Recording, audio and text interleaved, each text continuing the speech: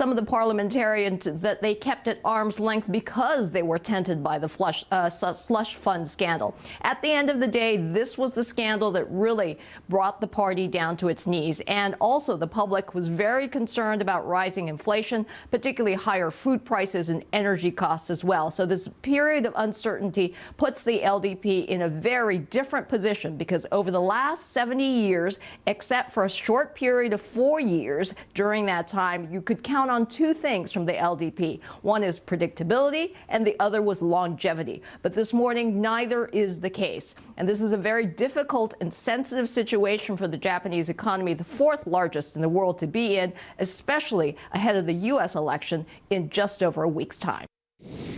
All right, that's the Japanese action, the political landscape right now. But let's talk about the U.S. markets, because Wall Street ended largely mixed on Friday, with Nasdaq ending at a record high, while S&P and Dow ended in the red. CNBC's Julia Booston gets us a wrap of all the action on Wall Street. U.S. markets were mixed across the major indexes, with the Nasdaq touching a new all-time high during the session. The Dow falling 260 points, the S&P 500 down 2 points, and the tech-heavy Nasdaq up 103 points.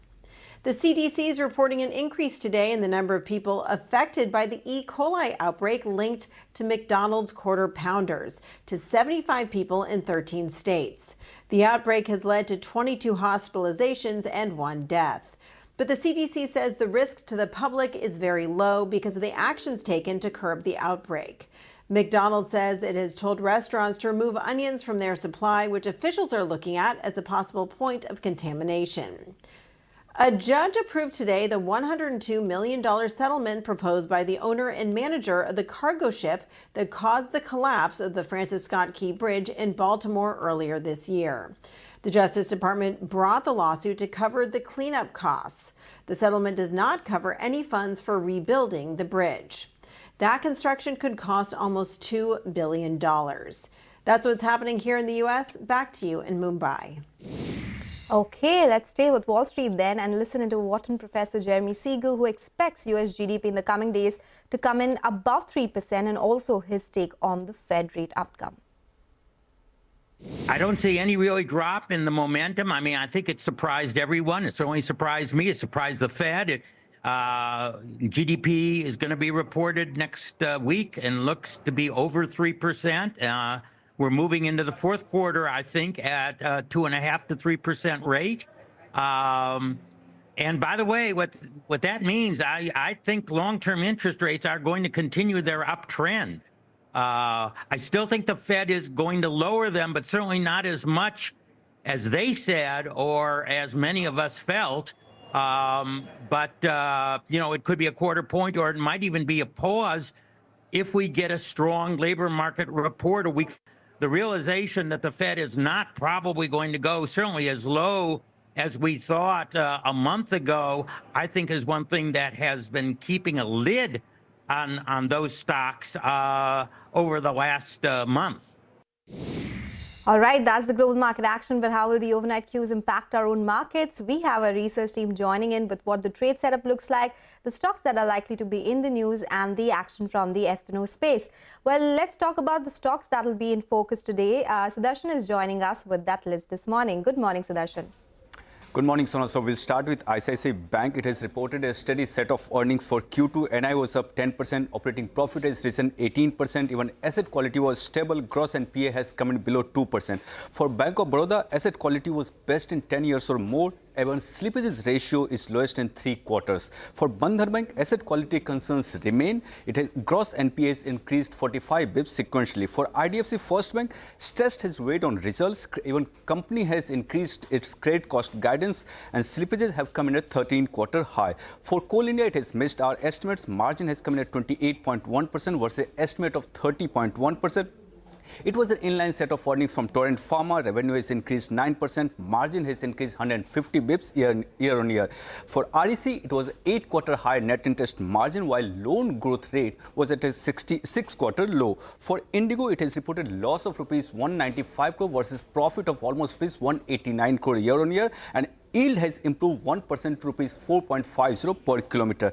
DLF, it was a weak set of earnings operationally. Bookings have come in at a 17-quarter low. It's down 89% sequentially and down 69% year-on-year. For JKSMA, it was a mixed set of earnings. Volumes have fallen while realizations have seen an improvement. For Shriram Finance, asset quality has improved while margin has fallen. Margin was impacted by a decline in gold and personal loans. NI has increased 16% year-on-year. There is a news of RTT cementation. Promoter Italian Thai Development is going to sell 46.64% stake to Renew Exim DMCC, and Renew Exim DMCC belongs to Adani. So keep an eye on these stocks that might be in focus in today's trade. Yes, that's a long list, Sudarshan. Thank you so much for that. But stay on, tell us about the cues from the F&O space. A lot happening there as well. That's correct, Sonal. So, weakness continues to persist, and if you would have seen on Friday that amid incoming earnings, we have seen a big fall, especially in mid-cap names. Mid-cap index has fallen more than 1,000 points, and for today also, GIFT Nifty is indicating a flat start. Now, coming to the institutional flows, we continue to see selling by FIs. FIs sold more than rupees 3,000 crore, while DIs have bought more than rupees 4,000 crore, and so far in the month of October, FIs selling have crossed rupees 1 lakh crore. But there is a positive news coming in from the futures side. If you see the future side, FIs have bought almost rupees 1,000 crore, and even they have increased long position. They have added long contracts of more than 8,000, and at the same time they have reduced short contracts by more than 9,300. And with this, FIs long exposure now has increased to 37% from previous days of almost 35%, and clients continue to add long contracts. Last time they have added 2.5 lakh contracts, and with this their long exposure has increased to 66%. On the option front, on the call side, we have seen major activities in two calls, that is 24,300 and 24,200, and on the put side, 24,000 put has shed 4.3 lakh shares with premium at 87. So it tells you that on the downside there is a support at 24,000. So support I have taken for Nifty at 24,000, and resistance is now seen somewhere around 24,400. And lastly, in stocks in focus, two stocks that have come out of banner, IEX and Piramal Enterprises. So keep an eye on these two stocks. Okay, all right. So we'll do that. Thank you so much for joining in, Sudarshan. A day of heavy earnings and earnings reaction as well. We'll slip into a break. Up next, we get your review of ICICI Bank's numbers that came through the weekend. Stay tuned for that.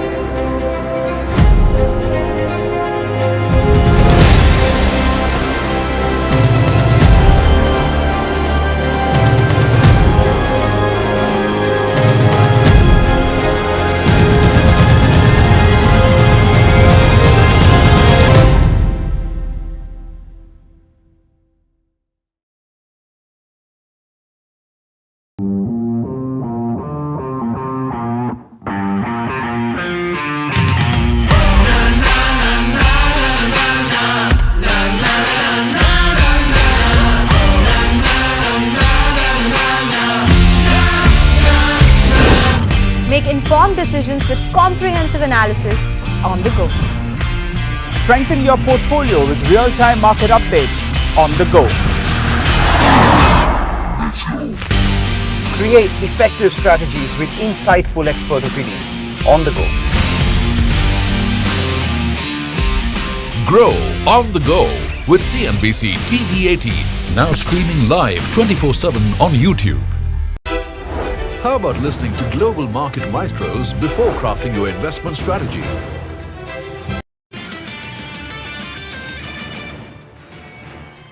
Welcome back. You're watching Power Breakfast on CNBC TV18. Let's talk about some important earnings and big earnings that came through over the weekend. ICICI Bank's results beat estimates with numbers showing an outstanding performance versus its peers. Abhishek Kothari is here to bring us the highlights. Well, ICICI Bank did outperform its large private bank peers in terms of asset quality, loan growth on a sequential basis, improvement in quarterly annualized slippage ratio, as well as the fact that ex of Treasury, the core operating profit growth on a sequential basis was the highest for ICICI Bank versus peer. Now, what has worked in Q2 FY25 is that the asset quality is one of the best that you are seeing in last 10 years or even more, and gross NPA ratio for the first time in more than 10 years has fallen below the 2% level. Net NPA ratio has also improved on a sequential basis by 1 basis point. Now, operating efficiency, that is cost to income ratio of the bank, is one of the best that you are seeing in last 7 quarters. It's at 38.6% versus 39.65% in the previous quarter. Annualized slippage ratio is at 15 quarter low at a time when the industry is taking a hit on slippages. Slippage ratio for ICICI Bank has declined on a sequential basis to 1.59% versus 1.93% in the previous quarter, and it's amongst the best with respect to peer comparison as well. Quarterly subsidiaries of the part of the subsidiaries in Q2 FY25 at about 2,620 crore is the highest ever quarterly profits that they have recorded. On the flip side, the net interest margin has come under pressure. It's at 9 quarter low. Domestic net interest margin is also at 9 quarter low. Loan growth, although strong at 15% YOY, but the standard that ICICI Bank has, this is one of the lowest in last 14 quarters. Write-off is at 11 quarter high of about 3,300 odd crores. In terms of the P&L, both the PAT as well as the NI is above our poll. Back to you. All right, that is ICICI Bank. It'll be important to watch out for that stock reaction today. But let's move on to a CNBC TV18 exclusive. The RBI Governor Shaktikanta Das has been ranked as the top central banker by US-based Global Finance magazine. My colleague Malvika Jain met with him and asked him about various aspects of the health of the macros and a lot more. Hear him out. You see, I don't want to, I'm not in the game of one-upmanship. Sure. But last year, in all seriousness, when we projected higher growth, I think the opinion outside was that RBI was being too optimistic. But ultimately, the growth number which came was even higher than what we had projected. Today, as I'm talking to you, in all seriousness, you see, there are some mixed signals. The festival season, the first quarter, the growth rate was lower than what we had expected. Second quarter numbers will come only at the end of November. Second quarter also, there was some unseasonal rains in the month of August, etc. Some activities got affected. But even in the festive season, there is some narrative that perhaps the sales figures and certain things have slowed down. But what I would like to emphasize is that there are mixed signals. There are pluses, there are some positives, there are some negatives. But I think the positives significantly outweigh the negatives. The so-called, I'll just complete, the so-called slowdown in certain areas, that has been significant, that is getting, that is outweighed by the kind of positives that we are getting. And if I can just take half a minute more, you see, agriculture sector is doing exceedingly well this year, thanks to a very good monsoon. The expectation on Rabi crop is very good. Rural demand has now revived. That is one area which was languishing for a long time. Even the first quarter GDP number this year at 6.7, which was lower than our estimate of 7.1. Even there, the consumption demand has shown significant revival. I think if I remember correctly, it was about 7.4 or 7.5, something in that region. Another thing that you talked about and is obviously at the top of RBI's agenda is inflation control. You've indicated time and again that until and unless we see inflation in the round over 4% region, a rate cut is completely ruled out. If we continue to see growth, as you are expecting that the momentum will continue, so do we assume that rate cuts would not happen? Inflation management, price stability is our primary responsibility, keeping in mind the objective of growth. At the moment, as we stated in the last monetary policy statement, as I have said, the growth and inflation component of our mandates are well balanced, they are well poised. So therefore, we changed our stance to neutral. Now we have flexibility. We have now flexibility to watch the incoming trends and to sort of assess the evolving outlook and decide on what policy we will take.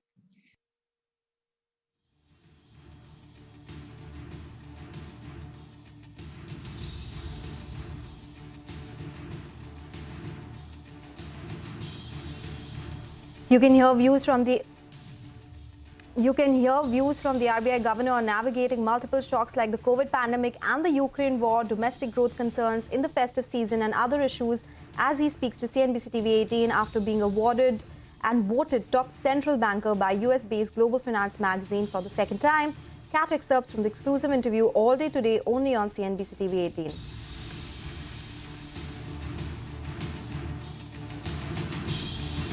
All right, we'll slip into a short break now. Up next, you'll get all the cues from the commodities market. Stay tuned for that.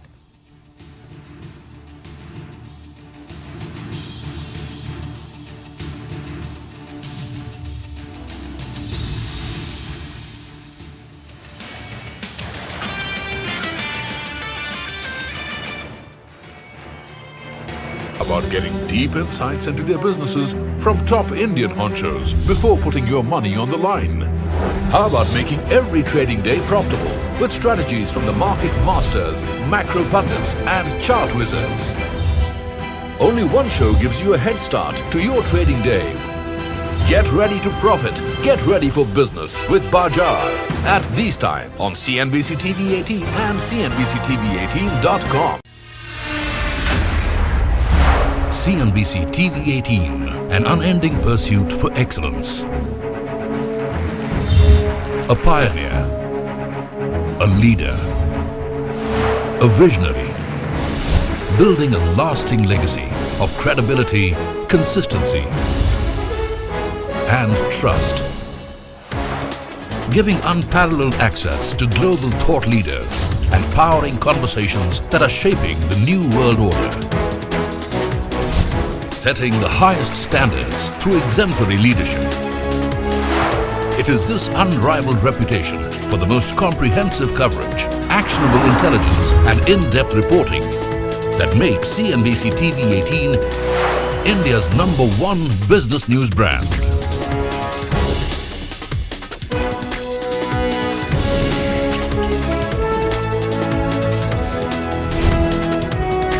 Foreseeing change, growth and transformation for over a quarter of a century. Trendsetters crafting innovative content formats.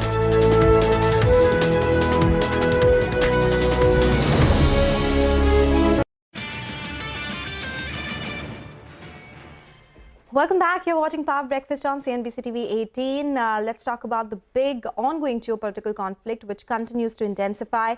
Israeli warplanes attacked Iran's military infrastructure and aerial defense systems in 3 waves of airstrikes on Saturday. According to Iranian media, 1 civilian was killed in the outskirts of Tehran in the strike. Iran's supreme leader Ali Khamenei said Israel's attack could not be exaggerated or downplayed, but did not expressly call for retaliation. The country's foreign minister condemned the attack but commented it will uphold regional peace and stability. All right, Manisha Gupta joins us with all the updates from the commodity space. Any impact on crude oil prices, Manisha? Good morning. Morning, and a big one. Well, absolutely. The biggest of reactions have come in for the crude oil prices as there has been a strike from Israel on Iran, but it has been less severe. It has avoided all oil and nuclear facilities. And for the time being, the Middle East tensions seem to be easing right now from where we stand. Is the reason you have seen a big reaction come in for the crude oil prices. We've started Asia with nearly 4.5% of a decline, as it were. Remember, last week was 4% of gain. So we completely have done away with it in the first 1 hour of the trade itself. Well, the markets will also watch out for various data that is slated for this week. You have GDP numbers coming in from US and Europe. There also is the PMI data, services and manufacturers from China this week as well. So the markets are looking forward to that one. In the meanwhile, the strength in US dollar index also seems to be weighing not just on crude, but various other metals as well, which also have started this week on a weaker note. So whether it's gold and silver, they are both off its highs. The copper prices have continued to decline. Remember, previous week was a 4th straight week of decline in case of copper prices, and this week is no different. We've started in the red for many of these metals and energy commodities. All right, so that's what's happening, and that's the impact of whatever we are seeing as far as the geopolitical arena is concerned. Thank you so much, Manisha, for joining us as always and making sense of the commodity moves. With that, we'll take your leave on this edition of Power Breakfast, but do stay tuned. Bazaar Morning Call comes up next.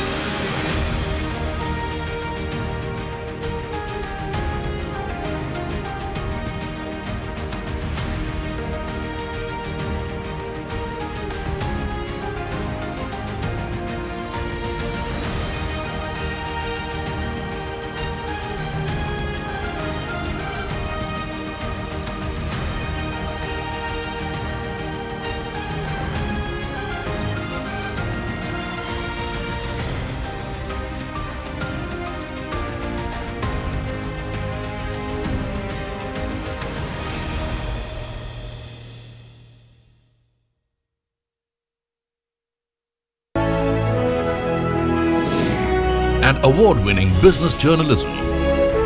On air, online, on social media. As we embark upon 25 years of excellence, we invite you to be a part of our future. CNBC TV18, your trusted partner and investment ally. What does it take to build India's largest startup platform? It takes a journey of starting out as an unknown and ending up as unforgettable.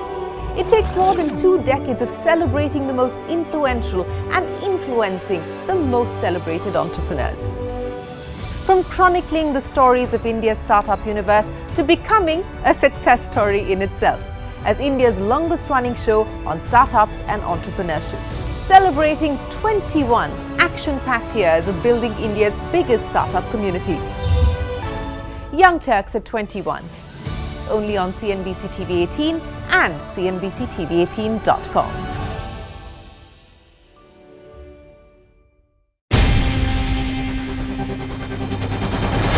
CNBC TV18's most comprehensive and award-winning news show, India Business Hour, drops first on YouTube.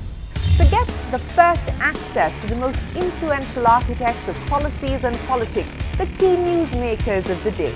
Discover the big themes as we decode the business of markets, macros and more. Be the first to go to the heart of all the top stories that drive the day's agenda. Catch the award-winning India Business Hour live every night on YouTube with me, Shriram. India Business Hour live on YouTube at CNBC TV18 weeknights at 7 p.m.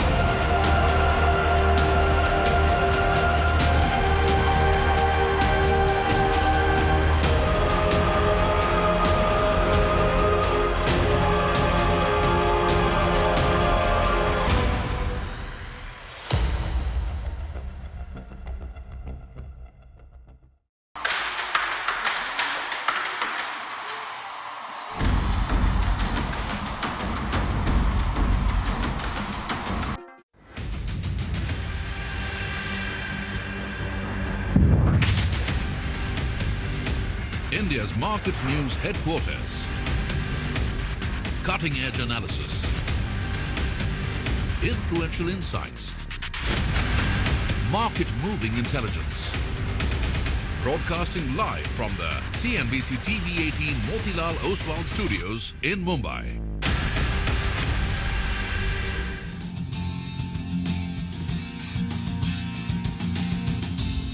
Good morning. You're with us here on a fresh new edition of Bazaar Morning Call. It's a fresh new week, Monday morning. We are coming to you live from the CNBC TV18 Motilal Oswal studios. I am Prashant. With me, my colleagues Surabhi and Nigel. Guys, hi, good morning.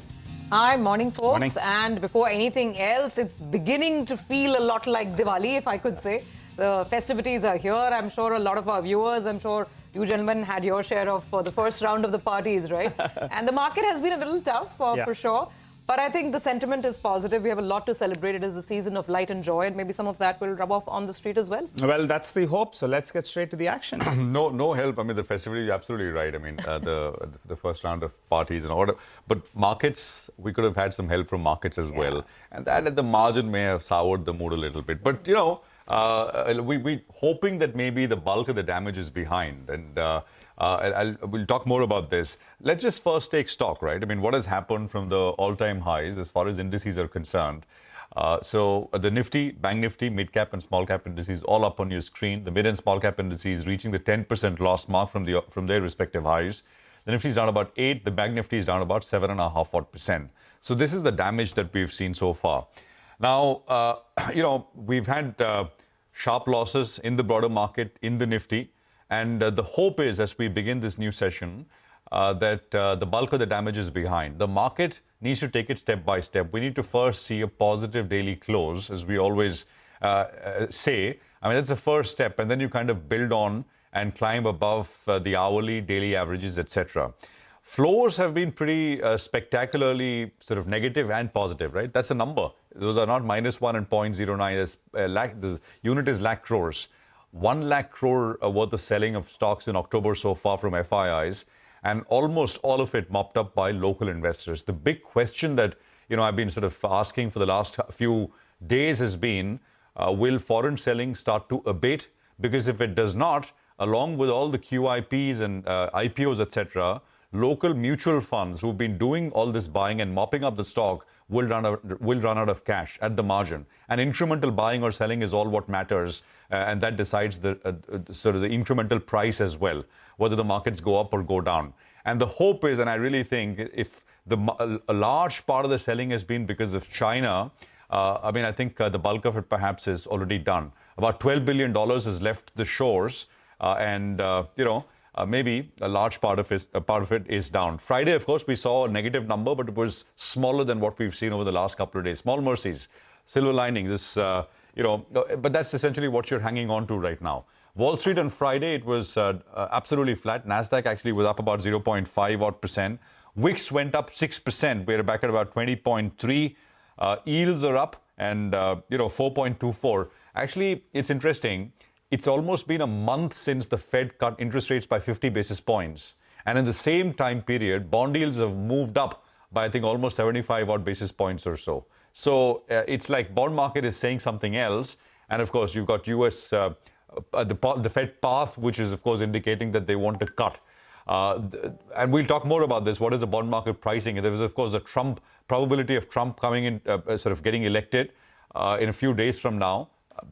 And it's a close rate, but there is also perhaps, I think, is inflation expectations, reflation really. Dollar index 104.26 is where that left off. Oil prices 2% higher. There are developments in the Middle East, 76. We'll talk more about that. The week ahead, lots of things. So US election developments, I think, will be closely tracked. Lots of earnings. 40% of S&P companies report earnings. 5 of the Magnificent 7 stocks. And of course, FOMC, we won't hear from many Fed speakers because they go into the blackout period ahead of the November 7th FOMC meeting.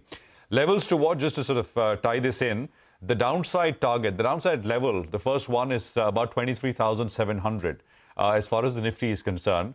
On the upside, the 40 hourly exponential is 24,487. So this is essentially the range for the market really. And we need to get above these hourly averages. And then, of course, the daily, and then we start to talk about whether the bulk of the damage is behind and market wants to turn. The Bank Nifty broke below the low of 51,107 on Friday. Immediate downside levels to watch on the Nifty Bank are 51.94. And on the way up, resistance comes in at 51,130, which is the 40 hourly exponential moving average. So that's essentially what we are looking at. GIFT Nifty will come up on your screen. It's indicating a bump, a higher start, about 50 odd points worth for now. Surabhi. The bulls will take that with both hands, right? If we get a little bit of that green that the implied open is right now indicating, considering how weak the last couple of days and weeks actually have been. Now, just some updates. So the global setup is looking actually fairly benign because you had that rally on the NASDAQ. And this morning, most of our neighborhood markets are actually flashing green, including Japan, where there has been the ruling LDP party losing its majority, but it's a long expected line, so it's not really shocking the market at all. So Japan's cruising along, going ahead. There's some buying in mainland China, some buying in Hong Kong as well this morning. Oil is the other very positive headline for us. Look at the tumble in oil prices today. Oil has fallen about 4.2% from the start of trade this morning, Asian trade this morning. And that's a bit of a relief rally because the strikes that happened, remember, Israel did finally strike back at Iran. but it did not target the oil infrastructure or the nuclear facilities. So it seems that for now, that level of escalation in oil barrels moving out, perhaps that fear is immediately out of the market. But you never know, it's always tentative. Right now, of course, that cue is very positive. The entire gain of last week has been wiped out this morning on oil. Okay, now for us, 4 consecutive weeks of losses, 5 consecutive days of selling. All the headlines are quite negative. The Nifty has now come down to a level of almost 24,100, trading well below, of course, the 100 DMA as well. The VIX in India also shot up, on Friday as well, and overall last week. On Friday, the VIX was up almost 5% higher, and for the week, the VIX moved up almost 12%. Just indicates a sense of nervousness and anxiety that seems to be out there in the market. From the peak, Nifty is down about 8%. Bank Nifty is down about a little less than 7%. Mid-caps and small caps have lost almost 9.5%. Technically, let's see if that, that 10% technical correction happens or not. FIIs, again, we had a sell figure on Friday. It wasn't as big as what we've seen in the last couple of days, but nonetheless, it's about 3,000 odd crores. So Prashant's point is very well taken that if the extent of the selling doesn't ease, then will domestic institutions continue to be able to offset the kind of FPI negativity that we're getting. So those are the numbers from Friday. Results, and more results. And today you're going to hear a lot of chatter about asset quality. And we have a mixed picture. Let's start off with the good. ICICI Bank standing tall, sparkling results at a time when there's so much of talk about slippages, asset quality concerns. Look at what the bank has done. The gross NPA ratio has actually improved. It's fallen to 1.97. The slippage ratio has improved. From 1.9, it's come down to 1.6. And of course, the net interest income, PAT, all of that is above post class numbers from ICICI Bank. But then come the other lenders. IDFC Bank, Credit Access Grameen has been a real shocker and howler, and even Bandhan Bank. You'll hear a lot more about asset quality issues, and we'll discuss a lot of this with some of the managements as well.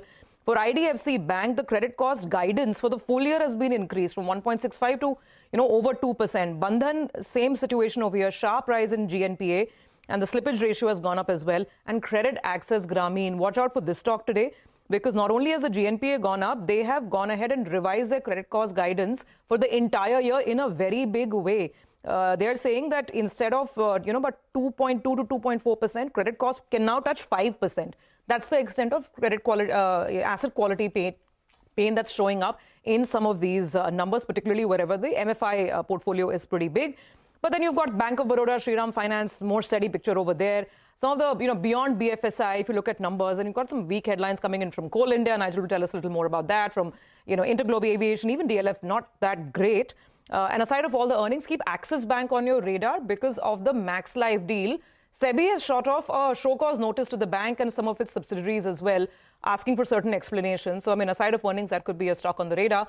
But primarily, I think we'll just have to get through the earnings and figure out if the market is willing to look at the glass more full than empty. But I think, critical levels ahead, Nigel. Well, that's right. We've seen a bit of a correction on the headline index. But my gut is that it's a good time to buy good quality stocks on the longer duration, and particularly for companies that are delivering good numbers. So let's run you through a few data points then that I've pulled up. Over the weekend, yes, we had that geopolitical skirmish that did take place. And that, in fact, obviously has soured mood, but it's not had a big impact on financials, whether it's the equity markets or whether it's on crude oil prices as well. 3 big points with regard to Friday's trading session. It was a weak one, for sure it was. But institutions, actually, they were net buyers. In fact, in the last week, the FI net sell number has reduced if you compare it to the previous week. So on the institutional side, things are not that bad in comparison to what we have been talking about.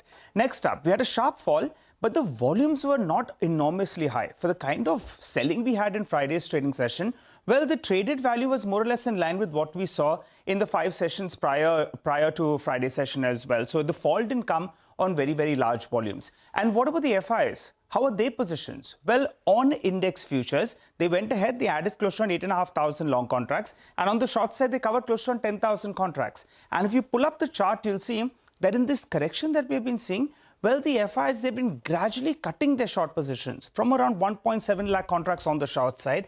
That's come down to around 1.3 lakh contracts. So in this fall, they're actually covering short positions. If they were very confident that we're going to see a bigger drawdown, then that wouldn't happen. So I'll take that data point actually positively. Moving to the options data, then we have two strikes that are fairly active. The 24,200 call, that was very active. And on the downside, the 23,500 put.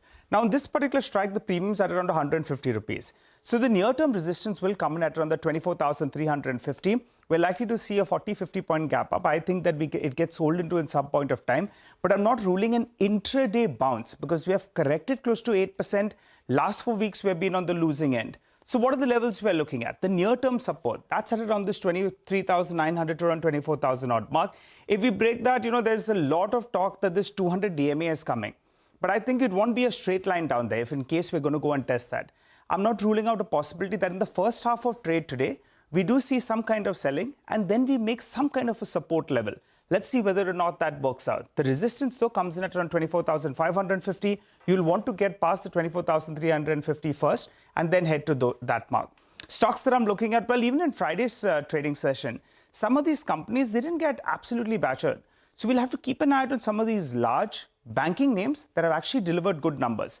ICICI Bank, HDFC Bank, as well as Axis Bank, put it together, that's 60% of the Nifty Bank. So let's get a couple of levels up on the Nifty Bank itself. The 100 as well as the 200 DMA, extremely important. That'll be a bit of a resistance mark, the 100 DMA. Well, the 200 DMA is far deeper out there. So we're starting in the green. I don't think you should chase the opening.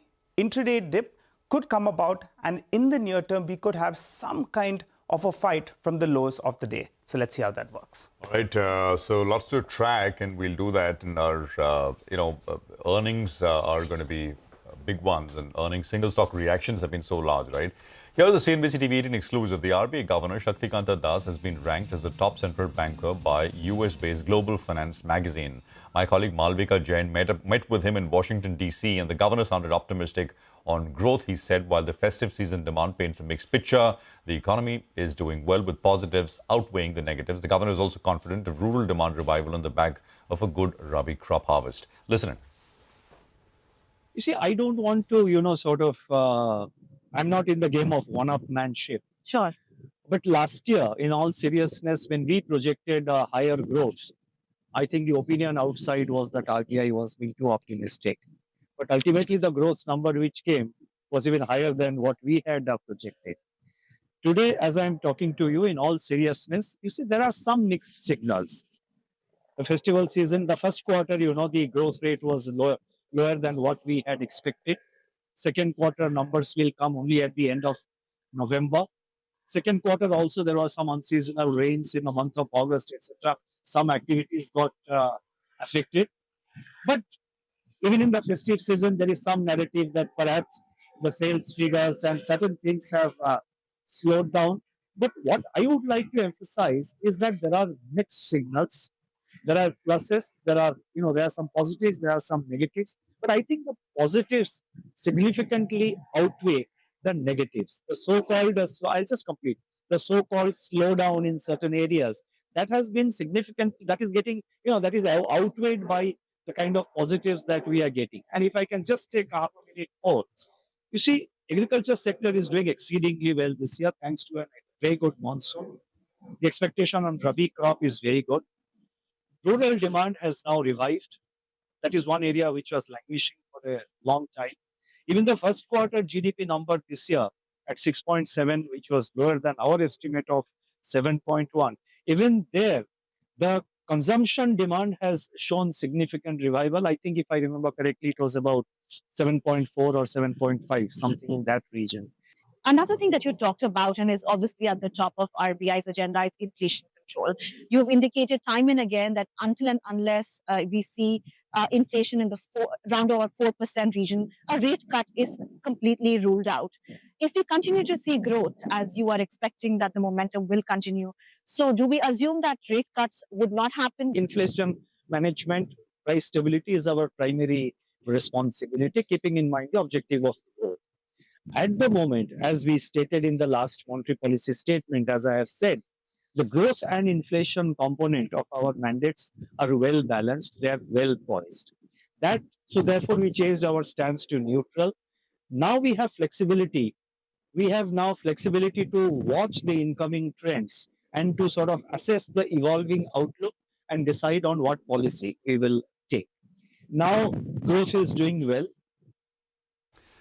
Okay, the governor talking about some really important issues, and you can hear from the RBI governor on navigating multiple shocks like COVID pandemic and the Ukraine war, domestic growth concerns in the festive season and other issues as he speaks to CNBC TV18 after being awarded and voted top central banker by US-based Global Finance magazine for the second time. Catch excerpts from the exclusive interaction all day long only on CNBC TV18. Okay, well, strap up because we have a busy show lined up. So here's what you can expect over the next hour and a half. At 8:40, we have Jasbir Singh Gujral of Sirma SGS to talk about their second quarter performance.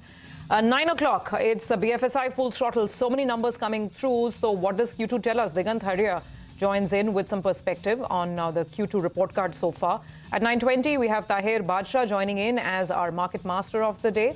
And then at 9:30, we get chatting with the management of JSW Steel. They'll talk about the second quarter performance and, of course, the outlook going forward. And then it's back-to-back BFSI, starting with Arul Selvan of Cholamandalam Investment and Finance. He joins in at about 9:40.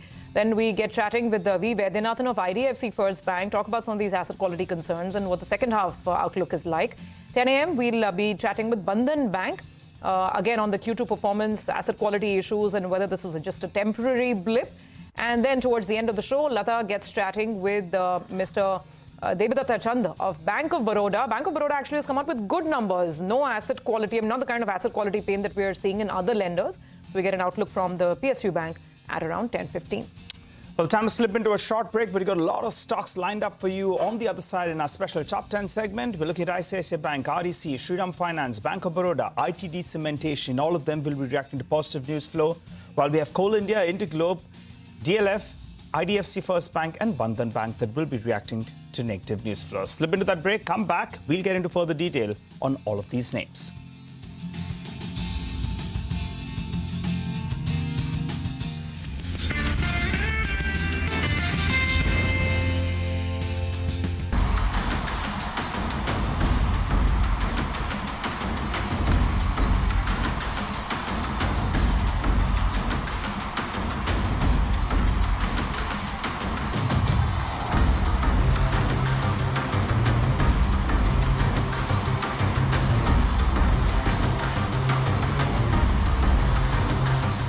I've known Michelle for years, and she is an inspiration. I know everybody here knows this. She is a truth teller, and she motivates us to get to work, especially when the stakes are high, because as she reminds us, as my mother taught me, don't just sit around and complain about injustice.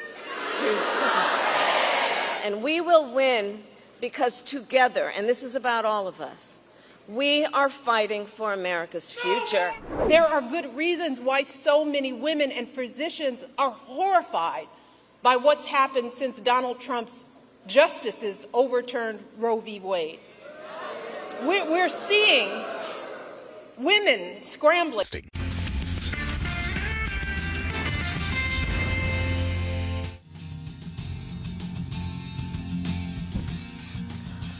Welcome back. Let's straight away get to our stock list of the day. As you've guessed it, it's packed with a lot of earnings, and we have Abhishek starting up. He's had a really busy weekend with a lot of these BFSI numbers. Guys, good morning to all of you as well. Abhishek, let's start with the good. ICICI Bank. Well, ICICI Bank has outperformed peers with respect to many parameters like, slippages coming down, net interest margin remaining stable, as well as the fact that asset quality is one of the best that you are seeing in last 10 years or even more. So gross NPA ratio is now below the 2% mark at 1.97% versus 2.15% in the previous quarter. Operating efficiency is one of the best in last 7 quarters. Cost to income ratio is now at 38.6 versus 39.7% in the previous quarter. Annualized slippage ratio is at 15-quarter low, coming in at 1.59% versus 1.93%. While the industry is facing asset quality issues with respect to slippages, ICICI Bank has been able to improve its slippage ratio, which is heartening to see. Quarterly subsidiaries PAT, is at all-time high of 2,620 crore, led by ICICI Securities over there. And net interest margin on the flip side is at 9-quarter low, coming in at 4.27% versus 4.35% in the previous quarter. Write-off is is at 11-quarter high at about 3,300 odd crores. In terms of the P&L, both the ANA and PAT is a beat on our poll. Back to you. All right, Abhishek. Thanks a lot for that. I'm looking at Coal India. The numbers look weak in comparison to what the street was working with. On the top line, there's a decline of close to around 6.5%, though the other operating income was high. So that's what gave some kind of support to the top line. Well, in terms of offtake, it came in down by close to 3.5%, but that provisional number was already available with us. E-auction as a percentage of the total mix is holding at around 9% odd. The problem was in realizations because that came down by close to 5.8% odd. And the disappointment is on the FSA realizations per ton, which came in down by close to 5.2% on a year-on-year basis, telling you that the mix actually was unfavorable. E-auction, or more or less on expected lines, well, that was down by close to 13% on a year-on-year basis. It was encouraging to see, though, on a sequential basis, it was up close to around 2.5%. But the blended realization was a bit of a disappointment. Now, e-auction realization as a percentage of FSA, well, that premium is at around 69%. Remember, a few quarters ago, it was more than 100%. But the street is hoping that the second half of the year, you see some kind of recovery, both on volumes as well as on realizations. Operating profit was a miss. You had margin compression out there because they sold less, but the contractual expenditure went up. Other expenditure as well was mildly higher. And that's what led the profit number to see a degrowth. The bright spot, though, is that they have announced a dividend of around 15.75 rupees per share. Stock starts off in the red and then gets some support from this dividend announcement. But let's go back to Abhishek. He's here to tell us about REC, Shriram Finance, as well as Bank of Baroda. Abhishek, take it away. Well, REC, the P&L was positive. Net interest margin has come in at 8-quarter high of 3.66%. The spreads are at 9-quarter high, coming in at 2.98% versus 2.74% in the same quarter last year and about 2.94% in the previous quarter. Asset quality continues to improve. Gross NP ratio is down to 2.53 versus 2.6%. Now, AUM growth is at 15.15%, and given the standard that it has set earlier, this 15% YOY growth looks to be, the slowest growth in last 6 quarters. Shriram Finance, the asset quality has improved over there. Gross NP ratio is down to 5.32 versus 5.39% in the previous quarter. Versus its peer, Chola actually reported deterioration in asset quality. This number looks to be on the better side. Net interest margin declined sequentially. It declined to 8.74 versus 8.79% in the previous quarter. Disbursals were strong at 15% YOY and about 6% sequentially. So disbursal to AUM ratio that I calculate remains steady at 24% versus 22.8% in the previous quarter. AUM growth is also healthy at almost 20% YOY and about 4% sequentially. While Bank of Baroda, the asset quality is one of the best that you are seeing in last 10 years or even more. Annualized credit cost has remained below 1% for them in the last 10 quarters in a row. So gross NP ratio is down by 38 basis points sequentially to 2.5%. Annualized slippage ratio is at 1.09% versus 1.13%. It's the lowest that you are seeing in last 3 quarters and second lowest that you are seeing for Bank of Baroda in last 16 quarters. Annualized credit cost, that is at 0.6% versus 0.5% in the previous quarter and about 0.9% in the same quarter last year. So 10 quarters in a row, they have been seeing annualized credit cost at less than 1%. In terms of the P&L, the NI is slightly below our poll. However, thanks to other income and recoveries that they have seen in few accounts, the PAT is way ahead of our poll. Back to you. All right, lots of financials, REC, Shriram, Bank of Baroda, and more coming. Abhishek, thanks for that for now. Coming back to you, but Indigo reported numbers as well. They reported a net loss which was larger than what was expected. Vinny, take it away. So yes, they reported a net loss this time of 988 crores, which is a loss that they reported for the first time after 7 quarters. Last year, there was a profit of 188 crores. Even the revenue growth, that's been the subdued and lowest revenue growth that the company has seen in almost 14 quarters, coming in just at 13.5%. Margins obviously also have seen a contraction, 14.3% versus 16.4%. This is the EBITDA margin. What impacted the profits of the company and overall the performance of the company? Increased costs, that is fuel cost, that's increased by 13% approximately, while repair and maintenance cost of aircraft, that's also seen an increase of 29%. So that is the main impact, plus forex of around 2,460 crores, which is impacting the profitability of the company.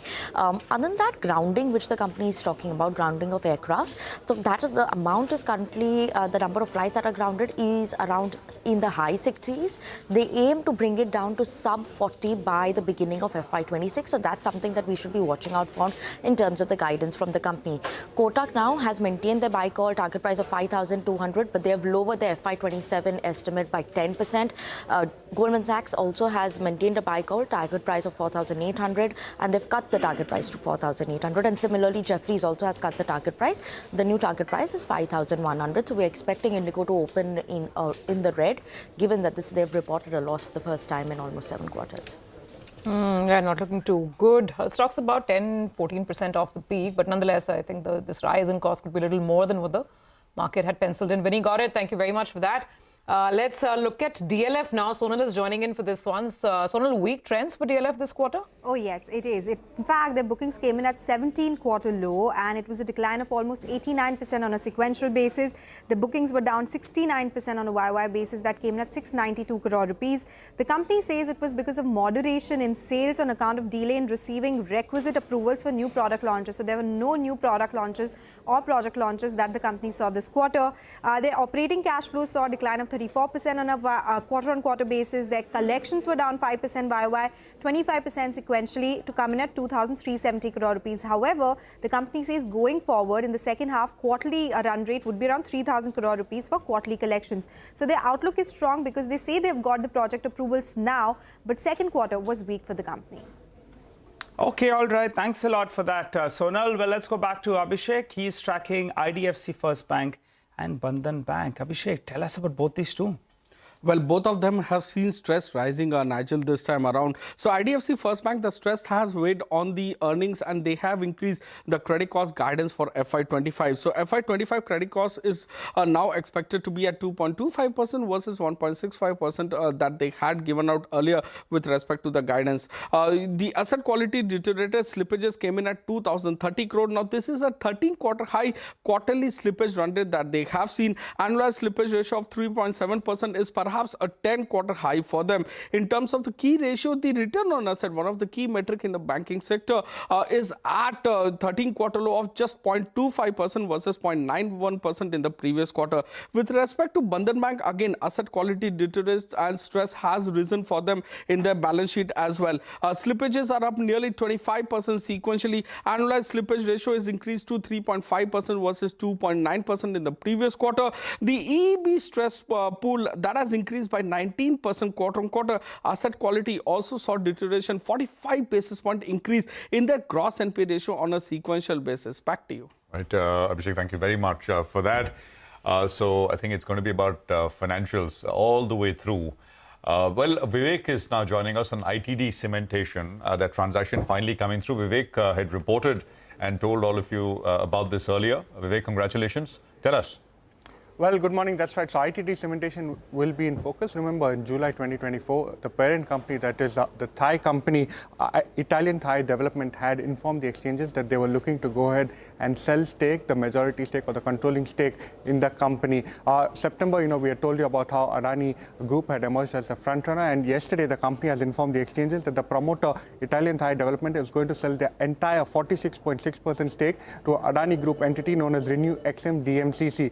Now, this particular stake sale of the promoter entity will be happening at 400 rupees a share, which is quite a steep discount to the CMP of close to 540 rupees a share. Along with that, given that there has been a change as far as the controlling of the company is concerned, Adani Group has also made an open offer to acquire further 26% stake in the company, and this is at a premium to the current market price. The share price of the open offer is at close to 572 rupees a share. Now, when you're talking about the deal market cap, remember the promoter deal market cap at close to 400 rupees a share works out at 25 times FY24 EPS at market cap of close to 600-800 crore. But when you're talking about the open offer market cap, much more palatable, close to 36 times FY24 EPS, close to 9,820 crore rupees is where they're valuing the company for as far as the public shareholders are concerned.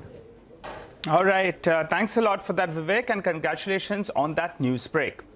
Well, here's a quick recap of all the top stocks that we're discussing. We're looking at ICICI Bank, REC, Shriram Finance, Bank of Baroda, and ITD Cementation. 5 to the green side. Then there are 5 to the red side as well. You have Coal India, Interglobe Aviation, DLF, IDFC First Bank, and Bandhan Bank. So that's about equity, but let's hop across to Manisha Gupta, who joins us as always to tell us what's transpiring in the commodities market. Manisha, morning. Morning, Nigel. Thank you for that. Well, the strength in US dollar index, which is trading above 104, has been one of the reasons that you have seen commodities start with a decline across in the Asian markets. While it is the same case for precious metals and the industrial metals as well, but the deepest of cuts clearly seen in case of the crude oil prices. 4.5% down in Asia right now, and previous week was a 4% gain. So in matter of first hour of trade in Asia itself, we've completely taken off on what was seen as gains in the previous week. We also are trading at a 2-week lows right now. The reason for decline has been Israel's strike against Iran, which has been seen as less severe. It has avoided all nuclear and oil facilities. And for the time being, the Middle East tension seems to have eased. In any case, the markets are looking at higher supplies in the global markets. The demand has continued to decline. The OPEC and the IEA have constantly cut demand growth expectations for this year and the next year as well, and that has continued to weigh onto the market. So a 4.5% decline is what we are working with right now, and the rest of the time zones are yet to open. The markets do expect that in the Eurozone and as the New York markets open today, you could be looking at further declines continuing here. All right, Manisha, thank you very much for that. Appreciate it. You know, this has happened before. There seems to be, I mean, the attack seems to be coordinated. I mean, elements of coordination, not completely coordinated. It's like tit for tat. Sort of Iran attacks, Israel strikes back with some fair warning and with the assurance that there will not be sort of a strike back. So elements of coordination, and that I think is the big reason why. I mean, if this is really the end to Middle East tensions, I mean, we've been waiting for weeks on end for this to finally sort of, you know, come to a climax. Is this it? And if this is it, then maybe oil prices are you know, pricing that with about a 4.5–5% cut this morning. We'll take a quick commercial break here. We're going to come back and discuss all of this with Prakash Diwan, with some individual stock names as well. Stay with us.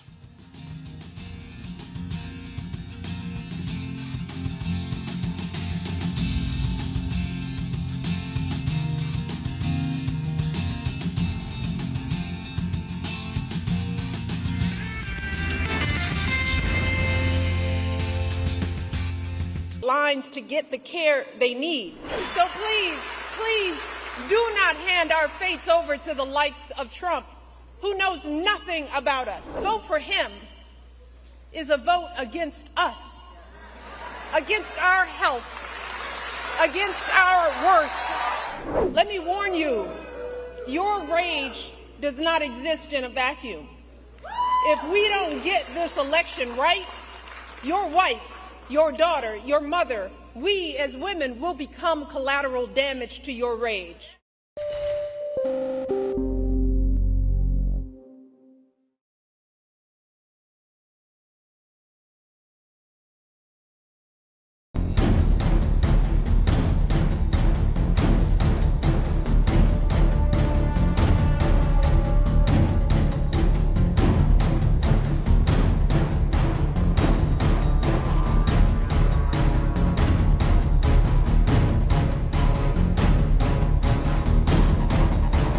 I can now confirm that we have concluded the Israeli response to Iran's attack against Israel. We conducted targeted and precise strikes on military targets in Iran, thwarting immediate threats to the State of Israel. The Israel Defense Forces has fulfilled its mission. If the regime in Iran were to make the mistake of beginning a new round of escalation,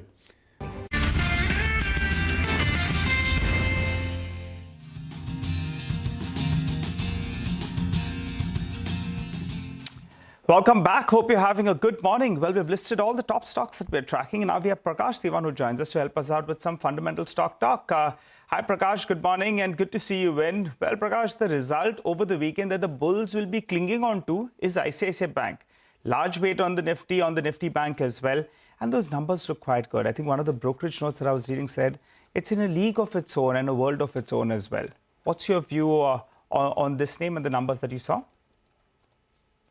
No, absolutely, Nigel. I think the numbers come as a big relief, especially when you have the likes of IndusInd and IDFC just gone by. So for every ICICI, you also have some of these other names that make you worry. But you know what it tells you is that it's only few of the large private sector banks that will be able to manage to scrape through this season where credit costs have gone up. There's absolutely no doubt. Lending is becoming difficult. If you look at the pressure on NIMs, it's so distinct. Even some of the NBFCs have reported that.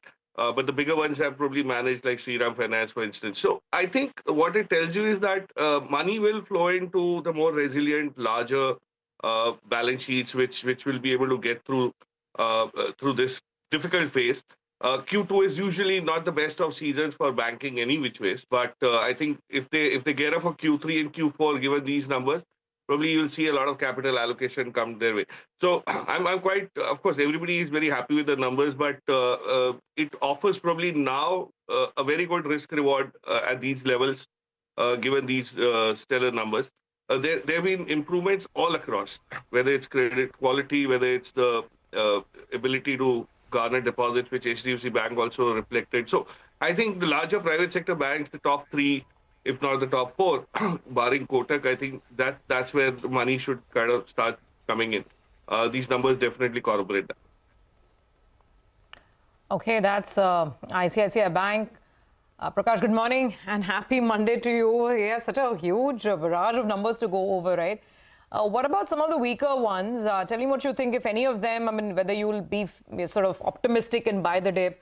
There is IDFC first. Now, the asset quality issues are real, but I was going through some of the notes because if you go through the other parameters, for instance, their margin is actually pretty okay. On the retail side of the book, they've done fairly okay. The problem is all MFI. So there's IDFC first. There is Bandhan Bank, which is also weak. Credit Access, of course, very, very weak in terms of asset quality. So what thoughts on any of these names? No, good morning, Surbi. So I do agree. You know, MFI as a pocket is something which is kind of adding up to a lot of stress. In fact, Q2 is probably just the beginning. Q3 will probably see all of these stresses peaking out. And you've got Digant coming. I'm sure he'll be able to throw light on the worrying part of this entire space. He tracks it so well. I personally feel if you look at these numbers, it's definitely another reminder that you need to stay away from this space which has been struggling. And remember, Bandhan Bank, the likes of Bandhan Bank have had some very positive news flow as well.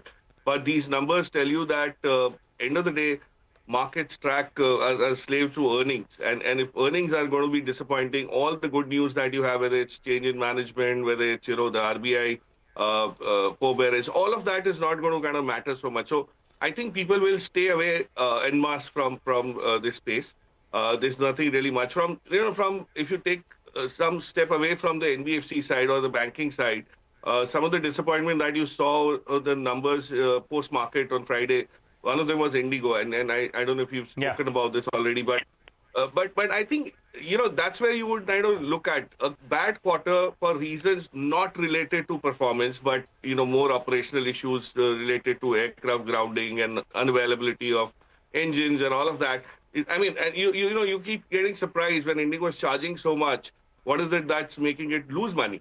And that's exactly what will probably correct itself at some point in time, provided, of course, crude remains under a lid, because that's the other worry part that's coming. The market will probably react negatively, but I would believe for long-term investors, Indigo becomes a worthy stock to look at for the simple reason that these things could correct. They will have to correct. And when Vistara and Air India start having their operational merger effectively next month onwards, I think it's going to be an opportunity. The opposition, the competition will blink, and Indigo could probably make some ground, some more ground in terms of market share and all. So I'm quite positive on the future. This opportunity probably is worth it in terms of taking that risk. And I think oil being down 5% this morning also perhaps helps, right? So Indigo maybe reacts early on, as it always has. So many quarters we've seen. Big sharp cut, and then it kind of recovers. We'll see. OMCs perhaps are the other pack you should keep an eye out on, because they've fallen quite a bit over from the recent highs, actually. Names like IOC, HP, etc. Prakash, I don't know if you've looked at the overall damage the broader markets have seen, and why don't you identify one or two ideas, from what has suffered damage, what looks good, not day-to-day kind of earnings reaction, but from highs, we've had stocks falling 30-40%. Anything looking interesting to you?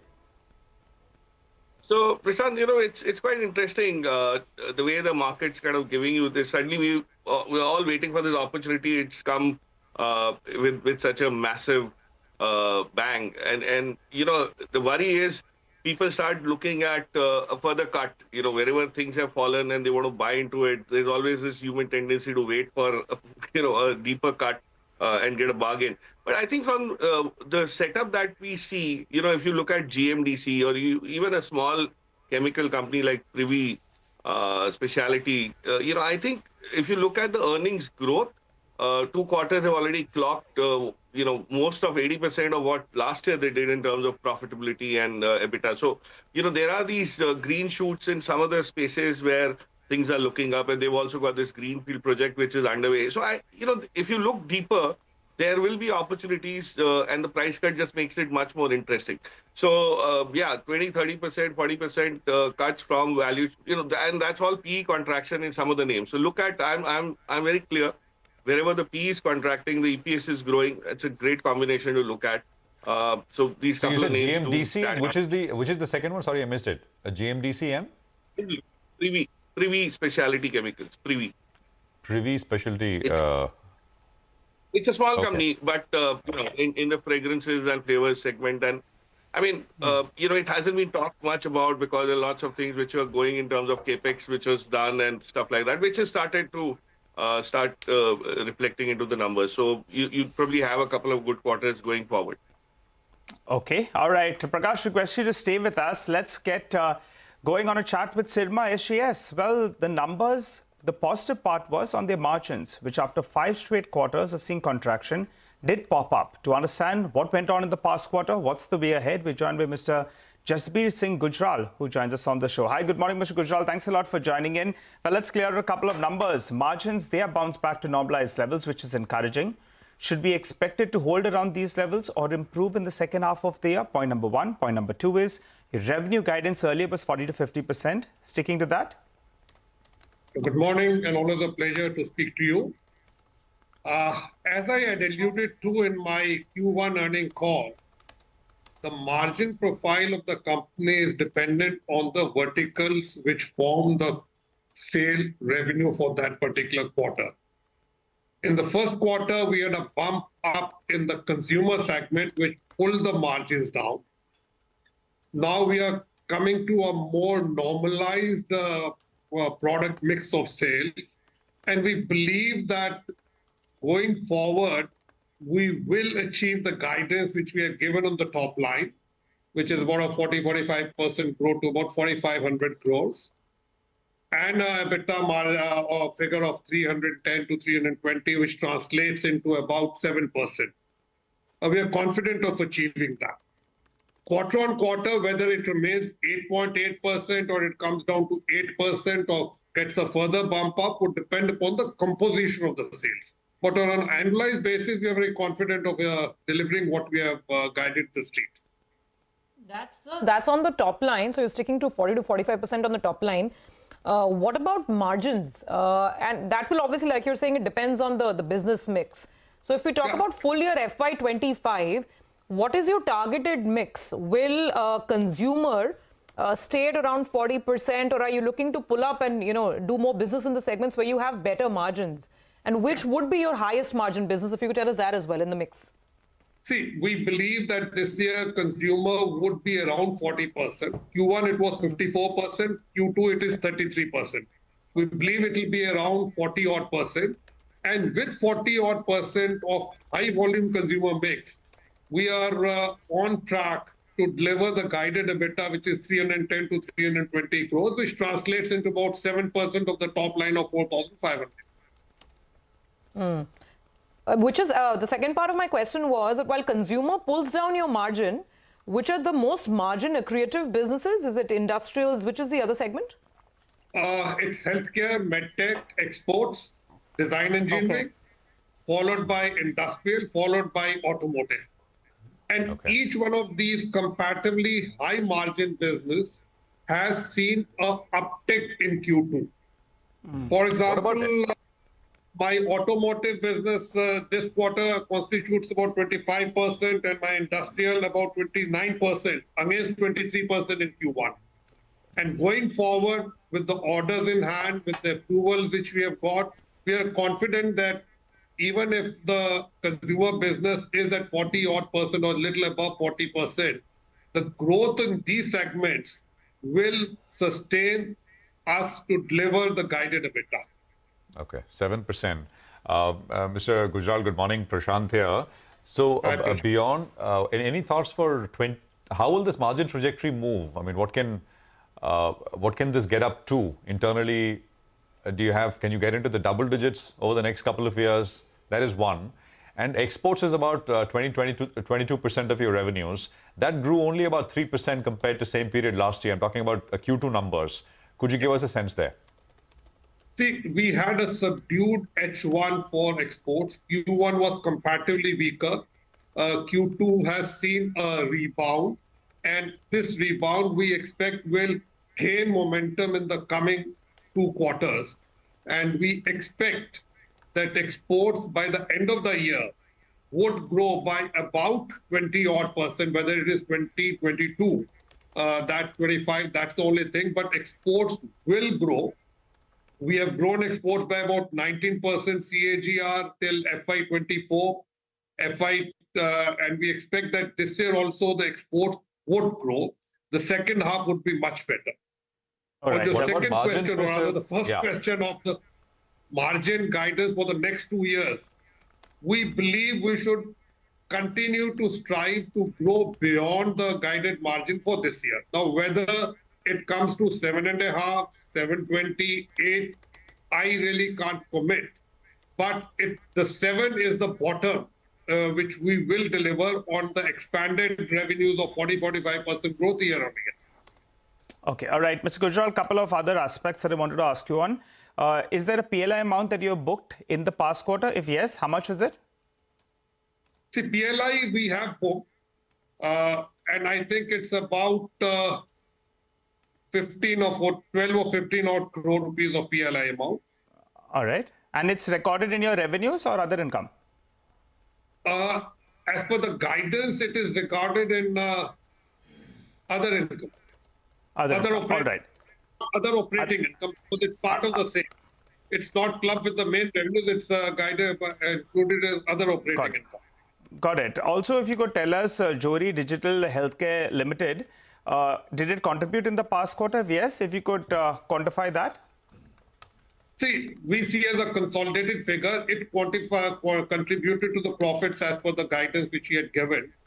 Since you have raised the JDHL question, I would like to share with you that in the last quarter, we got a PLI approval for 2 medical devices, which are related to cancer, radiotherapy, and what you call heart monitoring and other things. This PLI for these 2 devices, I believe, is a very, very significant achievement, because it will enable the company to target these 2 segments in the coming years. I don't see an uptick because of this in this particular year, but going forward, it will go up. And I'll also like to share with you that we opened our design center in Pune dedicated to medical devices. And the initial response of design and development services from global clients in Japan, Europe, and America has been very, very encouraging.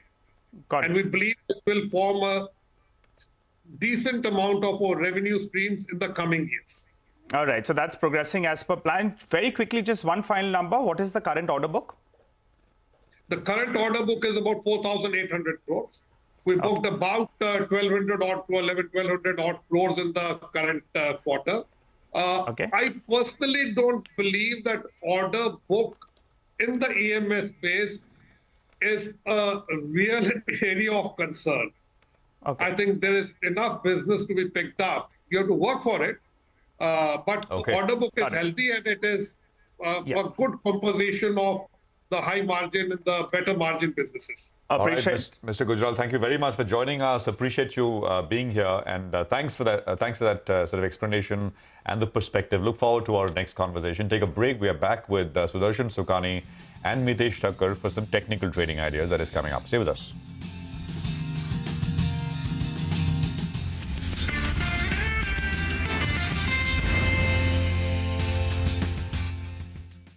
Obligated to respond. Our message is clear. All those who threaten the state of Israel and seek to drag the region into wider escalation will pay a heavy price.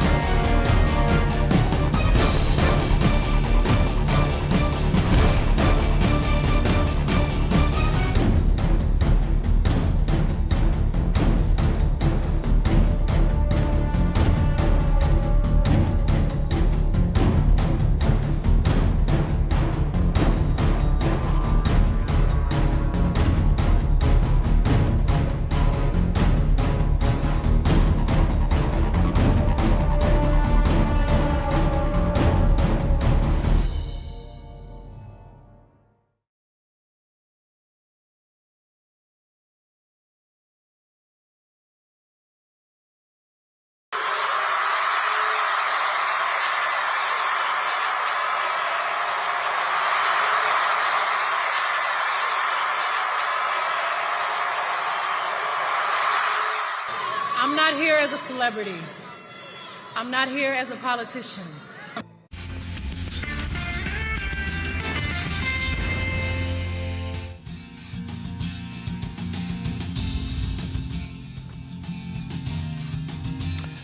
Okay, welcome back. There's 9 minutes to go for the market pre-open session to kick off. Mitesh and Sudarshan are with us with what they want you to do as we kick off another session, another week. Gentlemen, good morning. Good to have both of you here. Mitesh, what would your advice be? Morning, Prashant. So, we kind of met the target which I was looking on the downside. 24,350 was the first one, 24,200 was the second one, and yesterday, or rather on Friday, we got a closing of 24,180. Now, with this fall, the Nifty has come to a trend line support area. And my sense is that around the levels of 24,070, which was the low on Friday, I think we might not break these lows and give a bounce back first. So I've started turning slightly positive on Friday as well, but then there was a fall. But I maintain that stand and suggest that long positions could be explored with a stop below 24,050. And now I look for a bounce back to about 24,350 to begin with. But in a good case scenario, 24,750, 800 range could be visited. So maintain a slight positive bias on the market unless until we start trading below and breaking below the Friday's low. Okay, all right. Sudarshan, what about you? What would your index strategy broadly be? Yeah, good morning. See, the market has been falling, and up till now there has not been any meaningful support level. Every support level defined has been broken. Now, it's anybody's guess if 24,000 will hold. But for traders, the fact is that the Nifty is deeply oversold. It is much more significant for me than the breach or not being breached of a support level. So the Nifty being deeply oversold and world markets being a little cheerful, it's worthwhile finding out if a long trade will work. Now, it may not. It means you just keep a tight 150 point stop loss and look for a long trade because we are deeply oversold, not because we are at any significant technical position otherwise. It's worth finding out. Okay, yeah. Now, indeed, I mean, it was really troublesome for the bulls last week. Gentlemen, good morning. So let's come down to some stock calls as well. Mitesh, give us your calls and also just throw in a word on, say, a Bandhan Bank or an IDFC Bank, because a lot of these lenders have come out with slightly negative news flow with earnings today. So just in terms of the chart setup, what they look like, and then, of course, your calls for the day as well. So IDFC First Bank, I am looking at a target of around 62 to about 60. That is where the breakout had happened last, and there was a weekly gap which was not filled. That should come in as a support area. So another 3-4 points decline, maybe 5-point decline could happen over here. Bandhan, in fact, is slightly in a scenario when there's a declining trendline support area around this 160 mark, but I'm not sure whether it will hold or not. In case it starts breaking below 160, then I think look for much lower areas of sub 150 as well. So the chart structure is weak. IDFC First Bank, I think around 60 should kind of stabilize and try to give a reversal from there. And on the stock side, I have a buy on ABB. It's declined a lot last week. Now it is at good support area. So buy here with a stop at 74.40 for targets of 7,700. ICICI Bank, it's been sideways, but the numbers are good and the consolidation should break on the upside today. So buy here with a stop at 12.40 for targets of 12.90. Coal India is the solitary sell call with a stop at 468.5, sell for targets of 440, and a conditional buy on City Union Bank. If it starts getting past 173, 173.5, take a long position with a stop below 170 for targets of 180. Okay, all right. Got that. You mentioned ICICI Bank. I was going to ask you for levels, but that's one of your calls on the long side today. Got that, Mitesh. Sudarshan, coming to you. Stocks for the day? Yeah, first of all, a view. And that is that assuming if the markets are bottoming out, and that could be a process, then the focus should be on outperformers, relative outperformers, which will move up the first. Underperformers will catch up much later. That's a general principle I would suggest viewers should keep in mind. My buying ideas are much more than the short selling ideas. Short selling is only one Voltas intraday short with a stop above 1800. Pidilite is a buy up with a stop under 31.35. HCL Tech from that back, and HCL Tech has been outperforming. It's a buying opportunity with a stop under 1800. ICICI Bank is a buying opportunity. It's the same chart, I guess, we are all seeing, with a stop under 1220. So 3 buys and 1 sell. Focus on the buys. Mitesh, your IOC, HP, BPs, any thoughts on these 3 names? So I think, I was in fact looking at the charts. They've been slightly weak, but with the crude decline, I think a pullback, at least a short covering rally could happen. The best place here looks IOC, which could possibly head towards 152, 153. And if it crosses that, then we'll look at higher levels. BPCL and HPCL, between the two, I think, they could give a mild bounce back. BPCL, for example, the supply pivot is around 321, 322. So that's the target area for BPCL. And similarly for HPCL, I think we could possibly see a bounce back to about levels of 396, 395 odd zones. Gentlemen, we'll speak again. Thank you very much for joining us with your individual trades and, of course, view on the index. We take a break. Digant Haria of Green Edge Wealth Services joins in on a discussion on Q2 earnings from the financial space. ICICI and Shriram stand out, and, of course, some misses there as well. All of that coming up with Digant in a bit.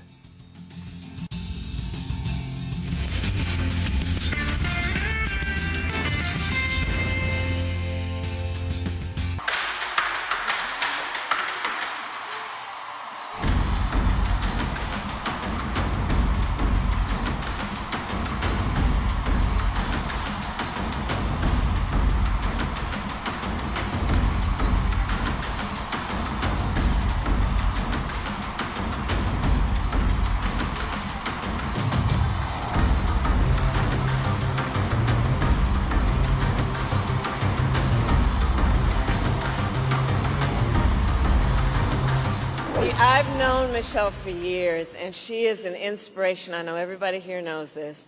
She is a truth teller, and she motivates us to get to work, especially when the stakes are high, because as she reminds us, as my mother taught me, don't just sit around and complain about injustice.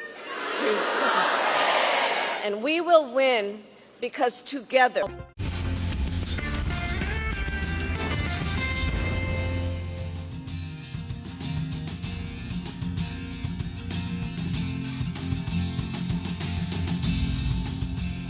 Welcome back. Well, in a few minutes from now, we'll get the opening rates, pre-open rates, and we'll also get you some of the top stocks that we're tracking. But for the time being, let's get back to our chat with Prakash Sivan. Prakash, I wanted to ask you about metals as a pack. Now, NMDC, even in Friday's trading session, if I'm not mistaken, the stock was more or less flattish. It didn't correct. And Nalco actually has seen some selling. Though I'm telling you what, the second half of this year or maybe the next 3-4 quarters are going to look absolutely splendid. Alumina short supply is going to help them deliver very, very strong set of numbers. The stock around this 210, 220 rupee mark. What's your view on either of these names? And also if you want to chip in on Godavari Power, came with their numbers over the weekend. It was a disappointing set, but to no one's surprise, though they've skimmed down on their guidance. So Nigel, I don't know if you recall Nalco the other day, I briefly mentioned, from the metals pack, this probably stands out as one of the most promising. Various reasons, of course, the alumina shortage, the huge demand in China, which can't just be met, and all the issues that you're having from Guinea. It's a Cinderella kind of a setup for these guys. They have also got their capacities, augmented capacities operational. All of that is going to start reflecting in H2 FY25 onwards. And at this level, look at the resilience. Nalco used to be at about 227 or something when the market lost so much ground and it just lost about 3-4%. This tells you that nobody is willing to give up on the holding that they have. The constitution of the business and the shareholding pattern, both as a combination, tell you that this is a great place to hide. JSW Steel numbers from the metals pack is something which if you dissect, you'll probably find that there are some, what optically seem disappointing is actually not. There are quite a few decent metrics that have improved out there. We'll, of course, have to listen to the management to understand the way forward. But I think metals as a pack is something which you have to see allocation come to, given the fact that they've corrected from peaks and the setup is improving. It's just that I think most people would be waiting for the November US election outcome to figure out how China behaves. That's the big elephant in the room right now. But otherwise, I think from a non-ferrous space, Nalco stands out as probably one of the best picks. We'll have a new listing today, Prakash. Vare as well. Much touted. The guys who got allocated, well, they're going to be very, very happy today going by the premiums that we are, that we've been hearing about. But this sector itself, it seems it's got a lot of tailwinds. I'm looking at some of these companies, the way the profitability increases once scale goes up, it's tremendous, doubling of profitability on a year-to-year basis. Your view first on Vare post its listing, and anything else you like from the broader markets in this space? So, Nigel, what's going to, every day you see these targets or power generation keep getting up and ferociously, by the government estimates and by all other means. Now, that tells you that it's actually going to be contributed by renewables. There's no doubt that this is going to happen. And there's a huge value chain out there. I would believe Vare is definitely going to be a key player, but it's something where, people have probably priced it to perfection at this point in time. So from the listing level, I don't know where it gets listed. We'll, of course, just a few more minutes and we'll get to see that. But after that, you'll probably have to take a call. How does it stack up with some of the other players? And remember, this space is getting to be extremely competitive. End of this year, we'll have Reliance announcing a lot of developments around that. So things will probably be very different in terms of supply. But my sense is the transmission side on renewables is something which is still underinvested, and that's where growth is going to be huge.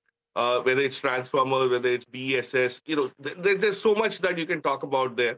But we'll of course have to kind of start looking at bottom-up basis also, while the sector has huge tailwinds, as you rightly said.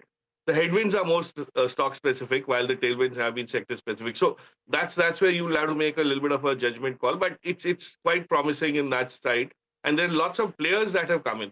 A lot of them, if you take the marginal smaller players out, even the larger players, even if you invest in an REC, for instance, there's nothing wrong. I mean, it sounds boring, but, that's a space that's going to continue to grow at a scorching pace. So I'm quite positive on picking those kind of names, but we'll have to wait to see the earnings season go through for identifying some real winners out there. Okay, all right, got it. Prakash, indeed, I mean, Vare, I think it's been lapped up big time, but the issue is pricing, like you're saying. It's a profitable company, profits are rising, it's hitting the sweet spot in terms of renewables. But yeah, at what price is it good? And I think the market will answer that question today.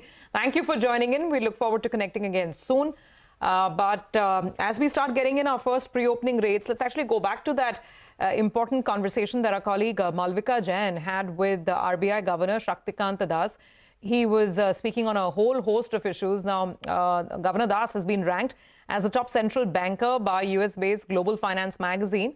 Malvika caught up with him in Washington, D.C., and the governor sounded fairly optimistic on growth, saying that inflation has started moderating and that there are significant risks to the outlook on inflation. Take a look.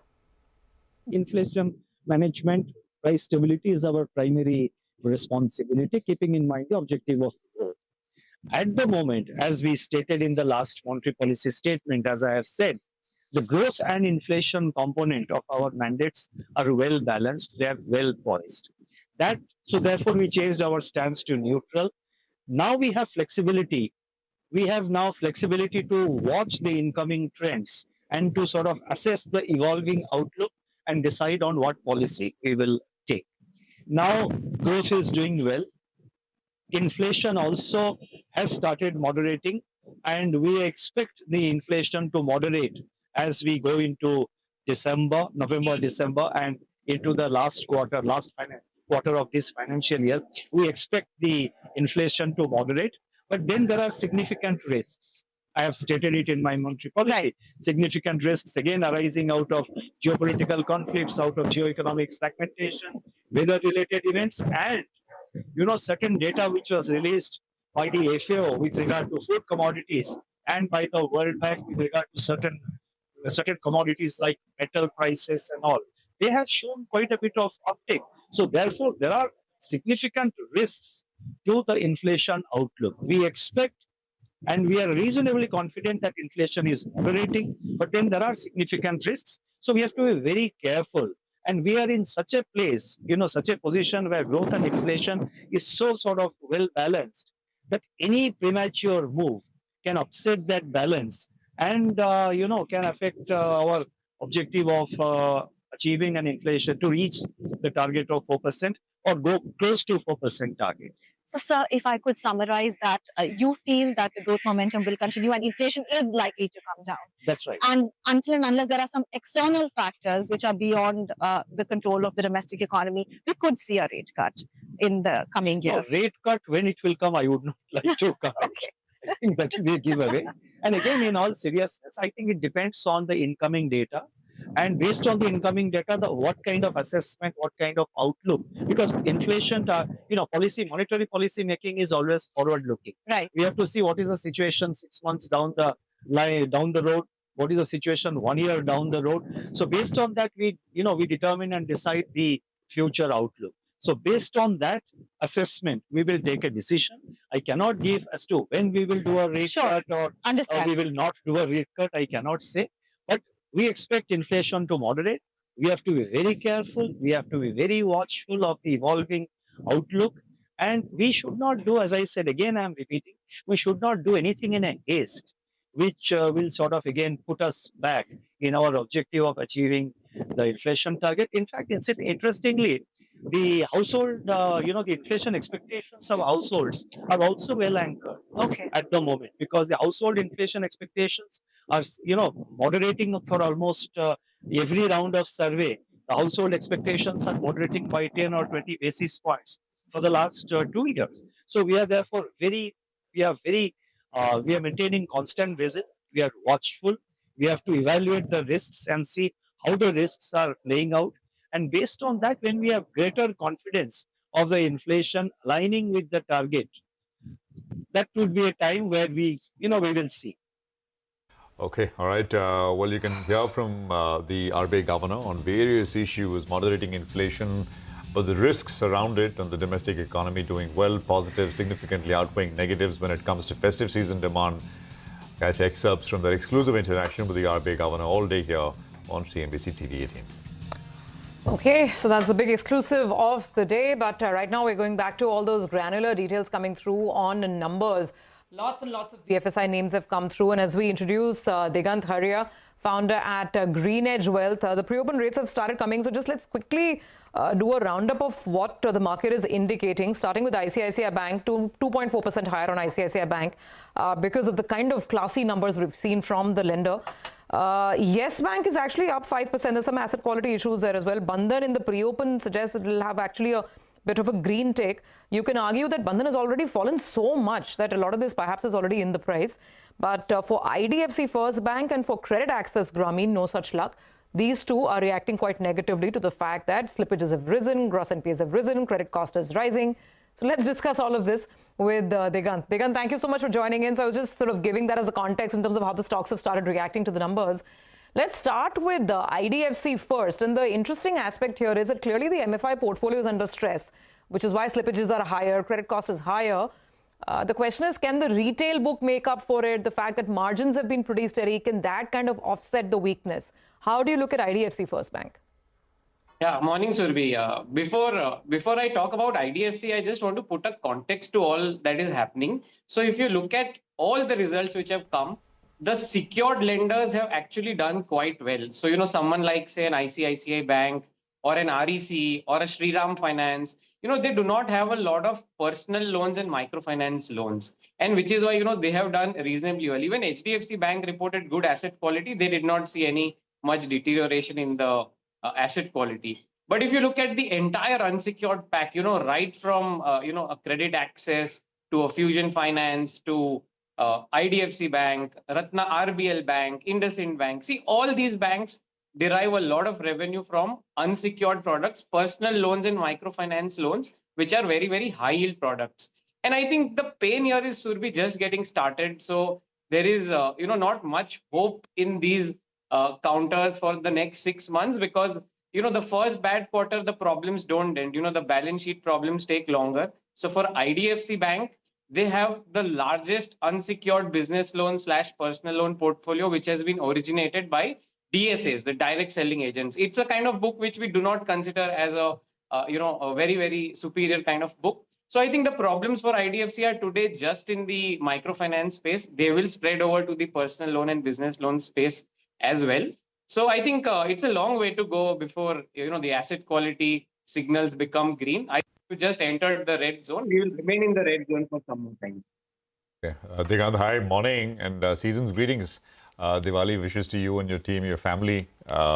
You're in festive attire. Digant, so what should be the strategy for investors and financials here? It's more of, ICICI and Shriram are standout results from what we've seen over the weekend. And I think you put the context very well there. So from an investment point of view, what's the thing to do from here incrementally? Yeah, so morning, Prashant, and Shubh Deepavali to all, to you and the team at CNBC. So my take here is that, secured lenders are doing very well. So if investors in this lending space, I think secured lending is where they can be. But see, the commercial vehicle finance, the CV finance and the home finance space are reasonably well priced. There's gold finance companies, someone like a Muthoot Finance, they do not have a lot of baggage of microfinance and other such portfolios. So I think that can do really well. Apart from that, the large banks, I think large banks can make a comeback, especially the pack, which includes an ICICI Bank, HDFC Bank, SBI, Bank of Baroda. I think these are the ones who have consolidated well and they did not report any asset quality issue. ICICI was a blowout, standout performance, but HDFC was not. It's just that they did not do, they did not do worse, compared to what the street was expecting. So I think the large banks can make a comeback, but that's, more of a 10-15% kind of a return, which is possible here. But for people who really look at, a broader market or, small caps, mid caps, I think turnaround opportunities is what people have to look for, something like a JM Financial, some banks like DCB or Karnataka Bank, which have not gone overly heavy on personal loans, microfinance. I think they may start reporting, better numbers and turn around in their performance. So I think the space to avoid is personal loans and microfinance for now. And within everything else, I think gold finance and these large banks and some of these regional banks, they can become good investments for investors. Okay, hi Digant, good morning and always good to see you in. Since you briefly mentioned gold finance, the bigger one is Muthoot Finance, but Manappuram has its own set of problems and that stock has seen a sharp correction. Valuation, though, it could get some support at these levels. Wanted your view on that one. And the casualty of Friday, IndusInd Bank, the numbers were weak, but maybe had an element of market weakness as well, because that stock got absolutely knocked back. Your view on both these two names? Yeah, so morning, Nigel. I think, see, this Manappuram Finance, the gold loan part is doing well, but the microfinance portion is what gave pain. And see, now they cannot do any new loans. RBI has stopped them from giving new loans. So the pain in microfinance will even be accelerated. So the question we always ask is, can the pain in microfinance be offset by the upside in gold loans? I think yes. So valuations are absolutely attractive, but whenever such problems happen, they do not resolve in a jiffy. I think if somebody has a 6 to 9 month, 12-month outlook, I think there is some money to be made. But then, Nigel, who's to say that gold prices will keep on rallying for the next 12 months, right? So at this juncture, even though Manappuram is very cheap, we still feel that Muthoot is a better ride for the next 6 months, and maybe somewhere later, once microfinance bottoms out, Manappuram can be a good bet. Second, coming to IndusInd Bank. See, IndusInd Bank derives a lot of profits from the microfinance, two-wheeler finance, and CV finance book. The microfinance book is in deep pain. And see, typically, IndusInd Bank has always a weak liability franchise. So, the interest rate cuts are not happening. The deposit rates are not coming down. You're not seeing easing of the deposits in the system. And which is why I think IndusInd Bank, definitely it can bounce back a little bit, maybe 5, 10, 15%. But beyond that, the long-term outlook still has some more time to complete. All right, Digant, always a pleasure talking to you. Thanks a lot for joining and giving us your take on the private, the public, the MFI segment, and a lot of those gold financiers as well. Time to go to market opening. Well, I think right on cue, we've got the opening bell coming up, 1/3% higher, 0.4, almost there. So 24,285. Good to see some green straight off the bat. The Bank Nifty is up 0.5% as well. So 51,000, back at about 51,100 with this 0.5, 0.6% pop that we are seeing. Midcap index is up about 1/3%. And market breadth is 1:1, but more up than down. Last few sessions, we've been straight away down with more down than up. So 100 triple-digit gain after a while coming through on the Nifty, and that's just about 0.35%. Look at the Nifty heat map. About 35 odd names are 36 odd names in the green and a minority in the red as we begin this session. So it's going to be all about financials straight up, and they're at the bottom of the screen reacting to earnings. Survi. Okay, before earnings, two important announcements. Dr. Reddy's and Reliance. You're seeing very different rates because Dr. Reddy's has gone through a stock split and Reliance is X bonus. So therefore, the rate on Reliance is 1324. Okay, we'll just look at the change rates. Coal India is reacting negatively, down 2.5% on numbers. JSW Steel is down about 2% as well. ONGC is weaker. So a lot of the commodity-facing stocks starting the day on the weak side. L&T is the other one that's negative for the time being. On the upside, Shriram Finance, 5%. So the markets really liked the performance in the second quarter. ICICI Bank, obviously, we've been discussing great set of numbers, 2.5% up over there. BPCL, remember, some of these oil marketing companies fell very sharply just as numbers were coming through for BPCL and HPCL because of massive inventory losses in the second quarter. This morning, there's a bit of a leg up because anyway, crude oil prices have cooled off almost 4.5%, 5%. BPCL is up and about. SBI is up. M&M is up about 1% or so. So these are some of the early trends that we are getting. For the time being, the Nifty is managing an 80-point bounce. Well, a few accidents actually from the broader markets. We need to take note of that. Interglobe Aviation, the stock is down now 9%. So massive hit is what we're seeing out there. IFB Industries, the margins have come down to around 5.6%, the standalone margins. I think Aquarius was working with a number of around 8%. So that one now is down closer to around 14%. Remember, IFB Industries is one of those stocks that have created big wealth. But that one, in fact, now it's now down close to 14%. So that deserves special mention. Sonal had told us that Tatwa Chintan as well, those numbers were disappointing. So that's down closer to around 8% odd. You have Godavari Power and Ispat. Well, that one as well is pulling back considerably as we speak. The problem was in the past quarter's numbers. However, the way ahead will look much better for Godavari Power and Ispat because iron ore prices have moved up, pellet prices have got some base as well. So that's why, I think the stock started off in the red and now it's pulled back a little bit from the lows of the day. Now down only around 2.5% after starting off close to 7% lower. Managar Gas is down close to around 2%, but there are some winners. And I think today the sector of the day could actually be OMCs. They got smashed in the past week. Remember, the market sentiment was weak, inventory losses higher than estimated as well. But HBCL is now up closer around 4%. There's an upgrade as well that's come in from Equirus. So that stock, in fact, is now up closer around 4%. DLF actually is reacting positively to its numbers. It's up closer on 2.5%, and Amara Raja as well, up 2.5%. Guys, some green on the screen. The bulls will like it. Interglobe, Nigel, did you check? Sorry, Yes. I missed. Yeah, still down. 8%. 10% right now. It's a big cut, no, absolutely. So, you know, the two standout performers, large ones, are ICICI and Shriram. And both are, for many, many quarters now, absolutely rock steady with their performance, operating performance. Yes Bank is up 7%. Yes Bank is coming up with large volumes. Bandhan is up about 6%, but Bandhan, you know, it does jump around once in a while, but then it's still not very far away from its COVID lows. DLF is up about 2.5%, 795 on DLF coming through. And these oil marketing companies, we were talking about this from the morning, all 4% higher, HP, IOC, BP. You've got, what else? Shakti Pumps up 5%, UTI AMC is up 7%. So 1222 on UTI AMC. Sirma was with us, the management was with us on the back of earnings, 7% pop on Sirma, 406. We should actually look at Dixon as well, because Dixon numbers were very strong, and we had them up on Friday, 8:30 in the morning, and the stock ended 10% lower. Dixon is flat right now, so nothing on it for at this point. On the other side, apart from, I think, what we've already looked at, Poonawalla FinCorp is down 8.5%. Poonawalla FinCorp 272, and that's a large cut, 1.5 million shares already traded. I think Nigel already mentioned ITD, 4%, 5% lower, 508. Look at Phoenix Limited, the mall operator, 7% cut in Phoenix, and that's a large name, so under 1,400 with that cut.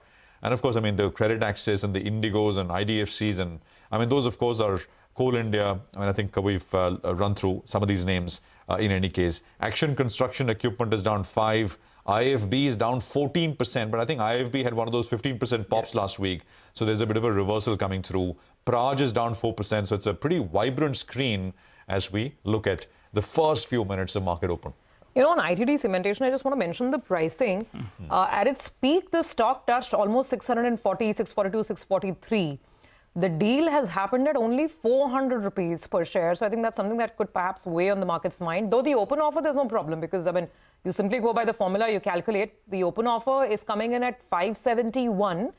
But the value that Adani is ascribing to it is 400. And I think that's saying something for a stock that went up to 650 odd. Or you know, I recall, I think close around 18 months or 24 months ago, I'd gone to the management's office, and we did an interview from there. At that point in time, the stock was 130, 140. And I said, the parent is in trouble. Is there a possibility that, they look to bail out, because this is an asset that had good order book? And at that point in time, they said unlikely. When this announcement came that they wanted to sell, actually the stock was at 570 rupees on that day. So those who are waiting for the deal, it's been quite tricky for them, because finally that deal is announced at a pricing which is fairly okay from an open offer point of view. But the way the stock has rallied 4x in, I think, less than 24 months explains why we are seeing some profit taking after that sort of a rally. Indigo is limit down 10%, right? And that is telling.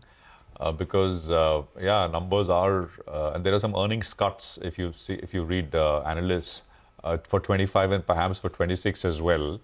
But at the margin, I mean, this entire talk of maybe a little bit of consumer slowdown, will that show up in aviation as well? Because that's been one of the strongest areas of consumer spending.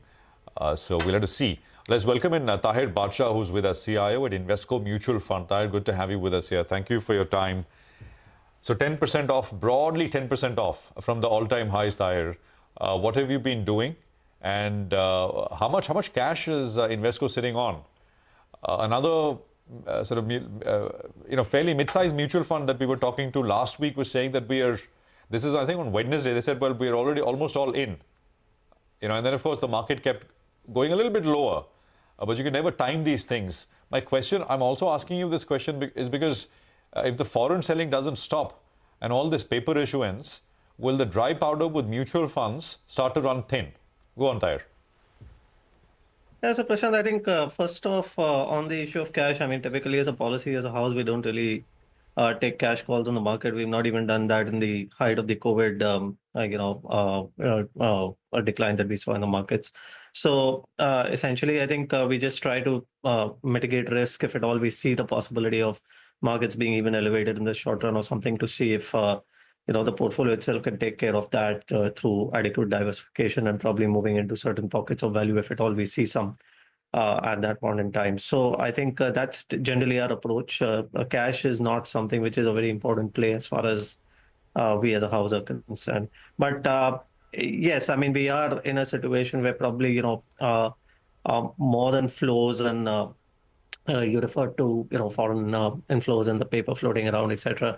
That's always a little hard to tell and assess in terms of exact demand supply situation. But I think probably that is still a sideshow. I think the more important thing right now is we're in the thick of the earnings season, and there's a time of the year when we have to actually assess as to what happens when the rubber hits the road. And earnings are going to be important, therefore, to that extent. So they've always been important, but I'm just saying that this is a time when the market would want to see if what valuations are being accorded to different companies are in line with what their earnings delivery is. So I think this is the phase that we are going through, and we're seeing some.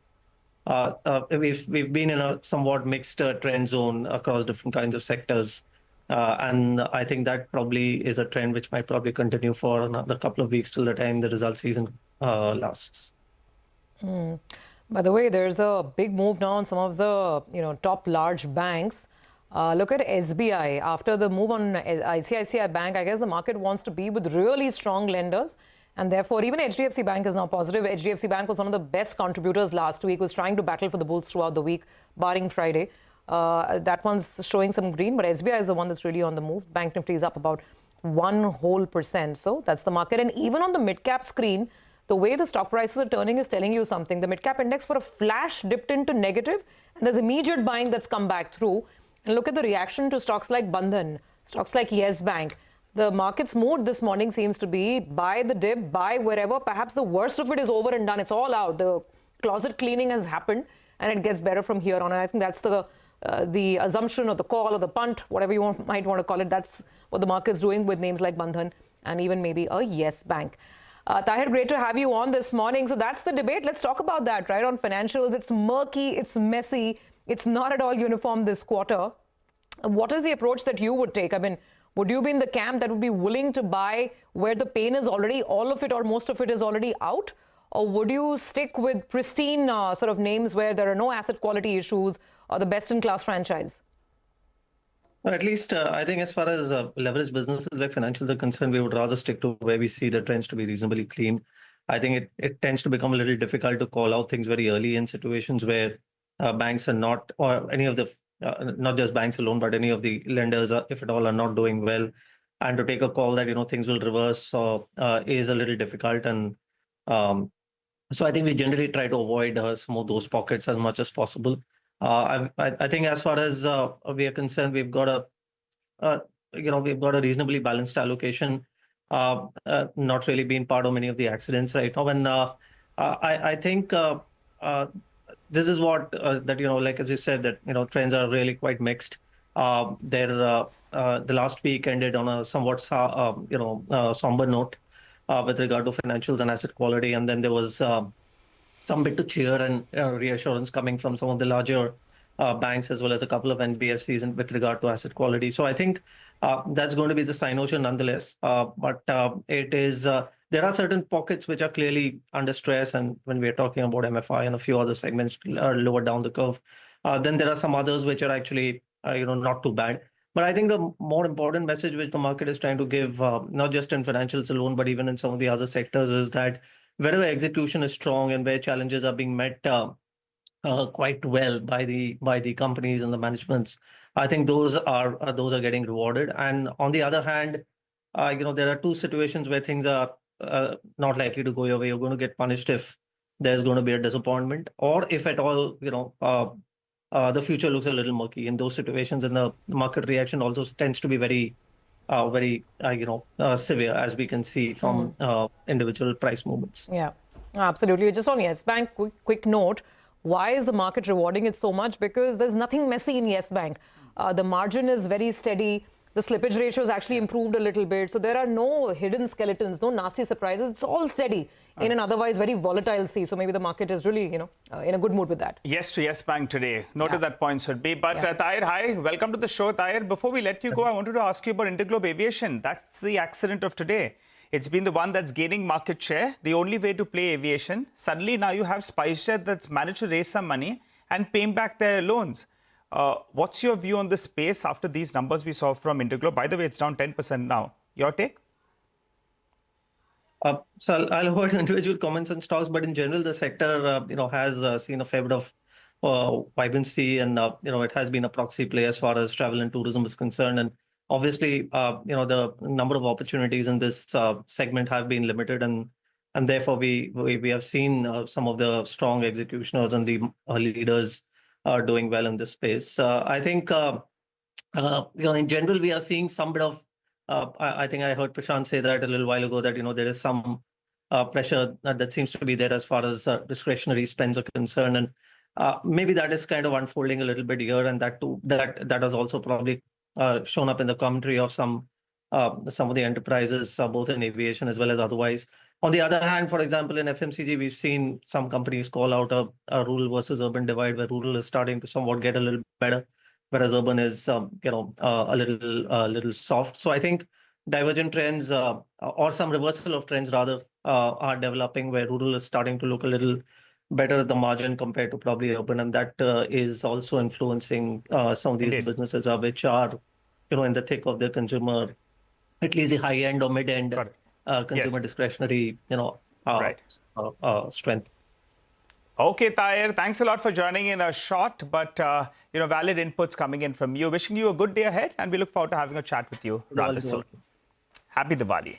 Well, let's move on. Let's talk about JSW Steel then. The numbers actually were better than what we're working with, particularly from the standalone business on an EBITDA per ton basis. Mr. Jayant Acharya, the joint MD and CEO of JSW Steel, joins us. Hi, Mr. Acharya. Good morning, and congratulations on a good quarter in a challenging environment. Now, since the second half is expected to be much better than what we saw in the first half, could you brief us on the price increases taken in October 2024 so far? The last quarter was a challenging quarter with respect to the overall economic scenario globally, as well as the challenges being faced by high exports from China.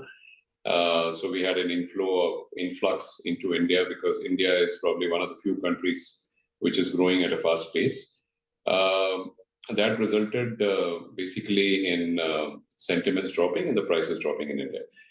However, post the announcement of some China stimulus package, the sentiments have improved. We have seen some international prices going up in China, which has also translated now partly into India. So in October, we were able to increase the prices of flat steel and long steel between 1,000 to 2,000 rupees per ton, which basically is we feel in a seasonally strong quarter ahead, quarter 3 and quarter 4, the demand is usually stronger. So we feel that is something which will hold up. All right, sounding optimistic on pricing, but what about the benefit of coking coal in the past quarter? What was the savings out there, and what are you bracing for in terms of coking coal cost for the second half of this fiscal? In the past quarter, although the price of steel fell, we were able to offset that through a cost reduction. One of the enablers was coking coal, and coking coal prices in the last quarter went down by $27 per ton, more or less as we had guided. Going forward in this quarter also, we expect coking coal prices to moderate somewhere in the range of $20 to $25. Got it. So then that, higher pricing and lower input costs will help your spread. So we're bracing for that in the second half of the year. What about volumes? Any change in your guidance? Also, exports as a percentage of the mix has come down to 7%. Will it continue to remain soft? Yes, I think the capex, we are seeing improvements on the ground. And that is why you see the long product prices having stabilized and going up marginally. But let's keep in mind that the price increase of long products or flat products, what's happened in October, is on a very low base, which was exited in September. The prices had come down over the last few months, and that is now coming back to, let's say, reasonable level. I would say reasonable levels at this point of time. But yes, the demand on long products is reflecting the improvement in capex spending. The second thing is with respect to the international market. As you know, the international markets have been weaker. The demand, because the economic backdrop has been weaker, geopolitical risks are more challenging. So therefore, the demand has been weaker. On top of that, China, because of a local demand issue, has exported more steel. But the good thing is that I think we have seen China production moderate over the last 2 months. It has come down to 77 to 78 million tons in August and September from a peak levels of 90 million ton plus. So that hopefully will result into lower exports as we go into the winter season. That is one. Secondly, we see that more and more countries are raising barriers because that's impacting their institutional profitabilities. We expect, we are engaging with the Indian government and we have taken some steps in some anti-dumping actions on some products. We are engaging with the government to at least find a level playing field with respect to low-priced imports, which is coming into the export side. I think the domestic demand growth in India, which has been about 13.5% in H1, is basically reflective of a very strong demand. And this is, remember, Nigel, on the fact that the capex in the first half was slightly weaker than expected. Weather disruptions were more. In spite of that, we ended the year September, 6 months, with about 73 million tons of demand, which is actually a very strong signal. So we could use the opportunity of, let's say, to realign our products to the domestic market and thereby, switch to more domestic. That's why we had about 93% of domestic and 7% of exports. Also, it was impacted, as I said, by weaker international demand and lower prices in the international market as well. Okay, got that. But your subsidiaries, both Bhushan Power Steel Limited as well as your coated division, they delivered actually a weak performance in the past quarter. Obviously, there were a couple of one-offs as well. Will they improve in the coming quarter? Yeah, so BPSL, there were some one-offs, which, so we had a shutdown in BPSL, which was a plant shutdown. The second thing, when we started the oxygen plant, there were some delays in stabilizing the oxygen plant, so we had to procure industrial gases from outside. That resulted in higher costs. So these two had an impact on the profitability.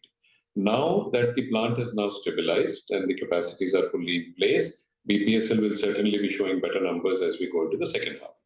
As far as coated is concerned, coated, I think on a per ton basis, the EBITDAs have improved actually if you see quarter on quarter. On an absolute number also, I think basically the volumes were lower in coated, impacted by international, let's say, lesser exports.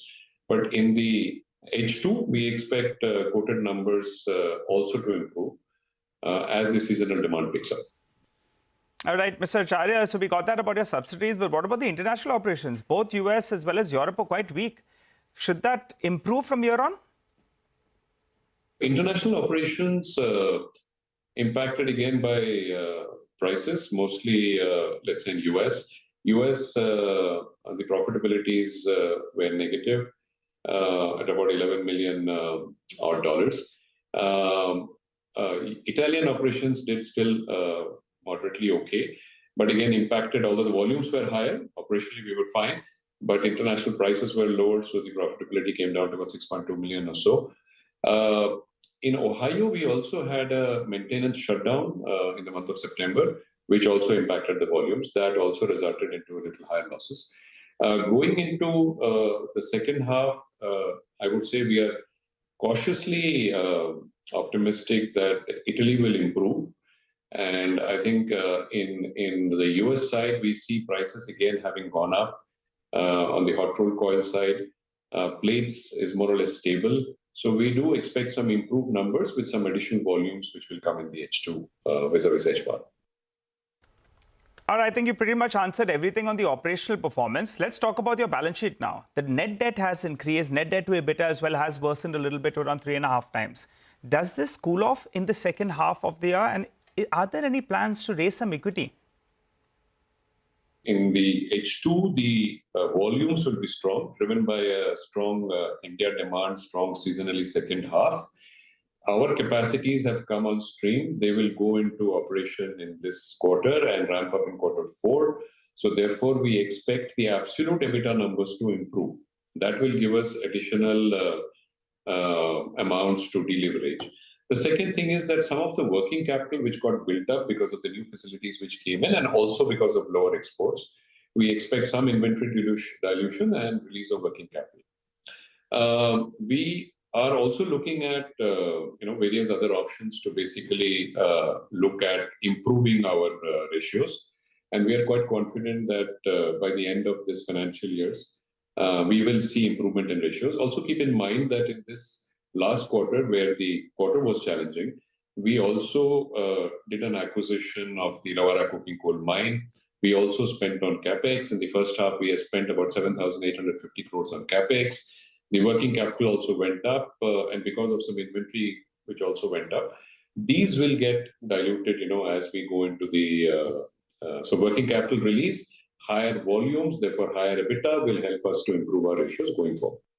Higher volumes, better EBITDA and working capital release. Debt comes down, but you didn't answer whether you're looking to raise some equity.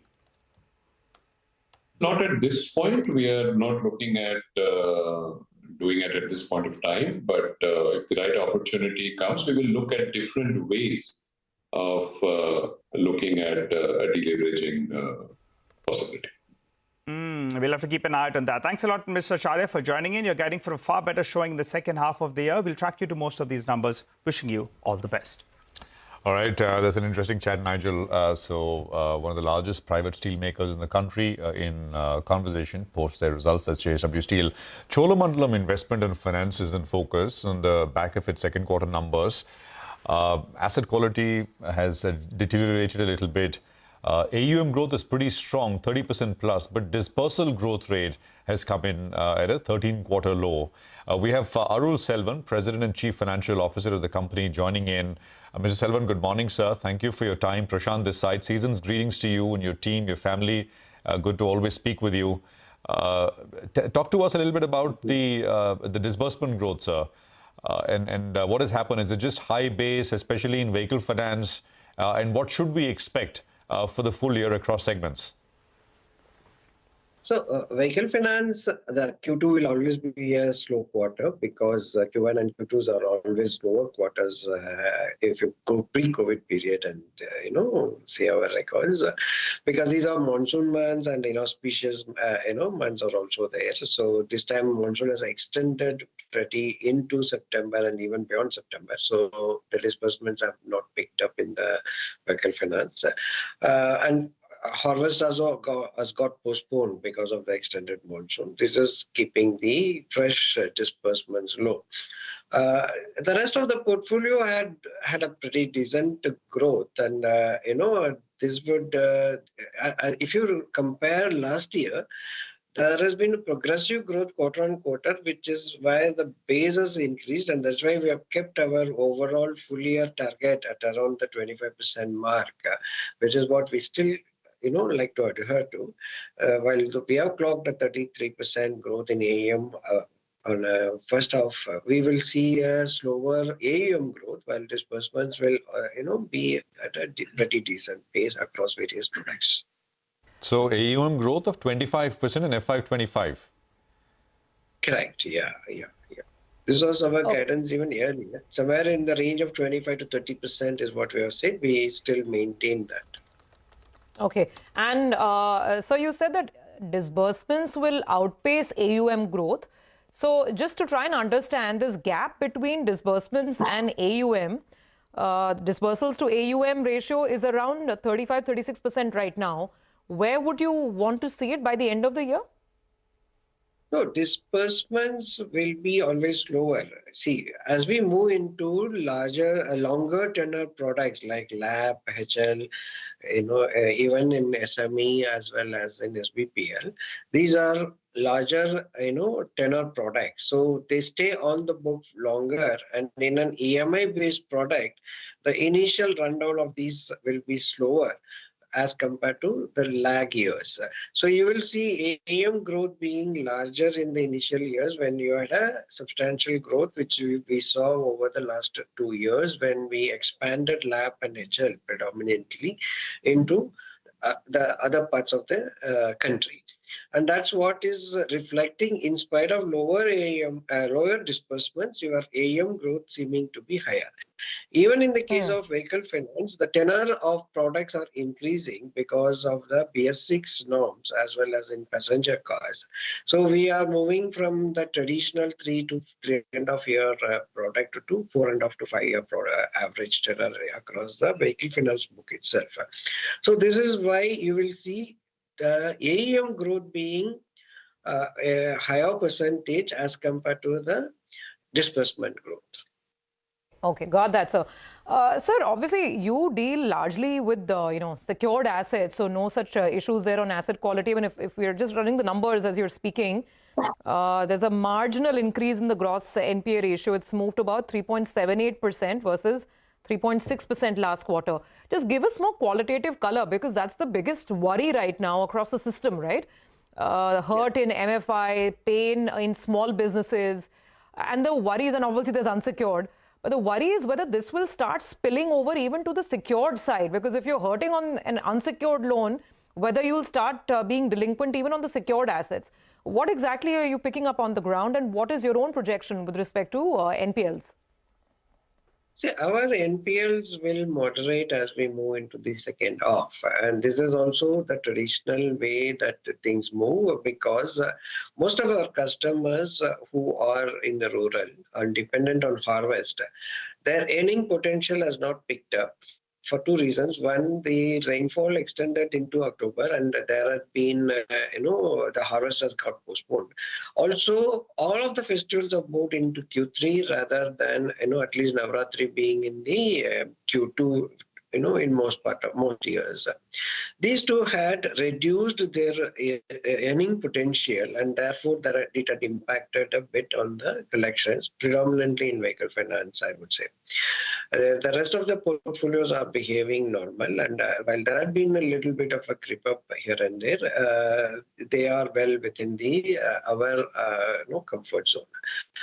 With regard to your question on the spillover of unsecured into secured, yes, it is possible, but the good part for Chola is large part of our customers, I would say more than 95% of our customers are business-oriented borrowers. So they are dependent on their bureau score, and they are well aware that if they default, they will get into a problem of being able to continuously get funding for the business. So only the discretionary spending, part of the borrower crowd would be in a little bit of a indifference curve with regard to their CIBIL score being poor, in a sort of a downturn when they tend to move into delinquencies or move into defaults more easier than this crowd. So this is the behavior pattern we have seen, and this is what is a little bit of a comfort we draw, that this customer profile would make sure that their delinquencies are kept well within control and they don't cross the line to become a bureau score. Got it, sir. So qualitatively, sir, you're not sounding too worried right now. Now, if you could just quantify that for us as well, what would be the expected, year-end rate on, say, gross NPA, credit cost? What are you expecting in the second half? So our target is to be better than last year. So we will close the year better than last year. So that would be a significant improvement in Q3, Q4. So you will see that happening. All right. Hi, Mr. Selvan. Good morning and good to see you. And I want to ask you for two numbers, though. Your provisions went up to around 620 crores. Most on the street were in the vicinity of around 470 to 480 crores. So that raises the question on credit cost, which was, I think, at around 1.5%. For the year, what will that number look like? Point number one. And the second factor is on your NIMs, because your yields came down a little bit and your cost of funds went up a little bit, which caused your NIMs to come to around 7.5%. So what's the guidance on both these two parameters, credit cost and NIMs? So credit costs, we will be in the range of around 1.25 to 1.3% is still what we maintain. As I was saying earlier, the second half should see some improvements on the reduction in the NPA numbers, and so that should give us some release on the provisions we have created. So that should result in the NCL numbers being moderate. It would be higher than the 1.2% target we had, tried to, reach for the current year. But I think it will not be too far away. It will be between 1.2 to 1.3% on the overall average assets. On the NIM side, you will see improvements, especially with yields getting improved in vehicle finance as we move into the books becoming more of a higher yield book, which is the marginal yields are higher. And you will see that improving in the vehicle finance, yields improving. And cost of funds, in my opinion, should be at the same levels. The marginal increase you saw in the current quarter is predominantly we did some amount of Tier 2. That's the reason. Got it. All right, Mr. Selvan, we'll leave it on that note for today. Thank you very much for joining in and sharing a lot of that perspective on growth as well as asset quality. You need to take a very quick break, come back on the other side, and we'll be in conversation with V. Vaidyanathan of IDFC First Bank to talk about the trends and the outlook ahead for the second half of the year.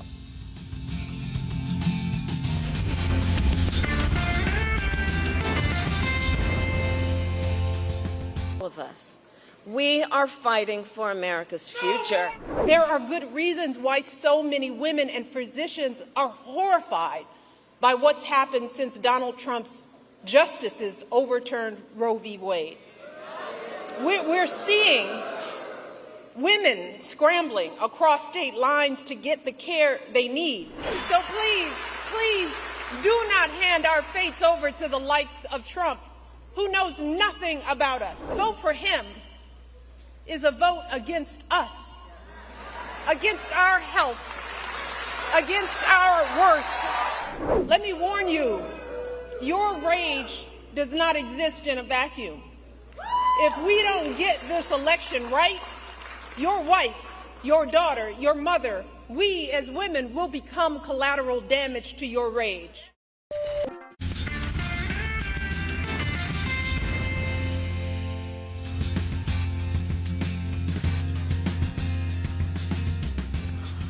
Welcome back. Well, IDFC First Bank is the next one on our radar right now. Now, we actually have with us, I think, Mr. V. Vaidyanathan, MD and CEO of the bank, joining in. Stocks under pressure, about 5%. Mr. Vaidyanathan, great to have you on. You already know the concerns, right? And it's not just with IDFC First. I think system-wide, the issue is on asset quality stress in the MFI segment and wherever there is unsecured lending. So I just want to start with MFI first, and then we'll talk about the retail book, which I know has done better. You've increased your credit cost guidance from 2.25 to 1.65 earlier. So how deep and how prolonged can the pain be? What exactly are you witnessing in the MFI space right now? First of all, that 1.65 was excluding JLG. So including JLG, it was 1.85. Now we're saying 2.15, 2.2, the number you said. Now the key thing actually is that in the MFI segment, there is real stress. We can see it in the market and we can see it in the collection percentages. And we can also see it in the SMA. SMA is the bucket pre-NPA. Our number in the last 2 quarters have increased from 1.6% to like 2.5%. So we wanted to recognize it. And we have therefore provided at 30 days past due itself. Normally, provisions start at 90 days past due. And in that also, we were providing 75% at 90 days past due and 100% at 120. We have preponed the whole thing and we have taken it 30 days past due. And that is the reason why you see a provision increase on the microfinance business. Okay. Good morning, Mr. Vaidyanathan. Once again, thank you very much for joining us. As you pointed out, the SMA book, the number has increased. So can we assume that there will be, third quarter will also show higher slippages than second quarter? We should be very careful with this. It's only the MFI business that has gone up. So let's focus on MFI in this conversation for now, because that is the key point of this quarter. So we will talk about the rest of the book and we will definitely address that. Now, on the SMA front, yes, it has gone up to 2.5. But since we already provided at 30 days past due itself, the next quarter credit cost because of MFI will not be this much. It will come down. And it'll come No, I down take your after that point. also. I take your point, but you are assuming that there will be higher slippages. That's why you're provided. So the slippages can rise. When do you see it plateauing Yes, off? yes. Will it plateau by the fourth quarter, or will it take even longer? Yes, looks like there are various estimates in the market. It's an industry thing. But yeah, certainly Q4-ish looks like it'll peak off. And our analysis also shows that Q4 it'll peak off. And then subsequently next 4 quarters, these are only 2-year loans, Lata. So, they all have a peak and they go away. Obviously. But incrementally, I wanted to share with you that we are insuring a book with CGFMU. We saw this problem, frankly, way back in December of 23. Our data told us. So we started insuring our book with CGFMU. So already, every booking since January of this year is fully insured. Fully insured means insured basis. So therefore, it's now touched 50% of it. So, Mr. Vaidyanathan, I think that's the first part of the conversation. That's a clear headline that you're guiding for MFI stress to peak off by Q4, right? Now let's talk about... That's our estimate, yeah. That's your base case. Got that. So now let's talk about the other segments of the book. Tell us trends that you're witnessing on both credit cards and personal loans. What's happening there? That number also we have put out this time publicly. You must see a page number 32 of our investor presentation, where we have given segment by segment SMA, and the subsequent page we have given segment by segment, product by product NPA. So our whole book is like everything is clear out there. So in the SMA segment, for other than MFI, which went up sharply like this, every other segment, our SMA is very, very good. It's very stable. It's out there in page 32 of the presentation.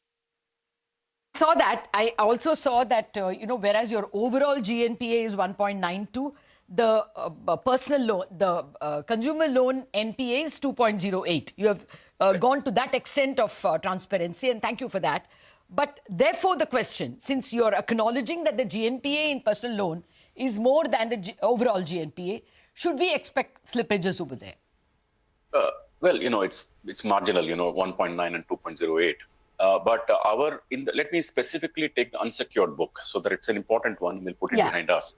The unsecured book of the bank is 15%. Unsecured retail book is 15% of the book. Okay. Now, on that book, plus we also have education loan, where it's end use is defined, but that's also unsecured in that sense. We also have consumer durable book, which is end use defined, but we should treat it as unsecured practically, because you really can't repossess a washing machine or something. So if you take all of this family together, all unsecured put together, this is all put together is, you'll find that our NPA is 2.08%, net NPA is 0.5%. So we are watching this very, very carefully, and we are one big beneficiaries of tightening credit policy 12 months before today. Today, if we are smelling good on the rest of the portfolio, is because the work we did maybe 12 months ago that we are smiling on the portfolio, excluding MFI. MFI is an issue. Talked about it. But Mr. Vaidyanathan, to just press on that point, for the unsecured book in its entirety, which you're saying you're watching very carefully, is the base case that you're expecting some more stress to build up? Are you expecting gross NPAs and net NPAs and slippages to start rising in this book as well over the next 2 quarters? We mentioned the NPA to you. It's 2.08 and 0.5 unsecured book, 15% of the book. We described that.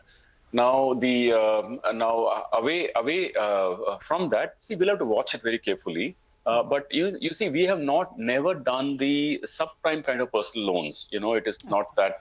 So that is more like a fintech's game, that they give a loan on the fly immediately for 20,000 rupees, 50,000 rupees. We don't do all that kind of stuff.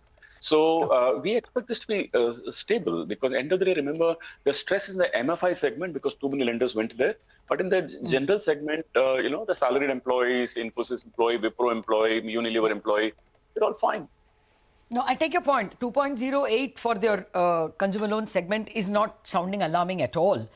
And it's very helpful that you have given that separately. Let me now come to the margins part. It's not reduced much, just 4 basis points quarter on quarter. But have cost of funds peaked, or do you think it can still, shave away from your margins? The margin guidance for second half? No. First of all, our cost of funds, we don't expect it to increase from here on.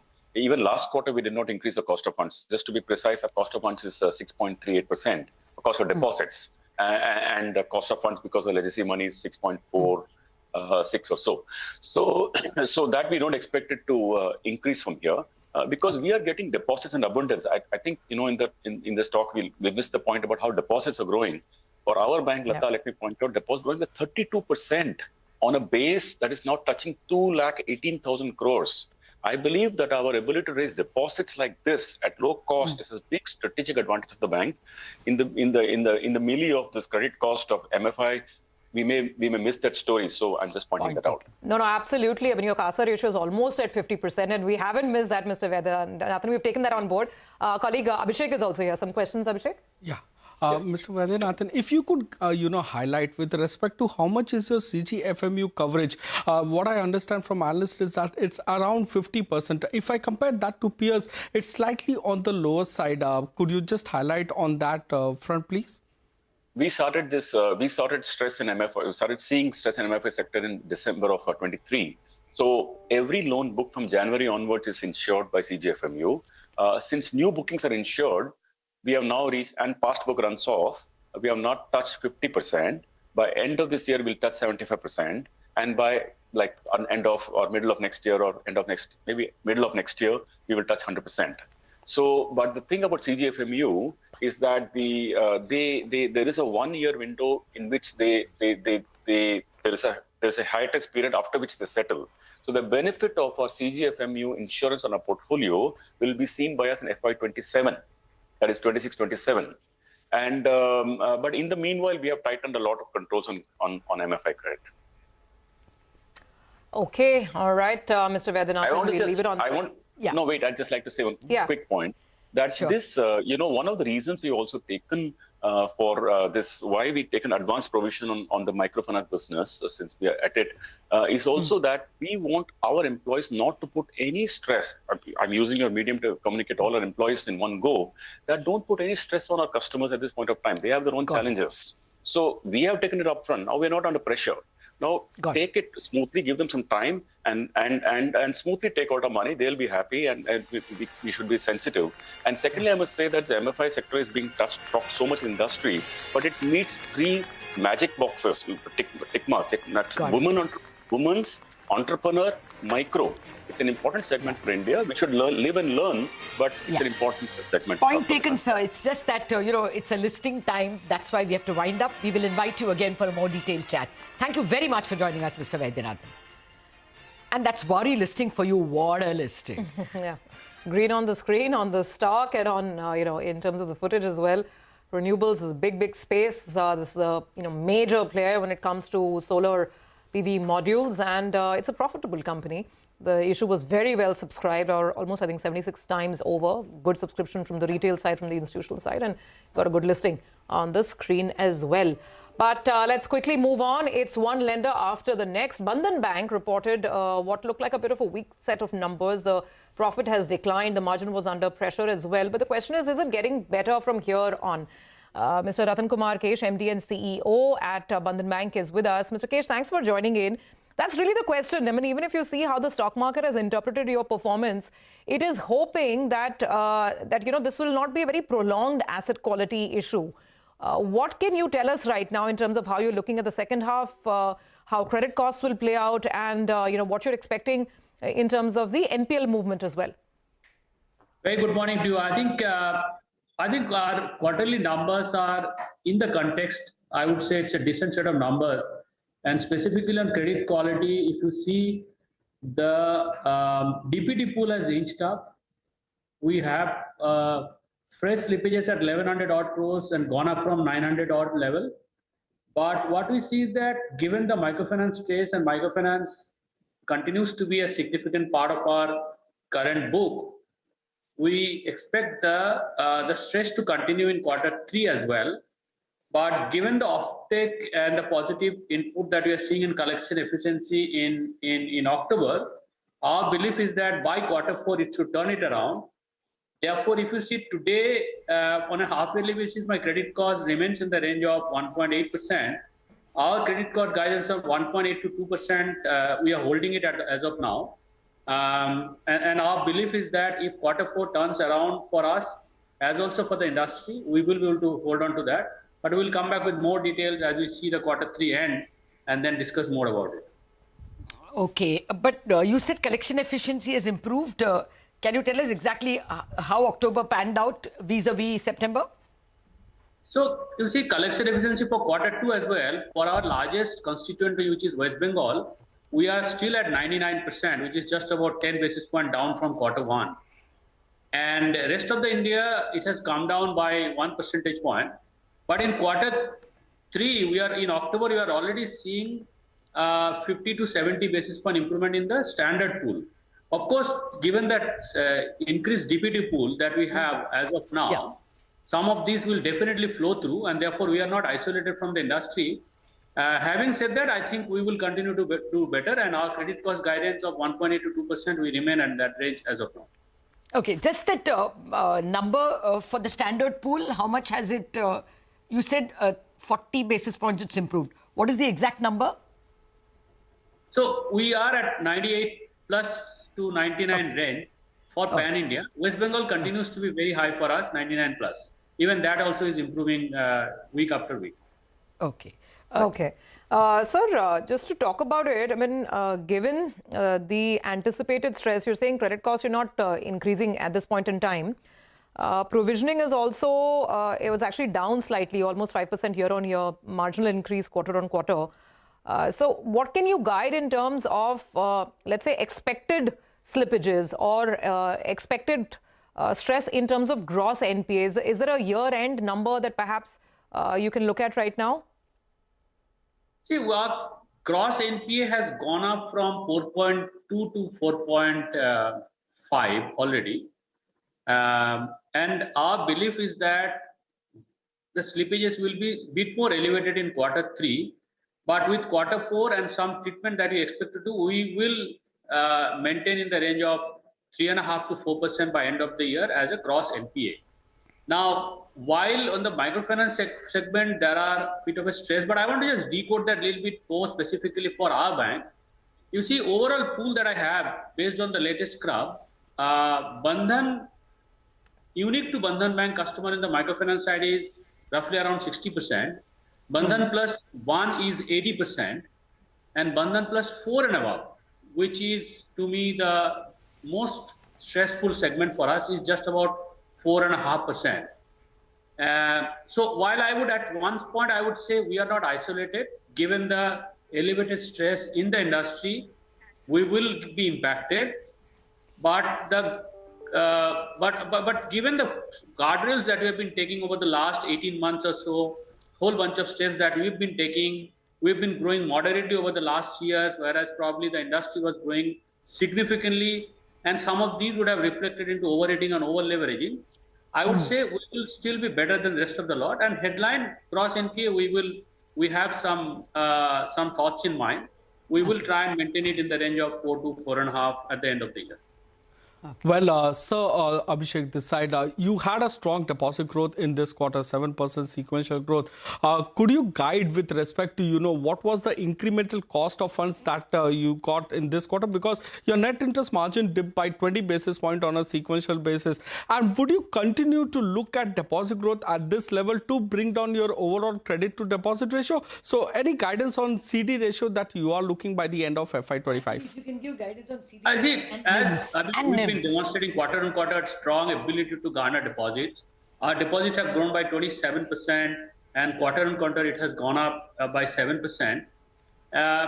Yes, there has been a bit of a stress in the liquidity, there's intense competition in the market, but our ability to garner deposits through the franchises that we have built, 1,700 plus branches, after core transformation, some of the products that we have launched, and many more products are actually coming on the transaction banking side.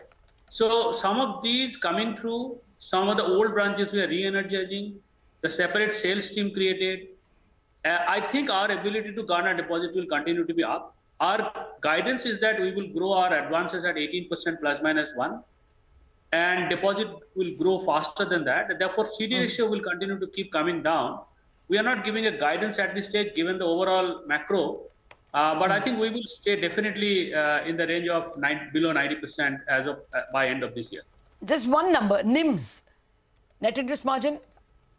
So net interest margin, see this quarter also we have delivered like 7.4% down from 7.6. But if you have to look back 1 year back, it has gone up from 7.2 to 7.4. Our view is that whatever happens, our cost of fund obviously has gone up. It has gone to almost 7%. We are running out of time, Mr. Kesh. I just wanted a guidance. Guidance is 7 to 7.5. Okay, that larger range. Thank you very much, Mr. Kesh. We will invite you yet again when we have more time. The market, of course, has given a thumbs up in terms of stock price, but that's because Bandhan took a huge beating after the indecent numbers. Cheap valuations. And that's, valuations are cheap. Yeah, and it could also be, but it could be just short covering because it was already sold off. Quick break, and we will have Mitesh joining in.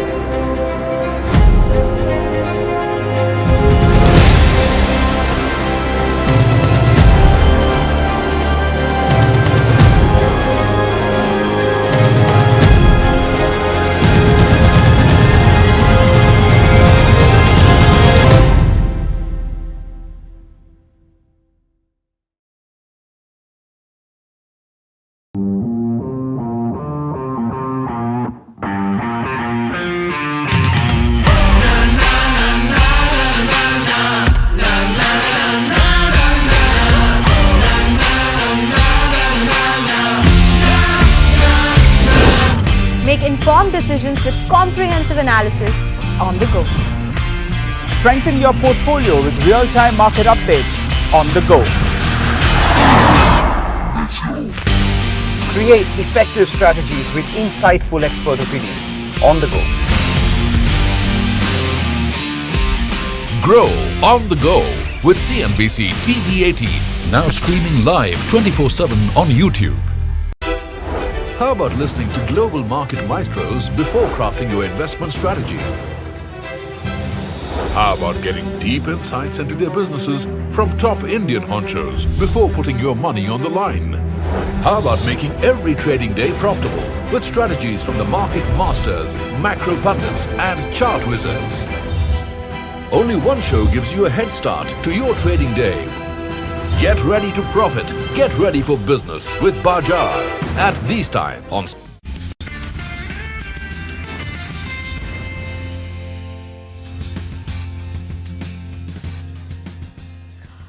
Welcome back. Interesting moves playing out on the large cap screen. It's actually banks which are seeing a lot of buying, including at IndusInd Bank. Look at the Bank Nifty. It's leading the Nifty from the front. The gain on the Bank Nifty is well over 1%, and the Nifty is up about 0.3%. So it's a day that belongs to the financials, and the larger ones are attracting plenty of buyers. Mitesh is back with us, so let's get some trading calls going. Mitesh, so interesting setup as we speak. What would the calls be now? Yeah. So I think, Sulvi, I was talking in the morning that, we are at a trendline support area and good chance that we'll see a bounce back. My sense is that we are still doing that. And, if as long as Friday's lows are being protected, I would, bet for a test of roughly around levels of 24,350 and in the best case scenario, even 24,700. So in that sense, we are trading with some kind of positive bias. One, traders should look at booking profits in short positions if they were carrying and sell only if Friday's low is being broken. And two, I think, even explore patterns when the fall was very sharp, the stocks were oversold and some kind of reversal is being made. And that's how we're approaching it. So I have right now a buy call on Britannia, one stock which corrected very sharply from 6,400 plus levels to about 5,500 levels. Now is giving first signs of reversal. So buy here with a stop below 56.70. Look for a bounce back to about levels of 57.75, 57.80 zones on the upside. And the other stock, which I like is a buy on Dabur. That's also a stock which is corrected a lot and is making first signs of, some kind of base building around these levels of 536. So try to buy slightly lower around 541, 542, buy with a stop below 535 and look for a pullback to about 557, 60 also. Okay. All right, Madesh, thanks very much for that. We'll connect later in the day. Right now, a quick break. We'll come back on the other side and look at the earnings of Bank of Baroda.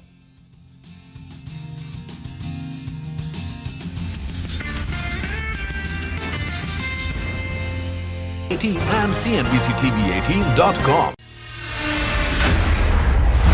CNBC TV18, an unending pursuit for excellence. A pioneer, a leader, a visionary, building a lasting legacy of credibility, consistency, and trust. Giving unparalleled access to global thought leaders and powering conversations that are shaping the new world order. Setting the highest standards through exemplary leadership. It is this unrivaled reputation for the most comprehensive coverage, actionable intelligence, and in-depth reporting that makes CNBC TV18 India's #1 business news brand.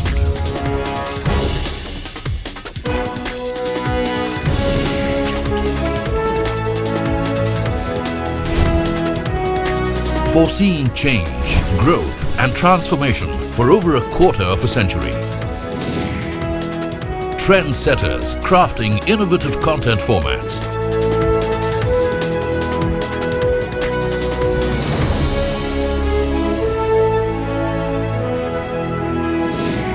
And award-winning business journalism. On air, online, on social media. As we embark upon 25 years of excellence, we invite you.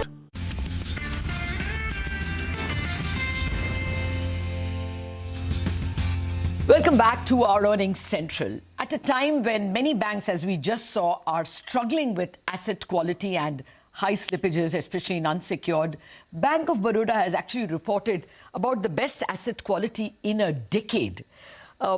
The loan growth at 11.6% is a little slower than peers like ICICI Bank and HDFC Bank. But let's discuss the fine print. Joining me now is the Managing Director and CEO of the bank, Mr. Devdutt Chand. Mr. Chand, good morning and thank you very much indeed for joining us. Well, let me start with the asset quality. Yeah. Let me start with the asset quality, which is quite stunning. The slippages are, I think, lowest in 3 quarters. Can you tell us the breakup?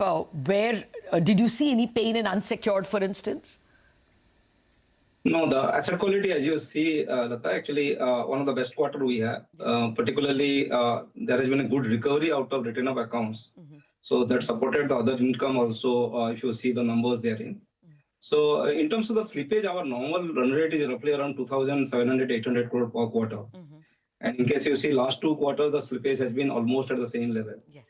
So in terms of any, I mean, again, 70-80% of the slippage would be account less than 5 crore. Okay. So in terms of the quality of the book and the fresh slippage, I don't think will exceed the run rate going forward. That is what the expectation at this point of time. Okay. As far as unsecured personal loan is concerned, yes, as I said, I talked to when the market in last September 23, we clearly said that we are going to moderate the growth on the unsecured personal loan. And that has a positive impact in terms of the fresh slippage now. And the fresh slippage this quarter is hardly around 200 crore out of unsecured personal loan. But let me again tell that the book has been much better as compared to the book we had earlier. So I'm not anticipating any elevated slippage out of the unsecured personal loan book. Even if so, it will be very insignificant for my book as a whole in that matter.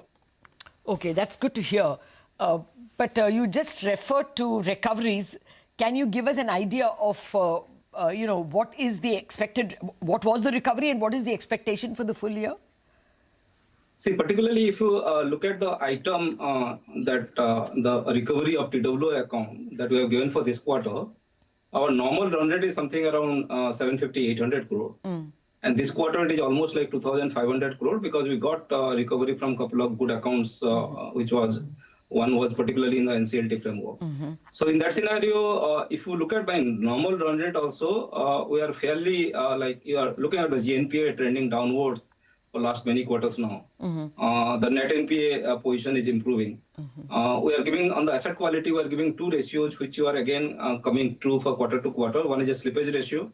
We want to maintain the slippage ratio between 1 to 1.25. At the same time, the credit cost that we said will maintain below 0.75, and this quarter it is 0.65. So fairly, if you look at the parameters of the asset quality, we are fairly balanced. And the normalized kind of a slippage and the normalized kind of the recovery would continue to be there for the book. No, I take all that. I'm just saying that since the recoveries have been stunning, is there a number you can guide for the full year? Since you still have a lot of NCLT accounts. Yeah, we anticipate to have a recovery target of 12,000 crore for the full year. Okay. And at the same time, containing the slippage somewhere around 9,000 to 10,000 for the full year. Okay, that's good to hear. So in net you are gaining. Let me come to the interest margin. Your deposits have obviously been slower at less than 10%, 9% odd. Do you see that margins can still be under pressure? Are you expecting that deposit cost can still rise? Let me give the full context of it. Like we had given a deposit guidance of 10 to 12% earlier. And Q1 and Q2, the growth has been lower, obviously. So we calibrated the deposit growth to 9 to 11% now. And consequently, we revised the advance growth also from earlier 12 to 14 to 11 to 13. The precise reason for this is with regard to how to maintain the margin therein. And if you look at the margin that we have achieved this quarter is 3.10, which is the lower band of 3.15 plus minus 5 BPS. Even if the impact of the penal interest and charges has been almost 5 BPS. So in scenario like that, our efforts to maintain the margin going forward, that's the key primary, one of the objectives that we are running by doing a trade-off between the growth and the margin. So we continue to maintain the same margin guidance, both 3.15 plus minus 5 BPS. And I think the kind of a asset liability management, we can still maintain that. Saying so, there are two assumptions that we forecast going forward. As you see, globally, there has been moderation happening on the asset pricing and also liability pricing. India, I think it has started now in terms of the regulator changing the stance now. The system liquidity is better month to month as compared to the earlier months. In that scenario, we still expect some kind of a moderation on the cost of deposit, maybe towards the late Q3 or the early Q4. And if that happening, I think we'll be in a position to maintain the margin guidance of 3.15 plus minus 5 BPS. No, at 3.15, you will actually do better than what you have done in the second quarter. But right now in the third quarter, deposit costs are still higher. I mean, are you likely to pay a little more? Can they increase even from current levels? To my view, that may not be the scenario. I think as far as the economy is concerned, the deposit rates have peaked out. So many of the banks are running the festive campaign, and post-festive campaign, I believe there will be moderation in the cost, particularly in the peak rate side on the deposit. Okay, that's good to hear, at least from a banker's point of view. But what is your percentage of loans tied to EBLR? Because if the rates indeed get cut, then there can be a problem for banks, at least for a brief period. What is your bank's percentage of loans tied to external benchmarks? See, my MCLR book is almost 47% and EBLR is 33%. Right? So there are a couple of scenarios. Many loans are tagged with the EBLR. So if there is a repo rate cut, like after 3 years, you can still reset the spread. So we'll just see how to maintain the margin going forward, because there is a lag in terms of the advance pricing and the deposit pricing that we see. I mean, that's there in the Indian market. But I think banks will be in a position to manage asset liability in a manner where they will protect the margin. Okay. Yeah, I take your point that you will be able to reset, but and not everyone is betting that a repo rate cut is coming anytime soon, given the food inflation. Let's look at the advances growth. Where do you see growth picking up? I mean, You have done as well as the system, but it is still slow at 11.6. What is the year-end expectation of loan growth, and which sectors do you see demand? Let me slightly give an update on this 11.6%. My domestic credit growth is 12.5%. And we said earlier we want to moderate on the international book, and there actually the growth is around 6.4%, leading to the global book at 11.6%. Otherwise, the growth has been very strong as far as the domestic book is concerned. Within the domestic book, again, we maintain that we'll grow higher than this. There are the components where we want to stick to our guidance that the retail continue to grow higher than 20%, which has been there for many quarters now. The agri and MSME, which is almost at 11%, we want to grow at 12 to 14%. And mind you, again, we're getting into the busy season 2 quarters, Q3 and Q4. So I believe the agri and MSME would be higher than the earlier quarters in terms of the growth. The only, keeping the overall guidance at 11 to 13, the only book which can slightly see a change is the corporate book. And the element which again, because I have a very primary objective of maintaining the margin also, and the book which can see some kind of a realignment can be the fine price book. Obviously high quality, but fine price book. So with this, I think we'll be growing higher in segment where the economy wants, the productive sector of the economy wants the money to flow in. So there the growth would be significant. Corporate book, particularly the refi deal or the fine price deal, we may realign based on the growth guidance. International, as you said earlier, because that has 2 impact on my book. On the international advance, one is a global credit deposit ratio it impacts. At the same time, the global NIM also it impacts. So we announced earlier we want to moderate that. We have moderated that. Because of that, the overall book is slightly looks 11.6%. Otherwise, the domestic book, the growth is quite strong. Fair enough.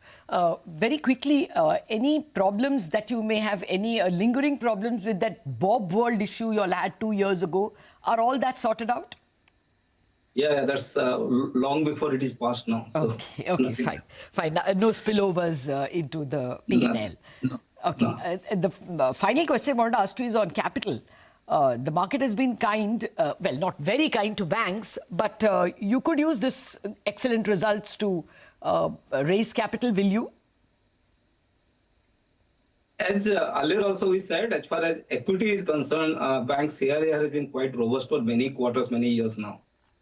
And the new investment accounting also putting a lot of money into the AFS reserve and pushing up the CRAR in the matter. So in that scenario, we do not have any plan to raise equity, although I know price-wise, index-wise, market is very good at this point of time. But we do have mandate from the board, which we have announced to the market to raise 81 and tier 2 to the extent of 7,500 crore. And as on today, we have not raised anything. Obviously, for next 2 quarters, Q3 and Q4, we'll be raising this money. Okay. Well, there are. One of the quandaries of market is that when it is kind enough to give you the money, you don't need the money. When you need the money, the market is not very kind. But, absolutely. But just the final point on Reserve Bank regulations, draft rules that are expected. If the LCR rule comes, what will be the impact on your bank? And if the project finance draft rules are made permanent, then what can be the impact on the bank? So coming to the project finance, although we do have back of the envelope calculation, but we're not announcing to the market. So we're just waiting for the circular to come in and thereafter we'll announce that, or the impact and all. As far as LCR is concerned, that's a real, because liquidity LCR is one of the very important, what you can say, parameter vis-a-vis the market. So currently we're maintaining almost 123% LCR. In case the draft guidelines comes into being, then the impact would be 12 to 15%, right? But our normal, what you can say, the guidance is to maintain LCR something around 115% to 120%. So a scenario where the circular is coming into effect, then possibly we have to slightly improve our HQLA, which the bank would do at that point of time. Okay, well, that could have a margin impact, but we will discuss it when it comes. Thank you very much, Mr. Chand, for joining us. That's a very confident Mr. Chand telling us that they are going to keep their asset quality and perhaps even improve it. Margins at 3.15 plus or minus 5 basis points. That's a very encouraging set of guidance. On that note, we wrap up on Bazaar. After a break, Chartbusters.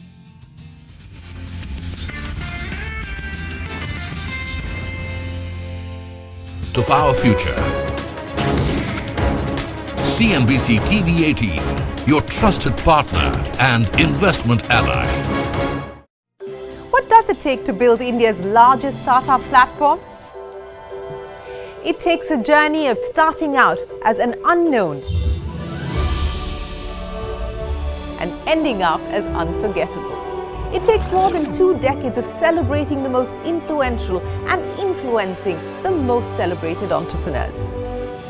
From chronicling the stories of India's startup universe to becoming a success story in itself, as India's longest running show on startups and entrepreneurship, celebrating 21 action-packed years of building India's biggest startup community.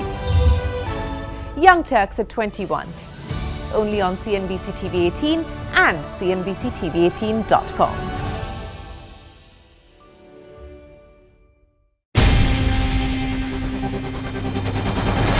CNBC TV18's most comprehensive and award-winning news show, India Business Hour, drops first on YouTube. So get the first access to the most influential architects of policies and politics, the key newsmakers of the day. Discover the big themes as we decode the business of markets, macros and more. Be the first to go to the heart of all the top stories that drive the day's agenda. Catch the award-winning India Business Hour live every night on YouTube with me, Shriram. India Business Hour live on YouTube at CNBC TV18, weeknights at 7 p.m.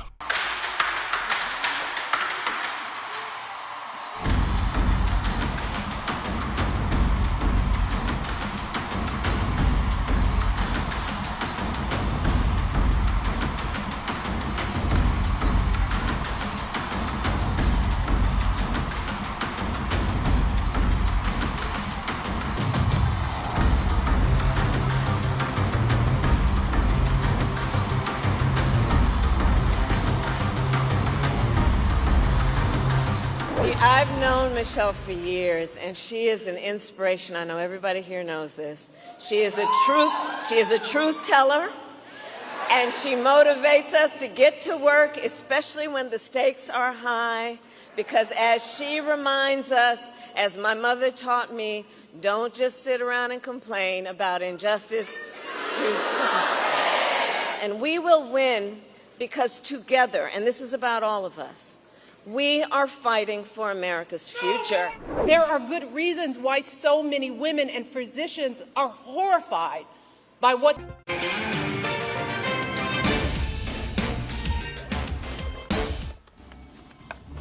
Interglobe Aviation falls more than 10% but recovers from the lows of the day slightly on the back of its second quarter numbers. The company reported its first loss in 7 quarters and higher maintenance and fuel costs take a toll. ICICI Bank climbs 3%, is among the top Nifty gainers on the back of second quarter numbers with beat estimates with industry-leading earnings. Shares of Yes Bank and Bandhan Bank have also rallied more than 8% each following their results. Yes Bank reported a beat in profit after tax aided by another income, while Bandhan Bank's management tells CNBC TV18 that they expect deposit growth to be faster than the advances going forward.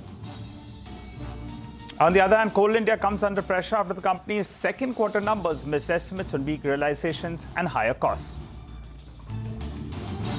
And in confirmation of a CNBC TV18 news break, ITD Cementation Promoters Italian Thai Development is set to sell 46.6% of its stake to Adani's Renew Exim. The stock has down more than 5%.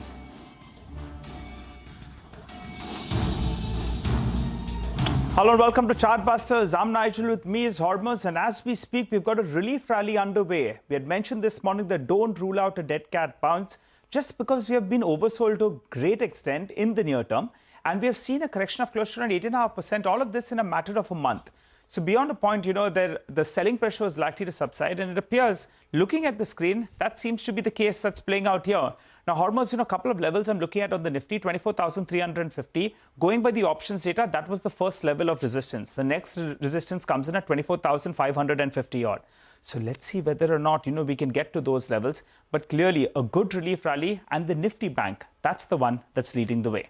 It's a great start, at least for now. And you were mentioning this in the morning as well, right? That you are not very worried about the fall that you saw on Friday. And that's what's showing up on the index as of now. We're nearing those levels of 24,400 as we speak. The Nifty Bank leading the charge on the upside. Most of the index constituents surging in today's session after their results, be it ICICI Bank, be it Bandhan Bank, be it Yes Bank. All of them are leading the charge on the Nifty Bank near the high point of the day. Now 650 points higher is the Nifty Bank. But the one stock that is under pressure today is Coal India, and that is on the back of its quarterly results, Nigel. Well, 2 points why Coal India's missed estimates. One is because of the weak realizations and higher than estimated costs. Let's run our viewers through the numbers. On the sales volume number, we already have a cheat sheet out. Then the offtake is coming lower by closer around 3.5% odd.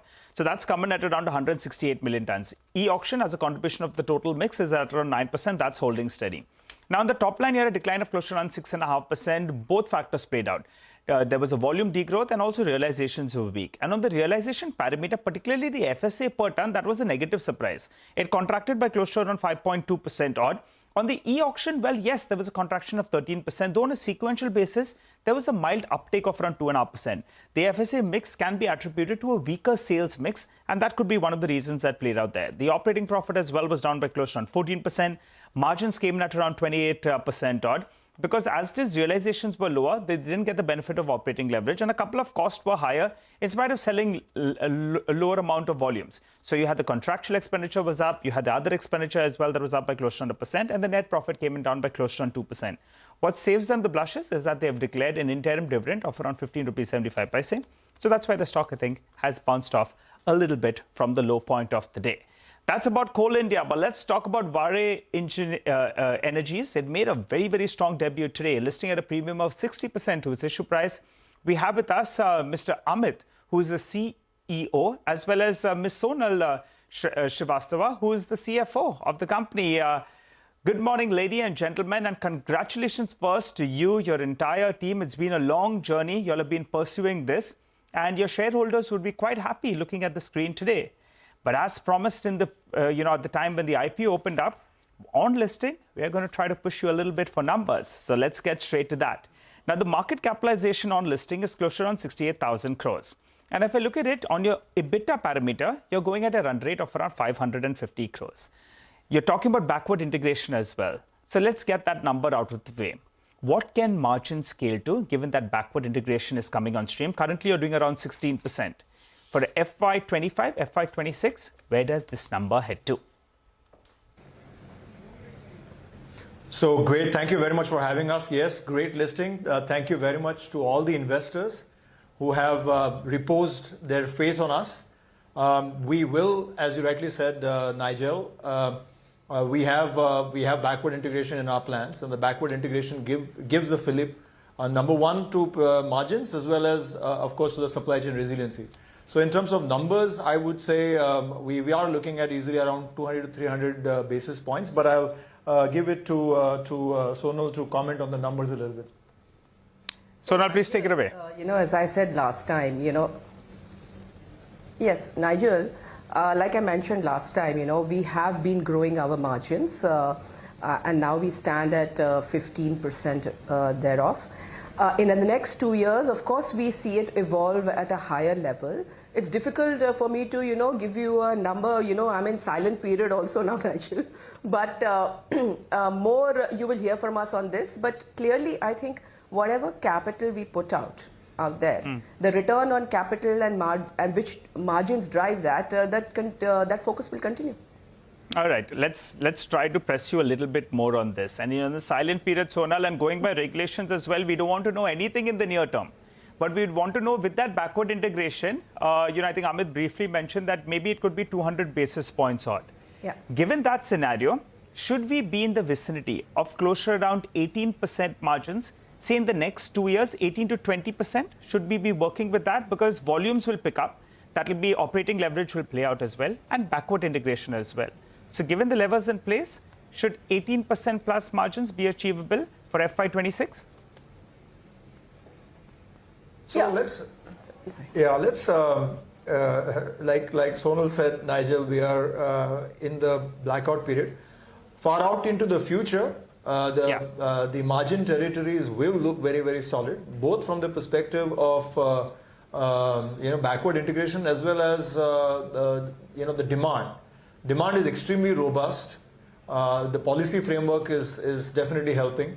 So all of that taken together, we are looking at robust margins going forward. And in the territories that you mentioned, that could potentially be ballpark numbers that we could look at. Amit, Sonal, good morning. Thank you so much for joining in. Congratulations on a very solid listing on the street. And since you mentioned robust demand, Amit, what's the ordering activity been on ground? And if you could tell us, what is your order win rate in the tenders that you are currently participating in and that you look to participate in the future as well? A great question. So demand is extremely robust in the two market segments that we operate in. Two important market segments for us are India and the United States. Demand is robust on both sides. We talked about 16.67 gigawatts of order book. It keeps growing as we keep sitting here right now. And the mix is also very robust, where there is a fair bit of orders, export orders, and a fair bit of orders within India as well. So the mix is good. And the demand continues to be robust. There are several schemes, PM Surya Ghar Yojana, which helps us out, PM Kusum scheme, which helps us out as far as India is concerned. In the United States, having a manufacturing facility is a big plus because then we are able to cater to the domestic content requirements of the United States. So overall, a very, very strong situation to be in.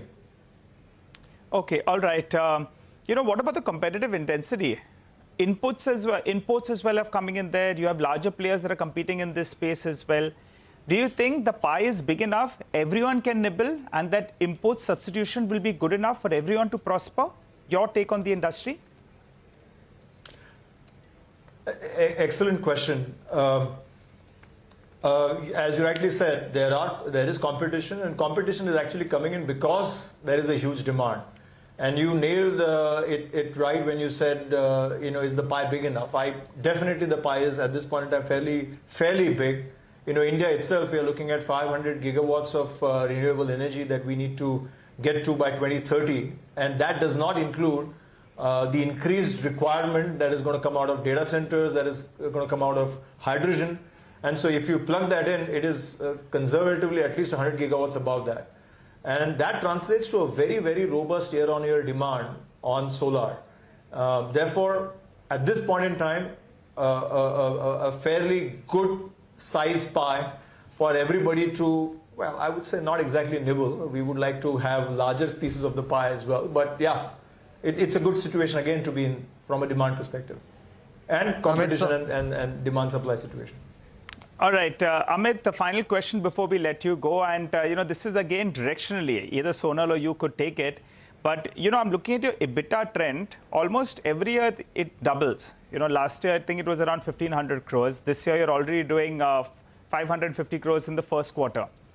Do we expect the EBITDA number, say, by FY26 to be closer to that vicinity of, say, around 4,500 to 5,000 crores? Is that a possibility? Because you're already running a run rate of close to around 2,500 crores for this year itself, which could even be better.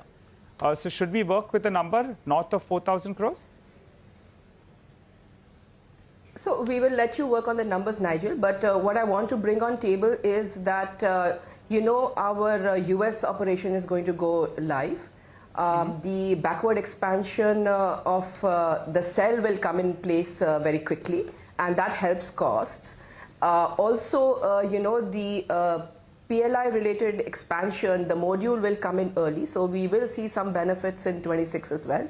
So from here, when I'm looking at my capacity, which currently is 13.3, this is going to go up to, around 15 and a little bit more than that. So yes, we can look at some expansion, some good expansion on the EBITDA level as well.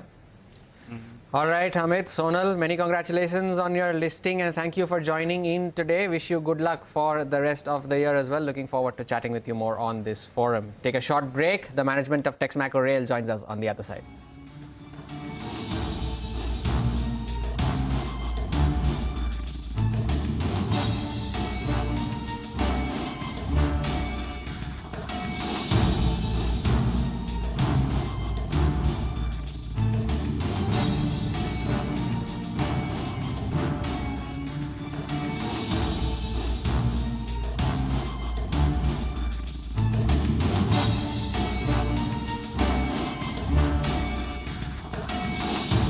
Donald Trump's justices overturned Roe v. Wade.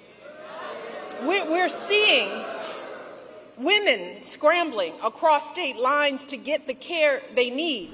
So please, do not hand our fates over to the likes of Trump, who knows nothing about us. Vote for him is a vote against us, against our health, against our worth. Let me warn you, your rage does not exist in a vacuum.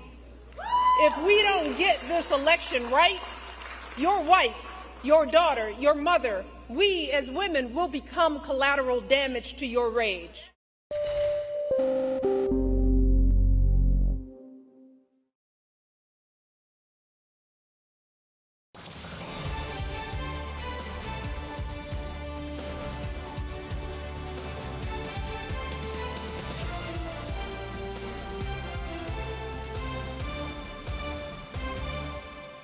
आज सुबह हमें Germany के Asia Pacific business जगत की conference को संबोधित करने का अवसर मिला। मेरे तीसरे कार्यकाल की पहली आईजीसी मीटिंग अभी कुछ देर पहले संपन्न हुई है। अभी हम सीईओ फोरम की बैठक से आ रहे हैं। इसी समय जर्मन नौसेना की शिप गोवा में पोर्ट कॉल कर रही है। रक्षा और सुरक्षा क्षेत्रों में बढ़ता सहयोग हमारे गहरे आपसी विश्वास का प्रतीक है।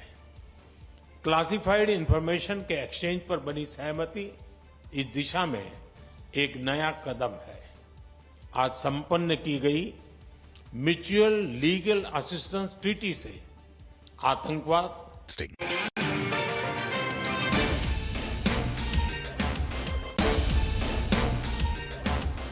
Welcome back. On to the big CNBC TV18 exclusive. Then the RBI Governor Shaktikanta Das has been ranked as the top central bank governor by US-based Global Finance magazine. My colleague Malvika Jain met with him in Washington, D.C., where he spoke about the actions taken against NBFCs in the recent past and said that he believed there were no systemic risks with respect to business restrictions imposed on lenders. Listen in. No, there is no systemic risk. In fact, I would like to emphasize that at the moment, at the system level, the banking sector and the NBFC sector, at the system level, they remain very robust. The various parameters, the regulatory parameters, the various financial indicators of both banking and NBFC sector, they continue to be very strong. So at the systemic level, there is no problem. But where we saw the problem was in the microfinance sector. You see, in 2022, we came out with new guidelines relating to microfinance lending. Earlier, the principle was that cost of funds, the interest rate was supposed to be the cost of funds plus 12% margin, which the MFI, the microfinance lenders were allowed to charge as interest rates. We deregulated that in 2022 because this 12% margin was becoming kind of a benchmark for everyone. Sure. We deregulated that and we expected that competition will result in optimization of the interest rates for the benefit of the borrowers. And who are the microfinance borrowers? They're basically the small borrowers, people who do not have, who are not economically very well off. So therefore, we did that deregulation on the expectation that competition will lead to better, lead to reasonable interest rates for the clientele. Now, unfortunately, that has not happened.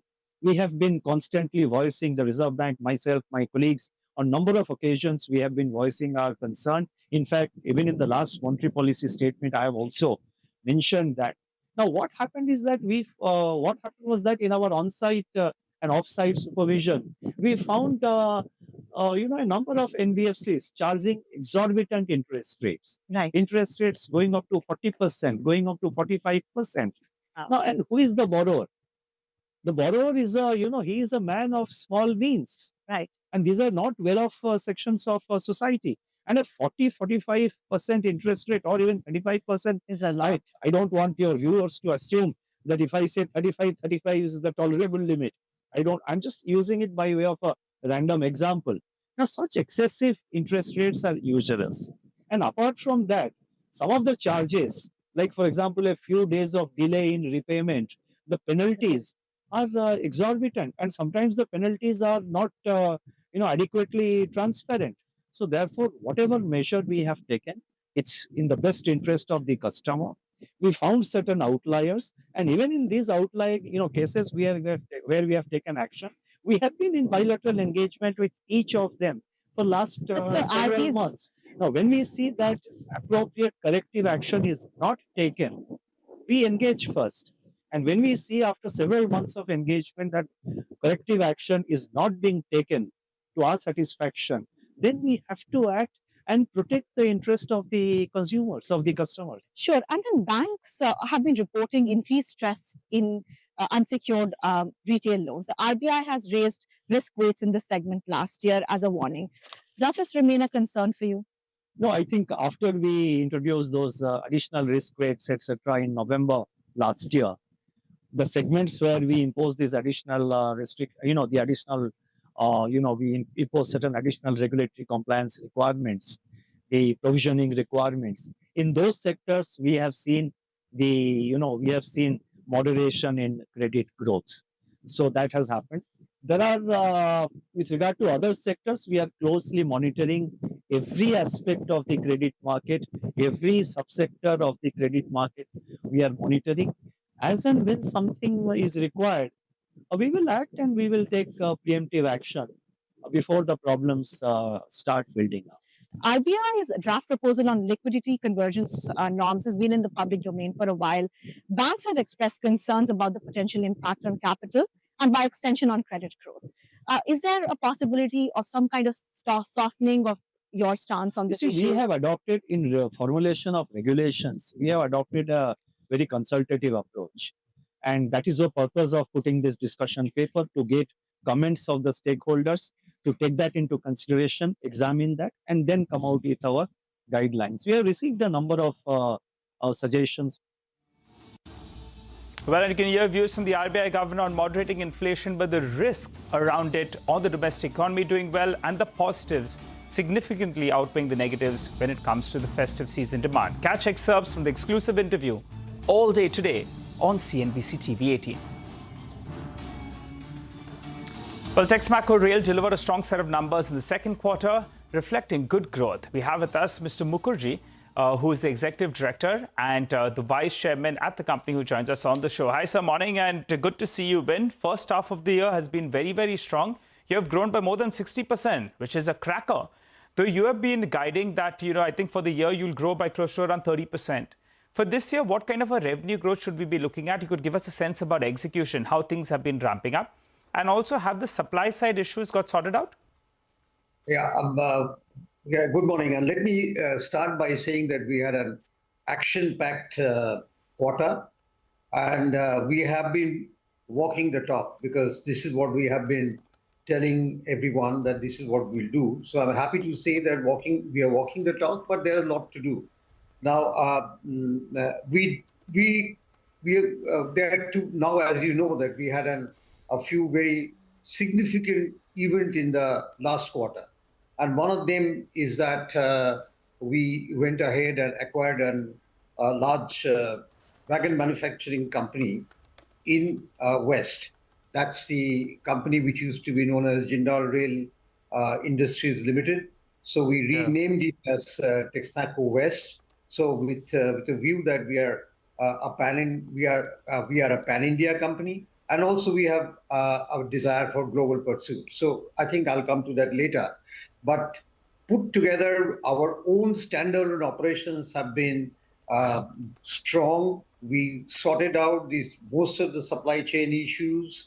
We are working very strongly on the cost reduction. So you would find that we had growth of very close to about 35% in our standalone operations on a sequential basis. And if you look at the half yearly, we had a growth of 33%. But I would like to more talk about the consolidated growth, which had been in the range of 64%. And of course, the EBITDA margin had gone up from... Mr. Mukherjee, Mukherjee, we have highlights of the past quarter. Give us two numbers. One, what is the revenue growth we should be working for this year? As you said, 65% is the growth in the first half. For the year, what should it look like? And margins, since you have levers in place, what should the margin number look like? The revenue growth, we would be expecting to grow. We can't have such phenomenal growth going on every quarter. So I would expect that we would be growing at maybe 2-3 times, probably 2 times the GDP kind of a number. Giving margin, I think giving a specific margin, I don't think is going to be prudent for us to do that for reasons you know. But we are constantly endeavoring to improve the margin. So the message that I can give you that we are expecting an improvement of margin by another at least a substantially 15-20% from where we are today. Mr. Mukherjee, good morning. Mr. Mukherjee, you mentioned the margins will improve by around 15 to 20% from where they currently are. So if you're assuming that your margins are currently at around 10% for the first 2 quarters of the year, do you see that would it be fair to assume that you will go up to say another 11 or 12% by the end of the year?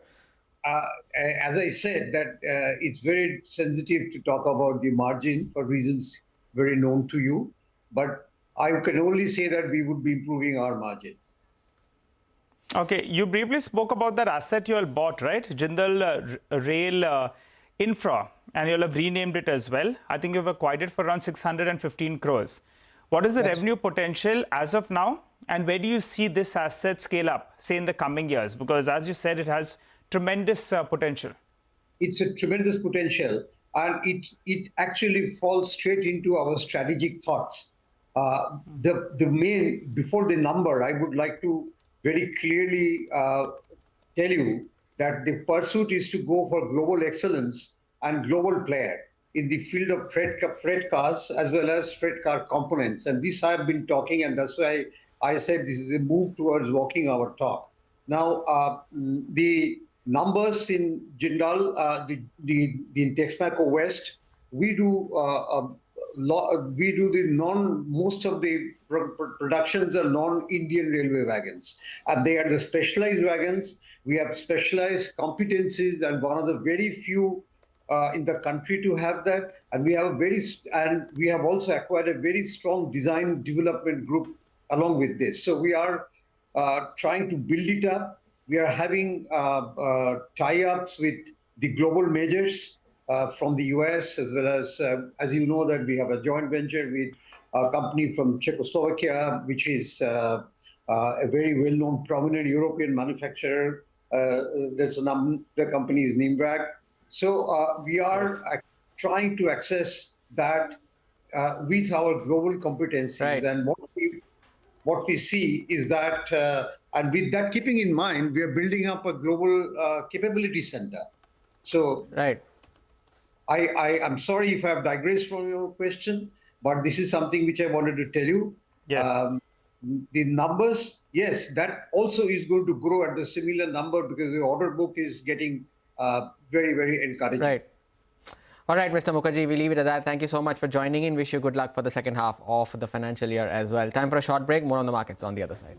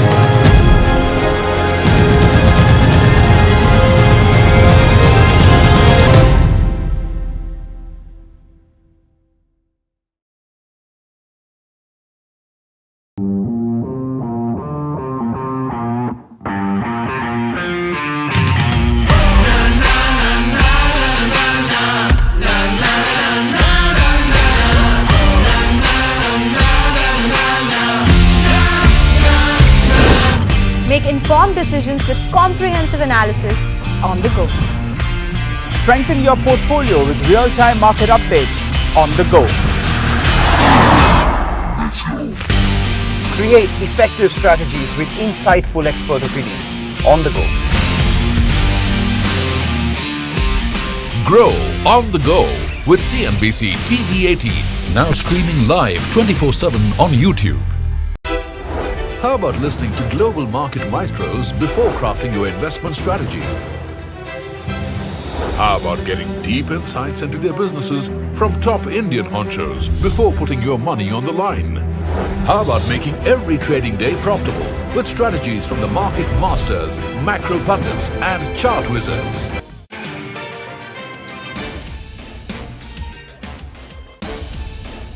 Well, the markets are holding well. We're holding at around the 24,400 odd mark. The bulls will be feeling good after a couple of hours of trading session. But as we always say, it's not about the start, but where we end later today. For the time being, things looking good. All the key indices trading well in the green. We'll wrap up on this edition of Chartbusters, but you don't go anywhere. Trading Hour comes up next.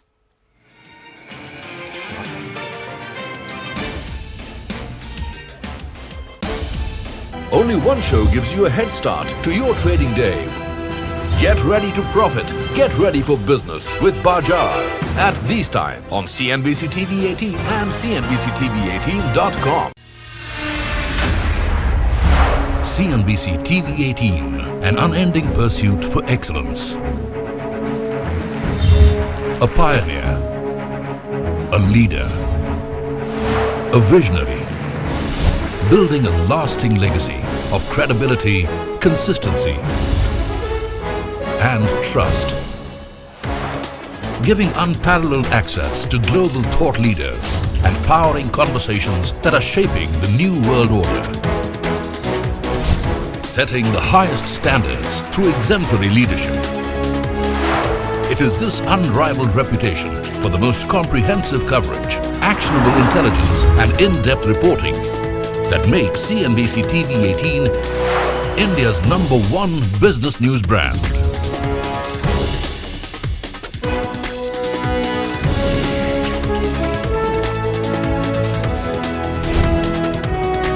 Foreseeing change, growth, and transformation for over a quarter of a century.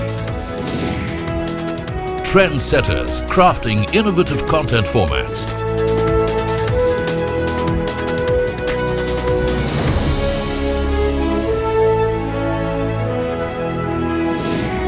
And award-winning business journalism. On air, online, on social media. As we embark upon 25 years of excellence, we invite you to be a part of our future. CNBC TV18, your trusted partner and investment ally. What does it take to build India's largest startup platform? It takes a journey of starting out as an unknown and ending up as unforgettable.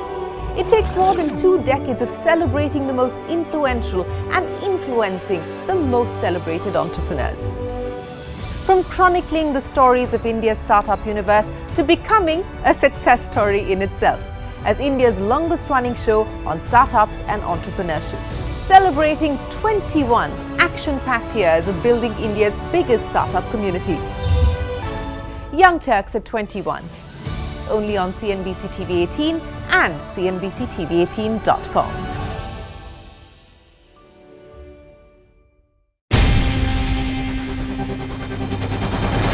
CNBC TV18's most comprehensive and award-winning news show, India Business Hour, drops first on YouTube. So get the first access to the most influential architects of policies and politics, the key newsmakers of the day.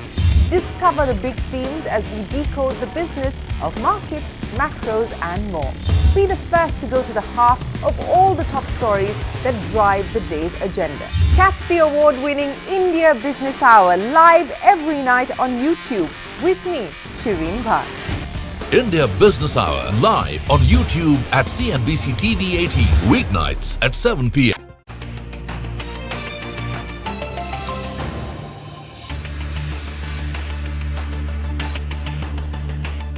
Good morning. It's a Monday morning. You're watching Trading Hour. I'm Reema Tendulkar. With me is Sonal Boothra, and it's turning out to be a solid Monday morning. We had a gap up opening. The Nifty was up about 60, 65 points at the opening tick, but it was all about the banks, right? It was only the Nifty Bank which was powering through with a gain of more than 1%, while the frontline indices were up, 0.3, 0.4%. Then at 9:45, if that intraday chart comes up, the markets dipped into the red. Very briefly, but in the red. And now, as we speak, it's a 200-point gain on the Nifty. The Nifty is at 24,400, and the Sensex has gained close to about 400 points. And it's not just about the banks. Oil and gas names are doing well. PSUs are higher. Pharma has a gain of about 0.5%. IT. So pretty much, the rest of the sectors too are now participating in this rebound that we're seeing after last week's carnage. And unless there's a big miss, there are no massive earnings reactions that we are seeing, or it's really good for banks. Instantly, a lot of banks from the broader markets or from the Nifty pack, be it ICICI Bank, then we have Shriram Finance as well, which is reacting to numbers. So it's a very stock specific yet a very sector specific market. As Reema pointed out, even the oil and gas names are doing well. We have the PSU Banking Index, which is the biggest gainer right now. We also have Nifty Metals Index, which has made a comeback, and the Auto Index, after the weakness that we saw in last couple of trading sessions, is in the green right now.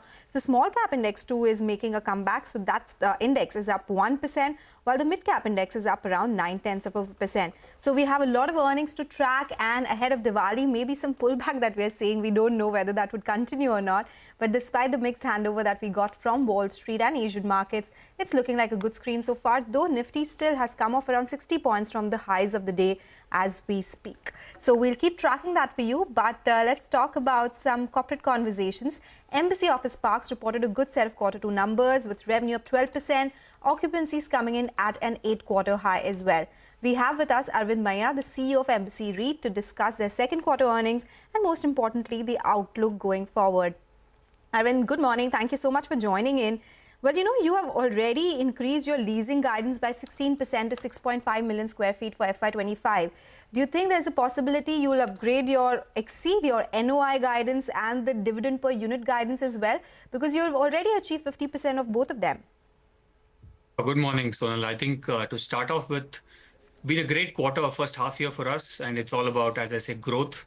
What I mean is our portfolio has increased by almost 3 million square feet, completed portfolio in the last 12 months, and occupancy has increased by 4% to 90% by value for the first time post-COVID. And also we have a lot of development coming up and the rents are growing. So overall, very positive. And coming specifically to your question, you are right, we have already achieved 4 million square feet of lease up in the first half, and we've guided to 6.5 million. And my sense will largely be in the range what we've said, but I think in terms of distributions, most likely we'll be at the higher end of the range what we've given by the end of the year. Okay, so you're maintaining your guidance, but you could be closer to the upper end. That's what you're saying. Correct. That's correct. Okay. On this leasing guidance, because you've done so well, though you're not raising it as of now, what's leading to it? Is it better pipeline? Is it new order wins? Actually, Reema, we've increased the guidance. So we started the year at 5.6 million square feet as the guidance. And based on our first half, where we've done 4 million already, we've increased it now to 6.5 million square feet. Now that's overall, if you see the market is doing very well. In the first 9 months of this calendar year, the India market has done about 50 million square feet of absorption, gross absorption. And by the end of this calendar year, it's expected that we'll touch 70 million square feet. That's going to be the record historically for all India, because previously it was 60 million square feet pre-COVID. And a lot of this demand is coming from global captives. We've spoken about it quite extensively in the past. More and more existing companies growing, more and more new companies coming. Just to state one fact, I think today there are about 23% of Fortune 500 companies which have set up captive centers in India. That number is expected to go up to 43% by 2030. So more and more new companies coming and taking up space. That's what is leading to more demand. Okay. Arvind, I just wanted to understand, you did 8 million square feet of leasing in FY24. Now you're saying 6.5 million square feet. Will this be the yearly trend going forward? Do you think FY24 was a peak in terms of leasing? And my colleague meant to ask, if it's 4 million square feet in first half, do you think, why do you think you'll not be able to do as good in the second half as well? You've of course upgraded your leasing guidance, but do you think you can do better than that in that case? Actually, that's a good question, Sonal. It also depends on how much stock you have, right? So what's happened is last year we did 8.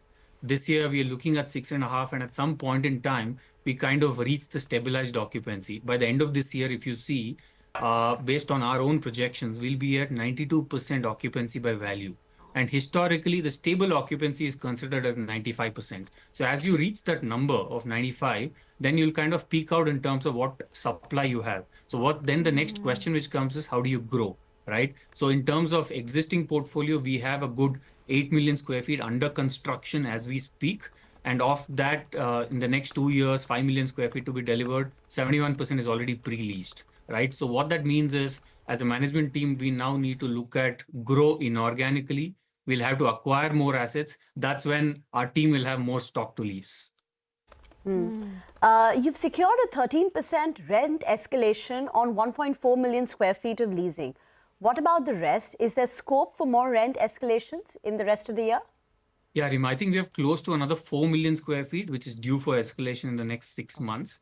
So that's more or less, I mean, we had rent escalating even during the peak of COVID. So that's a inbuilt organic growth, which is there for us. So that will continue to grow during the rest of the year and years.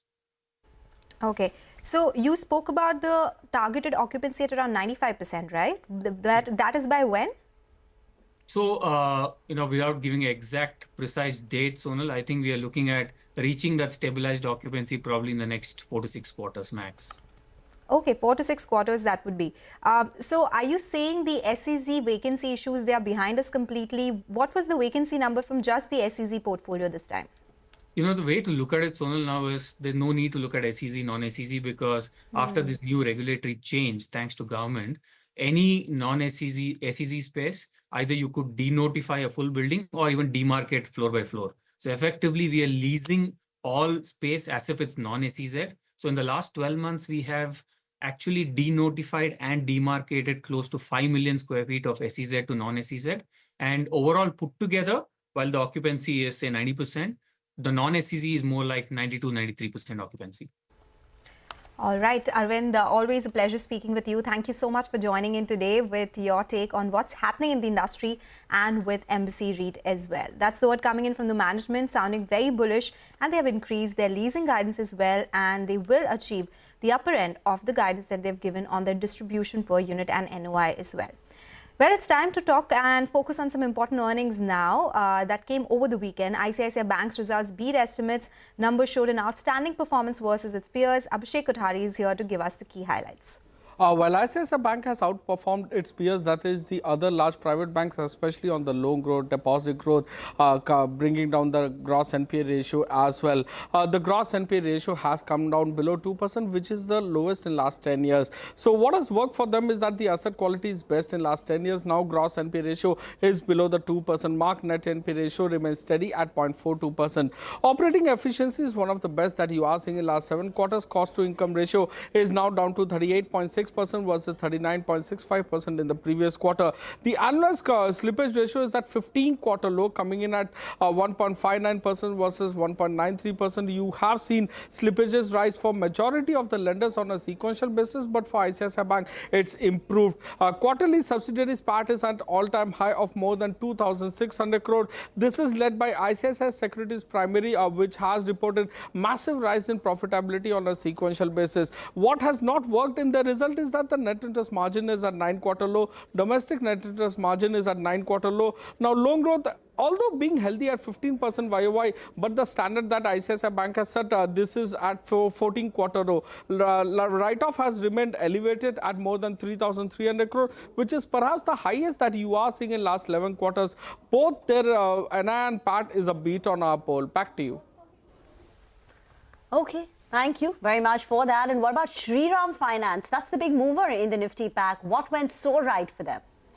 You take a look at the two comparison, one Chola and one Shriram. Chola saw almost, flattish kind of a disbursal growth this time around, while on the other hand, Shriram saw a 6% jump in the disbursals, and that led to, a good performance from them overall. Asset quality for them has improved. Gross NPA ratio is down to 5.3% versus 5.4% in the previous quarter. The entire Shriram group, this is the best asset quality that I've seen from them in last 10 years or even more. Net interest margin continued to decline. Two key factors over here. they have been slowing down on the gold and personal loan portfolio, which are high-yielding products. So that has put the pressure on net interest margin. It's down to 8.74% versus 8.79% in the previous quarter. The disbursements are strong at 15.5% YOY and about 6% sequentially. The AM growth has remained healthy for them at almost 20% YOY and about 4% sequentially. With reference to our poll, the NI has come in at 5,607 crores. We were working with a number of 5,457 crores. They have reported a profit of 2,071 crores, while we were working with a number of 2,077 crores. Back to you. Okay, all right. Those are the updates coming in on the earnings that we got over the weekend. It's time for a short break. Up next, the management of Inox Wind will join in to discuss Q2 earnings. The quarter gone by was strong for the company. Stay tuned for that conversation.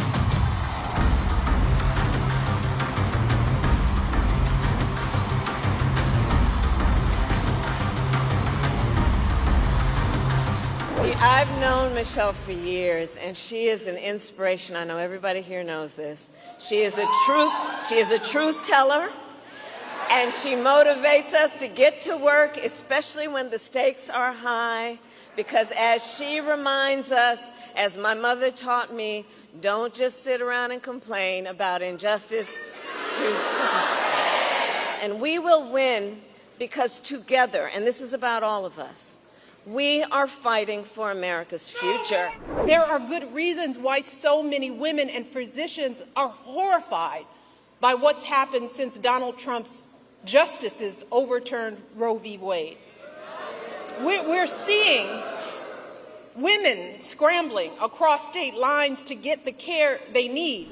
So please, do not hand our fates over to the likes of Trump, who knows nothing about us. Vote for him is a vote against us, against our health, against our worth. Let me warn you, your rage does not exist in a vacuum. If we don't get this election right, your wife, your daughter, your mother, we as women will become collateral damage to your rage.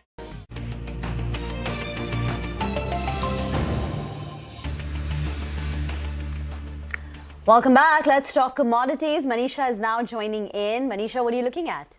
Thank you for that, Rima. I'm looking at the crude oil prices because it's a very sharp decline that we are working with onto this one. Well, remember, last week was a 4% of gain for the crude oil prices, but today in the Asian markets, it has been a 4.5% of a decline in the initial opening markets itself. So with that, we're trading at a 2-week lows when it comes to the crude oil prices. If you look at in this year on how the crude prices have been, well, it has been a negative one, 4.5% of decline for WTI and 6% down for Brent prices in this year until now. If you look at the highs and the lows in this year as well, you'll realize realize that we are on the lower side of the range at this point in time. So when you look at the Brent crude oil prices, well, we have seen a high of $91 in this year, and we're trading at around 72 at this point in time. We also have seen prices go below 70 at one point in time as well. Same goes for the WTI crude price also. From 87 of a high in this year to 68 is where we are trading at this point in time. So double-digit decline from its highs of 2024. Well, the major reason for the cutoff or sell-off that we saw today morning was because Israel's strike against Iran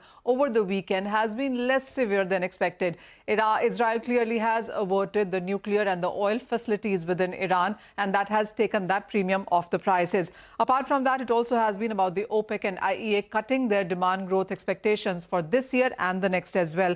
And the markets are looking at OPEC to increase production from the 1st of December. The next meeting that the OPEC and allies will do is only on 1st of December. So until then, it is going to be status quo perhaps coming in from that agency. And then markets also are reacting to the US production, which is near all-time highs. The China's shift from diesel to EV and electric vehicles has been another reason that you are looking at demand perhaps peaking out there. And then dollar index trading above 104 has led most of the dollar-denominated commodities under pressure there. When you talk about the outlook then in 2025, not too many global banks and brokerages believe that you could be looking at higher prices from here. We're anyway trading at around 72, and that is the average for the next year now. Goldman Sachs and UBS are talking about 77 to 75. 75 actually seems like a powered point for a lot of banks and brokerages. Bank of America and JP Morgan also believe that 75 is perhaps the average that you could see for the Brent crude oil prices in 2025. We have similar statements also coming in from HSBC, and there are even lower targets coming in from Wells Fargo at $70 a barrel. Most bearish, of course, coming in from Citi. They believe that the demand will decline, supplies will increase, the China's demand will not come back, and once the war premium also goes away, you could perhaps be looking at $60 a barrel of a price in next year. $60 a barrel, that would be a dream come true for a lot of these OMCs and other users as well, right? Thank you so much, Manisha, for joining us as always and making sense of what's happening in the commodity space, specifically here in the crude oil market. With that, let's move on. Inox Wind reported a strong set of Q2 results. The company reported a revenue increase of 98%, and they have increased their EBITDA margin guidance as well. So to talk about the second quarter numbers and the outlook going ahead, we have Mr. Devansh Jain, the Executive Director, Inox GFL Group, joining in now. Devansh, good morning. Thank you so much for joining in. You have increased the margin guidance from 15% to 17%. Of course, you've spoken about moderation in margins going forward, but there's an increase in EBITDA margin guidance. Can you give us a sense of what led to this confidence of increasing your EBITDA margin guidance? And is there an updated execution guidance and revenues as well? Hi, good morning, Sonal. Good to be back on CNBC. So we've upgraded guidance because Q1 and Q2 have been fairly strong for us. You're right, Q3 and Q4 will kind of normalize that. But we've upgraded guidance from 15 to 17%, with the caveat there could be further increases to this due to a couple of factors. One, royalty payments subside from FY26. Two, there's been a lot of backward integration and strategic actions which we've been taking, such as backward integrating into having our own cranes. We've gone into strategic sourcing, tolling of transformers. And third, I think as we move forward, we'll have next year our 4X turbine being launched, as well as larger blades. So for the coming financial year, I think we're on a strong wicket, but we've certainly upgraded guidance to 17% with a caveat that this could further increase in the coming financial year. But Devansh, can you tell us what you expect in the second half of the year in terms of margins? Because Q1 margins were 21.3%, Q2 margins were 23.6%, which means we're looking at an average of 22%. And your full year guidance is 17% plus. So clearly margins are going to drop off in second half. So explain the reasons for that. Rima, it really doesn't matter with respect to what's happening on a quarterly basis. From a full year perspective, we had guided for 15%. As I mentioned, we've upgraded that to 17%. Now, while Q1 and Q2 would have been higher, that's primarily because typically H1 is, from a seasonal perspective, it's lesser execution on the ground. We've also done a larger chunk of supplies as opposed to uniform amount of EPC activity. And as we move forward into Q3 and Q4, while we've guided for about 800 megawatts of supplies in this financial year, and we've done about 280. So that's a very large amount of supply yet to come in Q3, Q4. But you're going to have larger amount of execution happening on the ground as well. As a result of which, while supply margins are higher, EPC margins are slightly lower. So to that extent, you'll see a moderation on EPC on a Q3, Q4 basis, but full year still upgraded with respect to the guidance we've given out. Okay. So, now what are the ordering trends looking like, Devansh? Are you seeing plain vanilla wind or hybrid auctions? What are the discovered prices that you're seeing right now? And is there better bidding in terms of players being less aggressive? What's the ground situation like right now? Look, I think the macroeconomic scenario is just mind-boggling. We're looking at about 350 gigs by 2030. You've got a lot of green hydrogen eventually kicking in. The larger ambition being to get to about 500 gigs. Having said that, I think where we are currently, we've seen about 12 gigawatts of ordering take place this year, which is a mix of hybrid, FDRE, and a little bit of plain vanilla wind. I think it's more and more focused on hybrid and FDRE. There are about 10 gigawatts of bids which are already in the public domain, which we should see getting awarded over the next 4 to 5 months over this financial year. Obviously, Q1 was an election quarter. So to that extent, you've seen a little bit of a hold up, but I think there's a lot of pent-up demand. There's a lot of pent-up order tenders which will still come out. So overall, I would tend to think this is only going to get larger and larger as we keep moving forward. With respect to pricing, you see, you've got a range from about 3 to say about, I would say 4.5. So plain vanilla wind would be, closer to about 3.5, depending on which state you're in. And then depending on whether you're talking of hybrid or whether you're talking of FDRE, pump storage, a little bit of battery, you'll see pricing moving up a little bit more than that. Okay. You spoke about how higher execution will result in margins moderating marginally in H2. So talking purely about your execution, you're maintaining your full year execution target, I believe, of 800 megawatts for FY25. But for FY26, you're talking about a possibility that you will beat your guidance of 1200 megawatts. Can you tell us what might lead to that? And you also have a 2 million watt guidance for FY27. What happens to that? Look, I think we've been trying to beat investor expectations, trying to beat analyst expectations every quarter. And I would tend to err on the side of caution. Having said that, while we have upgraded guidances, we have upgraded execution targets over the past 3 or 4 quarters. At this point in time, we're sticking to the 1200 megawatt guidance for FY26. Of course, there is a caveat that this could further be upgraded. It's simply driven by the fact that if you look at our order book, it's the highest ever order book we've had. It's about 3.3 gigawatt. And at this point in time, we are in discussions and negotiations for some very, very large deals across the board with some of the largest IPPs, whether it's tenders or IPPs and CNI customers. So as we move along, if you're going to see a larger and larger order book as we move forward, obviously that's going to lead to more and more execution or more and more supplies as we move forward. But let's wait for a couple of weeks and months, and then potentially we'll talk to the market with respect to what we expect. With respect to FY27, in any case, we've set out a broader target of being a 2 gigawatt play.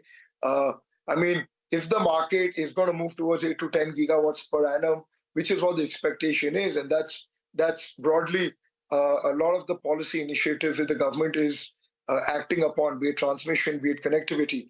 If that plays out, then potentially we could be larger than that as we move forward.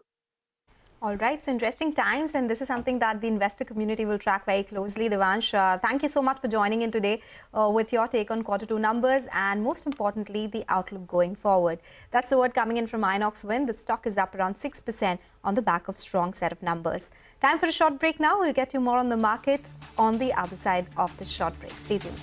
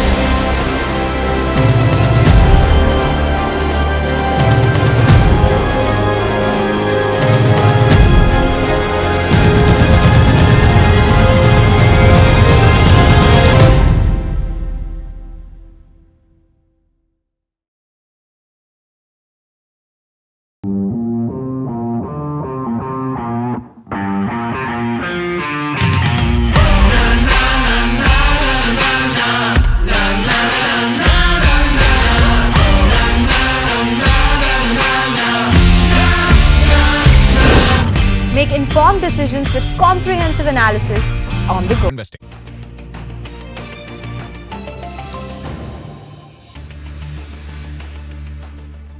Welcome back. Let's get you a CNBC TV18 exclusive now. The RBI Governor Shaktikanta Das has been ranked as the top central banker by US-based Global Finance magazine. My colleague Malvika Jain met with him in Washington, D.C., and the governor sounded optimistic about growth.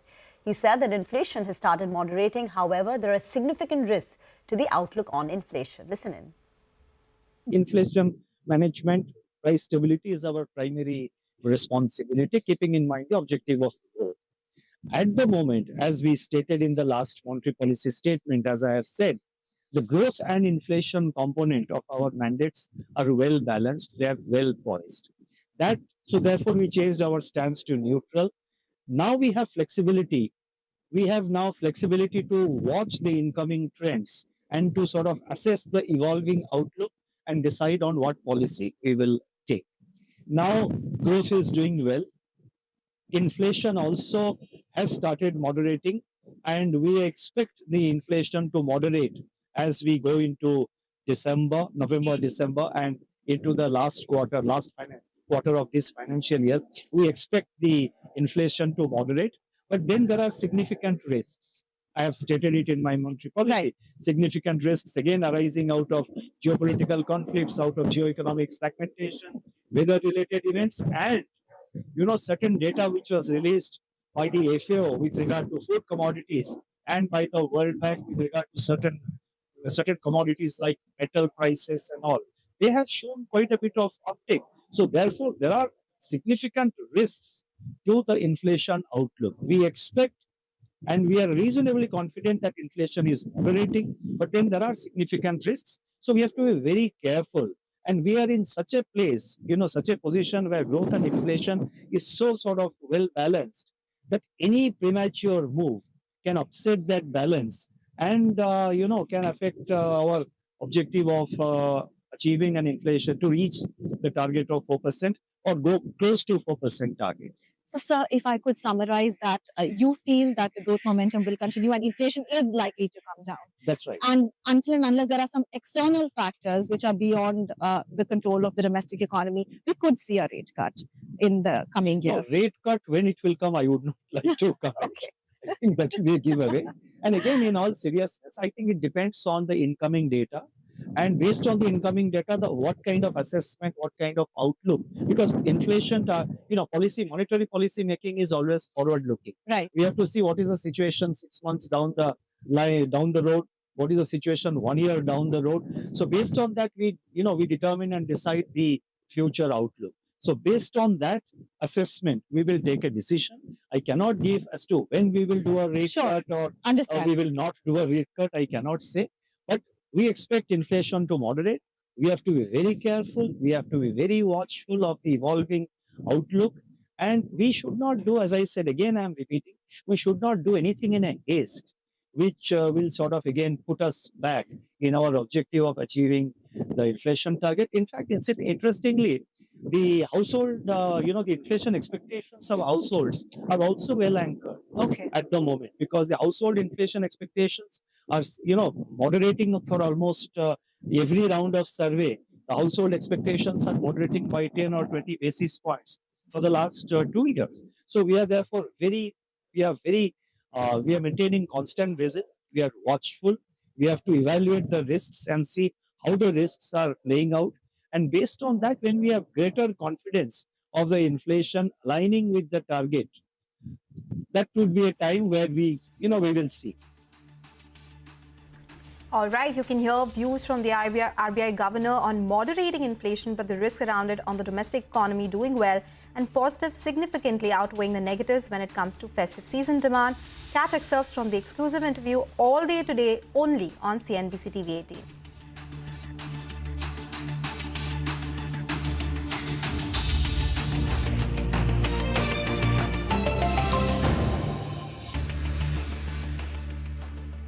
Strengthen your portfolio with real-time market updates on the go.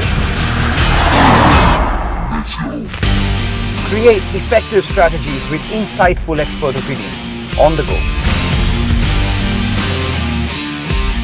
Grow on the go with CNBC TV18. Now streaming live 24/7 on YouTube. How about listening to global market maestros before crafting your investment strategy? How about getting deep insights into their businesses from top Indian honchos before putting your money on the line? How about making every trading day profitable with strategies from the market masters, macro pundits and chart wizards? Only one show gives you a head start to your trading day. Get ready to profit. Get ready for business with Bajaj at these times on CNBC TV18 and CNBCTV18.com.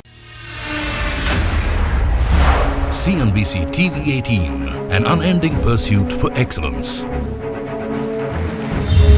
A pioneer, a leader, a visionary, building a lasting legacy of credibility, consistency, and trust. Giving unparalleled access to global thought leaders and powering conversations that are shaping the new world order. Setting the highest standards through exemplary leadership. It is this unrivaled reputation for the most comprehensive coverage.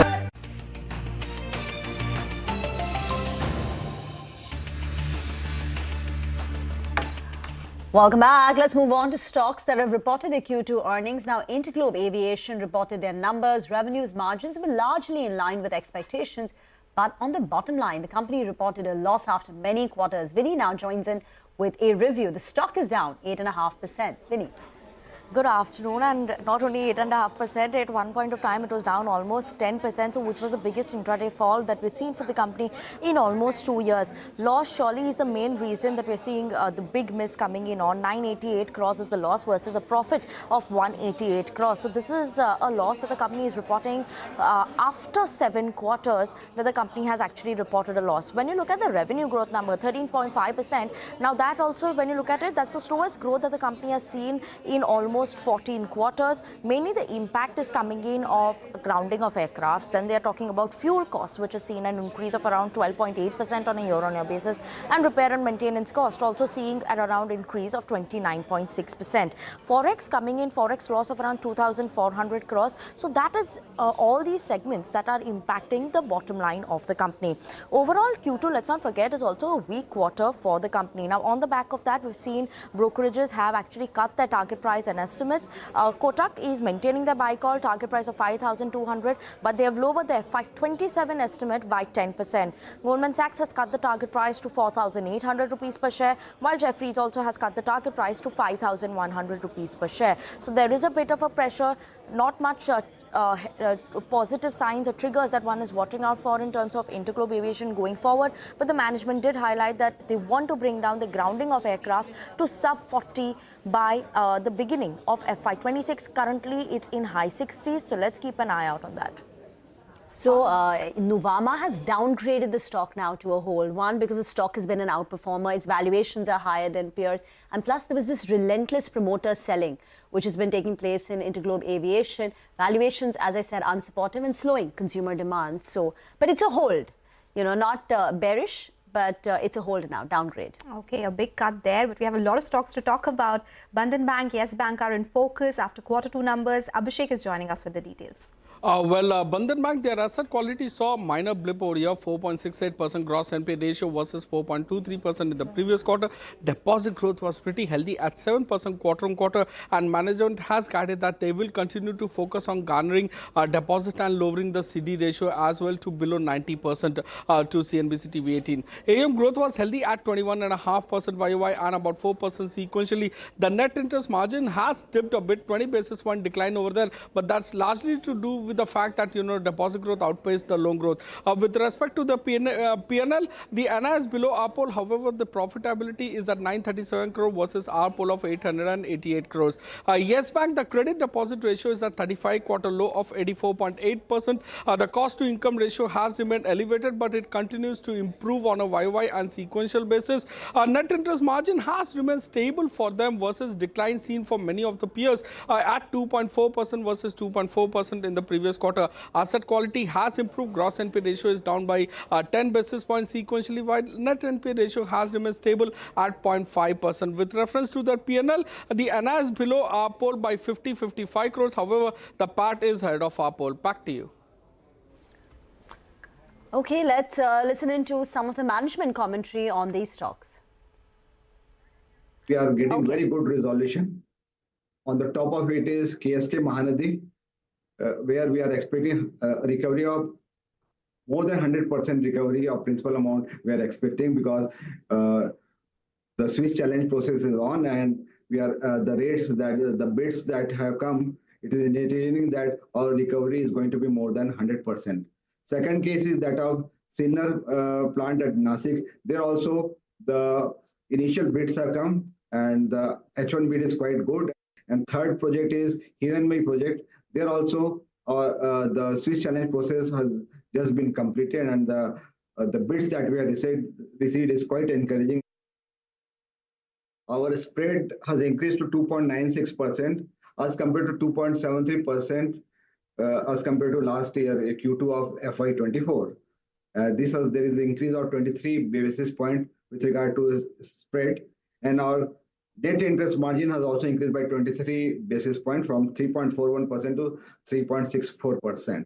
We hope to hold on to this net interest margin and spread, because reset of these loans take place after a 1 year period. There will be some sliding down of the interest rate, but the reset will happen after 1 year. So at least till 1 year, this net interest margin and spread will be able to hold on. We examined that proposal and we did not find it feasible at this stage. We don't have any expertise in telecom sector. As I told you that our hands are full with power sector and renewable energy sector, and our priority is not the non-point for the logistics. So at this stage, we are not in a position to go ahead with any telecom sector proposal at this stage. Well, that is the management of REC. They've seen a good jump in the company's net interest margin. Spreads also came in at a 9-quarter high. And the company said, at least for the next 1 year, the NIMs and the spreads will remain at the same levels as we've seen. We will, on that note, slip into a very short break. We'll come back and get chatting with the management of Sasken Technology on their Q2 numbers. Stay tuned.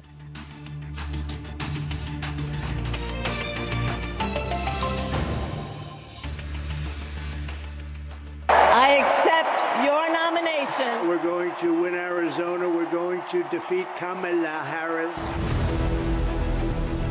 It's the election verdict the world is watching. Will Donald Trump reclaim the White House and become the oldest president to be sworn in? How will this US election impact global trade and inflation? Will Kamala Harris make history, becoming the first woman president of the United States of America? How will the next US president deal with geopolitical volatility? What next for the India-US relationship, the most defining partnership of the 21st century? Watch CNBC TV18 for the best newsmakers and the sharpest analysis. We bring you all the action live right here on CNBC TV18. And in-depth reporting that makes CNBC TV18 India's #1 business news brand.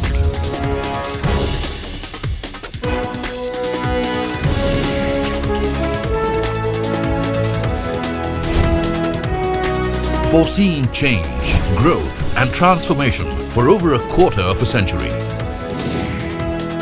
Trendsetters crafting innovative content formats.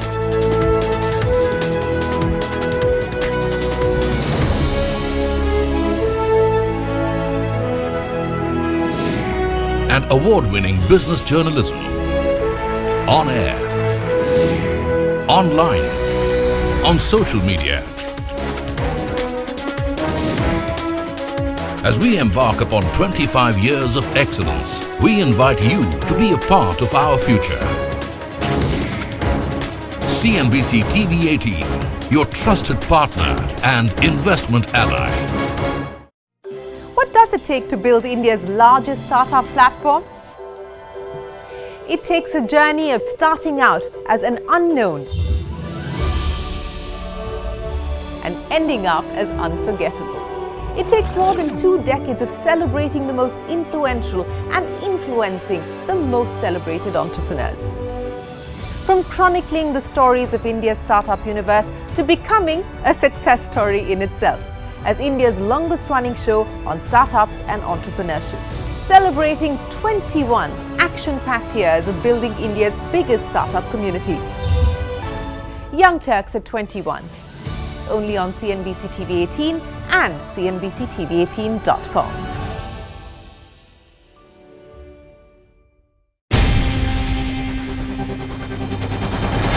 CNBC TV18's most comprehensive and award-winning news show, India Business Hour, drops first on YouTube. So get the first access to the most influential architects of policies and politics, the key newsmakers of the day.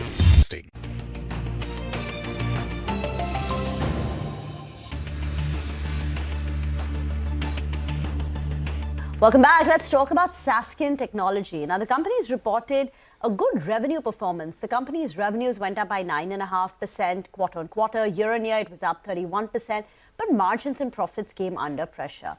To talk more about the way forward, we have with us Rajiv C. Modi, Chairperson and Managing Director CEO of Saskin Technologies, on the show now.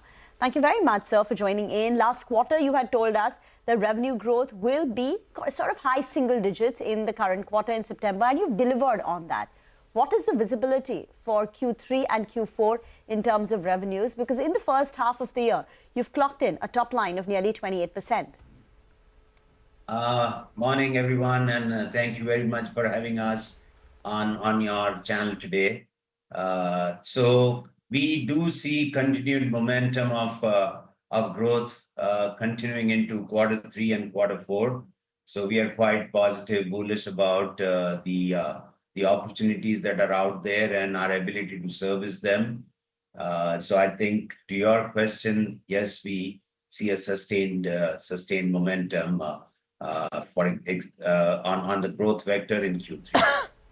Would you be able to put a number to that or a range in terms of Q3, Q4 revenues? I think we'll stay with the same what we said last time, maybe a single digit. Now you can add the lower or the higher side of it to it, but we definitely feel comfortable, confident on delivering the growth vector that we are on. So the last time in Q4, you told us it'll be mid to high teens revenue growth in FY25. Is this something that you are confident about? I think we are comfortable, confident about yes. For the full year numbers, we have seen 28 and a half yearly basis, and we do see the momentum continue on a full year basis also. Okay. But your margins have declined on a YOY basis, Mr. Modi. You said short-term investments may impact margins. So will Q3 continue to see a drop in margins? What led to a margin contraction in Q2? I think there are a few things that we have kind of proactively invested in. One is our Japan subsidiary. So we are investing into growing our business in Japan. So that is one area that we will monitor and ensure that it comes out of the investments and starts contributing to the margin. And the second thing is primarily the freshers that we have inducted in Q3. That is we have inducted about 90 freshers in Q3. We see the growth momentum continue, and towards that we may see an impact because of that. But on all other vectors, I think we expect the margins to improve from here on as we are delivering on our growth vector, growth trajectory. How much have you invested so far in the Japanese subsidiary, and when will it start yielding results? And what could you end the year with in terms of margins? I think we expect in Q4, Japan to kick in and be a bit positive. That's the vector that we are on. And on a full year base, on the Q4, we will definitely see double-digit EBIT margins coming back. So double-digit margins in the second half, and you had given earlier the guidance that you'll see around 14 to 15% exit margins in FY25. So that is something which is achievable. That is correct. In quarter four, not in the second half, but in quarter four, we do expect the margins to improve into double digits. Okay. So you have a 16 to 4 into 3 strategy that you're executing on. 60 stands for 60 marquee clients, 4 stands for $4 million per account, and this is in 3 years. Where are we? Have you identified the 60 clients? What is your current revenue per client? I think we have disclosed those numbers in the investors presentation that we have made. To be honest, I may not recollect, but what I remember is 37 of the 58 customers that we have been working with has shown systematic growth quarter on quarter. And we are continuing on that momentum. By the way, we have close to 120 or 130 MSAs that we have, global MSAs with marquee customers. Our war cry is out of that, focus on 60, or rather focus on all of them. Out of that, 60 will turn out to be in this range of at least 4 million. Don't drop below 4 million in any customer account. And we have 3 years timeline towards achieving that goal. We are seeing good traction, by the way, in the silicon business that we just started, and that has turned a bit neutral. And going forward, it's going to turn a bit positive. So we are quite excited about the bets that we are taking, and they are really delivering us the results that we are expecting. Okay. So the Saskin Silicon is also contributing to your order wins. So your order wins in the current quarter were $11.5 million. Can you break it up in terms of services and products? I think we break it up in terms of new orders and renewals. We had about 7.4 million of new orders, and remaining are renewals. We continue to see momentum on that, and we are quite excited on what we will be delivering in quarter 3. Okay, all right. Mr. Modi, thank you so much for joining in today with that take on quarter 2 numbers and most importantly, the outlook going forward. That's the word coming in from Saskin Technologies. The stock has recovered from the lows. It's up around 1.5% as we speak. Time for a short break. When we come back, we'll talk about more markets on the other side and some stock specific action as well. Stay tuned.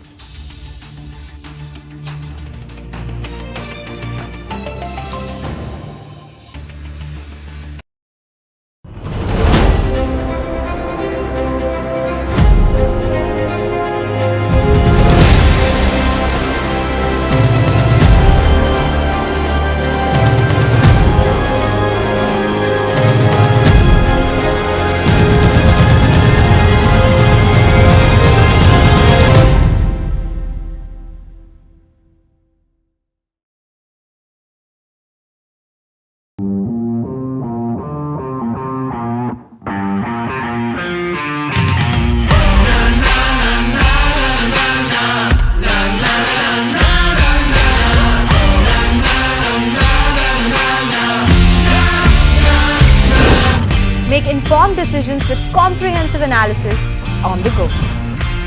Strengthen your portfolio with real-time market updates on the go. Create effective strategies with insightful expert opinions on the go. Grow on the go with CNBC TV18. Now streaming live 24/7 on YouTube. How about listening to global market maestros before crafting your investment strategy? How about getting deep insights into their businesses from top Indian honchos before putting your money on the line? How about making every trading day profitable with strategies from the market masters, macro pundits and chart wizards? Only one show gives you a head start to your trading day. Get ready to profit. Get ready for business with Bajaj at these times on CNBC TV18 and CNBCTV18.com. CNBC TV18, an unending pursuit for excellence. A pioneer, a leader, a visionary, building a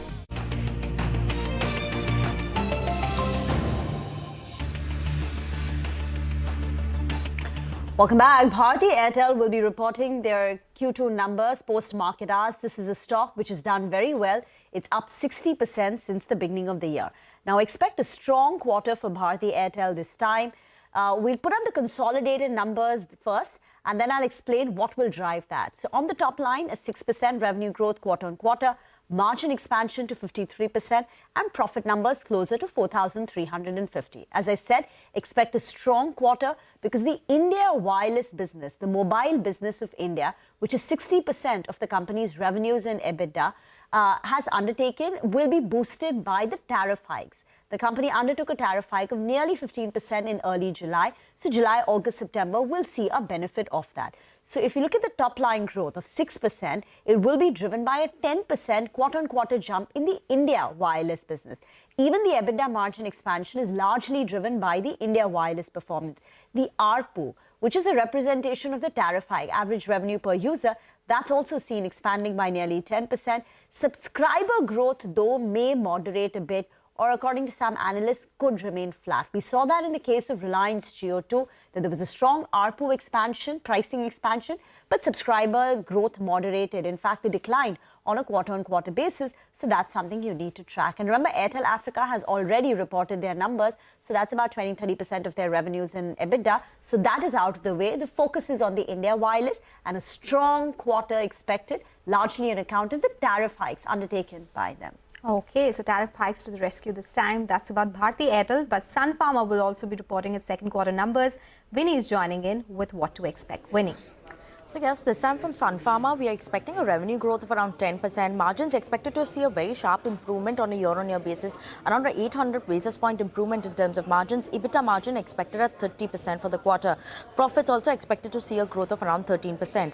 When you look at it in terms of internals, domestic formulation business of the company is expected to see a growth of high single digits. US business expected to come in somewhere around $480 million, which is an increase of around 10%. The potential expansion of generic Revlimid is something that will be helping the US generic business. So let's keep an eye out, especially on the press release, because we'll be getting more details on that. Other than that, EBITDA margin improvement is mainly because of specialty portfolio that started doing well. So that is expected to support the EBITDA margins. What are we watching out for in terms of outlook on margins as well as overheads, the launch plans of the company, as well as in terms of outlook for the 6 products that are under development. What is that? Which phase is it on, or what is further development on that front is something we're keeping an eye out on. All right, Winnie, thank you so much for joining in with what to expect from Sun Pharma.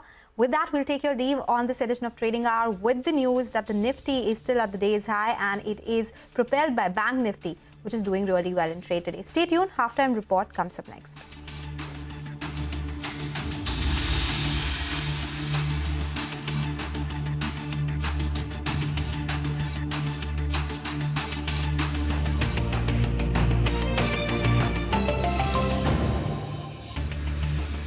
Of credibility, consistency, and trust.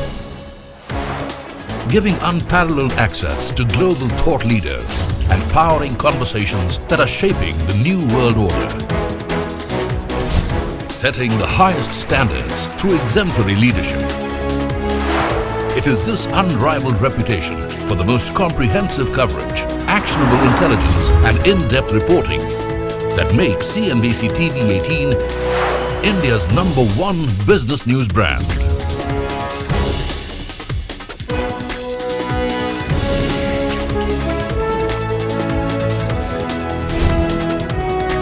Foreseeing change, growth, and transformation for over a quarter of a century. Trendsetters crafting innovative content formats.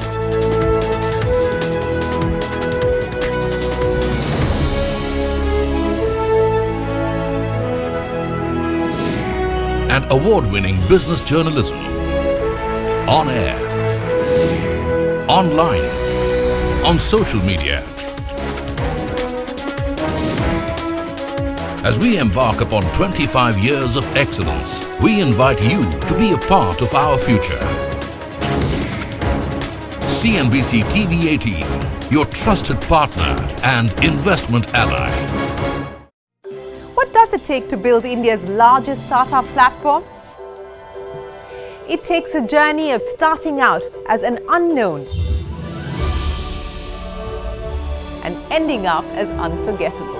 It takes more than 2 decades of celebrating the most influential and influencing the most celebrated entrepreneurs. From chronicling the stories of India's startup universe to becoming a success story in itself, as India's longest running show on startups and entrepreneurship, celebrating 21 action-packed years of building India's biggest startup community. Young Turks at 21, only on CNBC TV18 and CNBCTV18.com.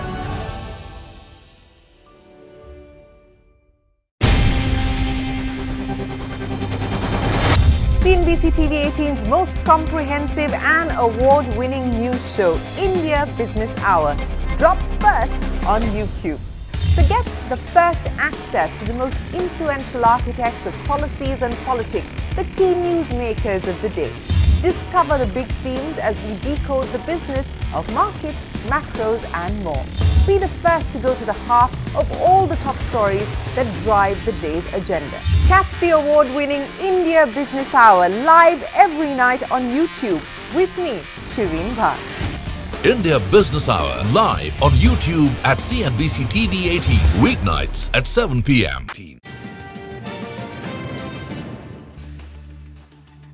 Stocks bounce powered by large caps after the sharp decline on Friday. Metals and financials, they are the beginners, while industrials lag in trade.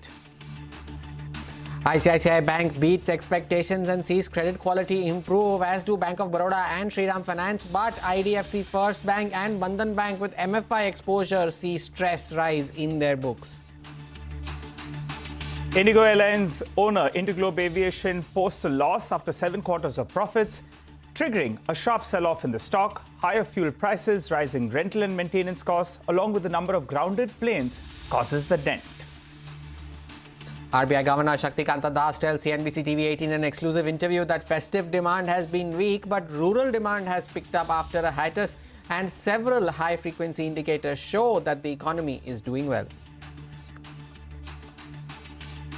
Oil sees a sharp decline after Israel limits attack on Iran to certain defense sites, and Iran reports little damage from the assault.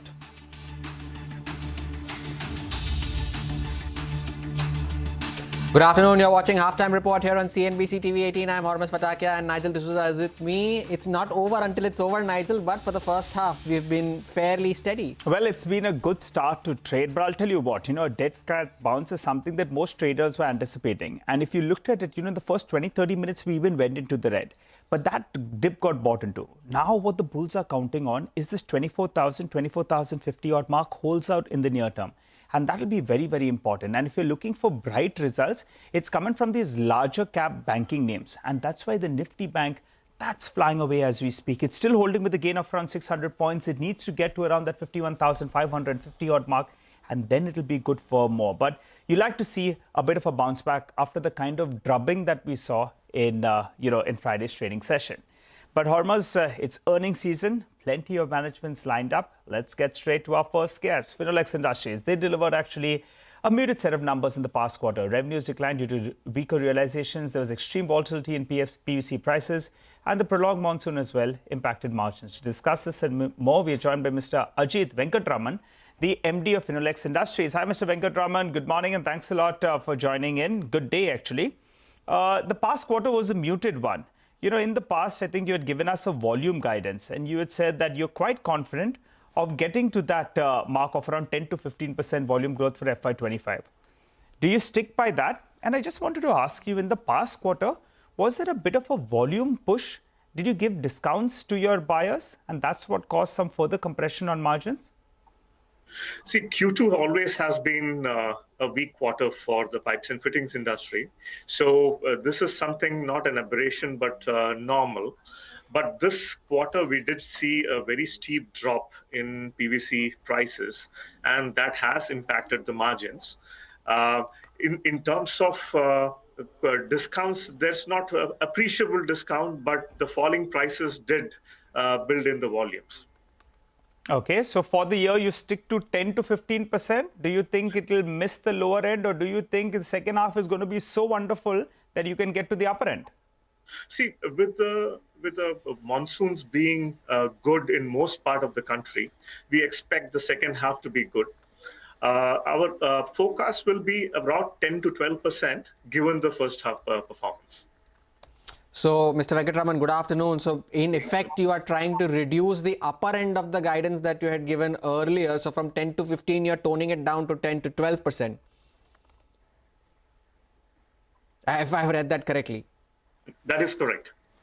All right. Now, I wanted to ask you, sir, about the volatility in PVC prices also that you had just alluded to because of the monsoons as well. Could you quantify that impact that it has had on your margins, and by when do you expect that to stabilize? See, mid-June to the third week of June, we had PVC prices nearing about 97, 98 rupees per kg. And by 10th of August, we had seen that reduced to 77, 78 rupees. That's a significant, almost 20% drop, which is quite difficult to absorb when the market pricing is quite efficient. Any change in PVC prices immediately transfers into the pricing in the market. We have seen the prices stabilize though.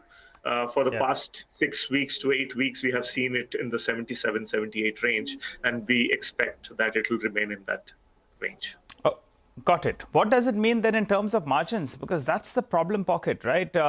I think in the past, when we briefly spoke in August as well, you had said that you expect the EBIT per kg to hover in that 7 to 8 rupee range, and it can go to the early teens as well. So in an EBIT per kg, what could it be for your PVC pipes, PVC resin as well? Because the past quarter was absolutely dismal. So we expect this quarter to be an aberration, and we expect the margins to normalize in the second half.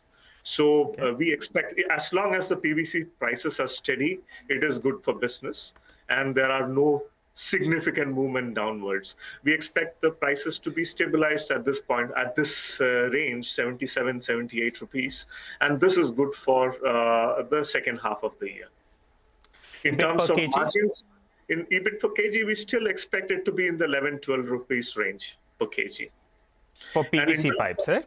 Correct. And for the resin, it will hover around 8 to 10 rupees per kg. Mr. Venkatraman, how has demand been on the ground? Because there was an extension of monsoons this time around. Now that the rains have withdrawn from the country, have you seen a demand pickup compared to the monsoon, and do you expect that to hold off in the second half as well? Absolutely. The rains started a lot earlier this year from June 1st week onwards. And we saw that an extended rainfall as well. But we started seeing demand pick up from middle of August. And that has kept up till now. So we expect that with the good rains and the good quarters coming up, we expect the demand to steady and hopefully increase. Is it dealer restocking, or do you believe that this is primary demand that's coming back? That's right. And when there is a drop in price, you expect the channel to hold back on any further purchases. But as the prices have stabilized, you have seen the demand coming back from the channels itself. So what I understand is you're saying the dealers are restocking, as well as there is a sense of primary demand coming back as well, if I got that correct. That's correct. All right, got that. Also, what is the current utilization levels? I recall I asked you in August as well, and you said the next time around, maybe you'll be able to firm up those plans. So what is the current utilization levels? You had indicated that you're going to put on more capex as well. So what is that plan, and what would the asset turn be? So the capacity utilization for the quarter had dropped a little bit to about 65%. But average for the year, we expect it to be in the 71, 72% range. In terms of capex, we are adding incremental capex in the existing locations in both our Baroda plant and Ratnagiri plant. So those will be increasing the pipe production per annum to approximately 470,000 metric tons per annum. We already have a fittings capacity of 50,000. So overall, it will take it to about 520,000 metric tons per annum. And how much do you plan to spend on that, Mr. Venkatraman? See, this will be a part of the capex, which the incremental capex and the maintenance capex spend of approximately 150 crores per year, which we had indicated upfront. And lastly, for the resin segment, sir, what has led to the margin expansion this time around? Because the revenue growth was muted, and what do you see that going into the second half? So we have done some basic logistic changes in the company, which is helping us to not store the raw materials for a prolonged period during the rainy season, which has helped us to control the margins. Okay, all right, Mr. Venkatraman, we appreciate you joining in and giving us those details. You're promising a better second half of the year. For the time being, the street is buying into that, because even after those numbers, which look quite weak for the past quarter, your stock, in fact, is trading well in the green. Thanks a lot for joining in. Well, car trade numbers are up for you on the screen. I don't know whether it's an operational beat out there, but the net profit is looking good. It's coming at around 28 crores. Revenues as well up close to around 29%. So prima facie, just looking at these headline numbers, it's looking like a good set of numbers. Some of these counters, volumes are not very, very high. They've already got sold off in the last couple of weeks or so. You have car trade that's up 6%. Arvind Smart Spaces as well came out with a set of numbers, I think, on Friday. The stock actually ended lower, but today it's pulling back a lot of that. And as we speak, Arvind Smart Spaces is another stock that's at the high of the day. Car trade is one of the worst performing IPOs in recent times, right? The stock had fallen to a low of as much as 600 from an IPO price of 1600, and now it's seen a recovery from those levels, now back around levels of 1050, and continues to build on those gains after the numbers that have come up. So as of now, the top line and the bottom line look strong for car trade tech, the stock at the highest point of the day. Time for a short break here on Halftime Report. On the other side, we'll speak to Umesh Revankar, the Executive Vice Chairman of Shriram Finance, to discuss their second quarter performance. Stay tuned.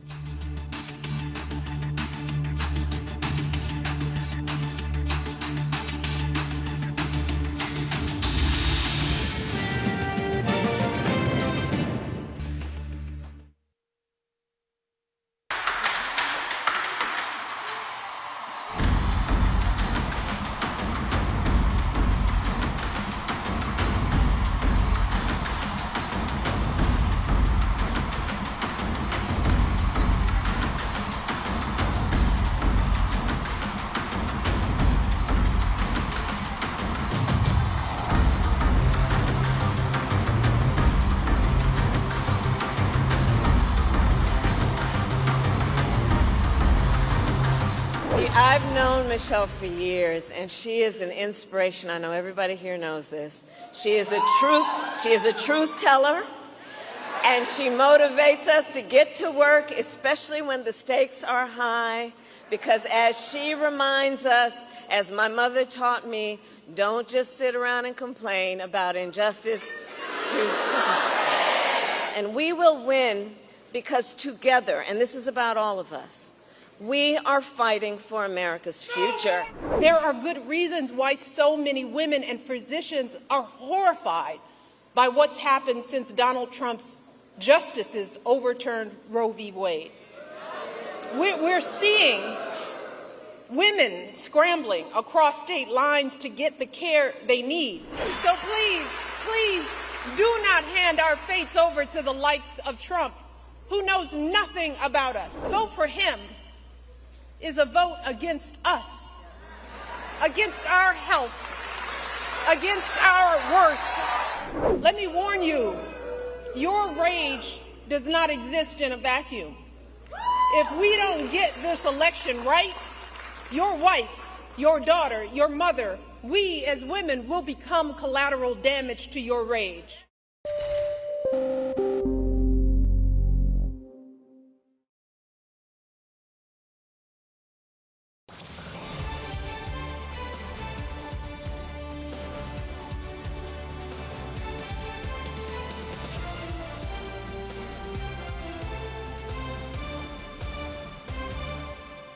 आज सुबह हमें Germany के Asia Pacific business जगत की conference को संबोधित करने का अवसर मिला।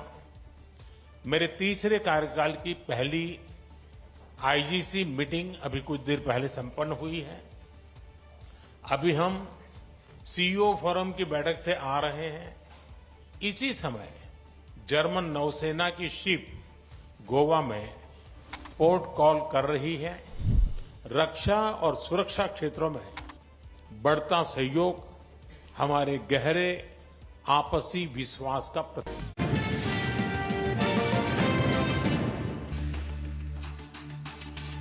Welcome back. Heading towards 24,500 is the Nifty, and it is being led by the Nifty Bank wholly and solely. 750 points higher now on the banking index. 51,550 is where the index is currently trading at the highest point of the day. Earnings reactions continue on both sides of the spectrum. Bandhan Bank, Yes Bank doing fairly well for themselves. Bandhan Bank, despite a weakish quarter, and Yes Bank also other income aiding profitability, but you can see the reactions on your screen. But what is not doing very well though is Indigo, and that is Interglobe Aviation. After a first net loss that it reported in nearly 2 years, the stock at one point was down almost 12%, a slight recovery from the lows of the day, but still on with losses of around 8.5%. What is also having a good day is CDSL, currently trading with gains of around 6% after the quarterly results reported over the weekend. But another company that reported results over the weekend was Shriram Finance, and that witnessed an improvement in its NIMs and its asset quality. Abhishek Kothari caught up with Umesh Revankar, the executive vice chairman, and began by asking him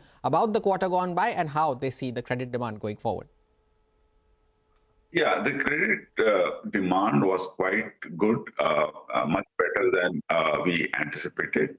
And I feel it is mainly due to the good rainfall, well spread out rainfall, better enthusiasm from the rural market. So rural market seems to be a little more active, and the demand seems to be quite good. So going forward, I feel, especially for next 6 months, the semi-urban and rural to have a better, stronger demand. With respect to your CV financing, the AUM growth over there is about 14% YOY and about 2 to 3% sequentially.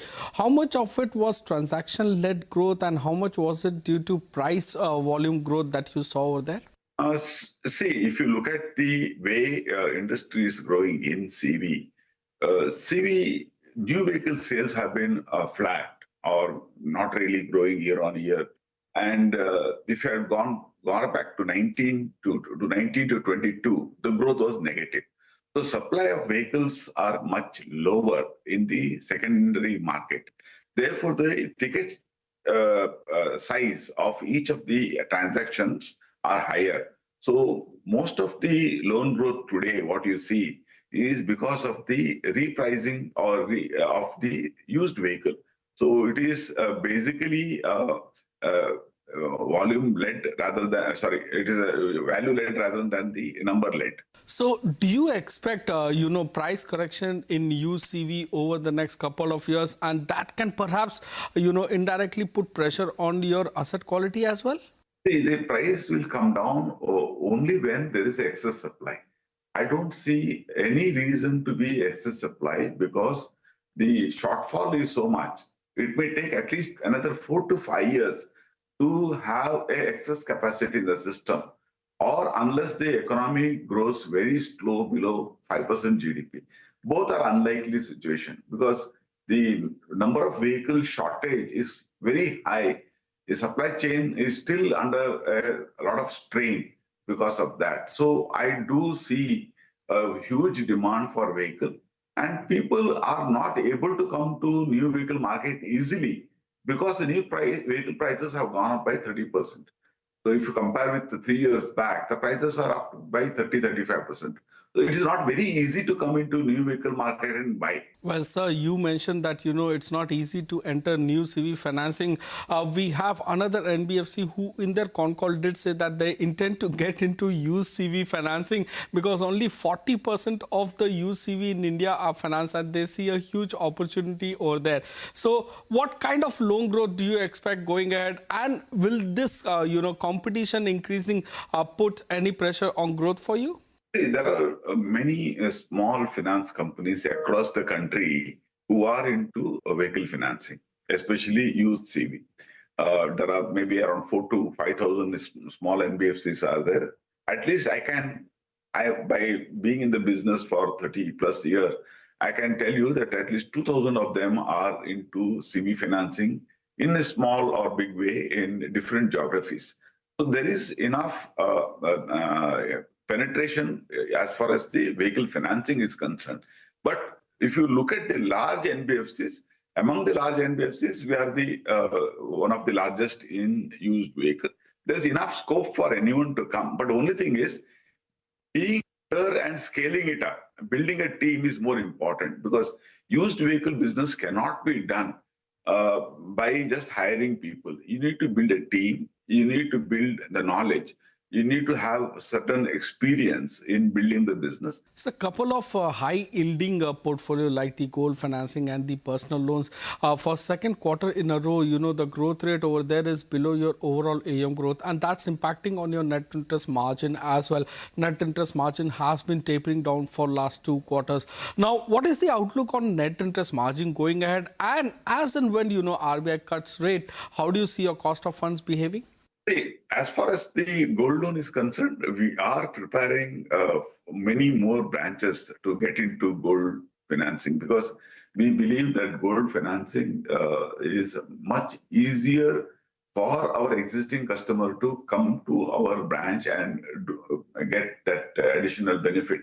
On a personal loan, we are giving only to existing customer. When we lend to only existing customer who have certain track record, definitely the growth rate will be slower.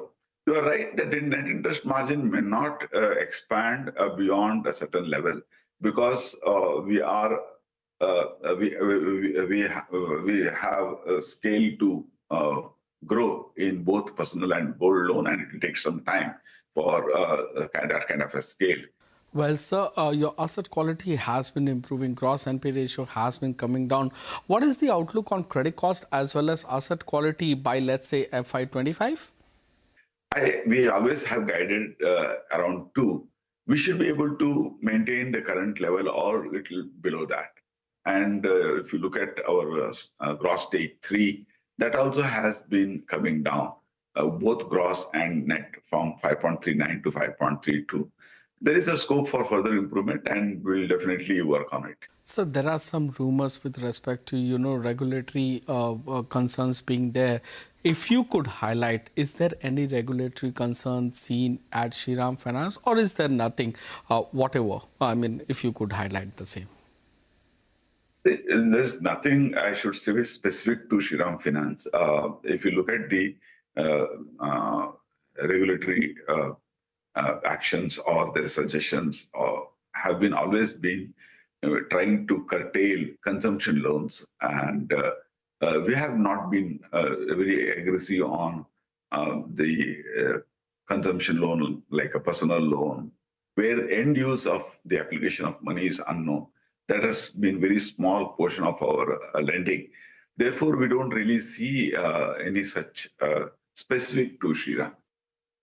Well, indeed, the management sounding extremely confident. Shriram Finance stock at the high point of the day as we speak. But time to slip into a short break. As we do that, CNBC TV18 celebrates 25 years of excellence. We invite you to the most anticipated event of the year, the CNBC TV18 Global Leadership Summit, bringing together visionary policymakers like the Finance Minister Nirmala Sitharaman, RBI Governor Shaktikanta Das, industry leaders like HSBC India's Hitendra Dave, Kotak Mahindra Bank's Uday Kotak, and trailblazing startup founders. This is where the roadmap for India's next 25 years of growth and global leadership will be charted. You don't want to miss out on this one.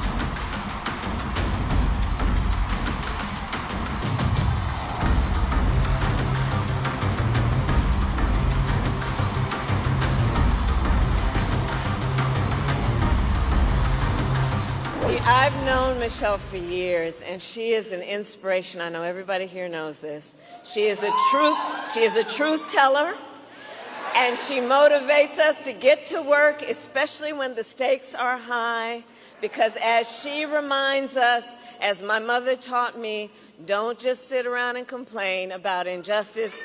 Do something. And we will win because together, and this is about all of us, we are fighting for America's future. There are good reasons why so many women and physicians are horrified by what's happened since Donald Trump's justices overturned Roe v. Wade. We're seeing women scrambling across state lines to get the care they need. So please, please, do not hand our fates over to the likes of Trump, who knows nothing about us. Vote for him is a vote against us, against our health, against our worth. Let me warn you, your rage does not exist in a vacuum. If we don't get this election right, your wife, your daughter, your mother, we as women will become collateral damage to your rage.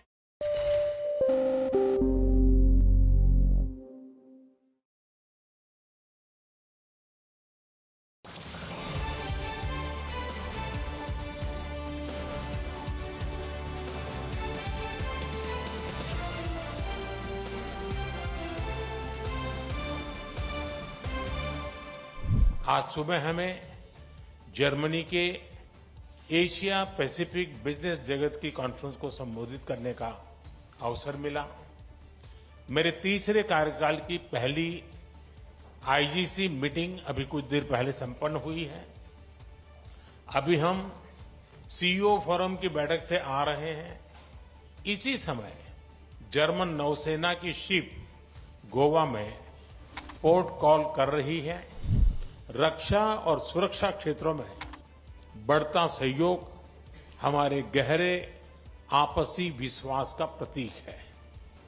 Classified information के exchange पर बनी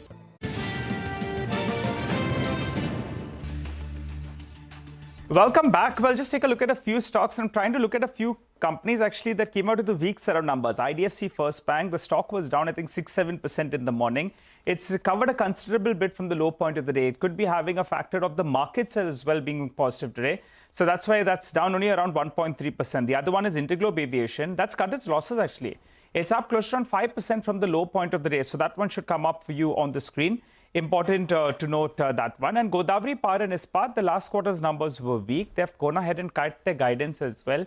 But take a look at the stock. It's moved into the green. Why is that? Iron ore prices have moved up. Pellet prices have moved up as well. And volumes will pick up in the second half of the year. So that one has recovered close to 6.5% from the lower point of the day. So even some of these numbers that haven't been very, very great, they're getting away actually today because the markets are quite supportive. Well, let's move on to a CNBC TV18 exclusive then. The RBI Governor Shaktikanta Das has been ranked as a top central banker by US-based Global Finance magazine. My colleague Malvika Jain met with him in Washington, D.C., where he spoke about the actions taken against NBFCs in the recent past and said he believed there were no systematic risk with respect to business restrictions imposed on lenders. Let's listen in. No, there is no systemic risk. In fact, I would like to emphasize that at the moment, at the system level, the banking sector and the NBFC sector, at the system level, they remain very robust. The various parameters, the regulatory parameters, the various financial indicators of both banking and NBFC sector, they continue to be very strong. So at the systemic level, there is no problem. But where we saw the problem was in the microfinance sector. You see, in 2022, we came out with new guidelines relating to microfinance lending. Earlier, the principle was that cost of funds, the interest rate, was supposed to be the cost of funds plus 12% margin, which the MFI, the microfinance lenders were allowed to charge as interest rates. We deregulated that in 2022 because this 12% margin was becoming kind of a benchmark for everyone. Sure. We deregulated that and we expected that competition will result in optimization of the interest rates for the benefit of the borrowers. And who are the microfinance borrowers? They're basically the small borrowers, people who do not have were not economically very well off. So therefore, we did that deregulation on the expectation that competition will lead to better, lead to reasonable interest rates for the clientele. Now, unfortunately, that has not happened. We have been constantly voicing, the Reserve Bank, myself, my colleagues, on number of occasions, we have been voicing our concern. In fact, even in the last monetary policy statement, I have also mentioned that. Now, what happened is that what happened was that in our on-site and off-site supervision, we found, a number of NBFCs charging exorbitant interest rates. Right. Interest rates going up to 40%, going up to 45%. Now, and who is the borrower? The borrower is he is a man of small means. Right. And these are not well-off sections of society. And a 45% interest rate or even 35% is a lot. I don't want your viewers to assume that if I say 35 is the tolerable limit. I'm just using it by way of a random example. Now, such excessive interest rates are usurious. And apart from that, some of the charges, like for example, a few days of delay in repayment, the penalties are exorbitant, and sometimes the penalties are not adequately transparent. So therefore, whatever measure we have taken, it's in the best interest of the customer. We found certain outliers, and even in these outlier cases where we have taken action, we have been in bilateral engagement with each of them for last several months. Now, when we see that appropriate corrective action is not taken, we engage first. And when we see after several months of engagement that corrective action is not being taken to our satisfaction, then we have to act and protect the interest of the consumers, of the customers. Sure. And then banks have been reporting increased stress in unsecured retail loans. The RBI has raised risk weights in this segment last year as a warning. Does this remain a concern for you? No, I think after we introduced those additional risk weights, etc., in November last year, the segments where we impose these additional we impose certain additional regulatory compliance requirements, the provisioning requirements. In those sectors, we have seen moderation in credit growth. So that has happened. There are, with regard to other sectors, we are closely monitoring every aspect of the credit market, every subsector of the credit market. We are monitoring. As and when something is required, we will act and we will take preemptive action before the problems start building up. RBI's draft proposal on liquidity convergence norms has been in the public domain for a while.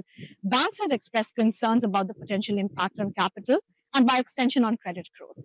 Is there a possibility of some kind of softening of your stance on this issue? We have adopted in the formulation of regulations, we have adopted a very consultative approach. And that is the purpose of putting this discussion paper, to get comments of the stakeholders, to take that into consideration, examine that, and then come out with our guidelines. We have received a number of suggestions.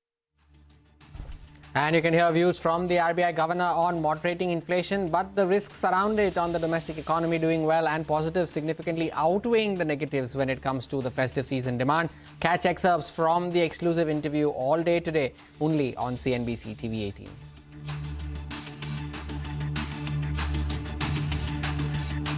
Time for a short break. Up next, we'll be joined by the management of Ramkrishna Forgings. Managing Director Naresh Jalan joins us to discuss the quarter gone by. Stay tuned.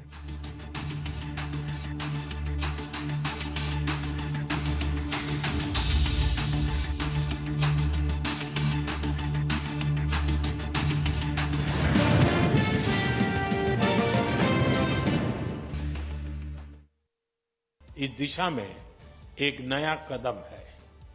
आज संपन्न की गई mutual legal assistance treaty से आतंकवाद और अलगाववादी तत्वों से निपटने में हमारे साझा प्रयास सशक्त होंगे। यूक्रेन और पश्चिम एशिया में चल रहे संघर्ष हम दोनों के लिए चिंता के विषय है। भारत का हमेशा मत रहा है कि युद्ध से समस्याओं का समाधान नहीं हो सकता और शांति की बहाली के लिए भारत हर संभव योगदान देने के लिए तैयार है। एक्सेलेंसी, आपकी भारत यात्रा से हमारी पार्टनरशिप को नई गति, ऊर्जा और उत्साह मिला है। मैं कह सकता हूं कि हमारी पार्टनरशिप में क्लैरिटी है और इसका भविष्य उज्जवल है। जर्मन भाषा में कहूं तो all is clear, all is good. बहुत बहुत धन्यवाद। Danke schön. Germany has become India's most important trading partner in the European Union, and I'm determined to further strengthen and build on this link and cooperation. I have with me, as members of my delegation, a high-level business delegation that has seized the opportunity to engage bilaterally with India's industry and business. Especially in times like these, it is of the utmost importance that India is an anchor of stability in South Asia. The international rules-based order, which has come under massive pressure as a consequence of Russia's attack on Ukraine. Russia's war of aggression against Ukraine affects Germany and India in many ways. No one can close his or her eyes to the conflict and the impact it has on us. Therefore, I approve that India supports a lasting and just peace, and I am pleased about your readiness to make use of the reliable relations that you have developed to all parties to contribute to a political solution of the conflict.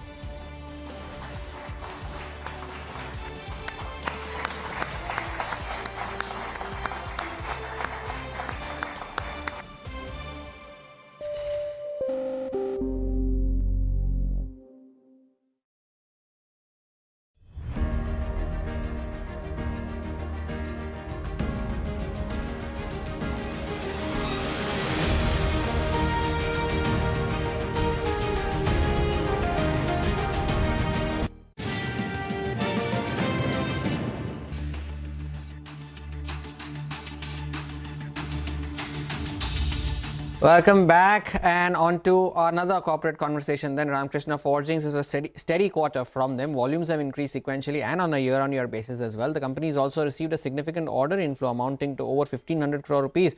We have Naresh Jalan, who is the managing director of the company, who is joining us to discuss the quarter gone by as well as the road ahead for the company. Mr. Jalan, good afternoon. Thank you so much for joining in. You know, you had given a margin guidance earlier for FY25 to be around 23%. For the first half, you currently stand at 21.7%. Do you think you are confident you would manage to achieve this guidance in the second half of the year? Yes, I think, good afternoon. We are very confident of maintaining our margins going forward. And what would contribute to that, sir? I think with the kind of volume growth which are coming and with the economic of scales and all our assets performing, I think the acquisitions, if you see the quarter gone by, mainly our acquisitions have had lower margins. RKFL on a standalone basis did 22.8%, somewhere closer to 23% margin only. But our acquisitions have had a lower margin, but I think our acquisitions have started doing well. And this quarter onwards, we will see higher margins from our acquisitions coming in. Right. Hi, Mr. Jalan. Good day, and thanks a lot for joining in. What about your volume growth? I think you were guiding for mid-teens.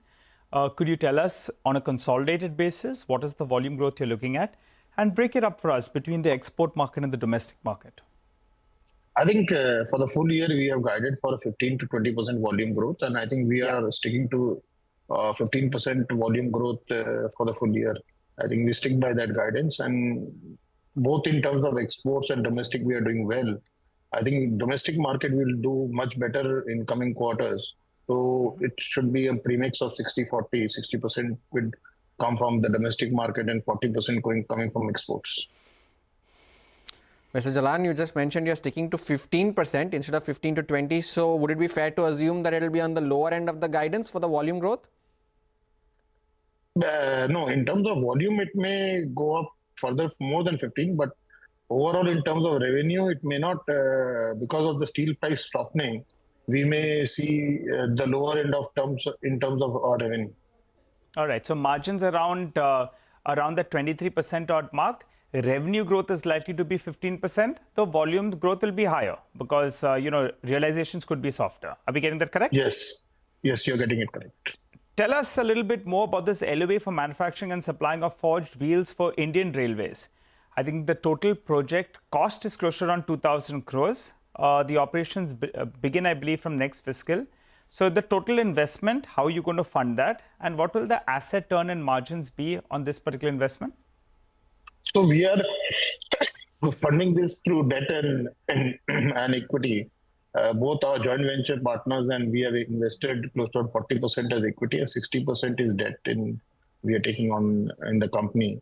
And we are expecting productions to start by December 25 onwards. And last quarter, we should see significant production coming in from here. And we are looking at an asset turn of 1.5 or 1.8 around in this overall, coming in close to around FY28 from this asset. Mr. Jalan, I'll get to the debt picture in just a bit, but I just wanted to go back to the volumes bit. They have increased year on year as well as on a sequential basis, but realizations have dropped on both parameters. Could you explain that? And also, do you see realizations improving going into the second half? Realization mainly, if the 3% plus has gone down, only because of the raw material prices. 4%, there is a decline in steel pricing globally, and that has impacted the realization. So I think steel prices going forward also, we are seeing soft market in steel. So it will be continued. I think we don't see any increase in realization due to raw material increase. We are, while the value add portion, we are increasing and we are confident with the value add increasing, we will somewhat be able to cover up this realization. But still, I think the realization will be on the lower side because of the steel pricing. I'll go back to the debt bit. Mr. Jalan, you just mentioned that you are taking on some debt for this order that you have received. How much is the current debt on your books, and by when do you expect to bring it down to sustainable levels? No, we as a Ramakrishna Holding, we have a debt absolutely on a sustainable level, close to around less than one time EBITDA, that which we had forecasted, and that is what we are going to maintain. The new debt which is coming on will be on the joint venture company directly. It is not going to be on the RKFL side. It is going to be RKTR balance sheet. And RKFL is funding equity on its portion of 51% holding. And accordingly, the Titagarh is funding 49% and balance is coming as debt into that company. All right, Mr. Jalan, thank you so much for sparing time and taking us through the quarter gone by. Wish you good luck for the second half of FY25 as well. There is a management there of Ramakrishna Forgings. The stock near the lowest point of the day, 2% lower, is down almost 13% in the last 1 month. Most of that fall has come in the last 7 days itself. Yeah, Hormaz, I just want to take a look at some of these pharma names. There suddenly appears as a big uptake out there. Pull up the intraday chart of Lupin. The stock has spiked to the high point of there. Just want to do a quick check out there. Abbott as well has moved up. So I think we should get that stock as well. And Laurus Labs defying gravity as always. Hormaz, that's the trend. Last few quarters, numbers miss. But the street believes the next quarter will be better. In fact, we're talking about markets being under pressure.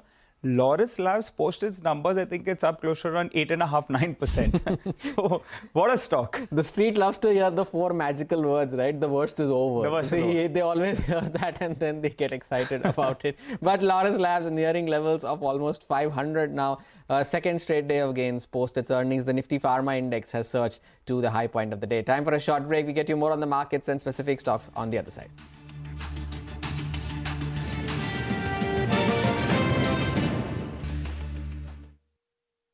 I accept your nomination. We're going to win Arizona. We're going to defeat Kamala Harris. It's the election verdict the world is watching. Will Donald Trump reclaim the White House and become the oldest president to be sworn in? How will this US election impact global trade and inflation? Will Kamala Harris make history, becoming the first woman president of the United States of America? How will the next US president deal with geopolitical volatility?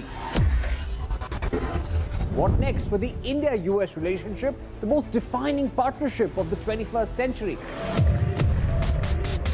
What's CNBC TV18 for the best newsmakers and the sharpest analysis? We bring you all the action live right here on CNBC TV18.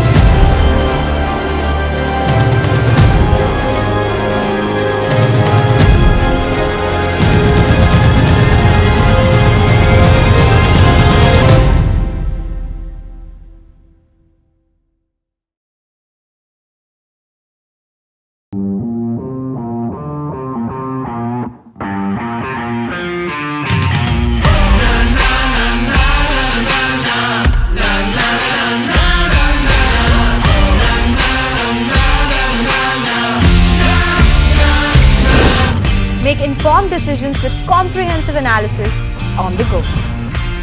Strengthen your portfolio with real-time market updates on the go. Create effective strategies with insightful expert opinions on the go. Grow on the go with CNBC TV18, now streaming live 24/7 on YouTube. How about listening to global market maestros before crafting your investment strategy? How about getting deep insights into their businesses from top Indian honchos before putting your money on the line? How about making every trading day profitable?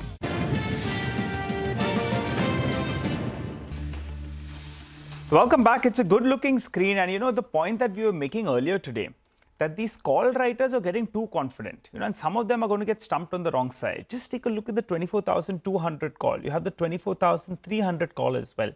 Those writers, they are packing their bag. They are saying, let's move out, because now the call buyers are making money and the premiums have shot through the roof. So that's a sign that we're seeing. And also in an uptrending market, you want the nearest possible strike to see some kind of writing. And that's happening at around the 24,300 put, which is seeing a fair bit of open interest build up. I think it's one of the most active strikes out there. These are the calls that are getting unbound. In a short while from now, yes, my directors decided to pull that up. That's the put writing that I'm talking about. So you have a reference point now, the 24,050, 24,100 odd mark. If this is the dead cat bounce, then we go ahead and retest that level. But for the time being, the bulls will feel that they've got some kind of a near-term base in place, and near-term reference point, 24,000 mark is important. When you get more confident, when the 24,550 mark gets taken out, and if you pull up the 100 DM, you'll see that's where the 24,550 mark as well comes in. The good news today is the Nifty Bank is making a dash, and that's the one that's holding one end up. So good times, Hormuz. Good to see some green on a Monday morning after the bears went into the weekend partying all the way. They did indeed, and after 5 days of red, some bit of green is of course welcome for the bulls, and that 5-day losing streak also for the Nifty was the 4th straight weekly loss for the index. A small programming note as we slip into a break. As we prepare to ring in the festivities this Diwali, tune in to CNBC TV18 at 3 p.m. tomorrow to hear out the biggest of market voices giving their tips on how can you make your portfolio prosper this Diwali.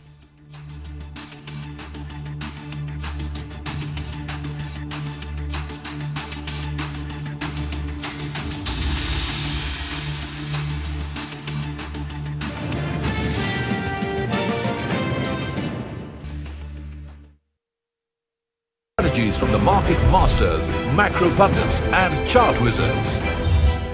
Only one show gives you a head start to your trading day.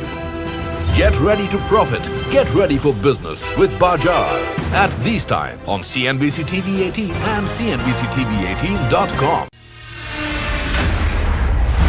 CNBC TV18, an unending pursuit for excellence. A pioneer.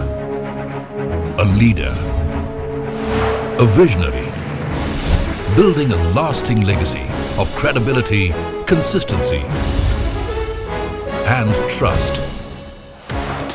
Giving unparalleled access to global thought leaders and powering conversations that are shaping the new world order. Setting the highest standards through exemplary leadership. It is this unrivaled reputation for the most comprehensive coverage, actionable intelligence, and in-depth reporting that makes CNBC TV18 India's #1 business news brand.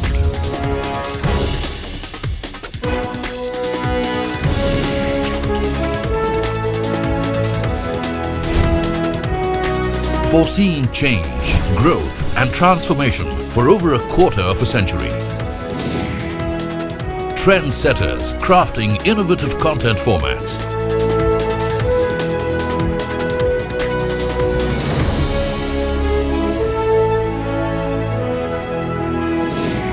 And award-winning business journalism.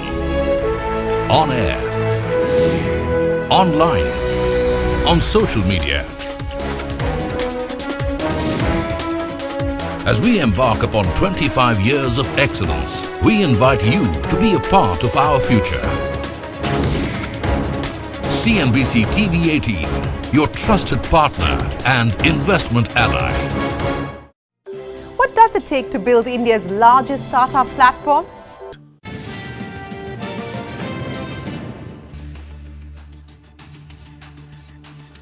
Welcome back, and joining us on the show now is Manoj Mandot of Sri Mandot Jewelers. Manoj, hi. Thank you so much for joining us. And this year clearly belongs to silver. With the kind of run-up that we've seen, silver has outperformed not just the precious metal as a space, but various other commodities, whether it has been industrial metals and various soft commodities as well.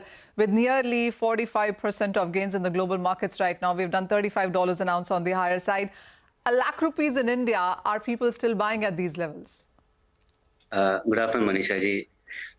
There's a lot of potential still. Let's not forget that this all-time high is just in Indian market, whereas in COMEX it's about 49 ounce. So I think still there's a long way to go with regards to the hike of the rates. Considering the Indian markets, I don't think so that has really affected the consumer with the kind of sentiments they have during the festival seasons. It's all routine. I mean, I don't think so the prices have really affected them. Rather, they buy more when the prices go up at times. Manoj, what are people really buying and what are the ticket sizes? Because there's a lot of conversation going around that maybe the bill size would remain the same, but people would buy lesser silver. Are you seeing that trend in? Yes, that depends on the market at times. But majority of the people, I think they do cut their purchase by about 15 to 20%. They don't really consider the volume, but they consider the amount of which they want to buy the metal. That is obviously seen. But as and when we move forward, sticking on to the rates, probably when the markets settle down, I think what we lacked about 15 to 20% should come on platform again. You know, the conversation also is that with the kind of fundamentals that silver has about a deficit and industrial demand, etc., it's only going to go higher from here. Is that something that the consumers are looking at in sense of strong fundamentals, not wanting to miss out and thus buying? There are various other factors also determining the surge of this price, such as combined expectations with rate cuts and geopolitical tensions. They do look after all this. People are aware of what is driving the market as of now. But as and when going forward, they are also aware of the fact that prices are going to go higher sooner or later. We also expect it to match or outperform gold in the recent months or maybe later this year. Manoj, we per annum see around 5,000 on a bad year to almost 8,000 tons of silver imports into India. What is your sense on the number that we could see this year? Potentially about 25% more in the first quarter of the year itself. People are waiting for a small correction. See, market has already factored in with various reasons as we discussed now. That is, industrial demand is higher. People have already factored in with another rate cut by Federal Reserve next month and geopolitical tension.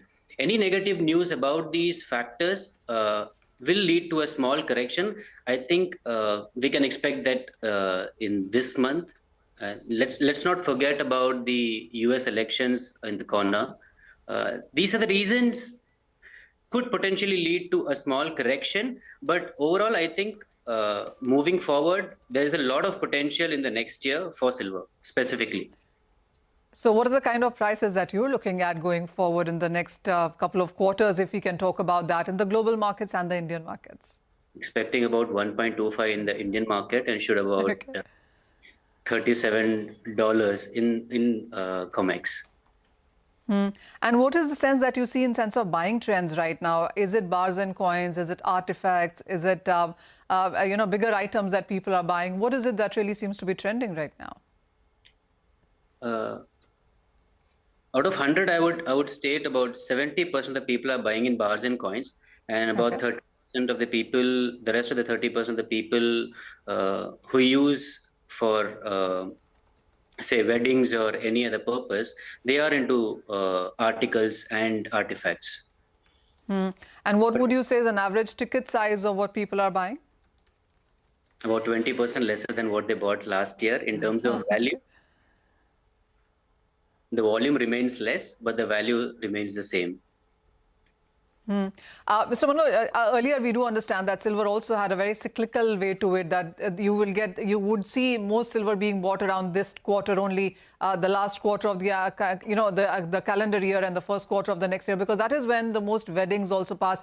But with the way silver really seems to be changing its attributes from being just an investment metal to industrial metal as well, would you say that it is an year-long market that we are seeing in sense of silver? Considering the growth we have seen in the last year, there's a huge demand in industrial market, probably more than what we expected last year. Going forward, I think industrial demand is going to go higher than the consumer demand, is what we feel. And also, how are you looking at self-purchase vis-a-vis gifting? Where do you see an uptick coming in? Probably starting from tomorrow, that is Dhanteras. All right, Manoj, thank you so much for joining in. Insightful conversation there. Manisha, thanks a lot as well. The year well and truly belongs to silver. But earnings continue thick and fast. Ambuja Cement's numbers on your screen. Margins at 16.1% compared to a poll of 11.7%. The stock has spiked to the highest point of the day. The net profit too at 500 crore, well above the poll estimates of around about 300 crore rupees. The revenue too 4,213 crore compared to estimates of around 3,820 crores. Nigel will be joining in shortly for further insights. Ambuja has been in the news as well, right, over the slew of acquisitions that it has made, whether it is in regards to Sanghi, Penna, and the most recent acquisition that it made as well. And this is the reason that the stock has been in focus. The numbers look above estimates prima facie, but the reaction, the devil lies in the detail. Of course, Nigel will be joining in with more insights shortly. The revenue, though, 4,213 crore rupees at 6.1% higher on a year-on-year basis is what Ambuja Cements is reported in terms of revenue. The volume growth number will be the one to watch out for this time around, as well as the EBITDA per ton. These are the two numbers that we will be watching out for when it comes to Ambuja Cements. For now, the stock has spiked to the highest point of the day, and it's prima facie the numbers do appear on a beat on expectations. We'll get back with more details on that, but with a wrap on halftime report for now from Nigel, myself, and the show team that put this show together. Thank you so much for watching. Business Lunch takes the action forward.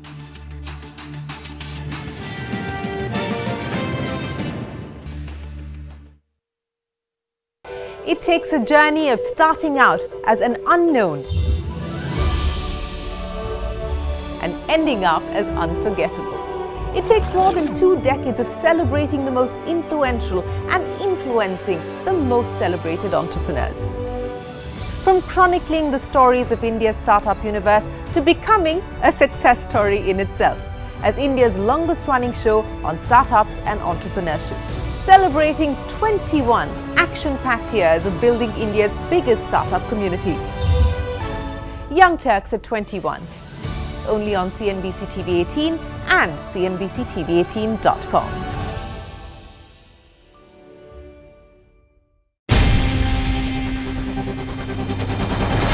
CNBC TV18's most comprehensive and award-winning news show, India Business Hour, drops first on YouTube. So get the first access to the most influential architects of policies and politics, the key newsmakers of the day. Discover the big themes as we decode the business of markets, macros, and more. Be the first to go to the heart of all the top stories that drive the day's agenda. Catch the award-winning India Business Hour live every night on YouTube with me, Shriram. India Business Hour live on YouTube at CNBC TV18 weeknights at 7 p.m.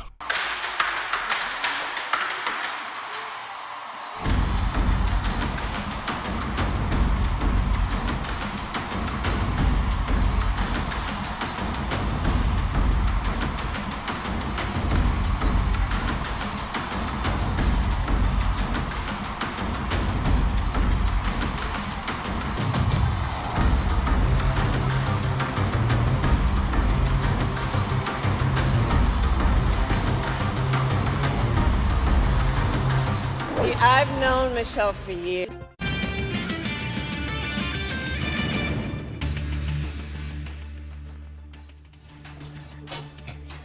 Stocks bounce powered up by large caps after the sharp decline on Friday. Metals and financials are the big gainers, while industrials lag. ICICI Bank beats estimates and sees credit quality improve, as do Bank of Baroda and Shriram Finance. But IDFC First Bank and Bandhan Bank with MFI exposure see stress rise in their books. Indigo Airlines owner Interglobe Aviation posts a loss after 7 quarters of a profit, triggering a sharp sell-off in the stock. Higher fuel prices, rising rental and maintenance costs, along with a number of grounded planes, cause a dent. RBI Governor Shaktikanta Das tells CNBC TV18 in an exclusive interview that festive demand has been weak, but rural demand has picked up after a hiatus, and several high-frequency indicators show the economy is doing well. Oil sees a sharp decline after Israel limits attack on Iran to certain defense sites, and Iran reports little damage from the assault.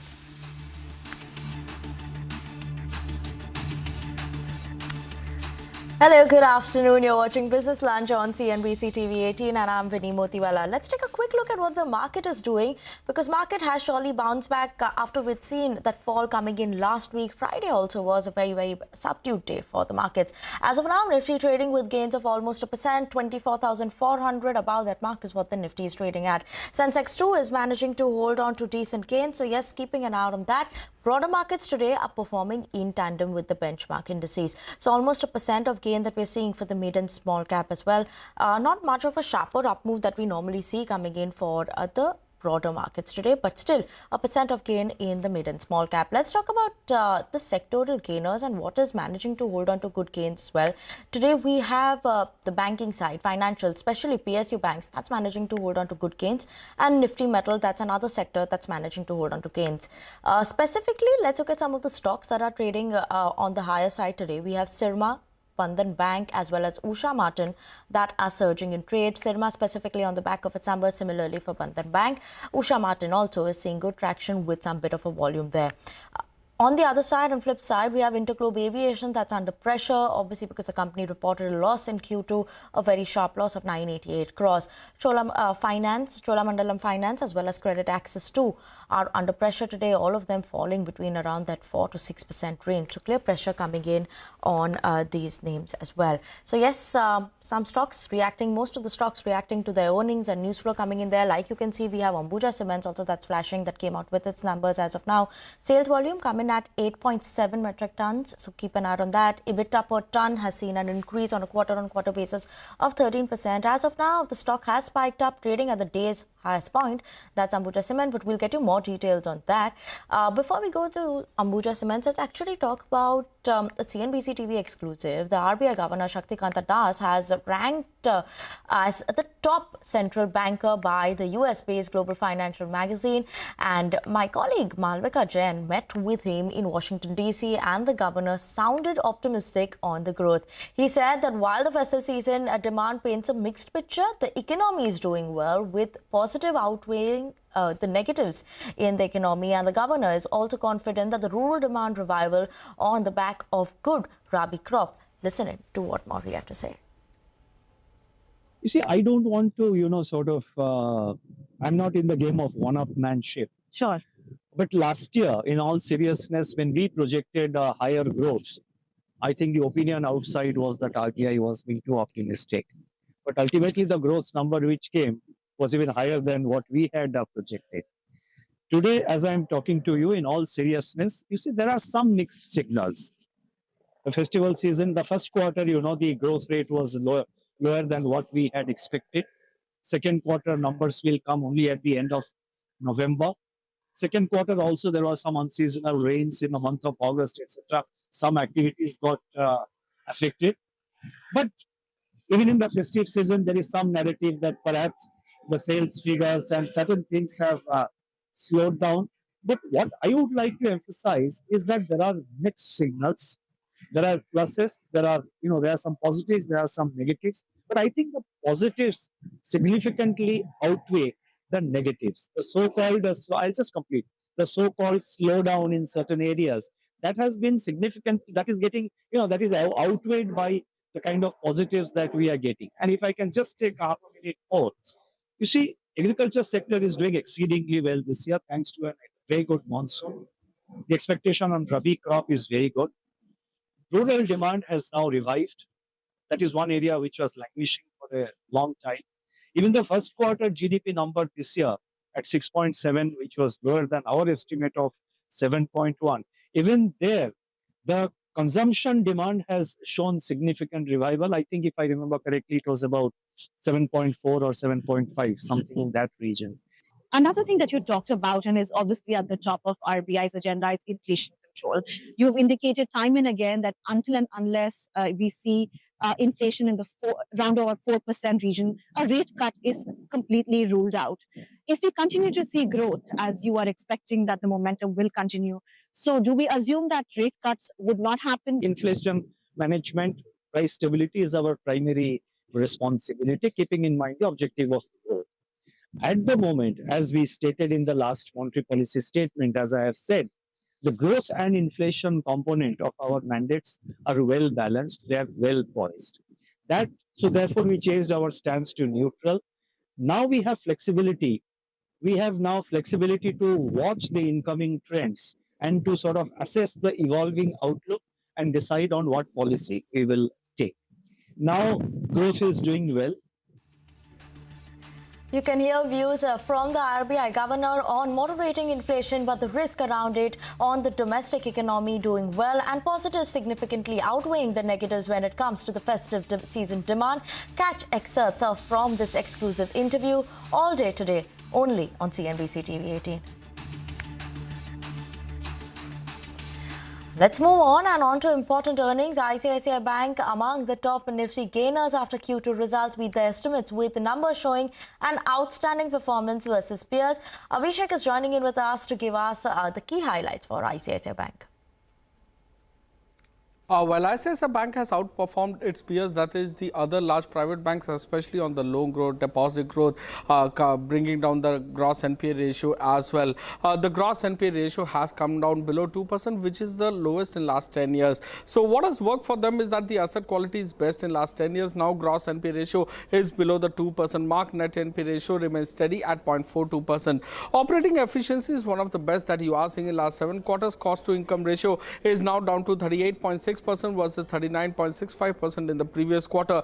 The annualized slippage ratio is at 15-quarter low, coming in at 1.59% versus 1.93%. You have seen slippages rise for majority of the lenders on a sequential basis, but for ICICI Bank, it's improved. Quarterly subsidiaries PAT is at all-time high of more than 2,600 crore. This is led by ICICI Securities Primary, which has reported massive rise in profitability on a sequential basis. What has not worked in the result is that the net interest margin is at 9-quarter low. Domestic net interest margin is at 9-quarter low. Now, loan growth, although being healthy at 15% YOY, but the standard that ICICI Bank has set, this is at 14-quarter low. Write-off has remained elevated at more than 3,300 crore, which is perhaps the highest that you are seeing in last 11 quarters. Both their NI and PAT is a beat on our poll. Back to you. Thanks so much for that. But let's move on. And Shriram Finance is buzzing in trade too after reporting its Q2 numbers. Company witnessed improvement in net interest margins and asset quality. Earlier, we spoke to Umesh Revankar, Executive Vice Chairman at Shriram Finance, and he spoke about how he sees further improvement in asset quality. Listen in. For next 6 months, the semi-urban and rural to have a better, stronger demand. We feel that there will be further improvement in our credit cost. We always have guided around 2. We should be able to maintain the current level or a little below that. And if you look at our gross stage 3, that also has been coming down, both gross and net, from 5.39 to 5.32. There is a scope for further improvement, and we'll definitely work on it. If you look at the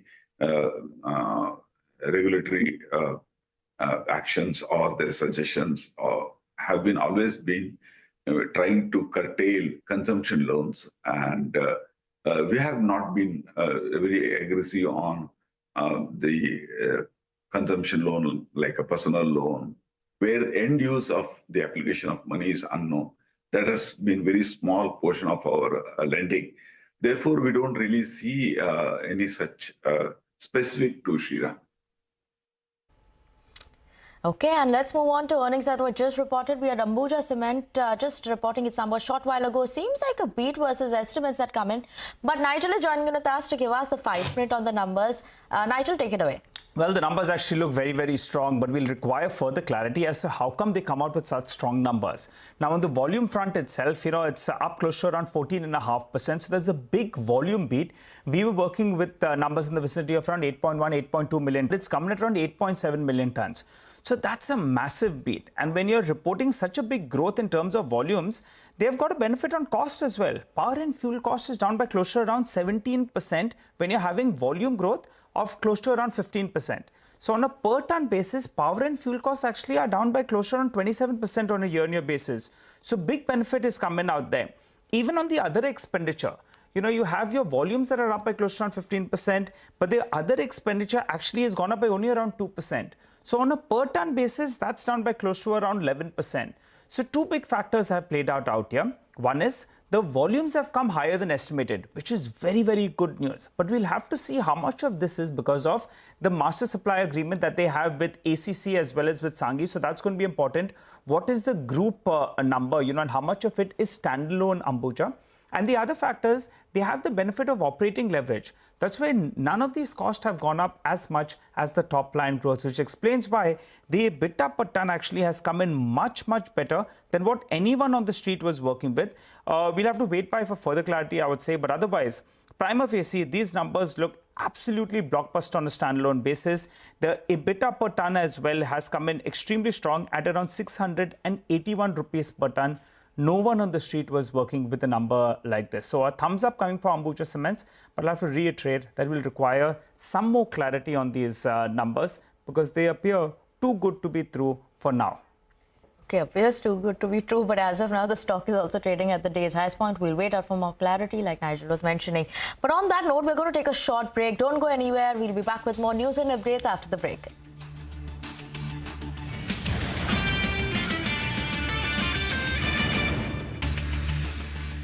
An inspiration. I know everybody here knows this. She is a truth teller, and she motivates us to get to work, especially when the stakes are high, because as she reminds us, as my mother taught me, don't just sit around and complain about injustice. And we will win because together, and this is about all of us, we are fighting for America's future. There are good reasons why so many women and physicians are horrified by what's happened since Donald Trump's justices overturned Roe v. Wade. We're seeing women scrambling across state lines to get the care they need. So please, do not hand our fates over to the likes of Trump, who knows nothing about us. Vote for him is a vote against us, against our health, against our worth. Let me warn you, your rage does not exist in a vacuum. If we don't get this election right, your wife, your daughter, your mother, we as women will become collateral damage to your rage.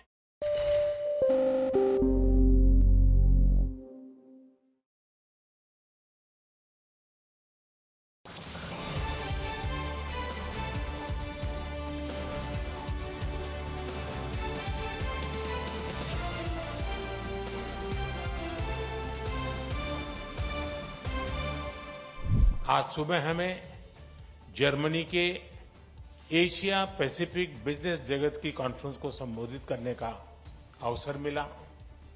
मेरे तीसरे कार्यकाल की पहली IGC meeting अभी कुछ देर पहले संपन्न हुई है। अभी हम सीईओ फोरम की बैठक से आ रहे हैं। इसी समय जर्मन नौसेना की शिप गोवा में पोर्ट कॉल कर रही है। रक्षा और सुरक्षा क्षेत्रों में बढ़ता सहयोग हमारे गहरे आपसी विश्वास का प्रतीक है। क्लासिफाइड इंफॉर्मेशन के एक्सचेंज पर बनी सहमति इस दिशा में एक नया कदम है।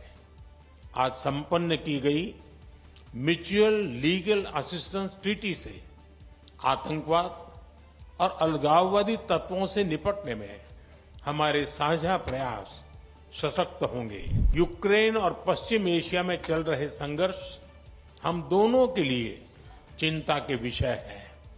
भारत का हमेशा मत रहा है कि युद्ध से समस्याओं का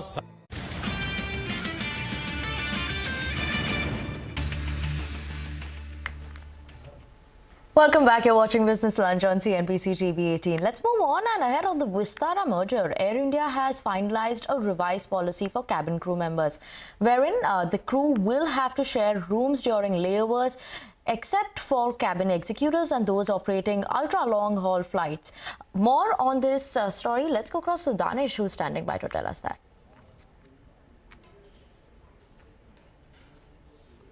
Well, the All India Cabin Crew Association, or the AICCA, has written a letter to the Chief Labour Commissioner on Air India's proposal of sharing of rooms of cabin crew. Well, as per Air India's proposal, which is supposed to come into effect from 1st December, there will be certain cabin crew members that are supposed to share rooms, apart from those that are on ultra-long-haul operations. Besides this, the AICCA has said that this proposal is in violation of the status quo, and the matter is pending at the National Industrial Tribunal right now, and this is also in violation of the previous judgments of the Bombay High Court and the Supreme Court.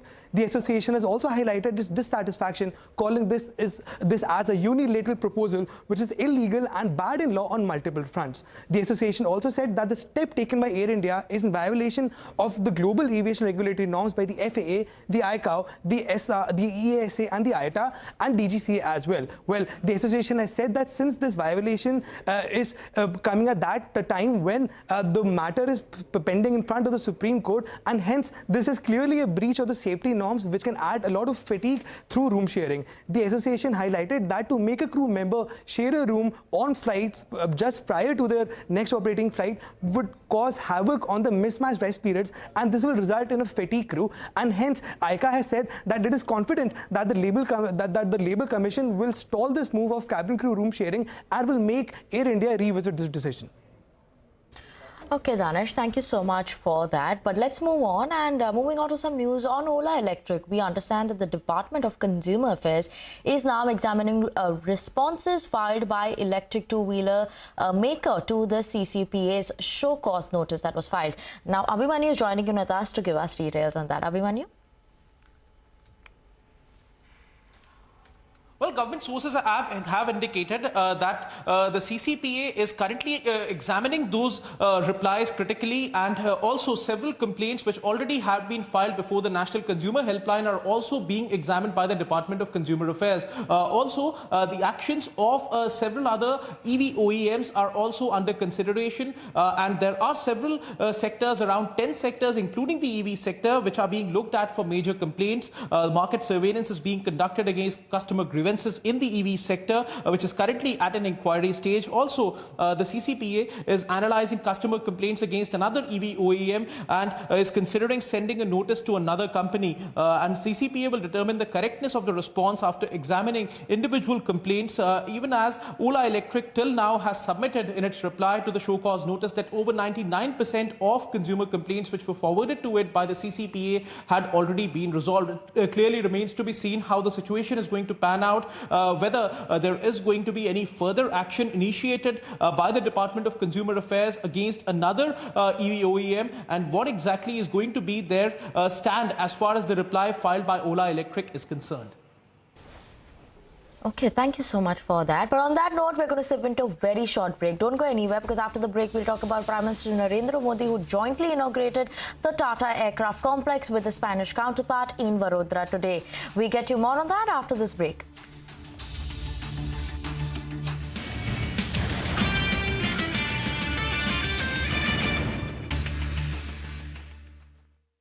I accept your nomination. We're going to win Arizona. We're going to defeat Kamala Harris.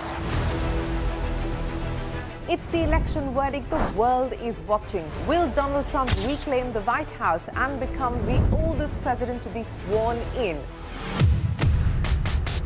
How will this US election impact global trade and inflation? Will Kamala Harris make history, becoming the first woman president of the United States of America? How will the next US president deal with geopolitical volatility? What next for the India-US relationship, the most defining partnership of the 21st century?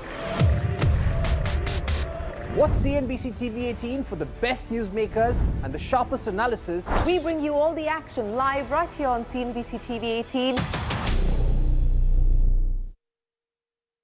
हो सकता और शांति की बहाली के लिए भारत हर संभव योगदान देने के लिए तैयार है। एक्सेलेंसी, आपकी भारत यात्रा से हमारी पार्टनरशिप को नई गति, ऊर्जा और उत्साह मिला है। मैं कह सकता हूं कि हमारी पार्टनरशिप में क्लैरिटी है और इसका भविष्य उज्जवल है। जर्मन भाषा में कहूं तो आलेस क्लार, आलेस गुड। बहुत बहुत धन्यवाद। Germany has become India's most important trading partner in the European Union, and I'm determined to further strengthen and build on this link and cooperation. I have with me, as members of my delegation, a high-level business delegation that has seized the opportunity to engage bilaterally with India's industry and business. Especially in times like these, it is of the utmost importance that India is an anchor of stability in South Asia. The international rules-based order, which has come under massive pressure as a consequence of Russia's attack on Ukraine. Russia's war of aggression against Ukraine affects Germany and India in many ways. No one can close his or her eyes to the conflict and the impact it has on us. Therefore, I approve that India supports a lasting and just peace, and I am pleased about your readiness to make use of the reliable relations that you have developed to all parties to contribute to a political solution of the conflict.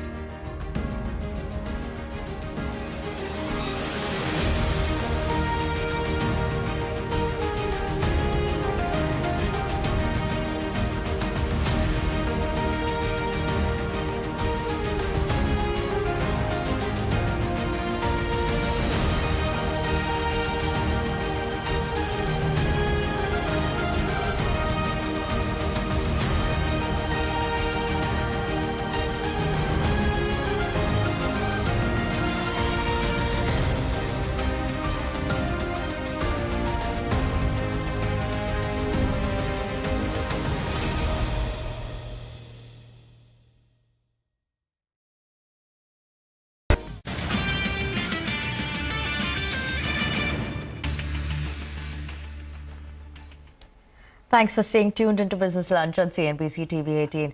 Let's move on, and moving on to some national news updates. Prime Minister Narendra Modi jointly inaugurated the Tata aircraft complex with the Spanish counterpart Pedro Sanchez in Vadodara today. The plant that was set up by the Tata Advanced Systems in collaboration with Airbus Spain was originally conceived by the late Ratan Tata. The complex will be used for manufacturing of a C-295 aircraft, and the first aircraft from the plant will be manufactured by 2026, says the Spain's Prime Minister.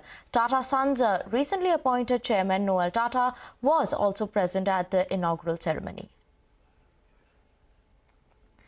And let's move on. Some news from the political side. The BJP has released its second list for the Maharashtra Assembly elections. With this, the BJP has named candidates for 121 seats in total, following its initial list of 99.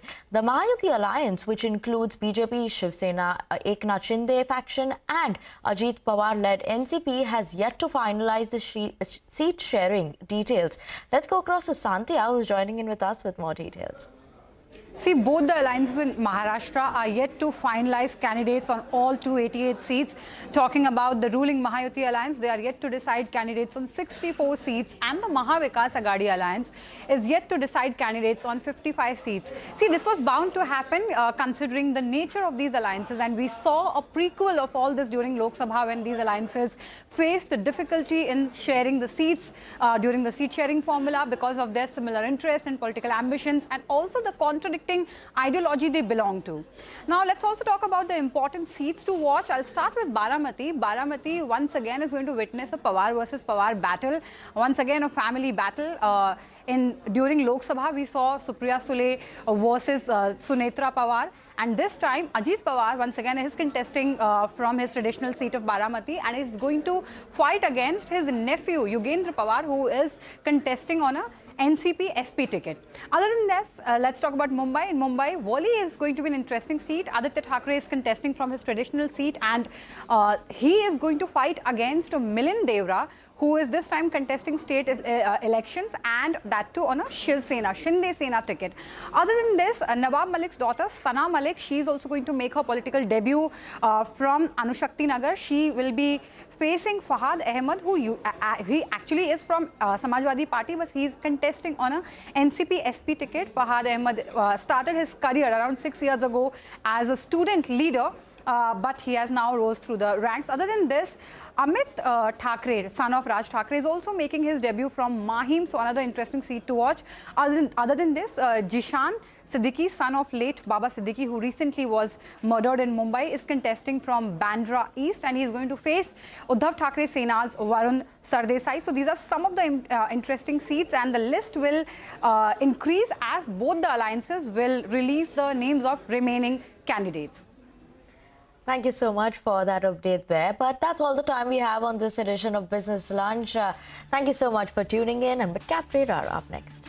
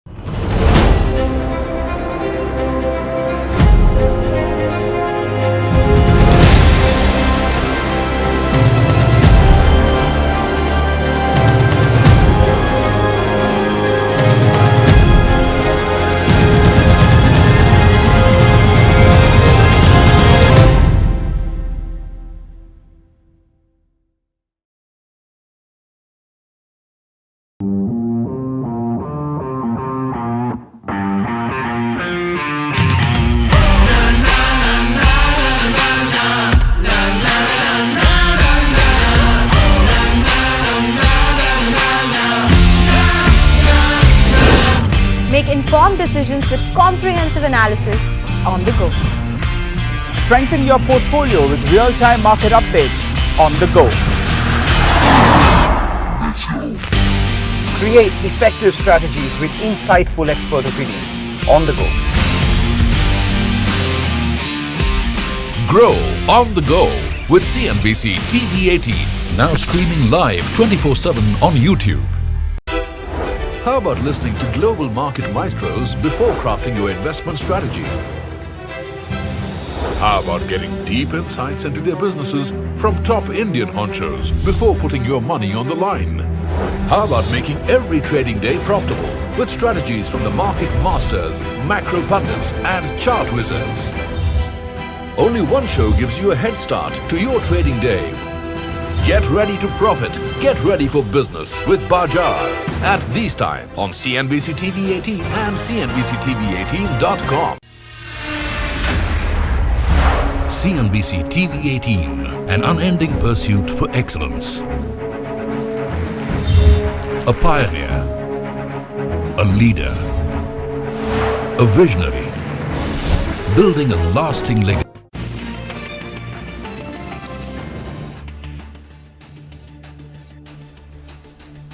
Good afternoon, welcome to Midcap Radar. I'm Sonal Bhutra. With me is Vivek Eicher, and it's a good day for the Nifty just ahead of Diwali. But we have a packed show today, Vivek. Packed show, so let's start off with the top headlines. All key indices trade with near 1% gain as stocks recover after the sharp decline on Friday. Midcap index up 600 points. Realty, metals and financials are the big gainers. Orient Electric is locked in upper circuit on the back of strong Q2 performance. Revenue growth driven by good performance in the lighting and appliances segments, while gross margins also expanded by 200 basis points. Voltam Transformers nosedives in trade as a subdued performance in Q2 weighs on the stock. Management guides for a healthy order pipeline, but is cautious on supply chain and competition. Interglobe Aviation shares down in trade on the back of weak second quarter numbers. The company reports its first loss in 7 quarters. Higher maintenance and fuel costs take a toll. Multi-quarter weak performance continues in Q2 for Tatva Chintan Pharma. Revenue and EBITDA under pressure, while margin declines by 500 basis points. Stock hit a fresh 52-week low level. Okay, so it's one of those days where we are seeing a bounce back, and it's not a small one. It's a 250-point uptick on the Nifty, very close to the day's high. We did see some fall, a minute fall from the highs, but nothing to complain about after the brutal sell-off that we saw last week. Mid-caps are participating, and the bigger participation is coming in from Nifty Bank. So Nifty Bank is the one which is up 630 points. PSU Banking Index lending support. We have a lot of earnings that came in over the weekend from the banking pack. And there's one more where Indian Bank has seen a sharp spike. That stock is up 6%. The net profit is up 36%. So we are seeing a lot of contribution coming in from Bank Nifty today. You're right, and it's especially the PSU basket that's seen quite a bit of a bounce back. Indian Bank strong set looks also that provisions actually, when the rest of the lenders are seeing quite a bit of a spike, both sequentially as well as year on year, it seems to have contracted. On the back of that, Indian Bank up almost 6%. But Hormaz is standing by the wall. This is our special segment, Midcap Movers. Hormaz has all of the top stocks in the broader end of the markets that are moving around in the session.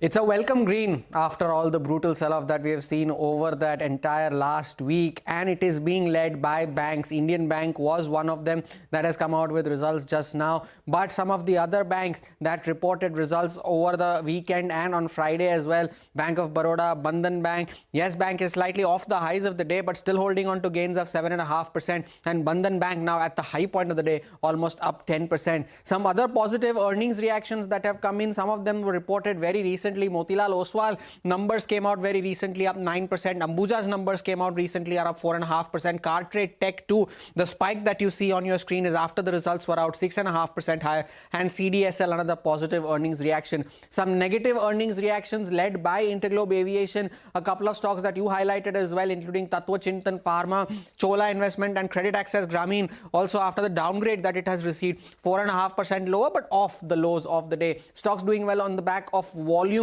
And Archean Chemicals is up 15%.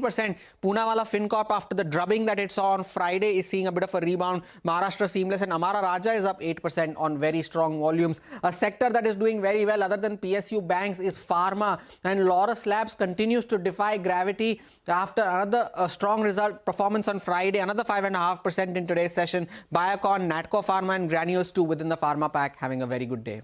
Okay, all right. Thank you so much for joining us with that list as always, Hormaz. So some parts of the market cheering the earnings or the management commentary that has come back.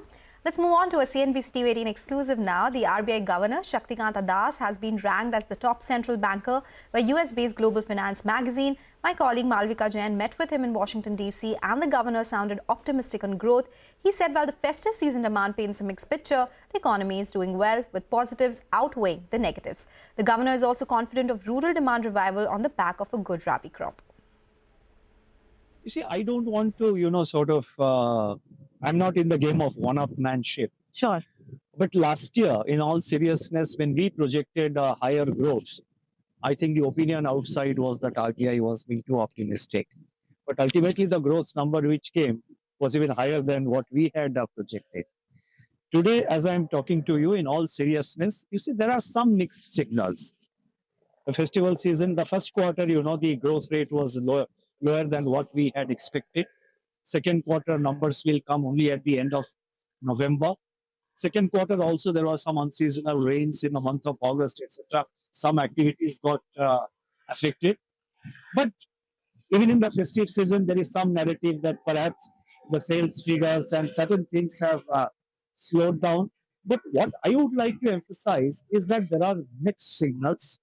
There are pluses, there are some positives, there are some negatives. But I think the positives significantly outweigh the negatives. The so-called, I'll just complete, the so-called slowdown in certain areas, that has been significant, that is getting, that is outweighed by the kind of positives that we are getting. And if I can just take half a minute more, you see, agriculture sector is doing exceedingly well this year, thanks to a very good monsoon. The expectation on rabi crop is very good. Rural demand has now revived. That is one area which was languishing for a long time. Even the first quarter GDP number this year at 6.7, which was lower than our estimate of 7.1. Even there, the consumption demand has shown significant revival. I think if I remember correctly, it was about 7.4 or 7.5, something in that region. Another thing that you talked about and is obviously at the top of RBI's agenda is inflation control. You've indicated time and again that until and unless we see inflation in the round over 4% region, a rate cut is completely ruled out. If we continue to see growth, as you are expecting that the momentum will continue, so do we assume that rate cuts would not happen? Inflation management, price stability is our primary responsibility, keeping in mind the objective of growth. At the moment, as we stated in the last monetary policy statement, as I have said, the growth and inflation component of our mandates are well balanced, they are well poised. So therefore, we changed our stance to neutral. Now we have flexibility. We have now flexibility to watch the incoming trends and to sort of assess the evolving outlook and decide on what policy we will take. Now, growth is doing well.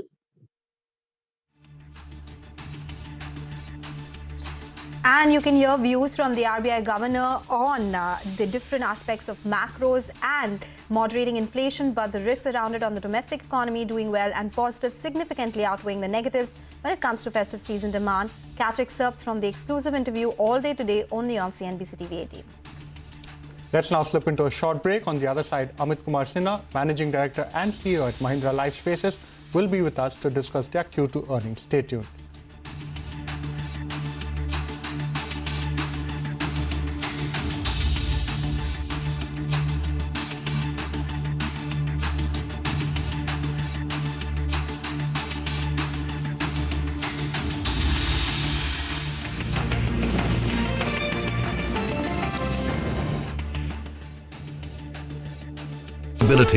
Consistency and trust.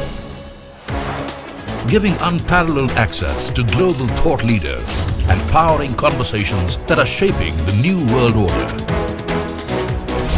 Setting the highest standards through exemplary leadership. It is this unrivaled reputation for the most comprehensive coverage, actionable intelligence and in-depth reporting that makes CNBC TV18 India's #1 business news brand.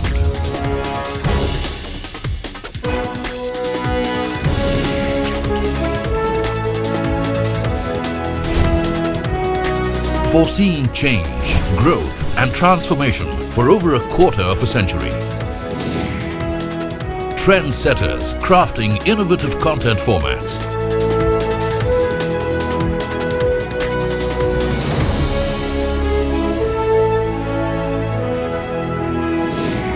and award-winning business journalism. On air, online, on social media. As we embark upon 25 years of excellence, we invite you to be a part of our future. CNBC TV18, your trusted partner and investment ally.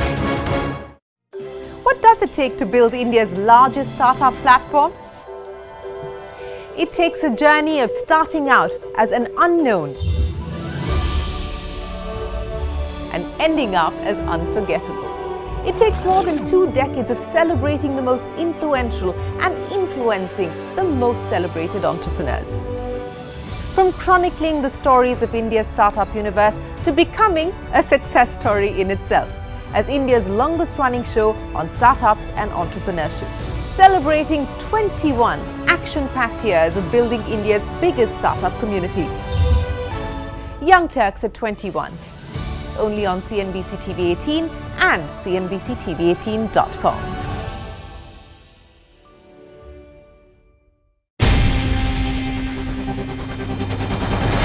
CNBC TV18's most comprehensive and award-winning news show, India Business Hour, drops first on YouTube. So get the first access to the most influential architects of policies and politics, the key newsmakers of the day. Discover the big themes as we decode the business of markets, macros and more. Be the first to go to the heart of all the top stories that drive the day's agenda. Catch the award-winning India Business Hour live every night on YouTube with me, Shriram. India Business Hour live on YouTube at CNBC TV18 weeknights at 7 p.m. Investing.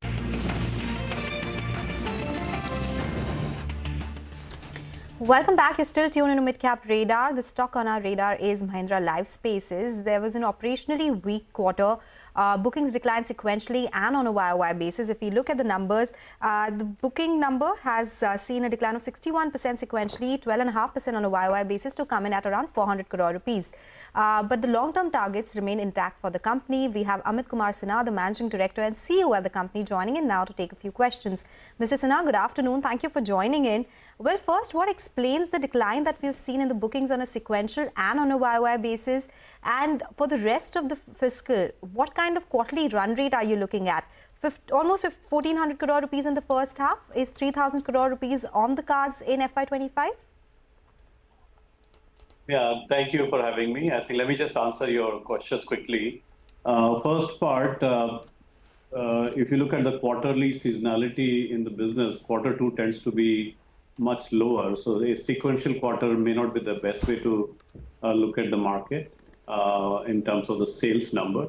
But you combine first quarter and second quarter, as you said, H1 for this financial year is almost 80% higher than the last financial year H1. So we had a tremendous growth that we saw in the H1 period between the two. Quarter two, seasonality, rains, there are Shraddh and many other religious reasons why people tend to not buy, and that's an industry-specific phenomenon. But going forward, we have a lot of exciting launches planned in quarter three, quarter four, which tends to be, from a seasonality and from a purchase decision point of view, very healthy season. And we had a similar performance last financial year. We hope to actually continue the momentum that we have seen on the first half with a similarly exciting set of launches in Mumbai, Pune, Bangalore, even Jaipur, which will help us make a very exciting close to the financial year in H2. Mr. Sinha, when you're talking about the bookings, both year-on-year sequentially, like you mentioned, there's been a bit of a dip. Now, you've given us a very strong guidance in terms of the development value, the GDV, you're seeing it at over 45,000 crore. You've also given a guidance in terms of the achievable cash flows at over 6,000 crore rupees. By when and how will you be able to achieve this, especially given that there have been a few execution delays you've faced in some of the projects? Yeah, so let me just highlight, I think you touched upon a very important point, Vivek, about the cash flow. This is a business where cash flows are extremely important. And just for reference, this financial year, H1, our cash flows more than doubled. So we had roughly 550 crores of cash flows, free cash flows in H1 compared to half the number in the last financial year for the same H1 period. So it's a very healthy cash flow. And this cash flow will get deployed in buying land or doing joint development agreements for our future GDVs. Of the 45,000 crore that you see I've given in terms of what we need to achieve, half of that we already have in our portfolio. Roughly 20,000 is we already have. Thane being a big part of that story, and hopefully approval process, etc., are very time consuming in Thane, Mumbai. But I think we have a very healthy pipeline of GDV already. With the cash flow that we will have this financial year, as well as some of the equity and platform partnership that we are looking at, a very healthy debt to equity ratio, a very strong industrial business that generates a lot of cash flows for us. And we have a strong, probably the largest business that we have in the industrial side. These things will help us adjust the cash flow required for us to achieve our 45,000 aspiration. So we are on track. I don't see any major issues in terms of us achieving our long-term aspiration. Mr. Sinha, you do have a 7,000 crore funding plan. By when do you have that plan? Will it be via the QIP route, or will you also look at tapping markets for debt? What is the current absolute debt number? So this is 5-year plan. So when we launched this, our strategy focus on key segments, key market, we also did a financial analysis and what kind of aspirations we have. So 8 to 10,000 crore is our aspiration. That was 5 times our 2023 numbers. That's what we are planning for. And the avenues that you talked about in terms of funding, all the things that you mentioned are absolutely true. We're looking at everything. We have a strong cash flow from our internal accruals, and many launches that have done really well for us in the first half will give us a lot of cash flow. We will also have, as I mentioned, we already have a very healthy debt to equity. So we have the opportunity to push that. We'll still be very conservative given our group heritage and philosophy. We will also be doing equity partnerships, and those platform partnerships are underway in terms of discussion, negotiation. Hopefully we'll close them in the next few days. So all of these will contribute to the cash requirement that's needed to achieve our aspirations. Okay, thank you so much for joining us. Thank you so much for throwing light on the numbers and the way forward. Let's now slip into a short break. Up next, we will connect with Sanjeev Goenka, Chairman at First Source Solutions, to discuss their Q2 numbers. Stay tuned.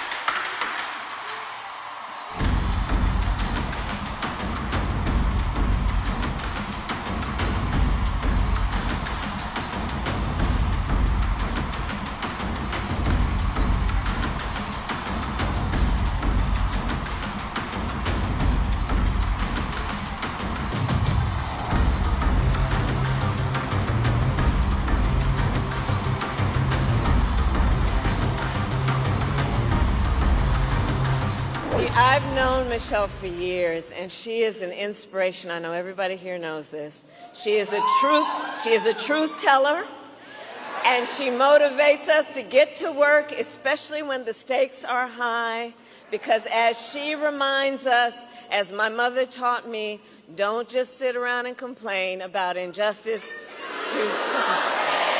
And we will win because together, and this is about all of us, we are fighting for America's future. There are good reasons why so many women and physicians are horrified by what's happened since Donald Trump's justices overturned Roe v. Wade. We're seeing women scrambling across state lines to get the care they need. So please, do not hand our fates over to the likes of Trump, who knows nothing about us. Vote for him is a vote against us, against our health, against our worth. Let me warn you, your rage does not exist in a vacuum. If we don't get this election right, your wife, your daughter, your mother, we as women will become collateral damage to your rage.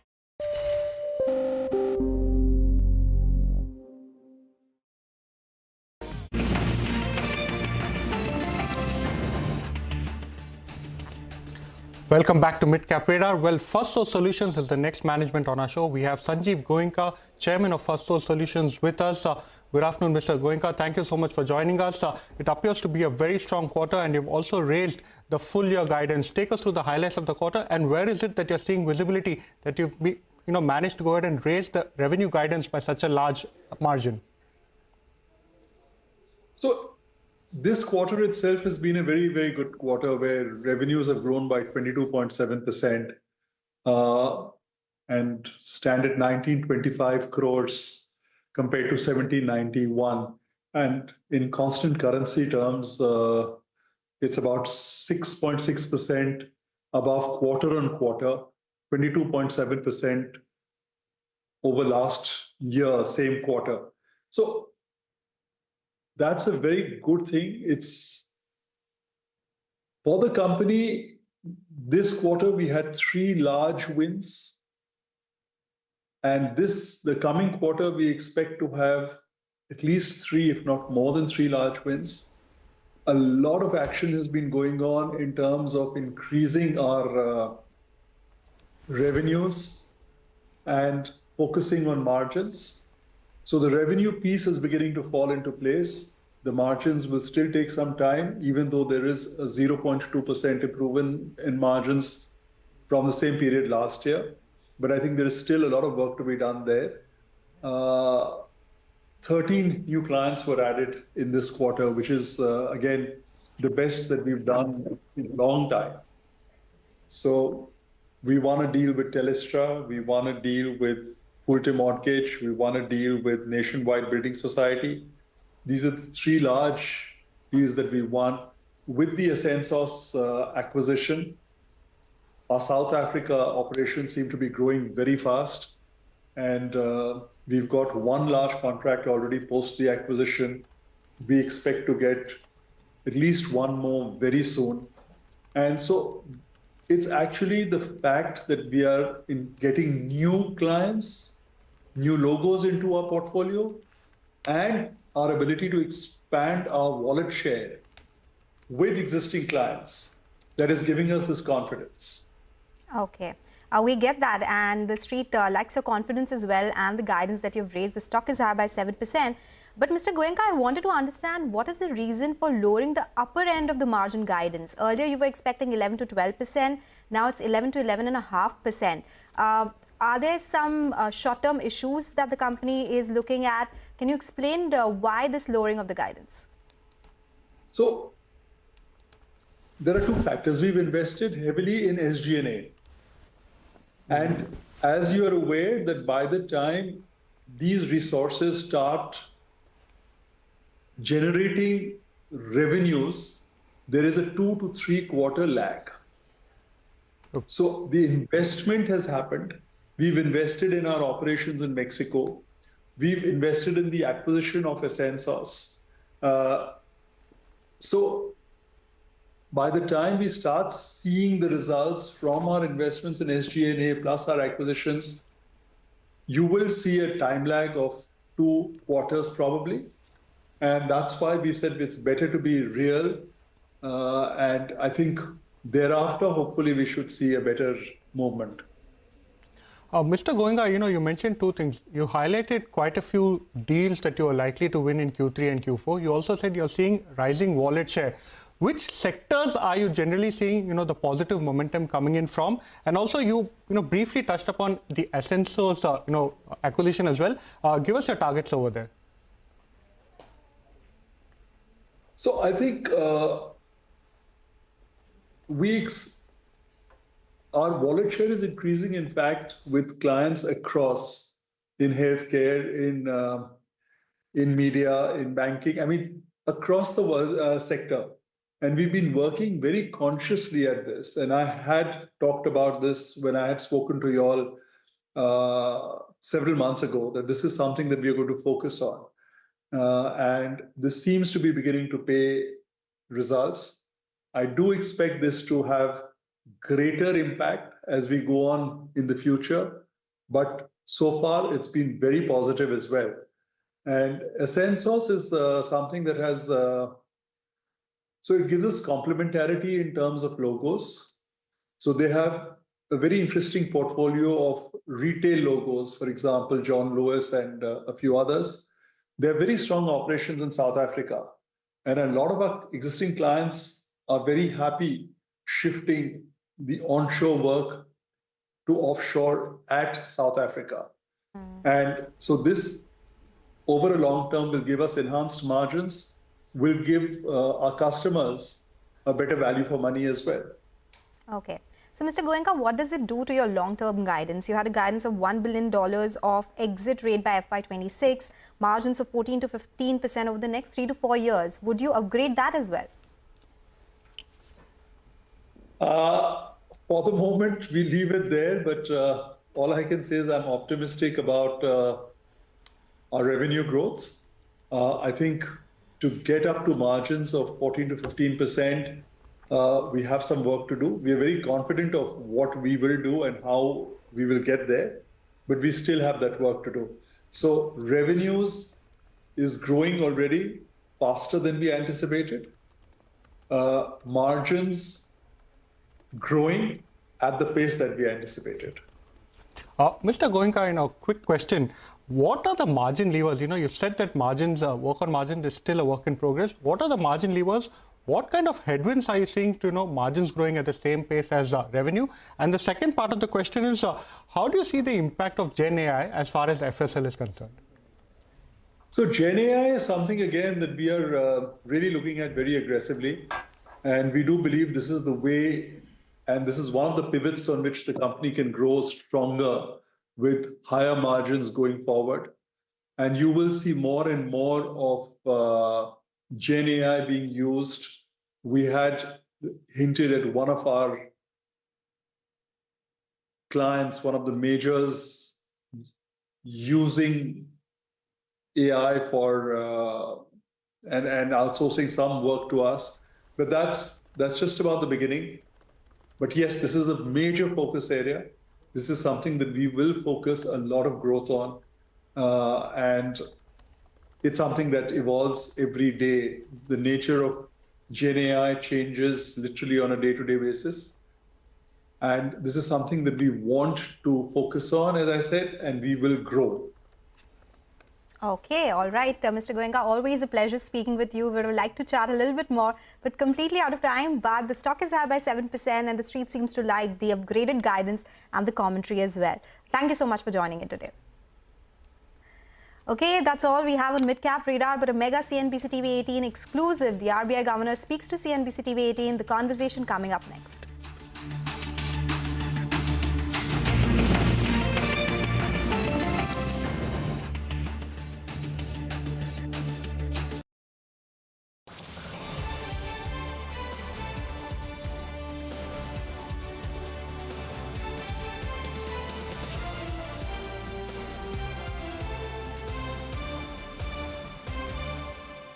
आज सुबह हमें Germany के Asia Pacific business जगत की conference को संबोधित करने का अवसर मिला। मेरे तीसरे कार्यकाल की पहली आईजीसी मीटिंग अभी कुछ देर पहले संपन्न हुई है। अभी हम सीईओ फोरम की बैठक से आ रहे हैं। इसी समय जर्मन नौसेना की शिप गोवा में पोर्ट कॉल कर रही है। रक्षा और सुरक्षा क्षेत्रों में बढ़ता सहयोग हमारे गहरे आपसी विश्वास का प्रतीक है। क्लासिफाइड इंफॉर्मेशन के एक्सचेंज पर बनी सहमति इस दिशा में एक नया कदम है। आज संपन्न की गई म्यूचुअल लीगल असिस्टेंस ट्रीटी से आतंकवाद और अलगाववादी तत्वों से निपटने में हमारे साझा प्रयास सशक्त होंगे। यूक्रेन और पश्चिम एशिया में चल रहे संघर्ष हम दोनों के लिए चिंता के विषय है। भारत का हमेशा मत रहा है कि युद्ध से समस्याओं का समाधान नहीं हो सकता और शांति की बहाली के लिए भारत हर संभव योगदान देने के लिए तैयार है। एक्सेलेंसी, आपकी भारत यात्रा से हमारी पार्टनरशिप को नई गति, ऊर्जा और उत्साह मिला है। मैं कह सकता हूं कि हमारी पार्टनरशिप में क्लैरिटी है और इसका भविष्य उज्जवल है। जर्मन भाषा में कहूं तो आलेस क्लार, आलेस गुड। बहुत बहुत धन्यवाद। Danke schön. Germany has become India's most important trading partner in the European Union, and I'm determined to further strengthen and build on this link and cooperation. I have with me, as members of my delegation, a high-level business delegation that has seized the opportunity to engage bilaterally with India's industry and business. Especially in times like these, it is of the utmost importance that India is an anchor of stability in South Asia. The international rules-based order, which has come under massive pressure as a consequence of Russia's attack on Ukraine. Russia's war of aggression against Ukraine affects Germany and India in many ways. No one can close his or her eyes to the conflict and the impact it has on us. Therefore, I approve that India supports a lasting and just peace, and I am pleased about your readiness to make use of the reliable relations that you have developed to all parties to contribute to a political solution of the conflict.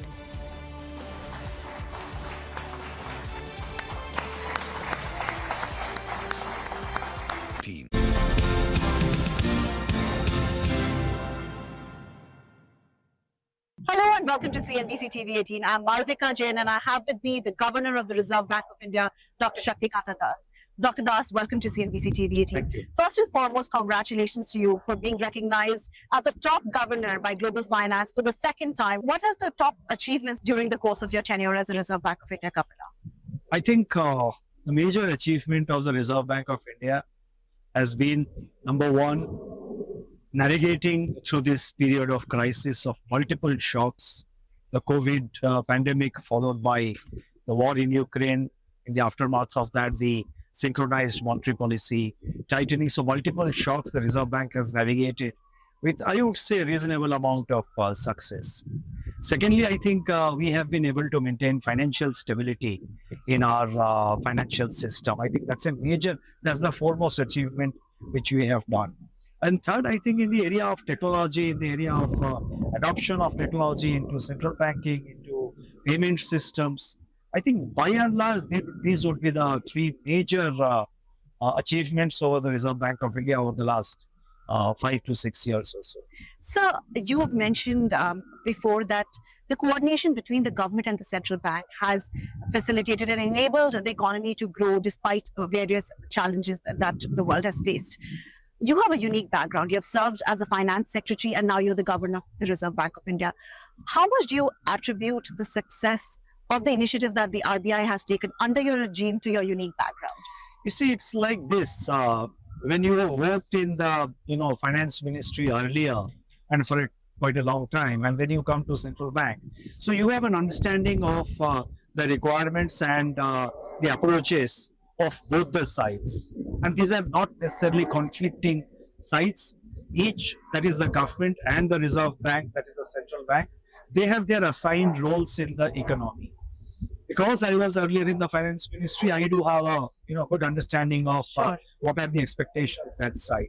And now that I am in the now that for the last several years I have been in the Reserve Bank, I get to know what is the perspective of the central bank. So basically, going forward while navigating a period of crisis, you know how to balance the objective of growth, which is the objective of the government, and the objective of price stability, which is the mandated responsibility of the Reserve Bank. I think these two agencies, the government and the Reserve Bank, they need each other for the success of the economy and for the economy to perform in an optimal manner. And there is therefore need for always a good amount of coordination. There may be differences of opinion, but there is need for good coordination. So the global environment continues to be volatile. Does it mean that you might get a term extension? I mean, given your wonderful track record. Well, I'll tell you very honest. You've been asked this many times. I have been asked this many times. Even yesterday I was asked this question, but I will tell you, I have still a few days, few weeks to go. And at the moment, I am just focused on my work and what is on my table. So beyond that, I don't I don't think, or that's not something which distracts me. Sir, in terms of work, your hands are full. The festive season commentary that has come in from companies across sectors, be it FMCG, auto, etc. There is a softening of in the demand environment that we're witnessing. Economists polled by CNBC TV18 also believe that they may have to revise the growth forecasts downwards. The recently concluded MCP, though, was optimistic about growth. Do you have any concerns considering the commentary from the companies? You see, I don't want to, I'm not in the game of one-upmanship. Sure. But last year, in all seriousness, when we projected higher growth, I think the opinion outside was that RBI was being too optimistic. But ultimately, the growth number which came was even higher than what we had projected. Today, as I am talking to you, in all seriousness, you see, there are some mixed signals. The festival season, the first quarter, the growth rate was lower than what we had expected. Second quarter numbers will come only at the end of November. Second quarter also, there was some unseasonal rains in the month of August, etc. Some activities got affected. But even in the festive season, there is some narrative that perhaps the sales figures and certain things have slowed down. But what I would like to emphasize is that there are mixed signals. There are pluses, there are some positives, there are some negatives. But I think the positives significantly outweigh the negatives. I'll just complete. The so-called slowdown in certain areas, that has been significant, that is getting, that is outweighed by the kind of positives that we are getting. And if I can just take half a minute more, you see, agriculture sector is doing exceedingly well this year thanks to a very good monsoon. The expectation on Rabi crop is very good. Rural demand has now revived. That is one area which was languishing for a long time. Even the first quarter GDP number this year at 6.7, which was lower than our estimate of 7.1. Even there, the consumption demand has shown significant revival. I think if I remember correctly, it was about 7.4 or 7.5, something in that region. And even now also, there are many high frequency indicators, like for example, domestic air passenger traffic, the two-wheeler sales, and there are several high-speed indicators which are which are exhibiting a very robust growth. The e-commerce in the tier 2, tier 3 cities are showing good numbers. So therefore there are substantial amount of high frequency indicators which indicate that the economy is doing reasonably well, and therefore, and let's also flag but what are the risk factors? Let's also say that, let's also recollect, and I would like to mention that the IMF 3 days ago has projected India's growth at 7%. Sorry, I took a long time for that. No, I just wanted to know, what are the risk factors? You see, with regard to the risk factors, it's like this. First, the global geopolitical conditions continue to be highly uncertain. There appears to be escalation of the crisis in various fronts in the entire global geopolitical scenario. It's getting sometimes accentuated day by day. So that is a major risk.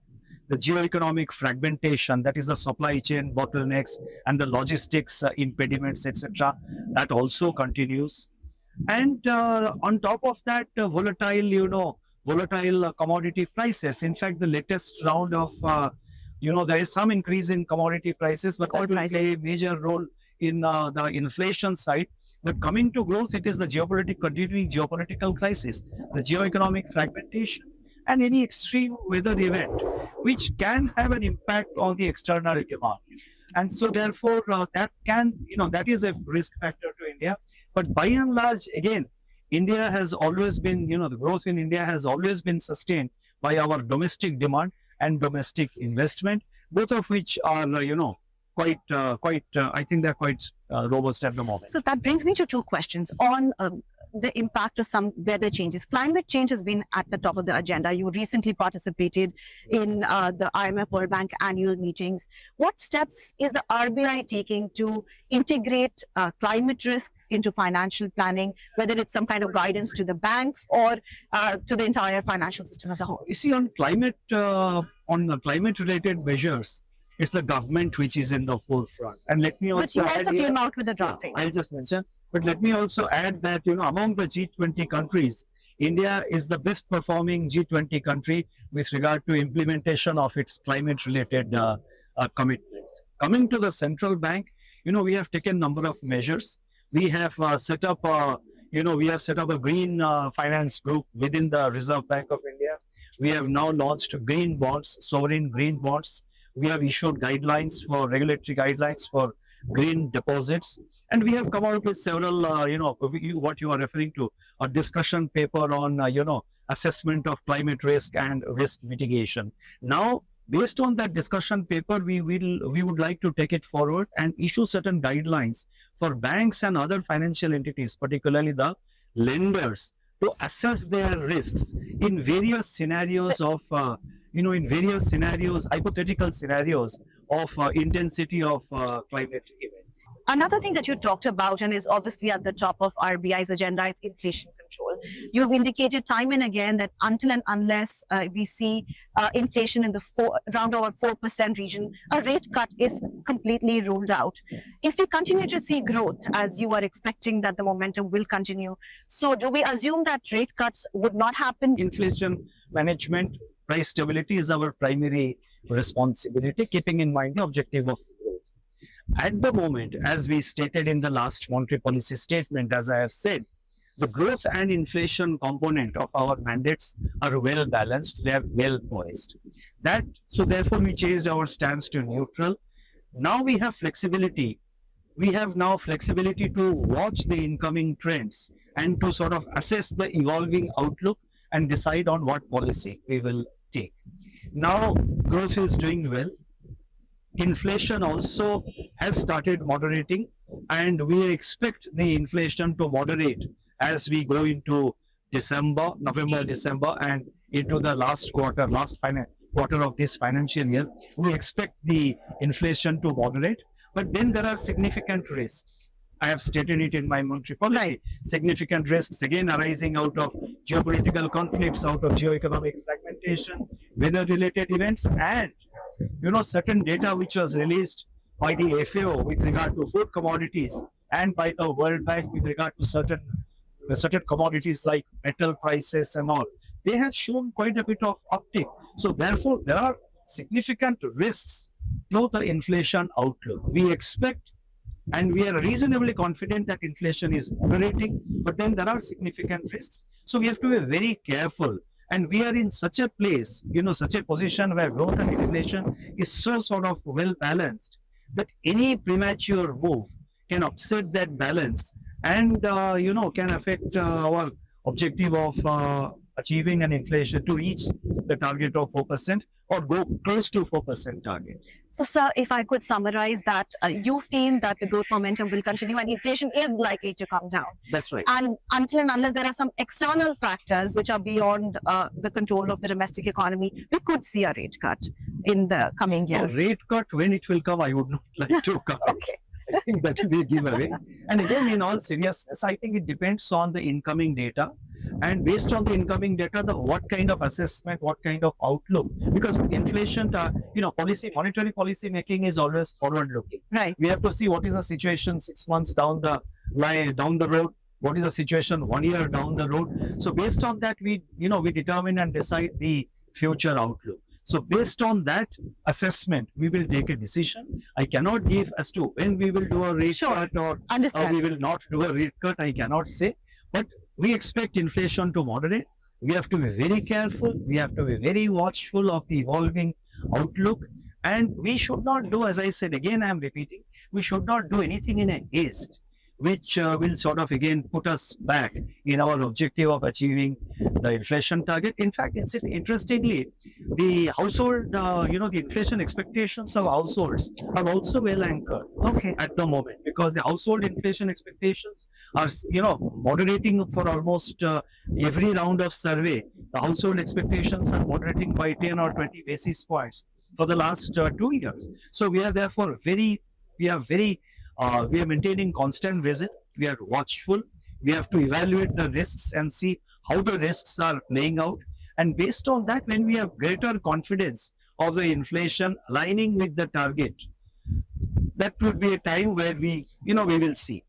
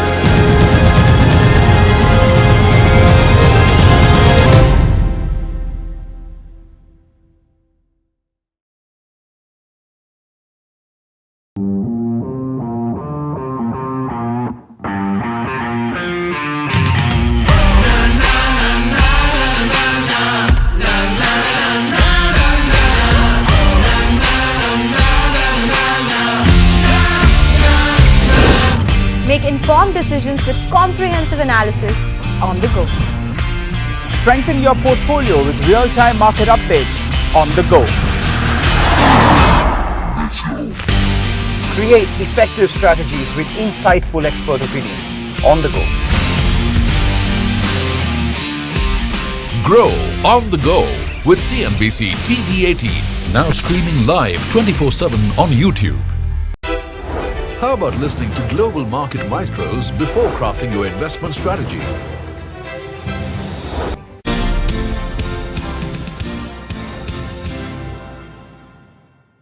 I wanted to ask you about actions against NBFCs.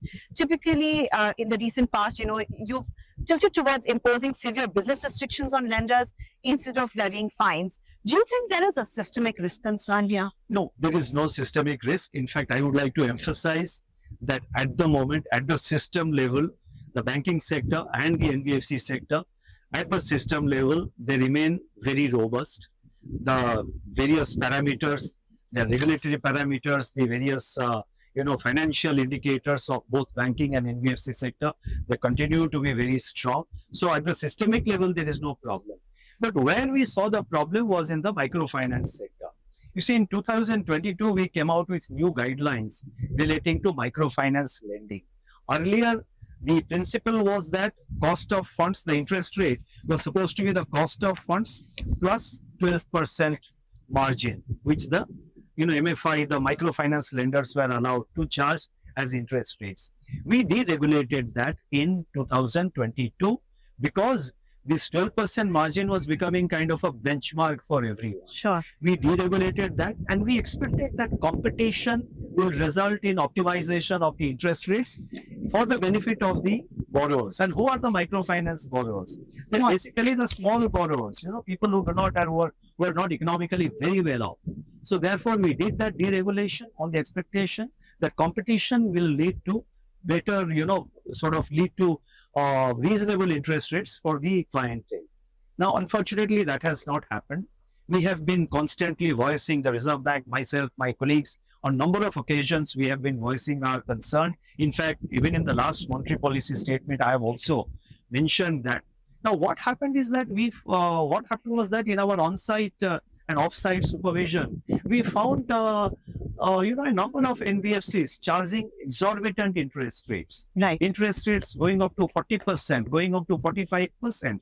Wow. Now, and who is the borrower? The borrower is he is a man of small means. Right. And these are not well-off sections of society. And a 40-45% interest rate or even 35% is a lot. I don't want your viewers to assume that if I say 35 is the tolerable limit. I'm just using it by way of a random example. Now, such excessive interest rates are usurious. And apart from that, some of the charges, like for example, a few days of delay in repayment, the penalties are exorbitant, and sometimes the penalties are not adequately transparent. So therefore, whatever measure we have taken, it's in the best interest of the customer. We found certain outliers, and even in these outlier cases where we have taken action, we have been in bilateral engagement with each of them for last several months. Now, when we see that appropriate corrective action is not taken, we engage first.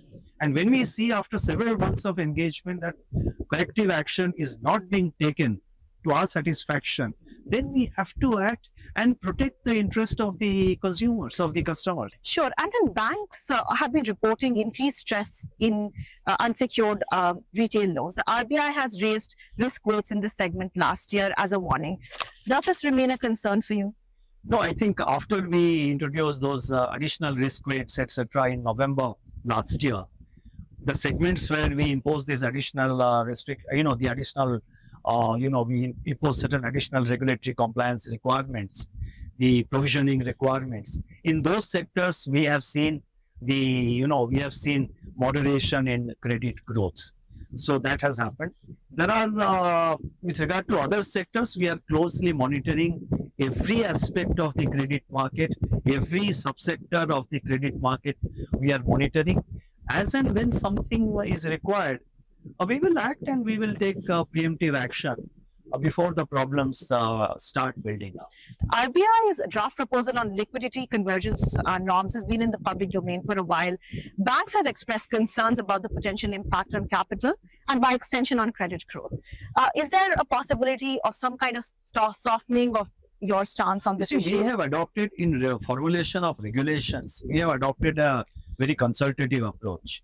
And that is the purpose of putting this discussion paper, to get comments of the stakeholders, to take that into consideration, examine that, and then come out with our guidelines. We have received a number of suggestions and from what the are banks, those suggestions? Banks from the Indian Banks Association. We have got a number of suggestions. Naturally, would you like to share what they are? I mean, there are quite a few. I mean, number of suggestions. So naturally, they would like some of them. They want this not to be done at the moment. Some of them want a longer period, longer phasing out the entire thing.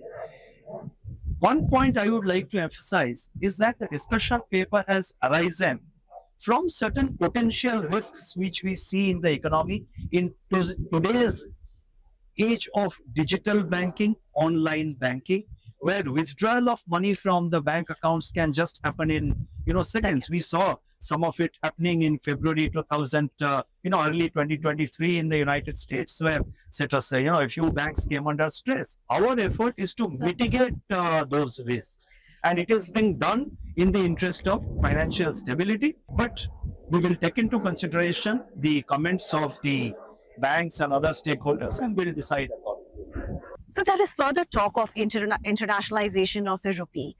Where do you see that going? Particularly, Donald Trump, we are in the US, the presidential candidate from the Republican Party has indicated that if there is de-dollarization, any country that moves away from the dollar, he's going to impose 100% tariffs. In such a scenario, how do you balance trade relationships with countries like the US and also ensure that the RBI's agenda, the government's agenda of internationalization of the rupee continues? You see, internationalization of the rupee should not be equated with an intention for de-dollarization. Both are different things. When we are talking of internationalization of the rupee, what basically we mean is that in bilateral trade settlements between India and another country, a major trading partner of India, our idea is to use rupee as a medium of settlement, or the local currency as a mode of settlement. But right now, mostly dollar is used, so it doesn't need de-dollarization. We have, for example, with the United Arab Emirates, the UAE, we have signed an agreement for the local currency settlement of trade settlements to happen through local currency. So importers and exporters on either side, they can do the settlement either by using the Indian rupee or by using the dirham, or they have the freedom to use the dollar. So therefore, when you are doing a settlement bilaterally with your trading partner by using the rupee or by using the local currency of both the countries, you are basically, it's a move towards de-risking your trade, because the entire global trade being based on one single currency can lead to concentration risks. If there are wild fluctuations in that particular currency, the rest of the world will have to face the volatility emanating from that. So this is a kind of a insurance, this is a kind of a de-risking your trade from the fluctuations or the volatility of the dollar in certain situations. And it is a flexibility which has been given to the traders on either side. It is not in competition with the dollar or de-dollarization. I think we should not look at it that way. It's basically we are completely on a different track. The BRICS summit recently concluded, and a symbolic BRICS note was launched during the summit. What is RBI seeking on that? There has been some engagement. Well, there have been some discussion. I mean, this was a proposal brought forth by one of the members. There is some discussion, but nothing has been decided. But how do you protect national interests, especially with the kind of geopolitical tension we have with China? You see, a single currency has its problems. The advantage which Euro had was that they had, geographically they were a block. They were all adjoining each other. So therefore, there are many challenges in thinking of a cross-country currency system. So, as I mentioned, some proposals, some thoughts were shared by one of the members. Nothing has been decided. Okay, and my last question to you is that we are in the US and you were at the World Bank IMF annual meetings. Over the past 6 years, you've been coming to the US at least twice to attend these meetings, 12 meetings. How has the impression of India evolved over those past 12 meetings?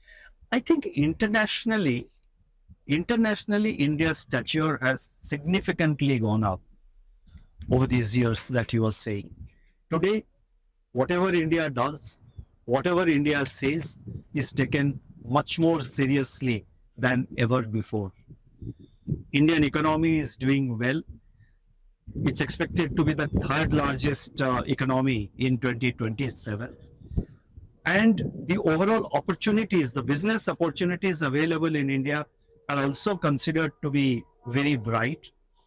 International confidence, international investor confidence on India has also risen, has increased substantially.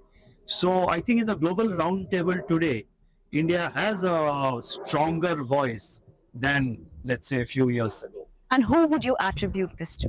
I think the credit goes to, every stakeholder in the Indian system, in the Indian economic system, in the Indian political system, in the Indian social system.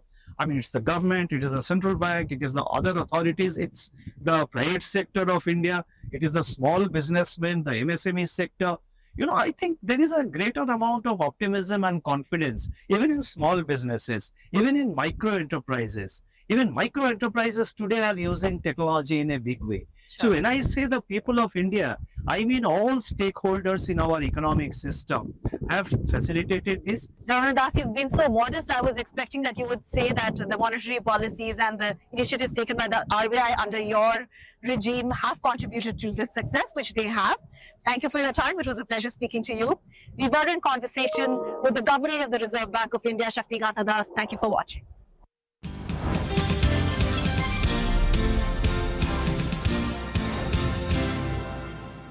Deep insights into their businesses from top Indian honchos before putting your money on the line. How about making every trading day profitable with strategies from the market masters, macro pundits and chart wizards? Only one show gives you a head start to your trading day. Get ready to profit. Get ready for business with Bajaj at these times on CNBC TV18 and CNBC TV18.com. CNBC TV18, an unending pursuit for excellence. A pioneer, a leader, a visionary, building a lasting legacy of credibility, consistency, and trust. Giving unparalleled access to global thought leaders and powering conversations that are shaping the new world order. Setting the highest standards through exemplary leadership.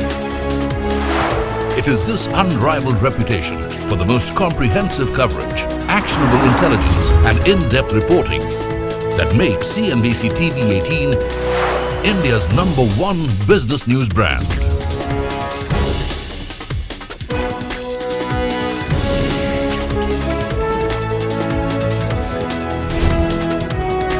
Foreseeing change, growth and transformation for over a quarter of a century.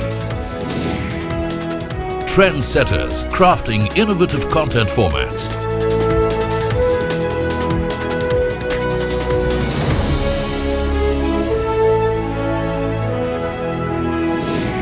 And award-winning business journalism.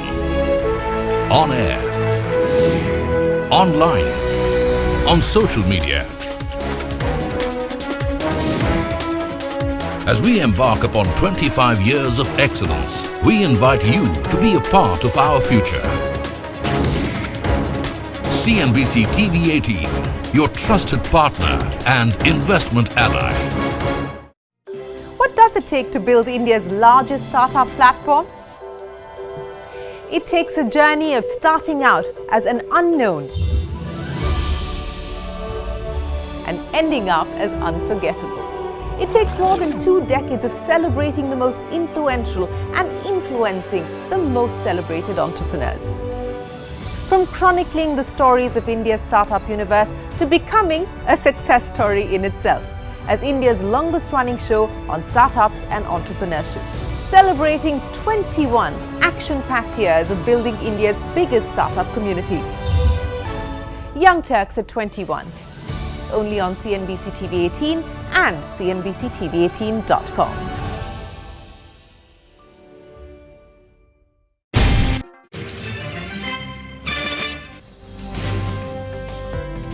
Quite a mixed picture that we're seeing in the Asian markets. Slowdown in certain areas. That has been significant. That is getting, that is outweighed by the kind of positives that we are getting. On the upside, the 40-hourly exponential is 24,487. But I'm not ruling an intraday bounce because we have corrected close to 8%. Last 4 weeks, we have been on the losing end.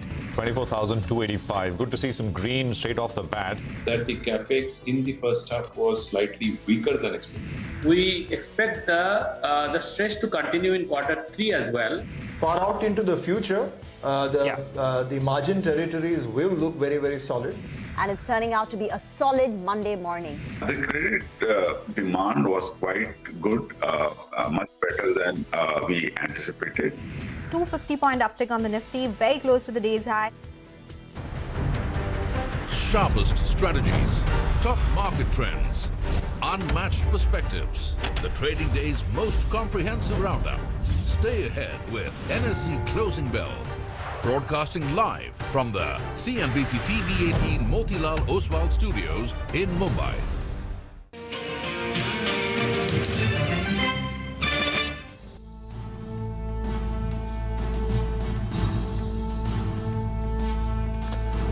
Well, that's the day so far, and it is turning out to be a very good, steady, in the green, no flip-flop kind of a day. So 200 points, 24,400 nearly on the Nifty. The Nifty Bank is trading with about a 1% gain as well. This is Closing Bell. We're coming to you from the CNBC TV18 Motilal Oswal Studios. I'm Prashant. With me, my colleagues Rima and Surupi here in the studios, and Nigel is joining us from the newsroom floor. Guys, hi, good afternoon. Hi. Afternoon. It's a very broad-based kind of an up move today. So in the morning, you just thought banks will do the heavy lifting in the rebound, but now you've got the metals up, 2.5%, pharma is up more than 1%, IT is contributing. So very, very broad-based in the recovery. And I think there's something festive finally that's in the air.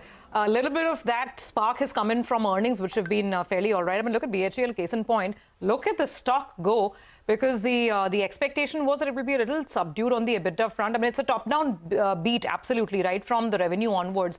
But I think the EBITDA line is what the market is really, really liking. That is what we're talking about versus expectations of a loss. They've done a 274 crore rupee EBITDA. So we'll just get our research colleagues in to explain that. But it's not just BHEL. I mean, today, a lot of results, the market has chosen to go with optimism rather than pessimism. DLF would be case in point that, yes, second quarter was a bit sluggish in terms of fresh launches, etc. But the market's kind of moving on. It's choosing to buy the dip. And that's a very different sentiment than the week that we were in last time around. Right now, the midcap index is absolutely in step with the Nifty and the Bank Nifty. All the indices up 1%. Nigel. Well, Surbhi, I'll tell you what, that's the point, right? The markets are choosing to look at more good than bad today. And a perfect example is IDFC First Bank. Take a look at that stock. I remember in pre-open, we were talking about the stock being down 8-9%. It's now in the green. Take a look at Interglobe Aviation. The stock was down, 13-14% earlier? That as well as cut its losses out there. So it's that sort of a day. And these earnings surprises, Ambuja Cement's, the numbers are quite good. You had, BHEL that you were talking about as well. So a couple of these earnings surprises, that's what changed the mood. And at least as of now, we've got 60 minutes to go. But the volumes are fairly decent. It's not that we're getting into a holiday season, so that's why volumes are less. Volumes are at par, and we're moving higher on rather good volumes. So I like the look of it on the screen. I think in the near term, the bulls will be happy to defend that 24,000 odd mark. Not out of the woods, but a good fight back is what you've seen in today's trading session. Let me ask Prashant. Prashant, what do you think? Is this Diwali sentiment showing up? Or is this maybe, mid-caps maybe we've turned a corner after consistent drubbing and selling for the last 4 weeks, right? I was saying this on Thursday and Friday that maybe the bulk of that FI selling is done. Let's get the institutional number today in the evening. If it's on, I think Friday was minus 3,000 crores. Yeah. It was much lesser. But, if that kind of abates, then I think, you get a little bit of himmat, as they say, locals also, because foreigners are not selling. And I think that is necessary, a little bit of stability. And once, you get some sort of a bottom, then market can spend some time sideways doing, I think we'll all welcome some boring sideways action for some time, no problem. But that stability has to be found first, that the fall is done. And maybe, who knows, we'll see. But I think today's number, in that sense, will be a bit of an indication. Just a couple of more points. So the Nifty is also getting into, again, you got to take it day to day. So some of the intraday technical levels, etc., are important. The Nifty is getting to its 40 hourly exponential average. I think we're about 70, 80 points away. So that is one. Nifty Bank, by the way, at the day's highest point, hit the 20-day moving average. The Nifty Bank, actually, it crossed it. And now it, of course, is under it. So let's see. That number is 51,571 as of now. And look at what's happening with PSU banks. Actually, that's one sector which from the beginning, when very small PSU banks were reporting earnings, and now names like PNB, etc., have reported, they've all positively surprised. So the PSU Bank index itself is up 4%, and then you got the metals index, which is higher and stronger as well. So, we've kind of stopped talking about China, but if the NPC is round the corner, global investors have not stopped talking about China because, it's kind of coinciding with just around when you will get the US election results around the 5th of November. I mean, that 4th to 8th, I think, is when the China NPC is, and we'll get a real big number. That's a hope in terms of what they're prepared to do on the fiscal front. So metals perhaps a little excited out there as well. Prima. Well, Sun Pharma's Q2 numbers are up for you on your screen. On the top line, it's in line with street expectations, but bottom line at 3,040 has come in ahead of the CNBC TV18 poll of 2,900. So at the bottom line, we're looking at a growth of nearly 19% versus estimates of about 13%. But the top line at 13,300 appears to be in line. The stock isn't incrementally reacting. It's been higher since morning, at least in the second half of the trading session, and still pretty much there, with a gain of close to about 2.1%. Talking about PSU banks, Indian Bank is the one which just came out with numbers a while back, and it was a super set of numbers, and the stock is also higher by close to about 10 to 11%. We've seen a deposit growth of about 8.2%. Advances have gone up by 8.3%. The company's slippages, I think that's one of the key factors. Slippages are down 30% on a quarter-on-quarter basis, and Indian Bank is positively reacting to that decline in slippages and the improvement in asset quality. Yes, absolutely. So lots of numbers. And by the way, this earnings season is going to be remembered. I don't think we've had a quarter like this in the past where we're getting outsized earnings reactions, both on the way up and the way down. And it's been consistent from IndusInd Bank to today, all the big names to a BHEL. It's really been all over the place and massive reactions coming in on lots of stocks. So what should we be doing? What's the strategy for the last 1 hour? We have Mitesh Thakkar joining in. Mitesh, there's an open playground out there, right? Stocks are either falling 9-10% or rallying 12-13%. Look at BHEL go right now. Sun Pharma numbers are flashing on the screen. What are the calls you'll go with now? Yeah. So, one, I think, the market has managed to hold on to the trendline support, and we've also cleared the first, we've kind of tested the first hurdle, which is around 24,450. And then, there's a chance of us heading towards 24,750. So I still believe that this bounce back mode should be on. Bounce backs can be slightly choppy, so I think that can play out. But I think I said this in the morning as well, as long as we are holding on to Friday's low, I think we have a good chance of heading towards 24,750, give and take 30-40 points in there. I think those levels before we start, getting into a declining mode again. And that is something which we'll assess once we reach those levels. Having said that, I have a buy on Piramal Enterprises, PEL Limited. That's a buy with a stop below levels of 1,056 and a target of around 1120 can be looked at. And BHEL, I think you were just discussing the stock, a very strong reversal with volumes over here. So buy with a stop below 230. It's actually circuit up, so maybe you'll not be able to buy it in the spot market. Try the options route. And 230 in the spot should be stop loss, and the target should be around 255. Okay, thank you very much for that. By the way, the BEL conference call is also underway and the stock is positively reacting. The company is saying they're confident FY26 growth will be more than FY25, which is expected to be 15%. They're expecting big orders in the next few weeks from the Ministry of Defense, medical aims, DPSUs, and the stock, which was in the red, down 1.5–2%, is now back in the green. But let's talk about Motilal Oswal Financial Services. They reported a strong set of Q2 numbers. The company's revenue surged 23%. Margins expanded 400 basis points sequentially. To talk about the way forward, Ramdev Agrawal, Chairman, co-founder of Motilal Oswal Financial Services, is with us on the show. Thank you very much for joining in. Numbers have been strong so far. So for the full year, what is the kind of growth that you're targeting? Which business is expected to drive this? And are you expecting any kind of impact from SEBI's stricter F&O regulations? Yeah, so our Q2 has been very strong. I mean, the top line has been, operating top line has been up by almost 46%, and the bottom line has been up by 53%. Can you hear me? Yes, we can hear you. Go ahead, Ramdev. Yeah. So the operating performance has been fantastic, and it has been strongest. Even sequentially, it is up almost 25%. So I think operating side, it has been growing at about 50%. So that has been the part of the current strength in the capital markets. But I think the real big number is coming from the treasury, which has gone up by almost, in this quarter we have done about 700 crores plus as a mark-to-market gain, and that takes the total to about 1242. That too after writing off 84 crores for the increase in taxation. So actually for the quarter the profit could have been about almost 1325 crores. So I think all in all it's an all-round very strong performance in the operating side as well as on the treasury side. So Ramdev, hi, good afternoon. So this is the sort of holdings, unlisted holdings on the books. So the revaluation of that.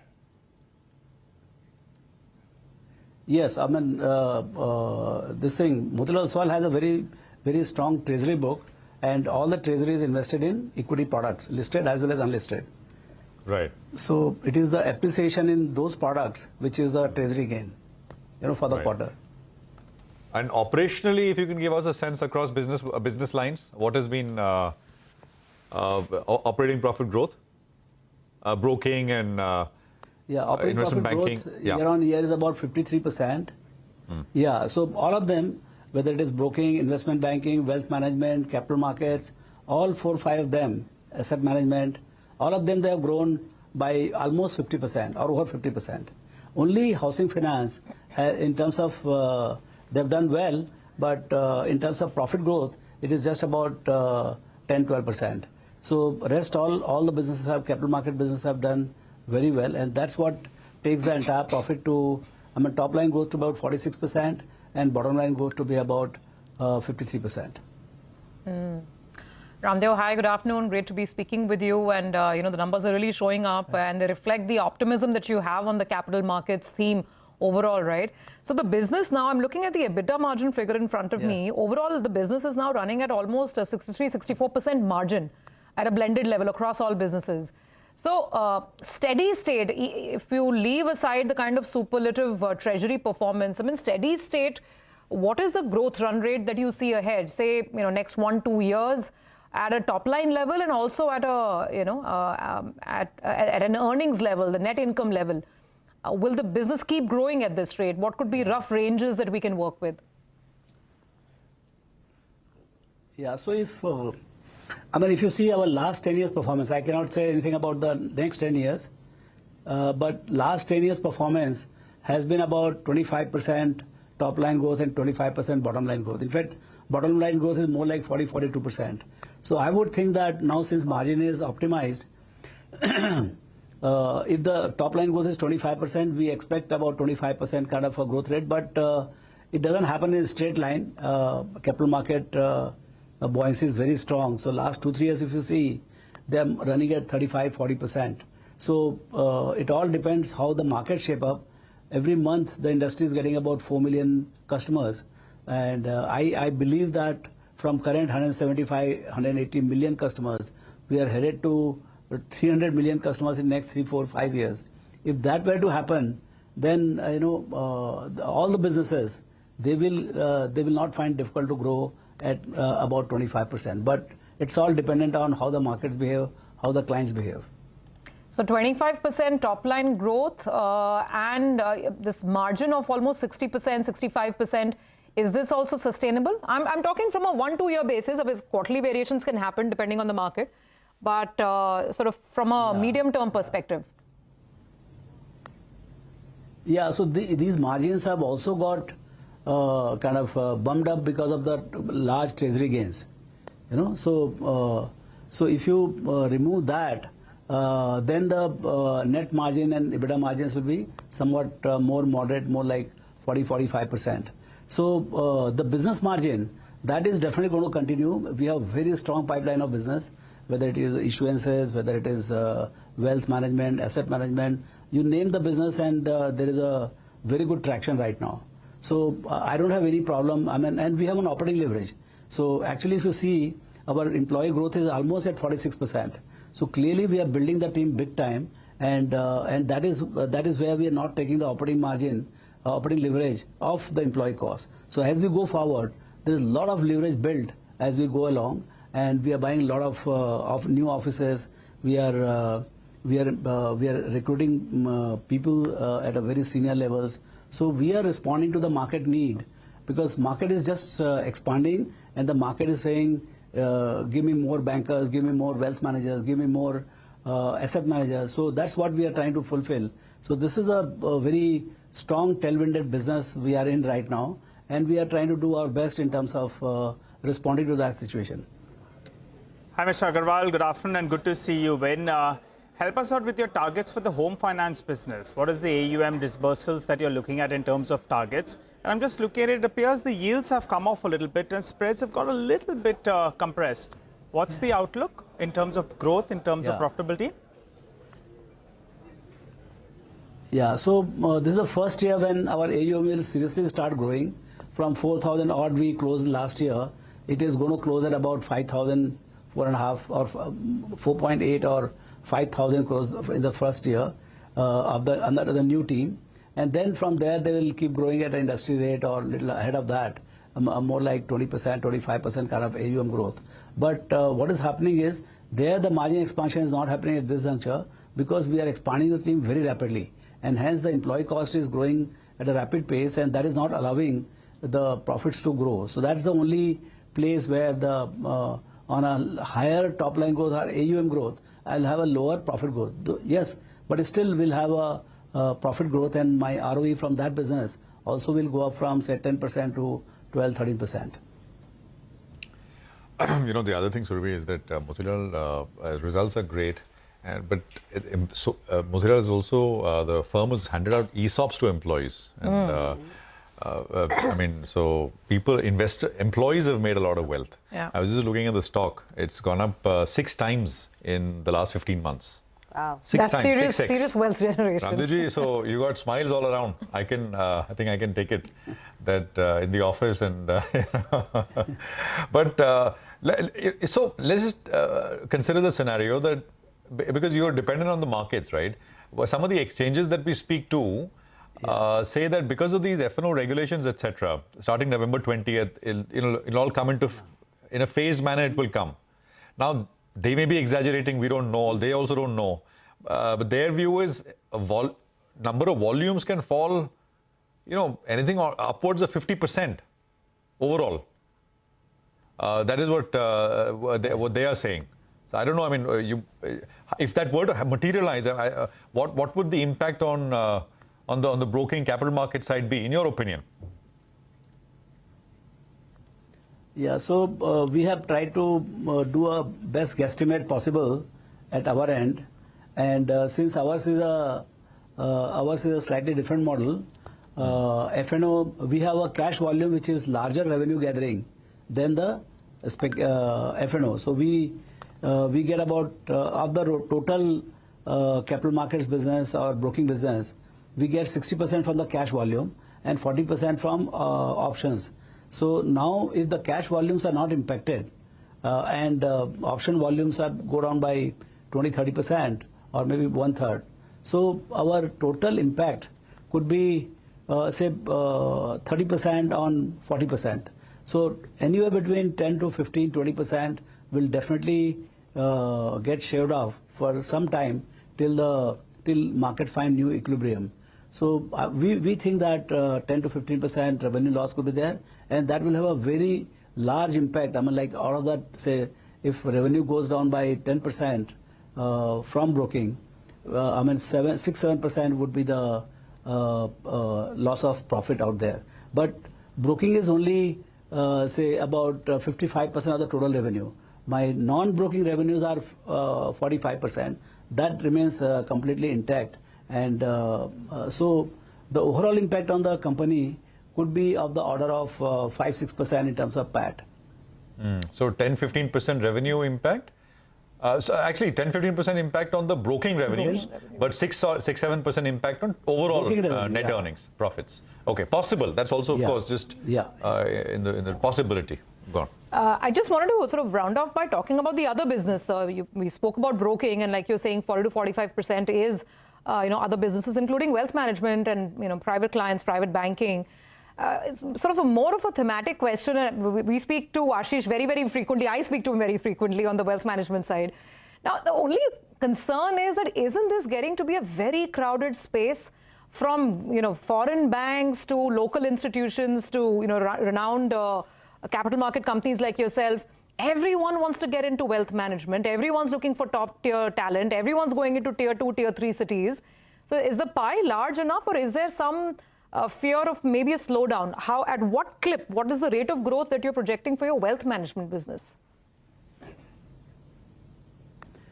See, Surbhi, this is a very, very seriously large opportunity in the sense that we are talking about, say, right now, wealth base on a $4 trillion GDP, wealth base might be, say, 2 times of GDP. So that is about 8 trillion or 10 trillion. Now, when GDP goes from 4 trillion to 8 trillion, your wealth base will not go 3x. It will go to more like $25-30 trillion. So there will be a lot for everybody to manage. And it's not winner takes it all in the sense that you cannot have some 50-60% market share in a business. So it's a very large business. It's a very physical in the sense that you have to meet one-on-one. Of course, you use a lot of technology. But it's a business which requires a lot of client interaction, and it's a long-term relationship business. So there is a lot of business in the market. It all depends on our competence and our ability to conduct how much we can do it. And that is the story of every aspect of capital market, whether it is broking, whether it is asset management, wealth management, private equity, you name it. And everywhere there is an expansion is going to be sustained. I mean, and it's not 1 or 2 years, it's a decadal opportunity. So, so it's a very transformative for the nation. It's a very large business. So we are very bullish on that. And and everybody will try to get its 2% share, 3% share.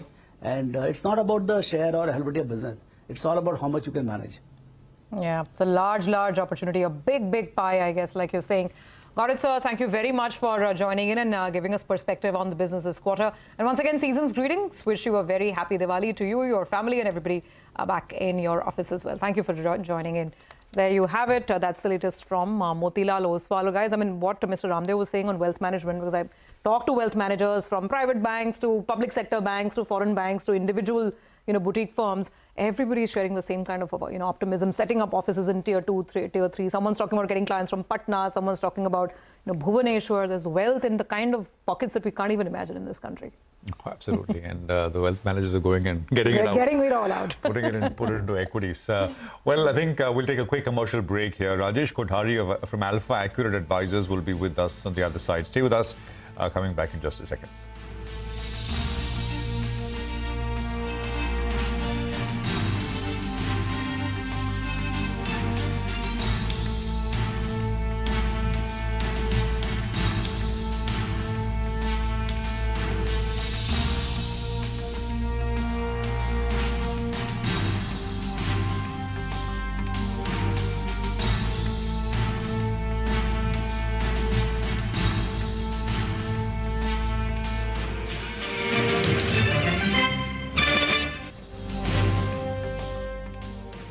accept your nomination. We're going to win Arizona. We're going to defeat Kamala Harris. It's the election verdict the world is watching. Will Donald Trump reclaim the White House and become the oldest president to be sworn in? How will this US election impact global trade and inflation? Will Kamala Harris make history, becoming the first woman president of the United States of America? How will the next US president deal with geopolitical volatility?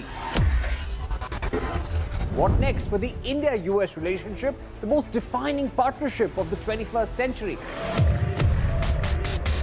What's CNBC TV18 for the best newsmakers and the sharpest analysis? We bring you all the action live right here on CNBC TV18.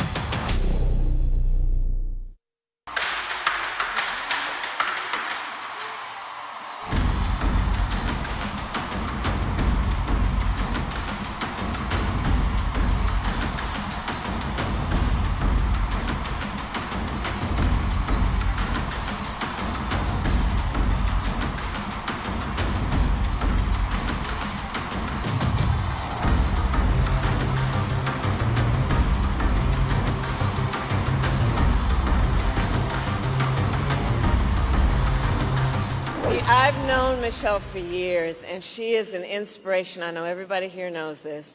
She is a truth teller, and she motivates us to get to work, especially when the stakes are high, because as she reminds us, as my mother taught me, don't just sit around and complain about injustice.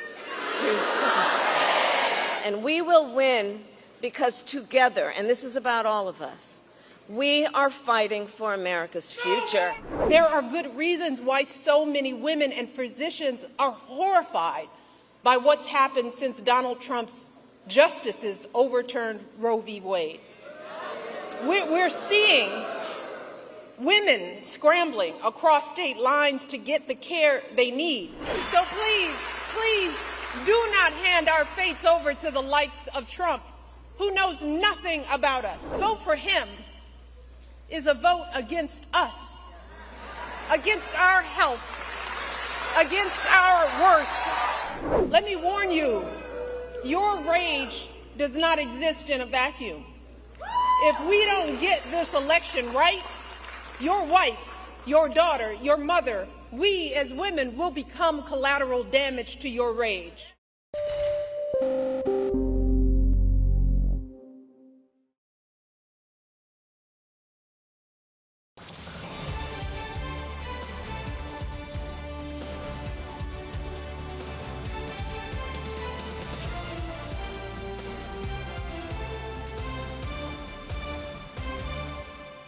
आज सुबह हमें Germany के Asia Pacific business जगत की conference को संबोधित करने का अवसर मिला। मेरे तीसरे कार्यकाल की पहली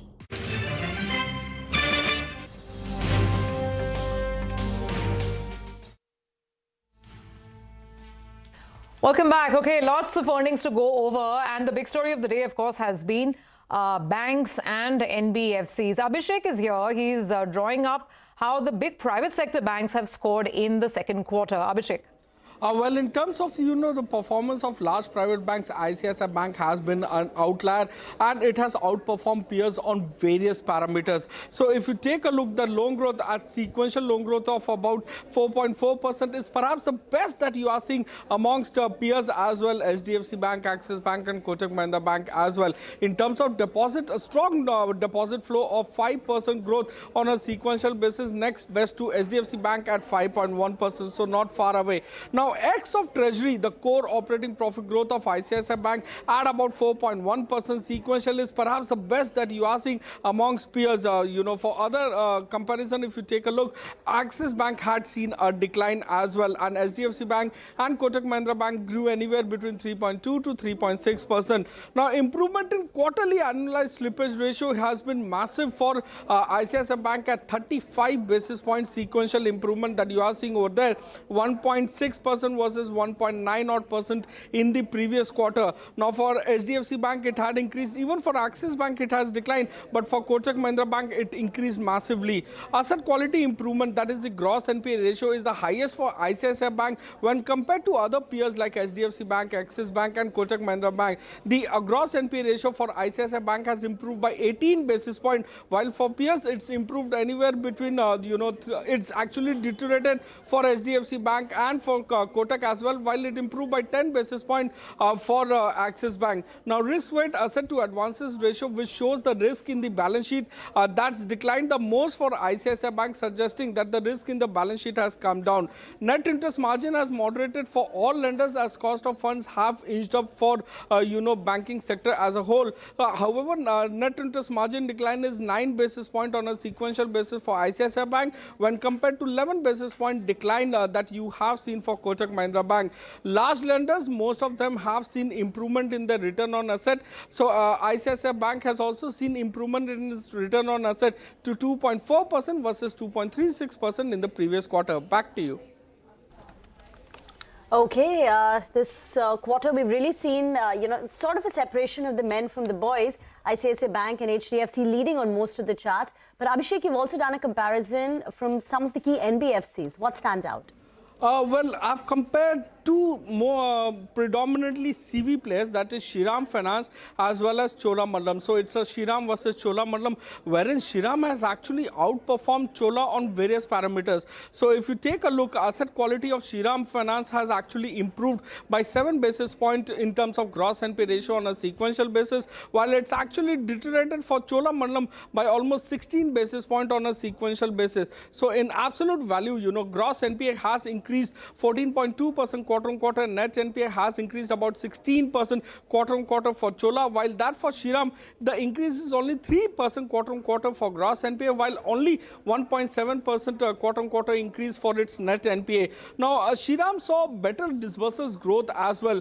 For Chola, the disbursements have actually declined marginally on a sequential basis, while that for Shriram, it's actually grown by 6% on a sequential basis. So, AUM growth was 4% quarter-on-quarter for Shriram, while that for Chola was about 5.9%. So despite the fact that disbursements declined, it looks like the tenure of the loans have increased for Chola, which led to AUM growth being very robust. In terms of valuation, 1 year forward price to book value, that is FY26, Chola is trading at 3.7 times, while Shriram is trading a little under 2x. Back to you.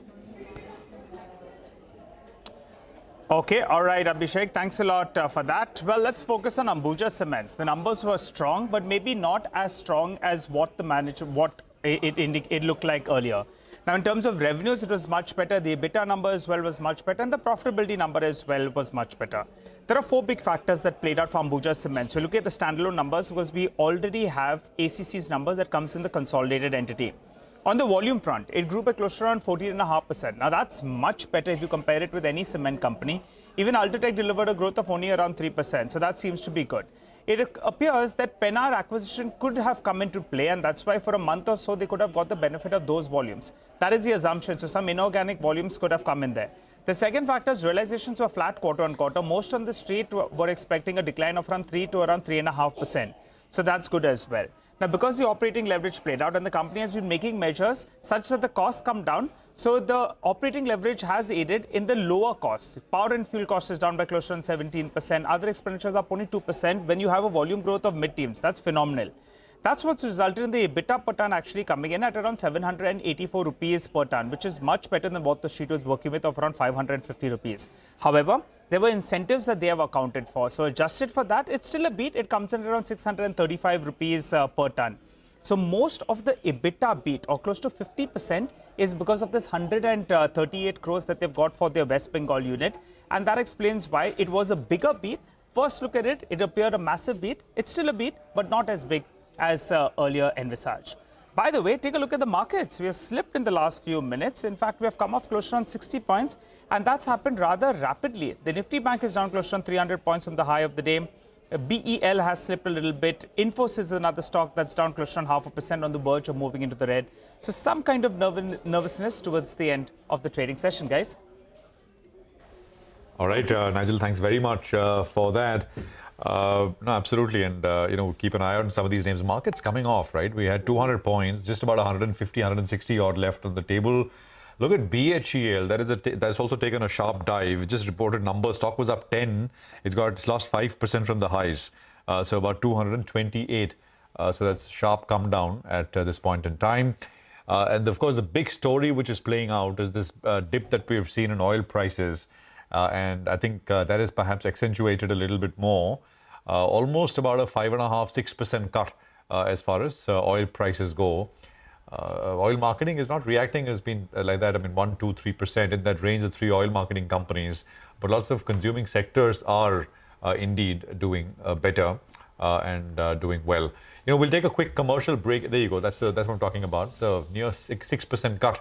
Don't see that very often, but that is what you have. So in the morning when we came in, it was about a 4% drop, and that's now extended to by another 2%. Take that break, but just a quick programming note, and this is, be prepared to ring in festivities as Diwali. Tune into CNBC TV18 at 3 p.m. tomorrow to hear out from some of the next-gen voices on markets and what to do with your portfolio and how to sort of prosper going into summer 2081. So those are the faces you will see. Stay with us. We're back.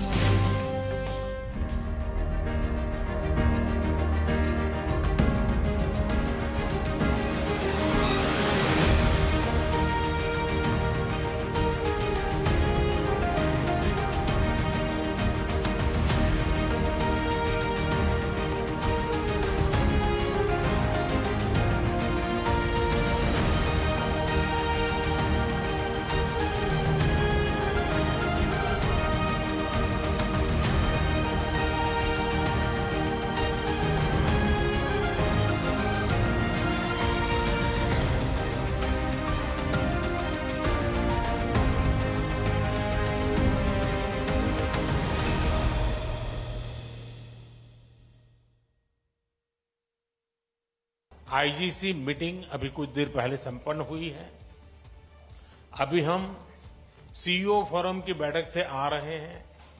इसी समय German नौसेना की ship Goa में port call कर रही है। रक्षा और सुरक्षा क्षेत्रों में बढ़ता सहयोग हमारे गहरे आपसी विश्वास का प्रतीक है। क्लासिफाइड इंफॉर्मेशन के एक्सचेंज पर बनी सहमति इस दिशा में एक नया कदम है।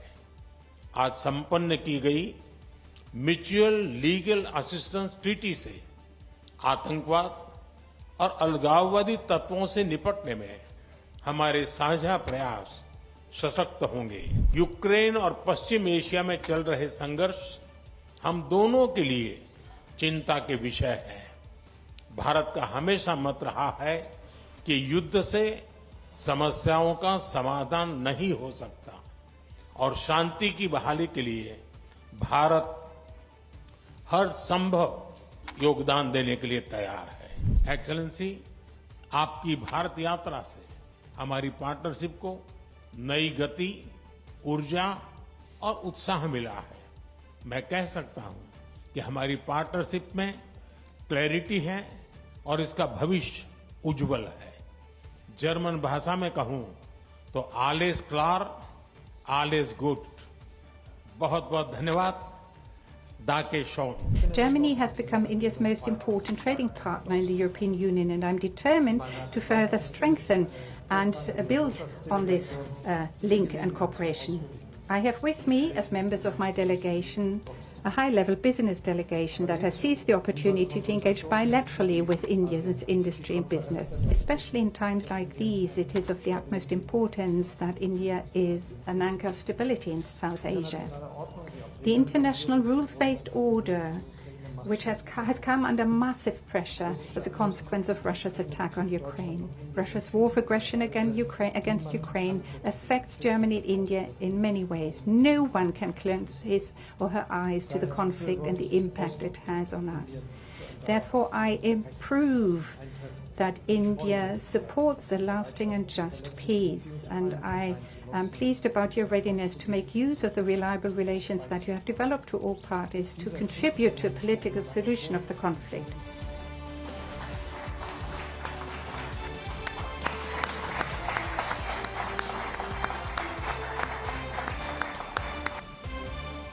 Investing.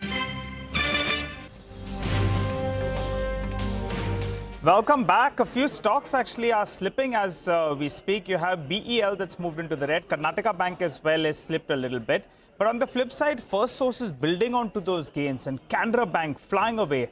That's up close to around 7% as we speak. Midesh Thakkar is back with us. Midesh, first a word on the index. You have been sounding a little bit cautious even on this bounce. You're not entirely convinced. If you had a long position, what would you do? Would you book it out before the end of today? And what are the levels you're looking at on the Nifty? And fill us in with your picks as well. I think Nigel, a good way would be to take some profits off, but not all. Let's say about 40%. Okay. The chance of bounce back are still very good because of the the overall oversold levels of on most of the indicators. So we'll play it that way. Though I think Friday's low still remains the deep stop loss. But the idea is that yes, bounce backs are choppy. So taking profits on every move in your favor would be a good idea. And that's the way we'll approach it.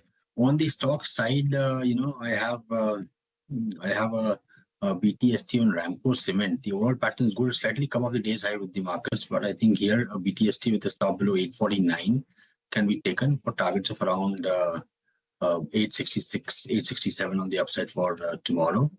And the other one which I have a call is STBT on Page Industries with a stop at about 42,620 and a target of around 42,100.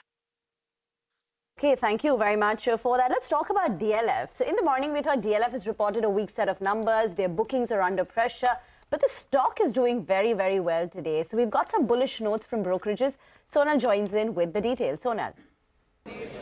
Well, yes, it was a weak set from DLF. Bookings were at a 17-quarter low. However, brokerages, they are bullish on the outlook going ahead because management has maintained their bookings guidance for FY25. Motilal Oswal says with the balance inventory of around 2,100 crore rupees, launches now will be the key to driving its pre-sales growth. In fact, they received approval for one of the most important projects that they have, the Dahlias, in the first week of October 2024 itself. And with this, the company is confident of achieving the pre-sales growth target of around 17,000 crore rupees in FY25 itself. For the rental business, which is DCCDL, they should achieve rental revenues of around 5,000 crore rupees. For the Mumbai project, the total potential saleable area can go beyond 5 million square feet, and this is something which will add more to its bookings number going forward. On the back of this, they have upgraded the stock to a buy with a revised target price of 925 rupees a share. Jefferies too is positive on the stock. They say the recent correction has brought down the NAV by around 20%, which is in line with the long-term average of the stock. This provides an attractive entry point for the stock, also considering the residential real estate cycle that we are in. They have raised the Dahlia's sales estimate to 5,000 crore rupees versus 3,000 crore earlier, and that is something which will aid bookings for the company going forward. The target price has been raised to 1,000 versus 985 earlier. They also have a buy rating on the stock, so brokerage is bullish on the stock because of the recent correction and the outlook going forward. Indeed, thank you very much for that. First Source of stock that Nigel earlier alluded to is firing 12% higher. Remember, the company has raised the full year revenue guidance for the second consecutive quarter. For FY25, the company is now talking about a 19.5% to 20.5% revenue growth. Now, this includes 5% from an acquisition that the company did. But even if you strip that out, the organic revenue growth will be about 15% at the midpoint, which is higher than the 12.5% that the company was expecting 3 months back. Margin guidance largely retained at 11 to 11.5%. So the company is very, very confident. We spoke to the management. Even the outlook is upbeat. They're gaining market share. I mean, they're gaining more wallet share from customers. Their deal wins are very strong. Even in the current quarter in December, they're talking about 3 or more large deal wins. But watch for Bharti Airtel. That's the one which reports numbers post-market hours today. And Bharti Airtel is a stock which has done very well. It's up 60% from the start of the year. Now expect a strong quarter for Bharti Airtel. The key reason is the India wireless business, which is 60% of the company's overall revenues and EBITDA. The India wireless business undertook tariff hikes. The tariff hikes were approximately 15%. It took place in early July. So there's a full flow through of the tariff hike, and this will boost the company's revenues. So on a consolidated basis, 6% top line growth, but the India business will see a 10% revenue growth. There will be a margin expansion, there will be a profit jump, and even the company's ARPUs, the average revenue per user, will see a flow-through impact of this pass-through, according to our poll, up nearly about 10%. We saw that in the case of Jio also, a very good quarter, a strong quarter driven by the tariff hikes. Subscriber numbers, though, could remain a bit muted as the increase in tariff hurts some of the lower-end subscribers. Some of them may choose to give up their second SIM. So Bharti Airtel should be a stock on your radar. But let's talk about Sun Pharma. That's the one which reported numbers about 2:30. Vinny? Yes, so talking about Sun Pharma in terms of numbers, it was an inline set of numbers that came in from the company. Revenue growth of 9%, EBITDA margins coming in at 29.6% versus a 21.6%. So year-on-year basis, a sharp uptick in terms of the EBITDA margins, but versus estimates, it's in line with what we were expecting. Profits, that's where the beat came in, and profits came in around 3,040 crores versus around 2,557 crores last year, an uptick of around 19%. What led to this profit beat was because the forex gain, there's a forex gain of 128 crores during the quarter versus last year there was a forex loss of 34 crores. Other than that, key triggers, US sales, that was better than what one was expecting. US formulation sales came in at $517 million, whereas we were expecting around a $480 million in terms of US formulation sales. A global specialty side business, that also has done well. We were expecting a growth of around 15-16% in terms of revenue. It came in at 19.2%. So yes, growth was better there, and that leads to better margins because this global specialty business, that's higher margin business, and that is why a slight bit of an uptick leading and aided mainly by this global specialty business. Other than that, emerging markets saw a muted growth of around 3%. Rest of the world saw a bit of a decline of around 3.5%. India, though, managed to see a growth of 11%, so in line with what the street was expecting. Research and development expense, keep an eye out on that because that is 6% of the total revenue. The company had given a guidance for FY25 of 8 to 10% of the spending. So that is something that we'll watch out for in terms of clarity. But all in all, an inline set of numbers. All right. Thanks a lot for that, Vinny. By the way, just wanted to make one quick point. First Source is flying away. There's a holding company, which is RPSG Ventures. I recall we had presented a piece on the entire group, Sanjeev Goenka group. And this is the holding company. So the market cap is just around 3,500 crores. But it has 53% stake in First Source. And First Source's market cap is close to more than 25,000 crores odd.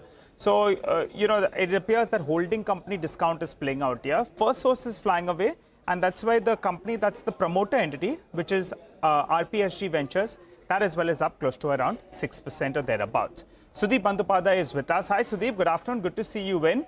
Which was that one result that really impressed you and you would be looking to add on to positions? Well, I think one result, Nigel, which really impressed me pleasantly is BHEL. I have always been a critic of this company and I have been absolutely scathing in my remarks about the performance. And consistently over many, many quarters, many, many years, they have disappointed the investors, analysts, and pretty much the market because of underperformance vis-a-vis expectations. This is one quarter where I think they have, really, beaten all of the expectations. I think it's a very, very well taken. I'm excited probably because I was a naysayer as far as their performance is concerned, and this performance has come as a welcome relief.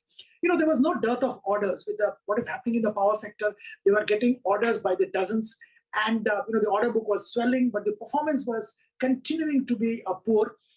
Even this quarter, the expectation was of a negative EBITDA, whereas they have turned out a very, very positive, performance.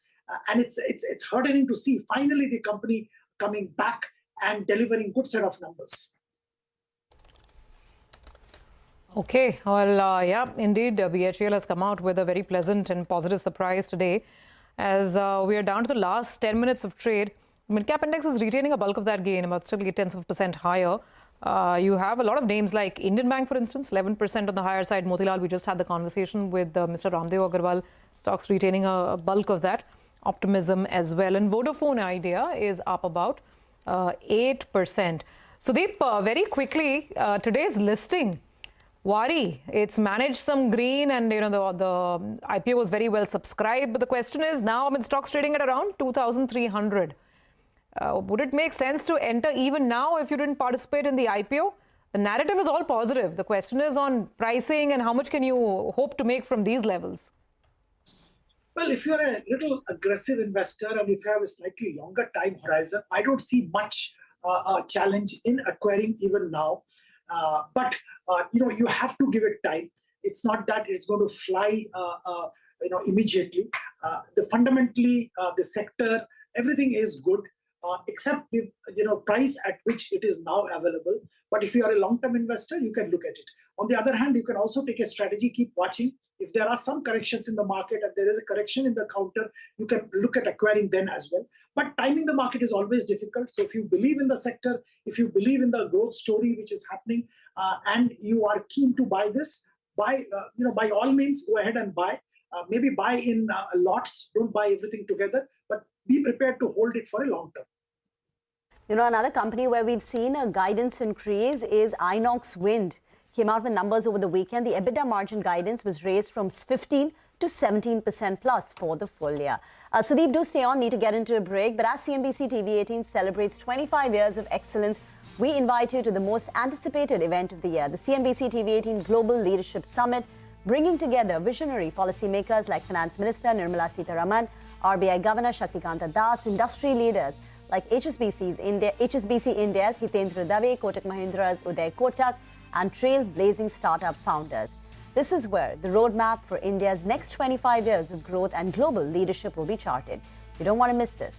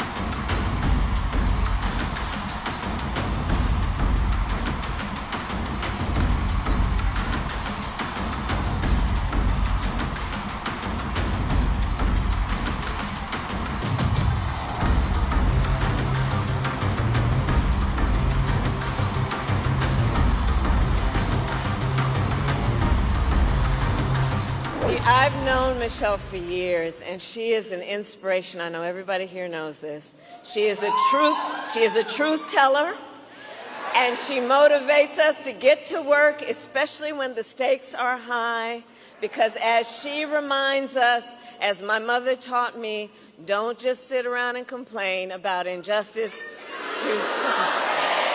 And we will win because together, and this is about all of us, we are fighting for America's future.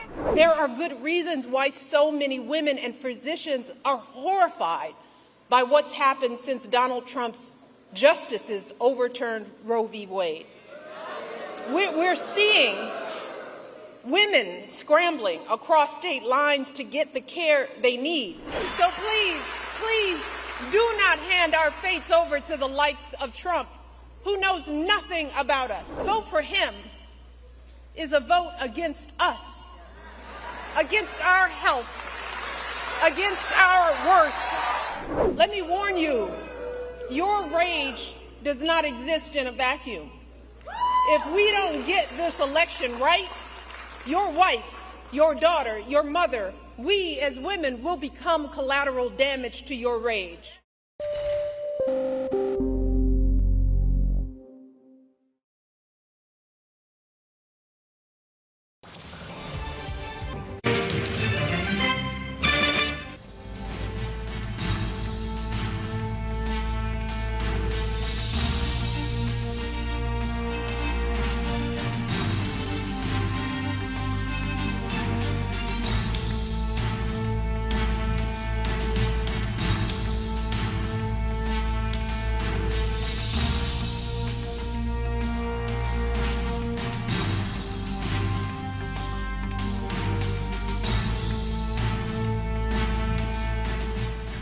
Welcome back. Okay, so that's the same story, I think, repeating itself. We're talking oil marketing companies. You're seeing the major slip up on expectations from IOC in the second quarter. The profit number is way below the poll. It's exactly what we've seen happen with HPCL and BPCL as well. And the reason is, of course, inventory losses. The stock is reacting negatively. It's now slipped into the red. Yeah, look at that. Just about 3,700 crores of EBITDA versus expectations of about 1,100. So inventory losses, what I'm guessing, has hurt IOC as well, much like its peers. But the question is, oil prices are also cooling off in a very dramatic fashion. Let's get Brent on the screen. When Prashant checked it last, I think the price was down 5%. That's been the intraday decline on Brent. So you've got, make that almost 6% now on Brent. It's a sort of a crazy fall in our oil prices today. Sudeep, come in on this. I'll make this our last question for the day. OMCs, it's hard to guess which way this is moving from inventory gain to loss and what's happening with pricing, etc. What would you do? Oil marketing stocks? I always have been maintaining this is for really investors with an iron will, because the volatility in oil marketing companies is too much. The entire oil sector is too much. Number one, you have the global oil prices which keep fluctuating, and they're seesawing in a big way. Then you have the refining margin, which again is a factor of multiple things, and that also keep seesawing. The third and final factor is this, the oil price in the bunk, and that is controlled, that is managed, and there is a question of under recovery, over recovery. So there are too many variables which are not in anybody's control, and you have to be really lucky to really be getting it right as far as these companies are concerned. So it's, for trading maybe it's okay, but for investment I'm not so sure, unless you have a very long-term horizon in mind. If you have a shorter term horizon in mind, these are not stocks where you can invest money and sleep peacefully. Okay, all right. Sudeep, we'll leave it on that note for today. Thanks for joining in. Let's quickly recap. A day that's finally seen some green on the screen. I mean, after 5 consecutive days of fall, at least the 6th day, we've got a bit of a gain, 177 points higher on the Nifty, and almost an equal amount of gain coming in for the midcap index. It was really banks leading from the front. So if you look at the Nifty, it's financials that are leading the charge. Shriram Finance, 5.5% higher, ICICI Bank, 3%. You have names like SBI also chipping in. There is actually HDFC Bank didn't quite participate. That was playing a bit of a spoil sport. So those are some of the major financial names. Other than that, Adani Enterprises, 4%. Wipro, JSW Steel, these are stocks on the higher side, even Tata Steel for that matter. So some of the metal names are shining well today, and some buying coming back to autos, which have been beaten down very hard. So M&M, Eicher, Tata Motors, some of these stocks had a little bit of green on them. The bell has gone. The downside comes in the form of Coal India, disappointing Q2 performance. Bajaj Auto was lower. And the banks that didn't go on the green side today include Axis Bank and Kotak Mahindra Bank. So those two were the disappointing names, but not a bad day for midcaps today.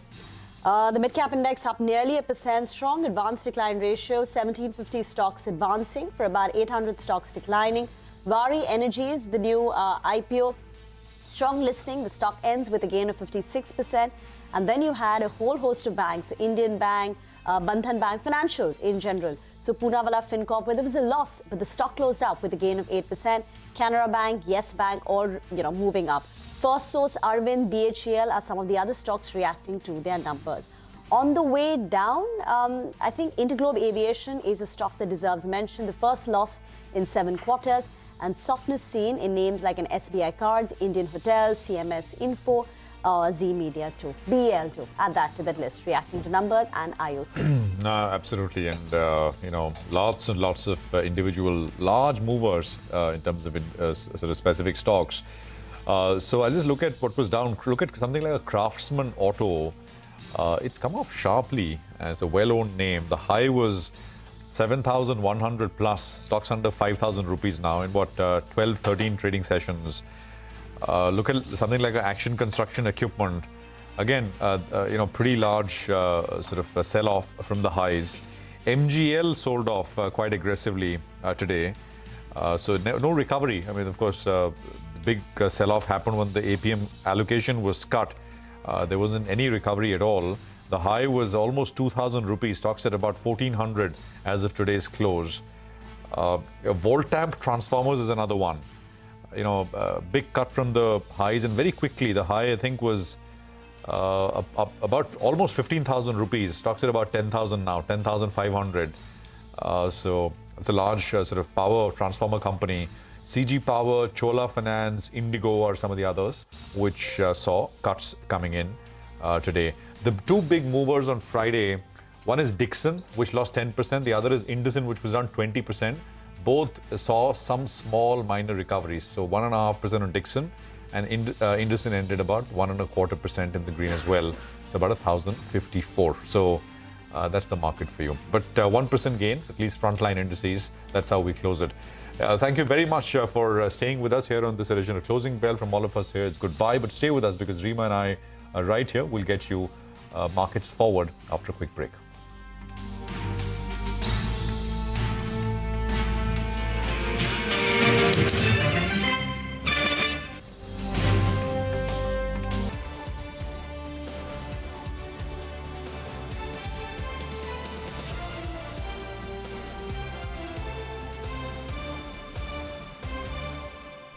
आज सुबह हमें Germany के Asia Pacific business जगत की conference को संबोधित करने का अवसर मिला।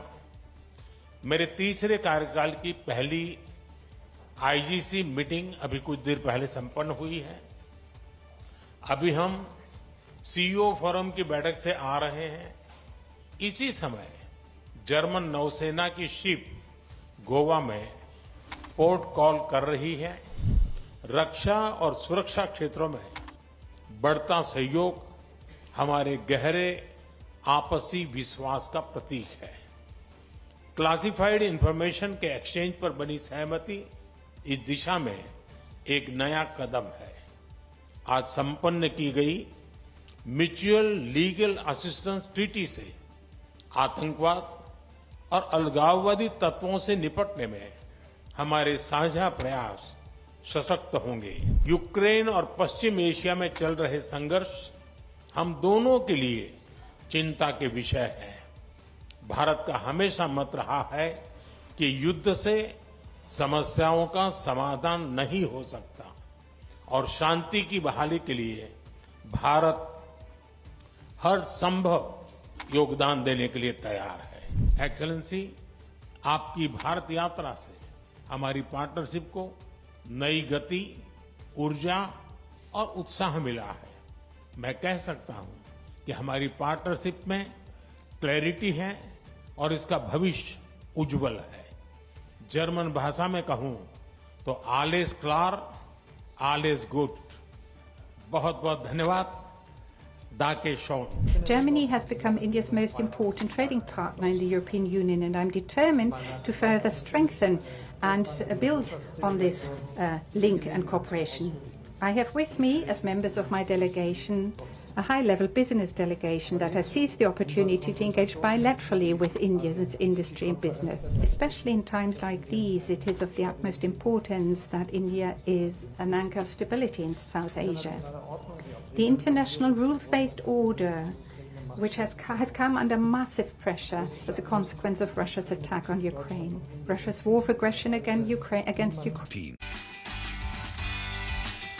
A positive session on Dalal Street, powered by large caps after the sharp decline on Friday. Key indices advanced, but end of the day's highest levels. Metals and financials, especially PSU banks, are some of the big gainers. Broader market gains are in line. ICICI Bank beats estimates and sees the credit quality improve, delivers outstanding performance versus peers. Shriram Finance also delivers a robust quarter. IDFC, First Bank and Bandhan Bank, with the ones with MFI exposure, see a stress rise in their books. RBI Governor Shaktikant Das tells CNBC TV18 in an exclusive interaction that festive demand has been weak, but rural demand has picked up after a break, and several high-frequency indicators show that the economy is in good shape.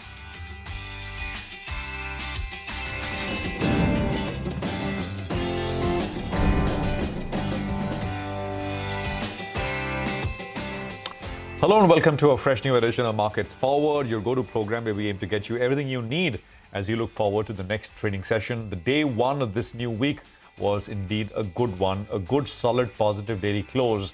I think we can say it's a start. I'm Prashant. With me, my colleague Rima Tendulkar. Rima, hi. It's a start of the Diwali festivities, right? The kind of session that we had. But in the next 20 minutes, we'll get you all the big news, the key developments in Dalal Street, the top corporate voices of the day, the big earnings, and the events to track ahead. But as you said, right, very strong, solid and steady through the day. 1% across the board, and I think it was not at the day's highest level, but it was not there was not too much give back, right? It was not as if we were up 200 and then we ended 50 points higher. So 180, 190 point higher close, so pretty much close to the highs of the day, and it was steady through the course of today's session.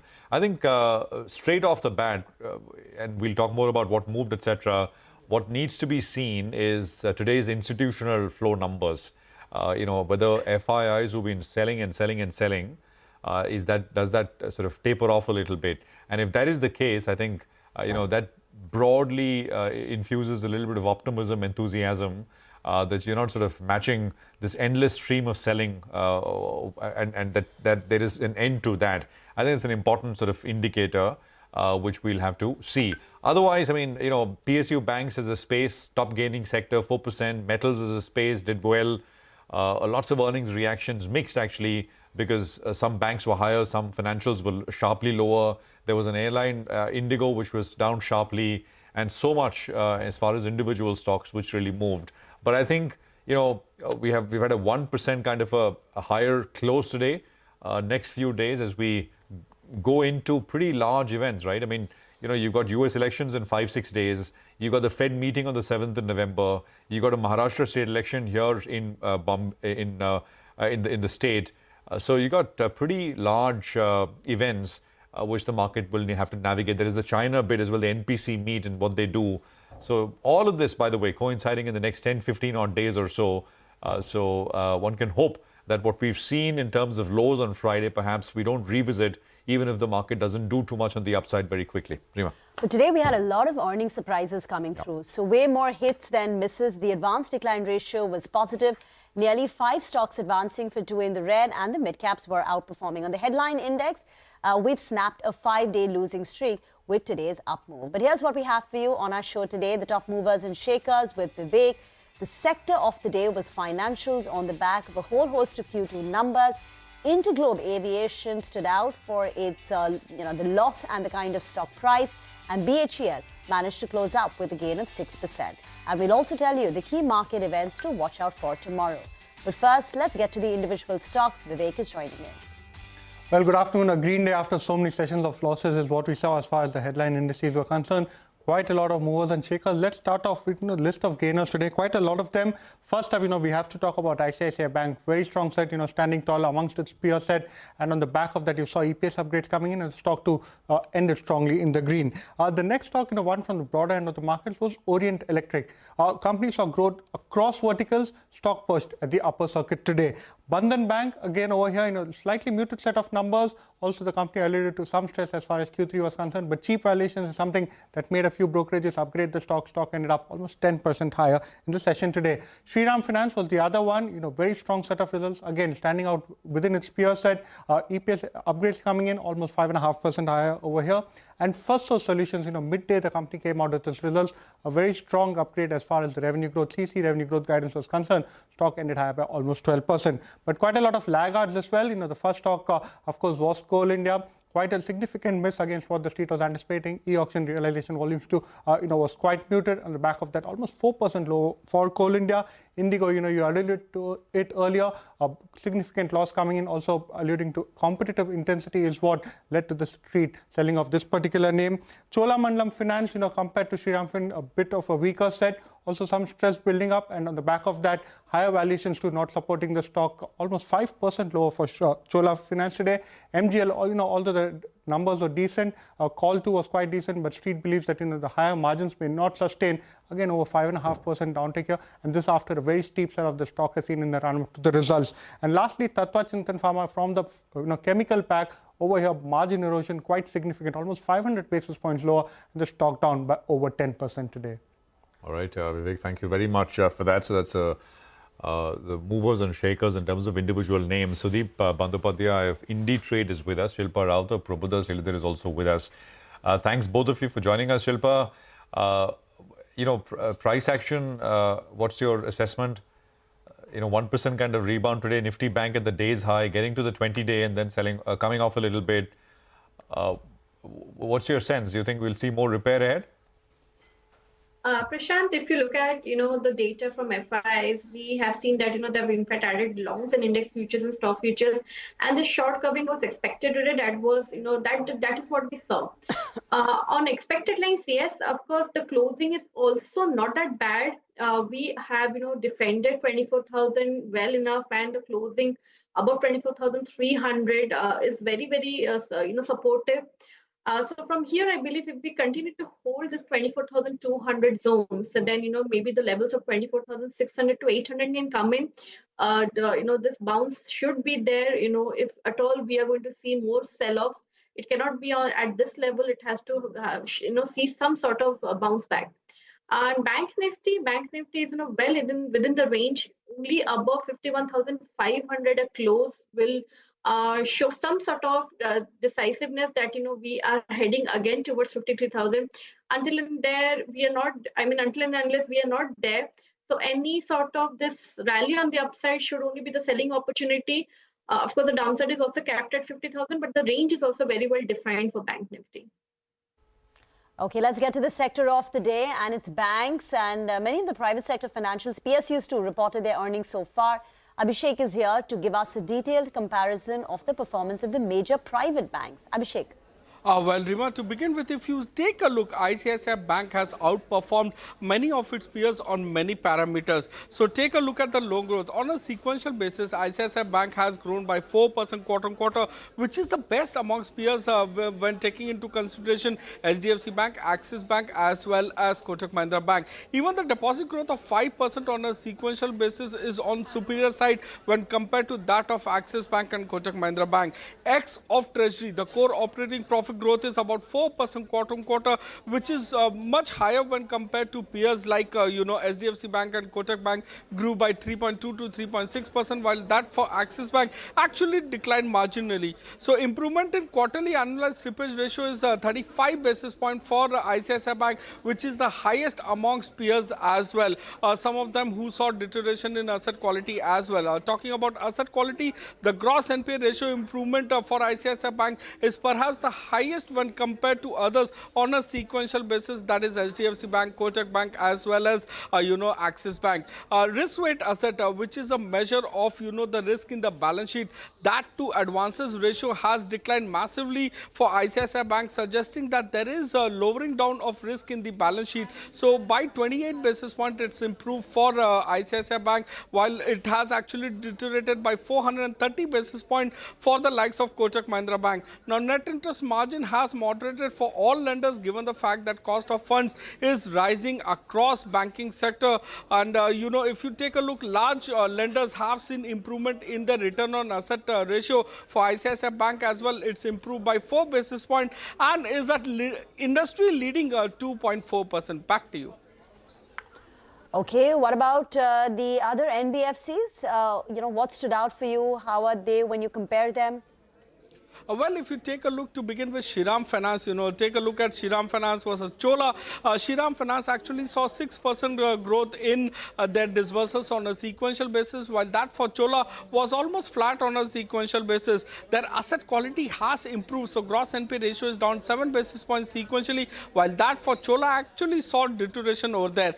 Bandhan Bank, the gross NPA ratio inched up to 4.68 versus 4.23%. However, the business momentum was strong, deposit up 7% quarter-on-quarter, AUM growth of 4% quarter-on-quarter. Net interest margin declined by only 20 basis points sequentially, and they reported profit higher than our polls. So they reported a profit of 937 crore. We are working with a number of 889 crore. In terms of Yes Bank, the net interest margin has remained stable. So despite the fact that there is increasing cost of fund across lenders, net interest margin remaining stable has been taken well by the street. The cost to income ratio has also improved. It's now down to 73% versus 74.3% in the previous quarter, and asset quality has remained under control. One of the rare size amongst mid-sized bank to see improvement in its gross NPA ratio by 10 basis points to 1.6% versus 1.7% in the previous quarter. In terms of their PNL, the profit is ahead of our poll. Back to you. Thank you very much for that. And then there were PSUs too, right? Indian Bank, Bank of Baroda. Bank of Baroda's asset quality was the best that we've seen in the last 10 quarters. Sudeep, come in. It's a wide range of stocks. You can pick between the large private sector banks, NBFCs, or some of these PSUs. Which is a standout banking earning for you? Well, as far as I'm concerned, I've been quite impressed by ICICI. I think quarter on quarter for a very long time. I think this is the 9th quarter they have been beating the market estimates. You pick up any parameter, I think they have outperformed and they have done better than what any of us were expecting. And remember, they have got a size. It's not a small bank. And to kind of deliver these kind of numbers quarter on quarter consistently, it's quite amazing. And I think I'm definitely impressed. Yeah, valuation-wise, it's not cheap, but I think still there is opportunity. So investors looking at picking up for a, let's say 1 year time horizon, definitely ICICI Bank can be picked up. The other bank which also I liked is HDFC Bank. I think they are getting their act together, and valuation-wise, again, that is compared to its historical valuations, it is reasonable. So that can be picked up. The last bank I will talk about is Bandhan Bank. A lot of things are falling in place for them. They have been a bit cautious in their Q3 asset quality guidance. But the fact remains that it is very reasonably priced at current levels. So for a bit of an aggressive investor, Bandhan can be looked at. Yeah, the Bandhan, of course, 184 with that near 10%, 9.6 odd percent gain that we've seen. Sharp on valuations, absolutely cheap. But the sector, of course, also going through some troubles. But Bandhan never really did anything over the last many years, while other MFI companies did do very well. Bandhan did not participate. Now, aviation space was also in focus on the back of Interglobe, which reported numbers. The stock started down 8-9%, was down about 13% at one point. Let's recap the numbers first with Vinny, who's standing by. Vinny, over to you. Yes, so it was a weak set of numbers that came in from the company, mainly because they reported a loss this time of 988 crores versus a profit last year of 188 crores. And the fall that we saw coming in today, the intraday fall, was the biggest fall in almost 2 years for Interglobe Aviation.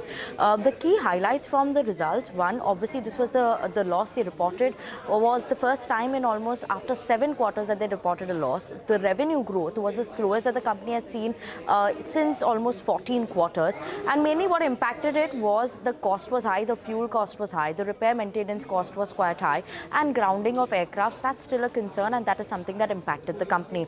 Forex loss, that also was something that impacted profitability. It was at around 2,460 crores. Q2, though, is a seasonally weak quarter. We should be keeping an eye out on that because brokerages also have cut their target price. Whether you look at a Goldman Sachs, they've cut the target price to 4,800 rupees per share. Jefferies also has cut the target price from 5,225 to 5,100 rupees per share. And Kotak has also lowered their FY27 estimates by 10%. Management did highlight that grounding of aircrafts, they expect that to be around sub 40 by the beginning of FY26, so we'll be keeping an eye out on that. Thank you very much for that. But there is a fear that consumer demand is slowing down. And plus, in the case of Interglobe Aviation, intermittently you've got the promoter selling coming through, which is also acting as a bit of an overhang. Sudeep, comment on Interglobe Aviation? Well, I'm always a little careful about aviation stocks. Historically, aviation stocks have been extremely volatile, and I think that's getting pretty much played out. There are multiple variables, and ATF, aviation turbine fuel cost, is the major variant, and its price keeps fluctuating. The other factor is, of course, the seasonality. So Q2, I think the seasonally weak quarter. So we should not read too much into the Q2 numbers, but if you are buying an airline stock, be prepared for the volatility. I don't see fundamentally anything wrong in Indigo at this stage, but the valuation is not cheap and you have to be prepared for volatility. These are the two things I will always mention when you are into an aviation stock. Shilpa, Interglobe Aviation?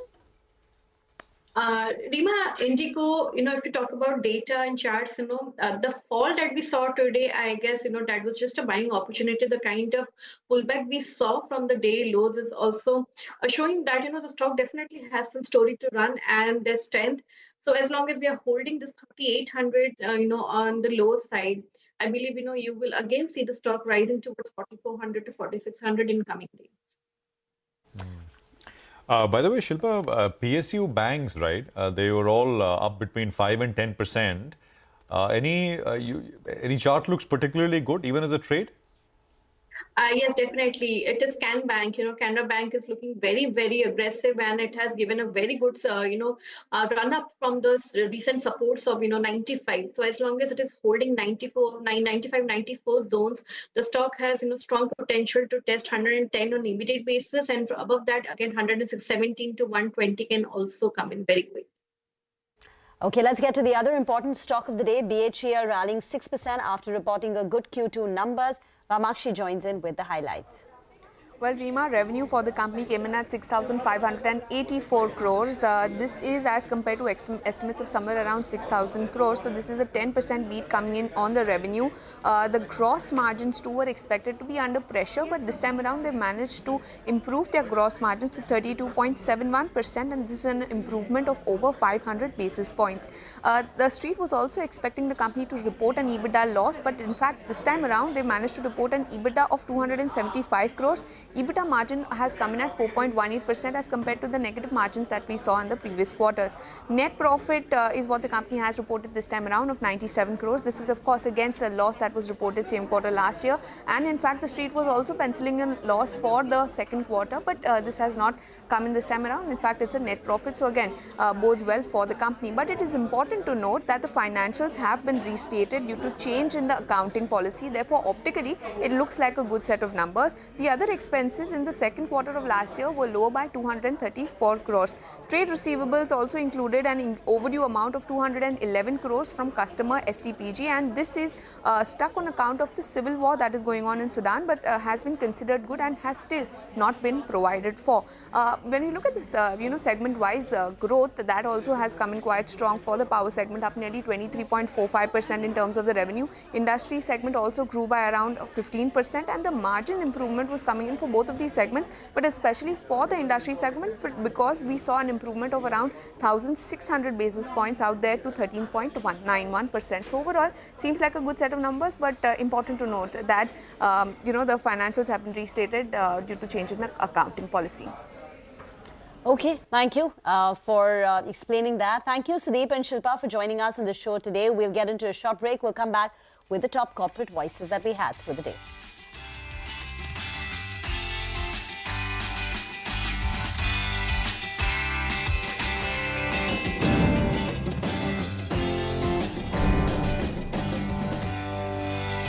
Germany and India in many ways. No one can close his or her eyes to the conflict and the impact it has on us. Therefore, I approve that India supports a lasting and just peace, and I am pleased about your readiness to make use of the reliable relations that you have developed to all parties to contribute to a political solution of the conflict.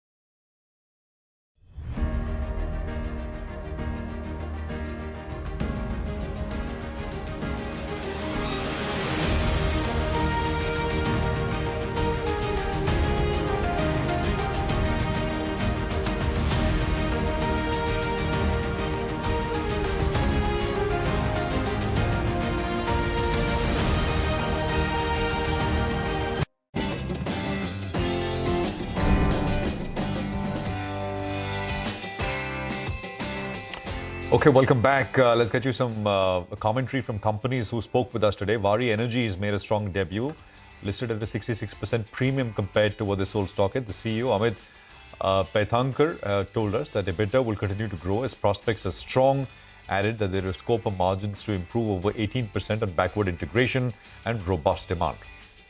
Next, Umesh Revankar of Shriram Finance said that semi-urban and rural market will see stronger demand in the next 6 months. They expect to maintain credit cost at current levels or below, and they guide for an improvement in their asset quality. On RBI's action against consumption loans, they added that they have not been aggressive on consumption or personal loans. Okay, we also have the management of IDFC with us. Mr. Vaidyanathan told us that MFI stress should peak out by the 4th quarter, that is January to March, adding that they are watching the unsecured segment very closely and they're expecting that segment to remain stable for them.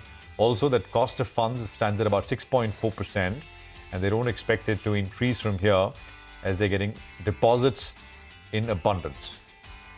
And Firstsource shares surged as the company raised the full year revenue guidance to 19.5% to 20.5%. This is driven by the acquisition of Accent-Source, large deal wins and wallet share increase with clients.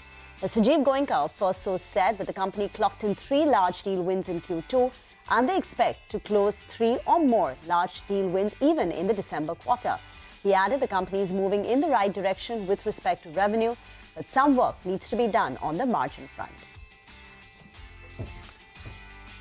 Okay, well, that's a sort of slice of the corporate conversations we had on the channel today. Let's tell you what to watch out for as we come back tomorrow. Upasana is here with that list. Upasana, over to you. Well, it looks like quite an eventful day tomorrow. First up, let us look at the global economic cues. US will be releasing its consumer confidence and job opening and labor turnover survey data for the month of September. Now, let us look at what are the key stocks that will be in focus on back of corporate action and results. Well, tomorrow marks as the record day for the interim dividend record day for Infosys and Route Mobile. Hence, these two stocks will be in focus. Now, tomorrow also looks like a quite result-heavy day in terms of companies reporting their Q2 FY25 numbers. Companies like Adani Enterprises, Maruti, Marico, Cipla, Honeywell Automation, Voltas, SBI Cards and Services will be in focus as they will report their Q2 FY25 numbers. Now, lastly, let us look at what are the key other events that we'll be closely watching out for. Mind you, Afcon's infrastructure IPO subscription closes for tomorrow, and PM Modi will be launching Ayushman Bharat Yojana in Odisha, that is tomorrow. So, all in all, quite an result-heavy and eventful day tomorrow.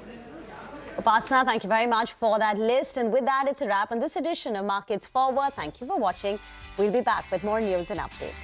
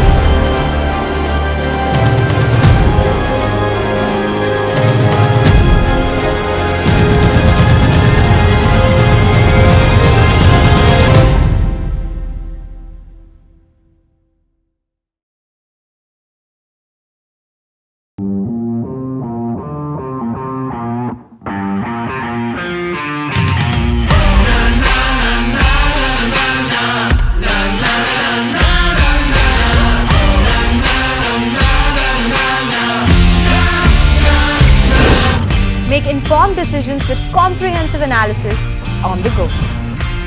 Strengthen your portfolio with real-time market updates on the go.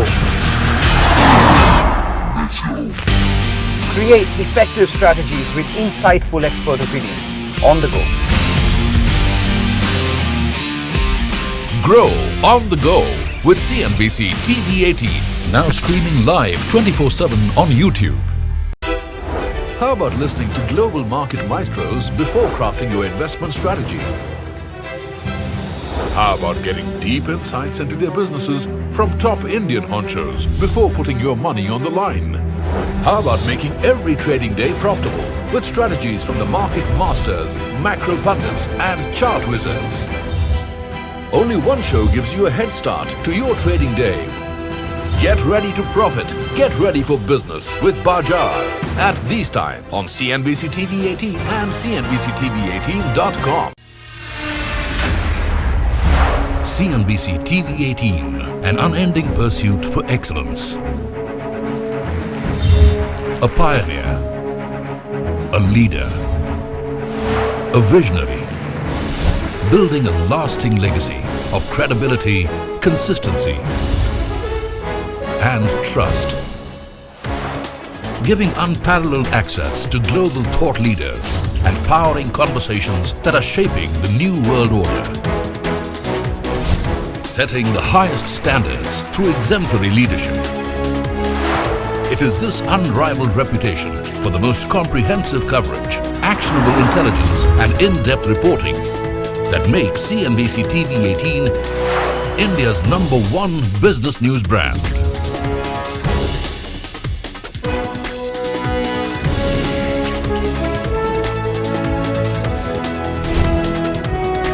Foreseeing change, growth, and transformation for over a quarter of a century.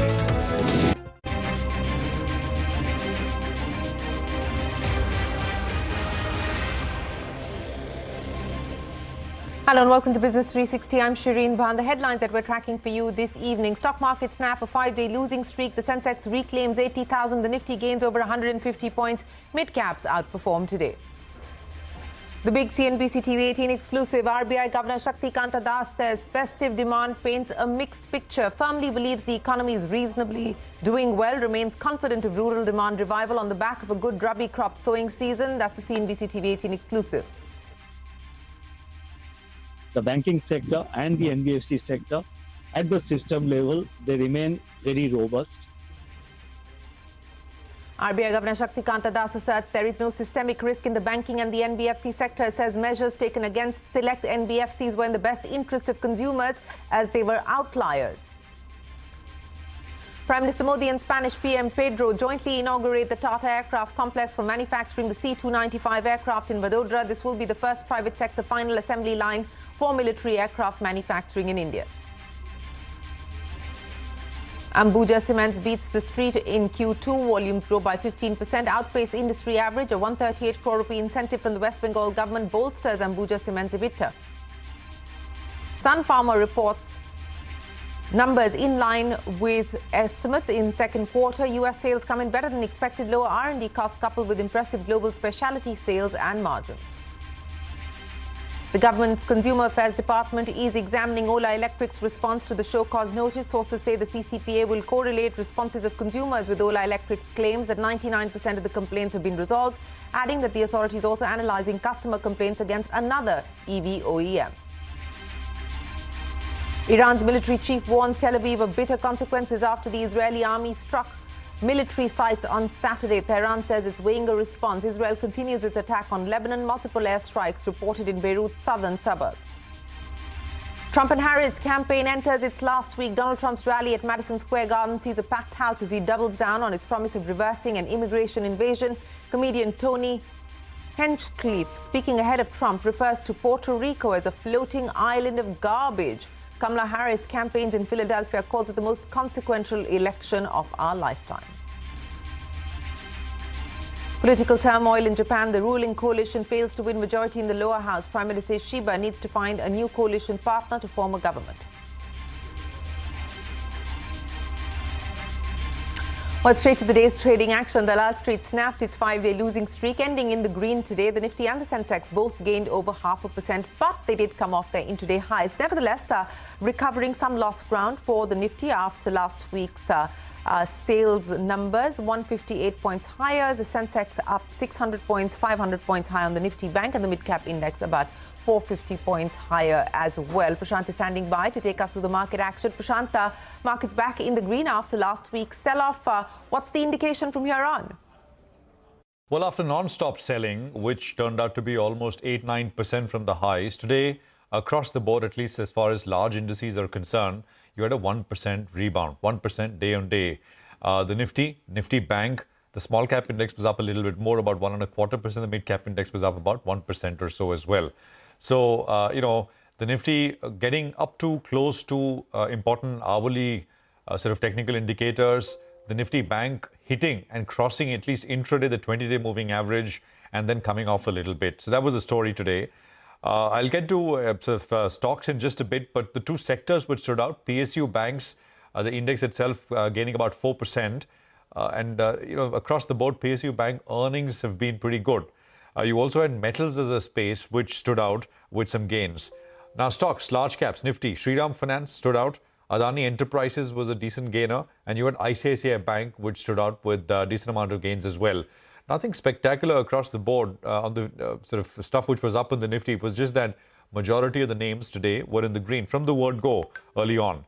Broader markets, advances outnumbered declines. It's been the opposite for many sessions in a row now. So Bandhan Bank was a 10% plus mover. Lots of these, of course, are just pure earnings reactions. IDFC First, complete turnaround. It was down 5%, ends higher. IndusInd Bank smashed on Friday, came up a little bit. Yes Bank was a strong mover today as well.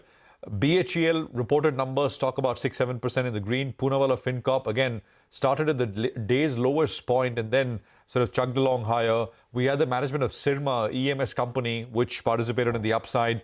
Dixon was smashed on Friday. It was up about 2-3% today. DLF, Laurus Laboratories, is up 10% in 2 days in a row. In 2 days. CDSL, Hindustan Copper and Arvind were some of the big movers backed by volumes that we had in terms of today's session. On the downside, Indigo was the big casualty on the back of numbers, losses larger than expected. Chola Finance was another one. Valuations are a problem and maybe at the margin growth is softening a little bit. Disbursals were flattish. CG Power also lost momentum today. Voltamp has been a huge outperformer, about 13-14% cuts coming in. CMS Info, MGL down about 5.5%. There was Torrent Power, Action Construction Equipment, and a Craftsman Auto, which continues to sell off 4-5%. So, indices coming in with about a 1% odd gain. Broader markets also more up than down. Is this the makings of some sort of a durable recovery? I think that's the big question. And have we seen or have we already made a bottom and the market now starts to flatline, even recover a little bit? I think those are things we'll need to watch out for. Back to you. Prashant, many thanks for joining us. Let's talk about the big global story that we continue to track. Tensions in West Asia continue to mount. The top commander of Iran's military has warned Israel that it would face bitter consequences. This after it was attacked on Saturday. The Israeli strikes killed 4 Iranian soldiers. Tel Aviv said this was in retaliation for the October 1 attack by Iran, which fired about 200 missiles at Israel. Tehran said it is weighing a response and will use all available tools to respond to the attack. Israel, meanwhile, continued its attack on Lebanon. At least 21 people have died, including 3 paramedics in Beirut's southern suburbs. Israeli jets also struck a neighborhood in the city of Tyre, killing at least 5 people and injuring 10 others. On to action from the commodity space. Crude oil prices down over 4% after Iranian local media called Israel's strike on the country's military sites as limited attack. Analysts said that the escalation in the Iran-Israel conflict would not disrupt supplies, and so we are seeing crude prices coming off the highs that they had touched. On to the earnings action of the day. Ambuja Cements up 3.5% after it beat the street in Q2. Volumes grew by 15%, outpacing the industry average. The company also got an incentive of 138 crore rupees from the West Bengal government, which accounted for half of its EBITDA beat. Pharma major Sun Pharma's Q2 performance met expectations owing to lower expenditure on R&D and strong sales from its business in the US. Net profit grew by 28%, beating street estimates. Revenue and margins, which were aided by a rise in global specialty sales, have come in line. Shares of First Source Solutions surged more than 10% in trade today. This after RP Sanjeev Goenka Group Company raised its FY25 constant currency revenue growth guidance to between 19.5% to 20.5%. This is significantly higher than the company's earlier guidance. Speaking to CNBC TV18, First Source Chairman Sanjeev Goenka said the company won 3 large deals during the September quarter, adding that more large deal wins are expected in the current quarter as well. In constant currency terms, it's about 6.6% above quarter on quarter, 22.7% over last year, same quarter. So that's a very good thing. It's for the company. This quarter, we had 3 large wins. And the coming quarter, we expect to have at least 3, if not more than 3 large wins. Well, that's Sanjeev Goenka on the First Source numbers. Shares of Shriram Finance up in early trade after it reported a healthy Q2 performance. Over the weekend, the company witnessed an improvement in net interest margin and asset quality. Speaking to CNBC TV18, Executive Chair Umesh Revankar said credit demand was much better than anticipated, and this was led by rural markets and good rainfall. 6 months, the semi-urban and rural to have a better, stronger demand. We feel that there will be further improvement in our credit cost. We always have guided around 2. We should be able to maintain the current level or a little below that. And if you look at our gross stage 3, that also has been coming down, both gross and net, from 5.39 to 5.32. There is a scope for further improvement, and we'll definitely work on it. Well, the new listing, Vari Energies, made a stellar debut on the stock market, listing at a 67% premium over its issue price. However, the stock then tumbled about 10% post-listing. The IPO generated a strong response from all categories of investors, especially institutional investors. The big newsmaker this evening, Reserve Bank Governor Shaktikanta Das says the festive season demand has painted a mixed picture. Speaking exclusively to CNBC TV18 in Washington, D.C., the governor said he firmly believes the economy is doing well, with positives outweighing the negatives. The governor also highlighted that there was no systemic risk in the banking or the NBFC sectors, adding that the financial indicators continue to remain strong. He also asserted that measures taken against the NBFC sector were in the best interest of consumers, as there were some outliers within the industry that needed to course correct. There are some mixed signals. The festival season, the first quarter, the growth rate was lower than what we had expected. Second quarter numbers will come only at the end of November.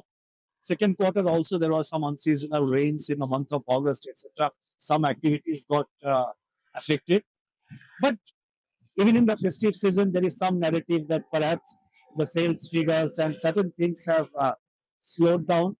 But what I would like to emphasize is that there are mixed signals. There are pluses, there are some positives, there are some negatives. But I think the positives significantly outweigh the negatives. There is no systemic risk. In fact, I would like to emphasize that at the moment, at the system level, the banking sector and the NBFC sector, at the system level, they remain very robust. The various parameters, the regulatory parameters, the various financial indicators of both banking and NBFC sector, they continue to be very strong. So at the systemic level, there is no problem. And you can catch the exclusive interview with the RBI Governor tonight at 7 and 9:30 p.m. only on CNBC TV18. IDFC First Bank reported a weak second quarter performance, missing estimates on profit and net interest income. Net profit fell 70% compared to last year, while asset quality deteriorated. Speaking to CNBC TV18, MD and CEO V. Vaidyanathan said that the stress in the microfinance sector will peak in Q4 and then hopefully normalize. Take a look. There are various estimates in the market. It's an industry thing. But yeah, certainly Q4-ish looks like it'll peak off, and our analysis also shows that Q4 it'll peak off, and then subsequently next 4 quarters it'll. These are only 2-year loans, so they all have a peak and they go away. But incrementally, I wanted to share with you that we are insuring a book with CGFMU. We saw this problem, frankly, way back in December of 23. Our data told us. So we started insuring our book with CGFMU. So already every booking since January of this year is fully insured. Prime Minister Modi and Spanish Prime Minister Pedro jointly inaugurated the Tata Aircraft Complex for manufacturing C-295 aircraft in Vadodara. This will be the first private sector final assembly line for military aircraft manufacturing in India. The first 295 aircraft to be made in India will be rolled out of the Vadodara facility in 2026. Both Prime Ministers said the move would not only modernize India's defence capability but drive technological development. Take a look. आज से हम भारत और Spain की partnership को नई दिशा दे रहे हैं। हम C-295 ट्रांसपोर्ट एयरक्राफ्ट के प्रोडक्शन की फैक्ट्री का शुभारंभ कर रहे हैं। ये फैक्ट्री भारत स्पेन संबंधों को मजबूती देने के साथ ही make in India, make for the world इस मिशन को भी सशक्त करने वाली है। The C-295 India program is not only about delivering essential capability to the Indian Air Force. It is also demonstrating Airbus's and Tata's joint capacity and commitment to India. The Make in India C-295 program has become an industrial benchmark, which is aligned to the Prime Minister Modi's vision of self-reliance or Atma Nirbharat Bharat. Well, on to a CNBC TV18 exclusive. The Department of Consumer Affairs is currently reviewing Ola Electric's response to a show-cause notice from the Central Consumer Protection Authority. Sources tell us that the CCPA is also investigating complaints directed at another electric vehicle manufacturer. Abhimanyu standing by with more. Abhimanyu, take us through what the consumer watchdog intends to examine. The Department of Consumer Affairs is critically examining the response to a show-cause notice by Ola Electric. The show-cause notice was issued by the CCPA to the company. In response, the company had said that over 99% of complaints which were forwarded to it by the consumer protection body were resolved. And now the Department of Consumer Affairs is going to correlate the response with individual complaints which were filed by several consumers. It's also going to examine the complaints which were filed on the National Consumer Helpline. Government sources have also added that the CCPA is analyzing customer complaints against another EV OEM and is considering sending a notice to that company. Also, an extensive market surveillance is being conducted in the entire EV sector, which is currently at an inquiry stage. Sources have indicated that around 10 sectors, including the electric vehicle sector, are being looked at for major complaints. It remains to be seen how early any action or a response would be initiated from the side of the Department of Consumer Affairs and how the situation is going to pan out in near future. Abhimanyu, many thanks. Now, the All India Cabin Crew Association has called Air India's proposal to provide sharing of rooms for its cabin crew illegal. In a letter to the Chief Labour Commissioner, the Cabin Crew Association has urged the ministry to stall the move and deemed the proposal a violation of global aviation regulatory norms. Danish joins us now with the details. Danish, take us through what the bone of contention is. Well, the All India Cabin Crew Association or the AICICI has written to the Chief Labour Commissioner on Air India's proposal of sharing rooms of cabin crew. As per Air India's proposal, which is supposed to come into effect from 1st of December, cabin crew members will be required to share rooms during layovers except for certain cabin executives and those that are operating on ultra-long-haul flights. The AICCA has said that this proposal is a violation of the status quo as the matter is pending at the National Industrial Tribunal and in violation to previous judgments of the Bombay High Court and the Supreme Court.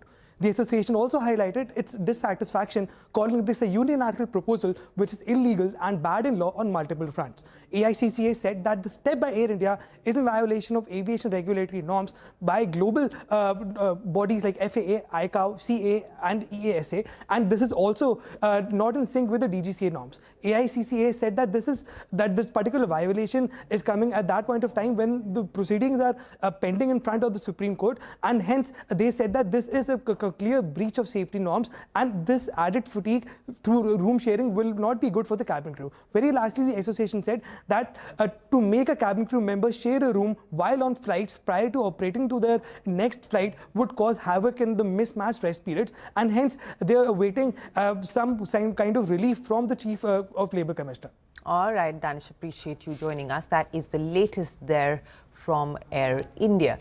Well, moving now to a break, we will look at the US elections. It's Trump versus Harris as the campaign enters its last week. That and more when we get back.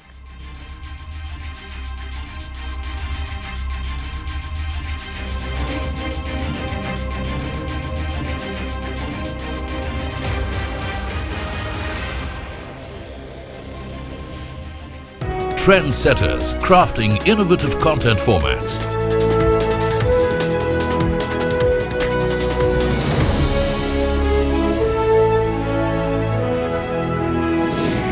And award-winning business journalism. On air, online, on social media. As we embark upon 25 years of excellence, we invite you to be a part of our future. CNBC TV18, your trusted partner and investment ally. What does it take to build India's largest startup platform? It takes a journey of starting out as an unknown and ending up as unforgettable. It takes more than 2 decades of celebrating the most influential and influencing the most celebrated entrepreneurs. From chronicling the stories of India's startup universe to becoming a success story in itself, as India's longest running show on startups and entrepreneurship, celebrating 21 action-packed years of building India's biggest startup community. Young Turks at 21, only on CNBC TV18 and CNBCTV18.com.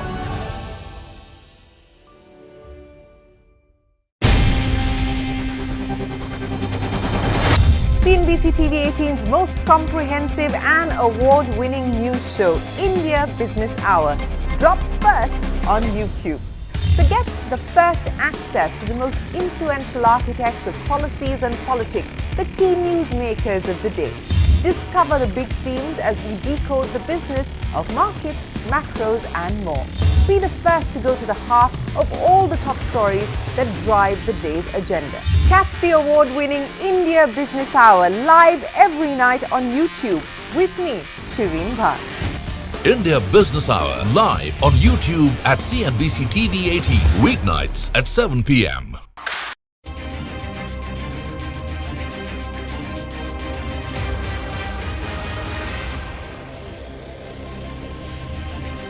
Well, 24 hours to go for the deadline to file nominations in the battle for Maharashtra. The state will vote in a single phase on the 20th of November. The two major alliances still finalizing seat-sharing agreements. The BJP has released a third list of candidates, bringing its tally to 146. The Mahayuti alliance has nominated candidates to 249 out of the 288 seats so far. Maharashtra Chief Minister Eknath Shinde filed his nomination. He will contest against UBT's candidate Kedar Dige. Deputy Chief Minister Ajit Pawar filing his nomination from Baramati, where it will be a battle within the Pawar family. Ajit Pawar will be up against his nephew Yogendra Pawar. Aditya Thackeray will take on Milind Deora in the battle for Mumbai's Worli constituency. Speaking to Network 18, Thackeray made a case for his father Uddhav Thackeray to return as chief minister, but he also added that this battle is about the future of the state and not about the post itself. This is not a personal battle. Had it been a personal battle, we could have either chosen to be fighting as we are fighting today, or we could have done something else, aside from politics. What is crucial is our state, Maharashtra. Maharashtra is facing the biggest challenge of its time as we see today. The BJP-supported Eknath Shinde government here is absolutely corrupt, clueless, incapable, and is destroying Maharashtra, is looting Maharashtra. And that's Aditya Thackeray. Political turmoil in Japan. The ruling coalition fails to win a majority in the lower house. Prime Minister Ishiba needs to find a new coalition partner to form a government. So an uncertainty hangs over the proceedings in Japan. With less than a week left for the US presidential election, Donald Trump and Kamala Harris sprinting to make their final pitches to voters. Trump held a large rally at a packed house in New York's Madison Square Garden, promised to launch the largest deportation program in the history of America if he becomes president. His rally was backed by high-profile individuals, including the world's richest person, Elon Musk. Trump's rally drew immense criticism, especially after a comedian called Puerto Rico floating island of garbage. The former president's comments led to Puerto Rican stars Bad Bunny, Ricky Martin throwing their hats in support of Democratic candidate Kamala Harris. She's been campaigning in the swing state of Pennsylvania. Speaking at a rally in Philadelphia on Sunday, she accused Trump of waging a selfish campaign of vengeance. November 5th, 2024, 9 days from now, will be Liberation Day in America. It's going to be Liberation Day. On day one, I will launch the largest deportation program in American history. I will end inflation. I will stop the invasion of criminals coming into our country. And I will bring back the American dream. We need the American dream. Here in Pennsylvania right now, each of us has an opportunity to make a difference. Because in this moment, we do face a real question. What kind of country do we want to live in? That's before us right now. What kind of country do we want for our children and our grandchildren? A country of chaos, fear, and hate, or a country of freedom, justice, and compassion? I accept your nomination. We're going to win Arizona. We're going to defeat Kamala Harris. It's the election verdict the world is watching. Will Donald Trump reclaim the White House and become the oldest president to be sworn in? How will this US election impact global trade and inflation? Will Kamala Harris make history, becoming the first woman president of the United States of America? How will the next US president deal with geopolitical volatility? What next for the India-US relationship, the most defining partnership of the 21st century? What's CNBC TV18 for the best newsmakers and the sharpest analysis? We bring you all the action live right here on CNBC TV18. So do tune in to us every weeknight starting today as we double down on the US elections. With that, it is time for us to wrap up this edition of Business 360. The news will continue right after this short break. Stay tuned.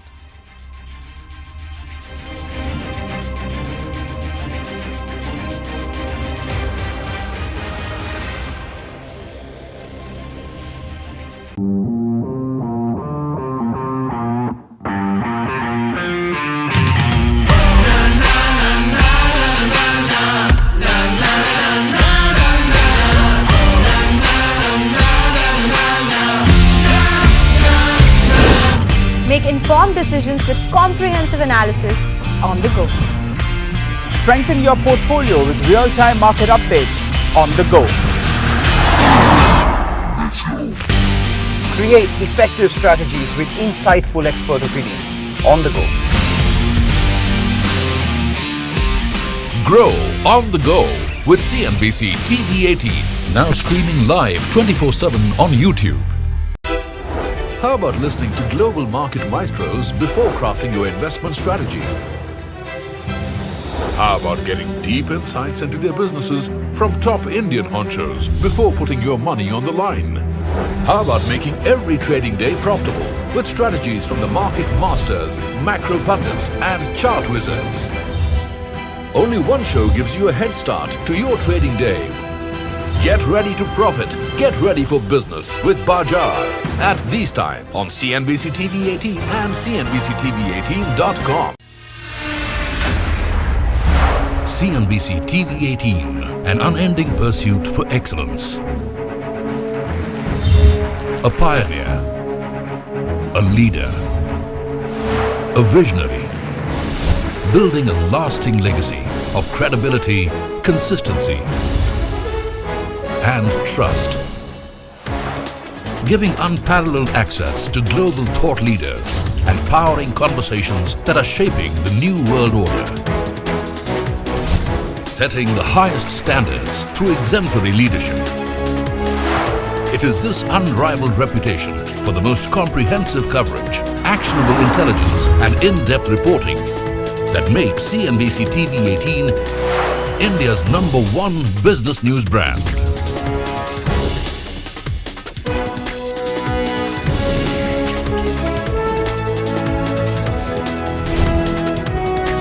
Foreseeing change, growth, and transformation for over a quarter of a century.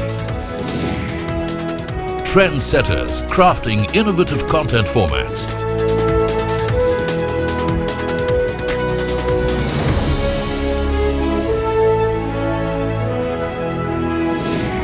And award-winning business journalism. On air, online, on social media. As we embark upon 25 years of excellence, we invite you to be a part of our future. CNBC TV18, your trusted partner and investment ally. What does it take to build India's largest startup platform? It takes a journey of starting out as an unknown and ending up as unforgettable. It takes more than 2 decades of celebrating the most influential and influencing the most celebrated entrepreneurs. From chronicling the stories of India's startup universe to becoming a success story in itself, as India's longest running show on startups and entrepreneurship. Hello, welcome to News Center. I'm Parikshit Luthra. A big boost to Make in India in the defense sector. Prime Minister Narendra Modi and Spanish Prime Minister Pedro Sanchez today inaugurated the Tata Aircraft Complex for manufacturing the C-295 aircraft in Vadodara. This means that this crucial military support aircraft used by the Indian Air Force will now be made in India.